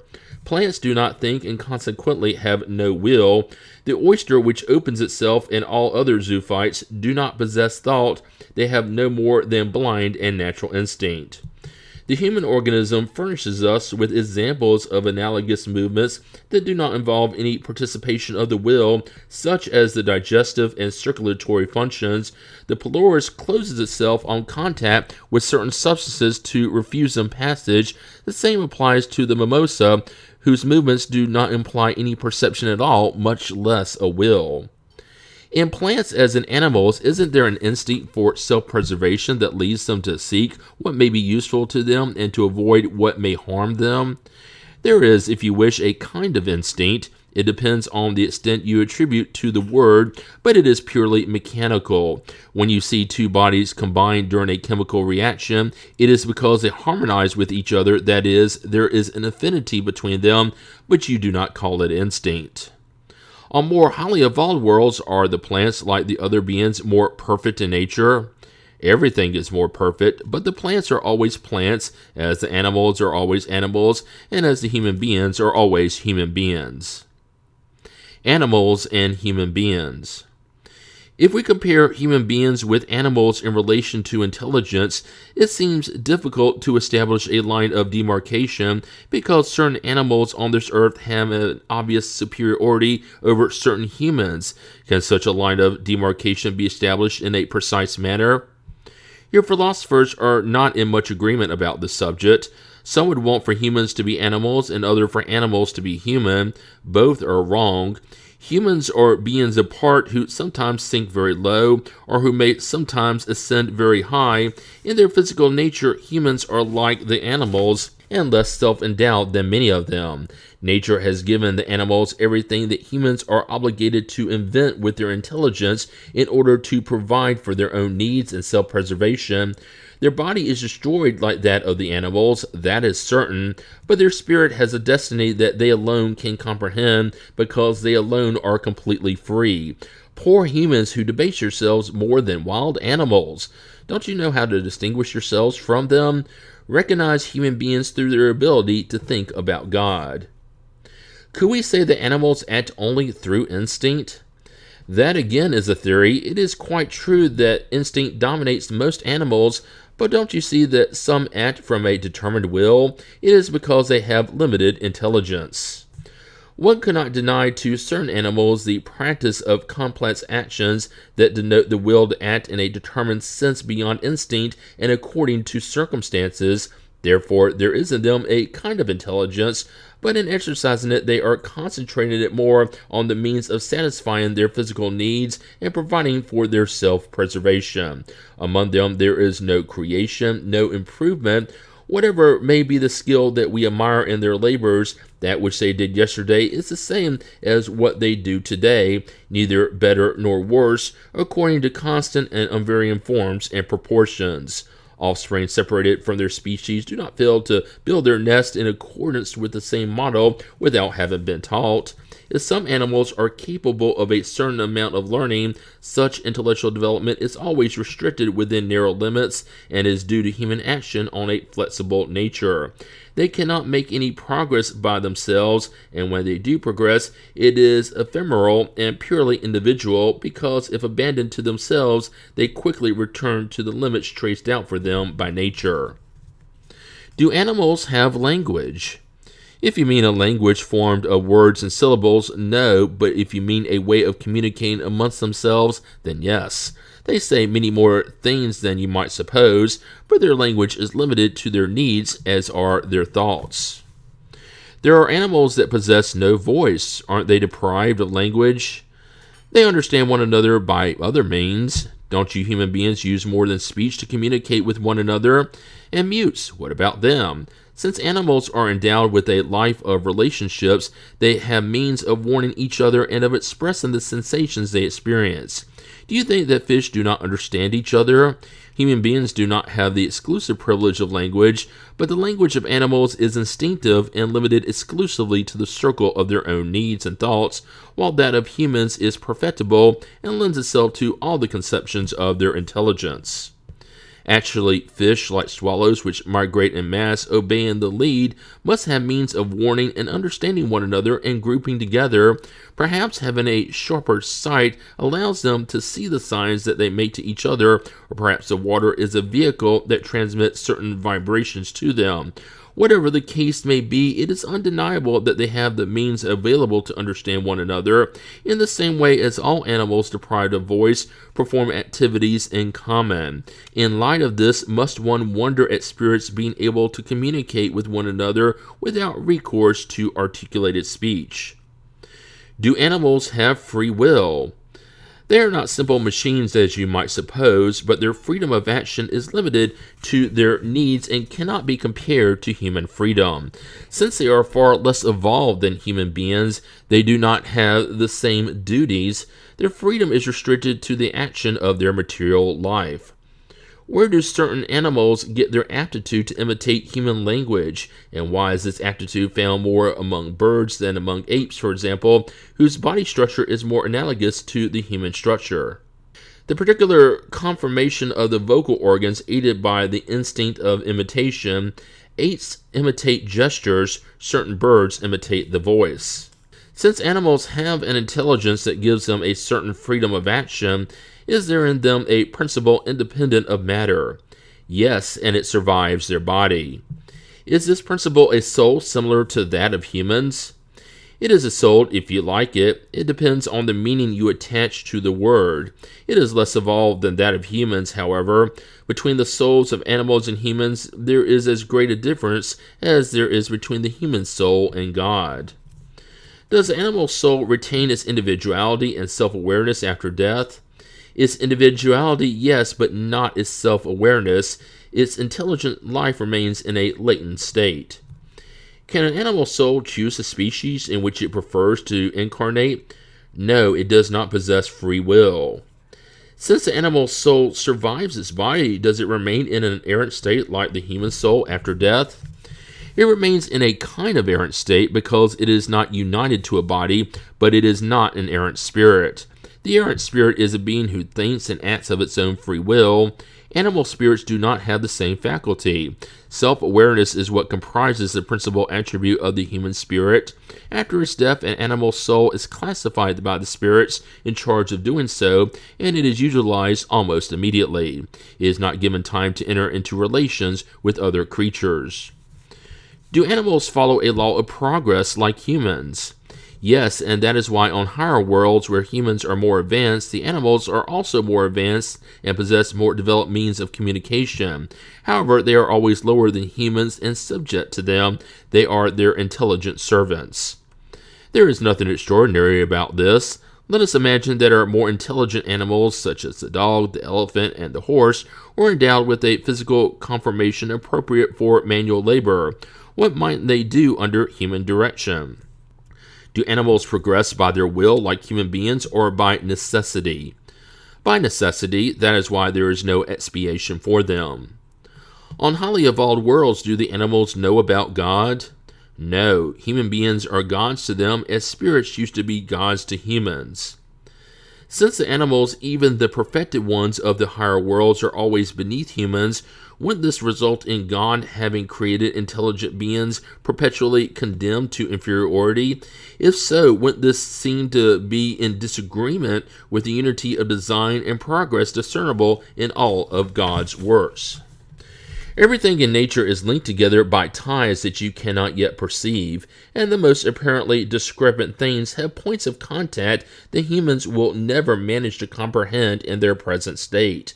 They may glimpse them through an effort of their intelligence, but it is only when their intelligence has reached its full development and frees itself from the prejudices of pride and ignorance that they will be able to see clearly into the works of God. Until then, their limited ideas will cause them to look at everything from a petty and limited point of view. Rest assured that God cannot be self-contradictory and that everything in nature is harmonized through general laws that never deviate from the sublime wisdom of the Creator. Then intelligence is a common property, a point of contact between the souls of animals and humans. Yes, but animals only have the intelligence of material life. In humans, intelligence produces moral life.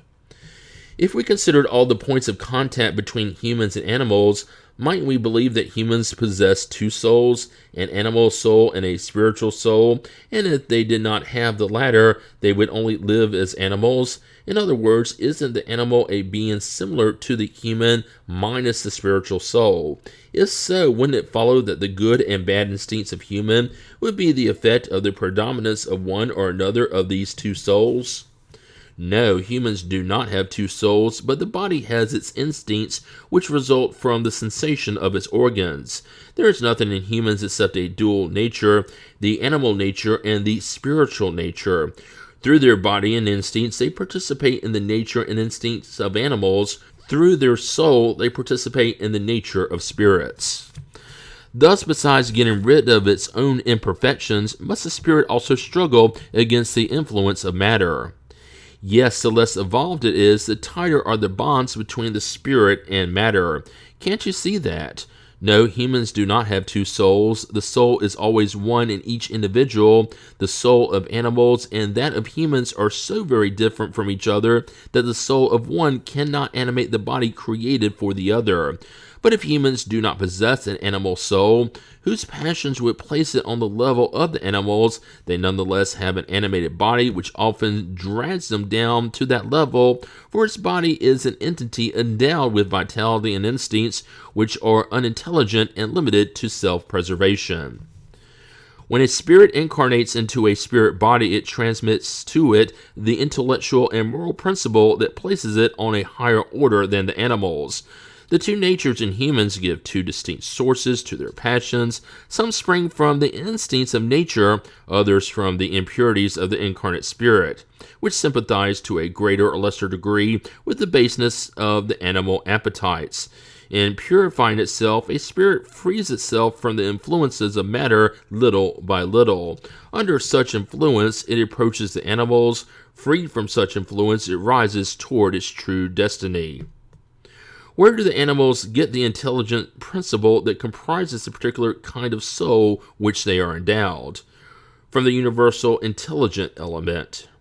Then the intelligence of both humans and animals emanates from a single principle. Of course, but in humans it goes through a development that elevates it above that of the animals. It has been stated that the human soul at its origin resembles the state of human infancy in the corporeal life, that its intelligence is only beginning to unfold, and that it is preparing itself for life. Where does the soul accomplish this primary phase? In a series of existences preceding the period you call humanity. Then it would seem that the soul had been the intelligent principle of the lower beings of creation, correct? Haven't we stated that everything in nature is linked together and tends toward unity? It is in those beings whom you are far from knowing about entirely that the intelligent principle is developed, is gradually individualized, and is prepared for life, as we have stated. In a certain way, it is a preparatory work like that of germination, after which the intelligent principle undergoes transformation and becomes a spirit. It is then that the period of humanity begins for it, and with it the consciousness of its future, the distinction between good and evil, and the responsibility for its acts. The same way that childhood comes before adolescence, then youth, and finally adulthood. There is nothing humiliating about this origin. Do the greatest geniuses feel humiliated at having been shapeless fetuses in the maternal womb? If anything ought to humiliate them, it is their low status before God and their powerlessness to probe the depths of the divine designs and the wisdom of the laws regulating the harmony of the universe. strive to realize the greatness of God in the admirable harmony that establishes the solidarity of all things in nature. To believe that God could have made anything without a purpose and have created intelligent beings without a future would be to blaspheme God's goodness, which extends over all creatures. Does this period of humanity begin on our earth? The earth is not the starting point of a human's first incarnation. The period of humanness usually begins on worlds even less evolved. This, however, is not an absolute rule, and it may happen that a spirit at its human beginning may be suited to live on the earth. Such a case is not frequent and would be an exception rather than a rule. After death, does a human spirit have any awareness of the existences that preceded its period of humanness? No, because it is only after that period that its life as a spirit began. It even has difficulty in remembering its first existences as a human, exactly as humans no longer remember the earliest days of their childhood, and still less the time they spent in the maternal womb. That is why spirits tell you that they do not know how they began. Having entered the period of humanness, does a spirit retain traces of what it had previously been, that is, of the state in which it was in during the period that could be called non-human? That depends on the distance separating the two periods and the progress it has accomplished. For a few generations, it may preserve a more or less pronounced reflection of the primitive state, for nothing in nature occurs through an abrupt transition. There are always links connecting the end of the chain of beings and events. However, such traces disappear with the development of free will. The first steps of progress are accomplished slowly because they are not yet aided by the will, but they follow a more rapid progress as the spirit acquires a more perfect consciousness of itself. Then are the spirits who have said that humans are beings apart in the order of creation mistaken? No, but the issue has not been fully developed, and there are things that can only come in their time. Humans are, in fact, beings apart, for they have faculties that distinguish them from all others, and they have another destiny. The human species is the one God has chosen for the incarnation of the beings who can know God. Metempsychosis. Isn't the common origin of living beings in the intelligent principle and affirmation of the doctrine of metempsychosis? Two things may have the same origin and yet not resemble each other at all later on. Who would recognize the trees, its leaves, its flower, and its fruit in the shapeless germ that contained in the seed from which they came? From the moment when the intelligent principle reaches the necessary degree for becoming a spirit and for entering the period of humanness, it has no more relationship with its primitive state. It is no longer the soul of the animal, like the tree is no longer a seed. In humans, there is only the animal-like body, the passions that arise from the body's influence, and the instincts of self-preservation inherent in matter. Therefore, one cannot state that such and such a person is the incarnation of such and such an animal. Consequently, metempsychosis, as commonly understood, is incorrect. Could a spirit that has animated a human body incarnate in an animal? That would be a regression, and a spirit does not regress. The river does not flow back to its source. However erroneous may be the idea linked to metempsychosis, couldn't it be a result of the intuitive sentiment of the different existences of an individual? We recognize such an intuitive sentiment in this belief as in many others, but like most intuitive ideas, humans have perverted it. Metempsychosis would be correct if one understood it to mean the progression of the soul from a lower to a higher state, accomplishing the developments that will transform its nature. However, it is erroneous in the meaning of direct transmigration from the animal to the human and vice versa, which would imply the idea of regression or fusion. And since such fusion is not possible between corporeal beings of two different species, we have an indication of their being of degrees that cannot assimilate each other, and the same must apply to the spirits that animate them. If the same spirit could animate them alternately, it would result in an identity of nature, and this would translate into the possibility of material reproduction. On the contrary, theory, the reincarnation taught by the spirits is founded upon the evolutionary march of nature and the progression of humans within their own species, which in no way diminishes their dignity. What degrades them is the bad use they make of the faculties God has given them for their advancement. Be what it may, the antiquity and universality of the doctrine of metempsychosis and the number of eminent individuals who have professed it proves that the principle of reincarnation has its roots in nature itself. These are arguments in its favor rather than against it, however. The point of departure of a spirit is one of those issues that are connected to the origin of things and that are among the secrets of God. It has not been given to humans to know them completely, and regarding them, they can only form mere suppositions, constructing more or less probable theoretic systems. The spirits themselves are far from knowing everything, and regarding what they do not know, they may also have their own opinions that are more sensible or less so. It is thus that we all do not think in the same way regarding the connections between humans and animals. According to some, a spirit only arrives at the human period after having been prepared and individualized in the different degrees of the lower order beings of creation. According to others, the human spirit would have always belonged to the human race without having passed through the animal experience. The first of these theories has the advantage of giving an aim to the future of animals, which would thus comprise the first links in the chain of thinking beings. The second is more in conformance with the dignity of the human being and may be summed up as follows. The different species of animal do not proceed intellectually from one another by way of evolution. Thus, the spirit of the oyster does not subsequently become that of the fish, the bird, the quadruped, and finally the biped.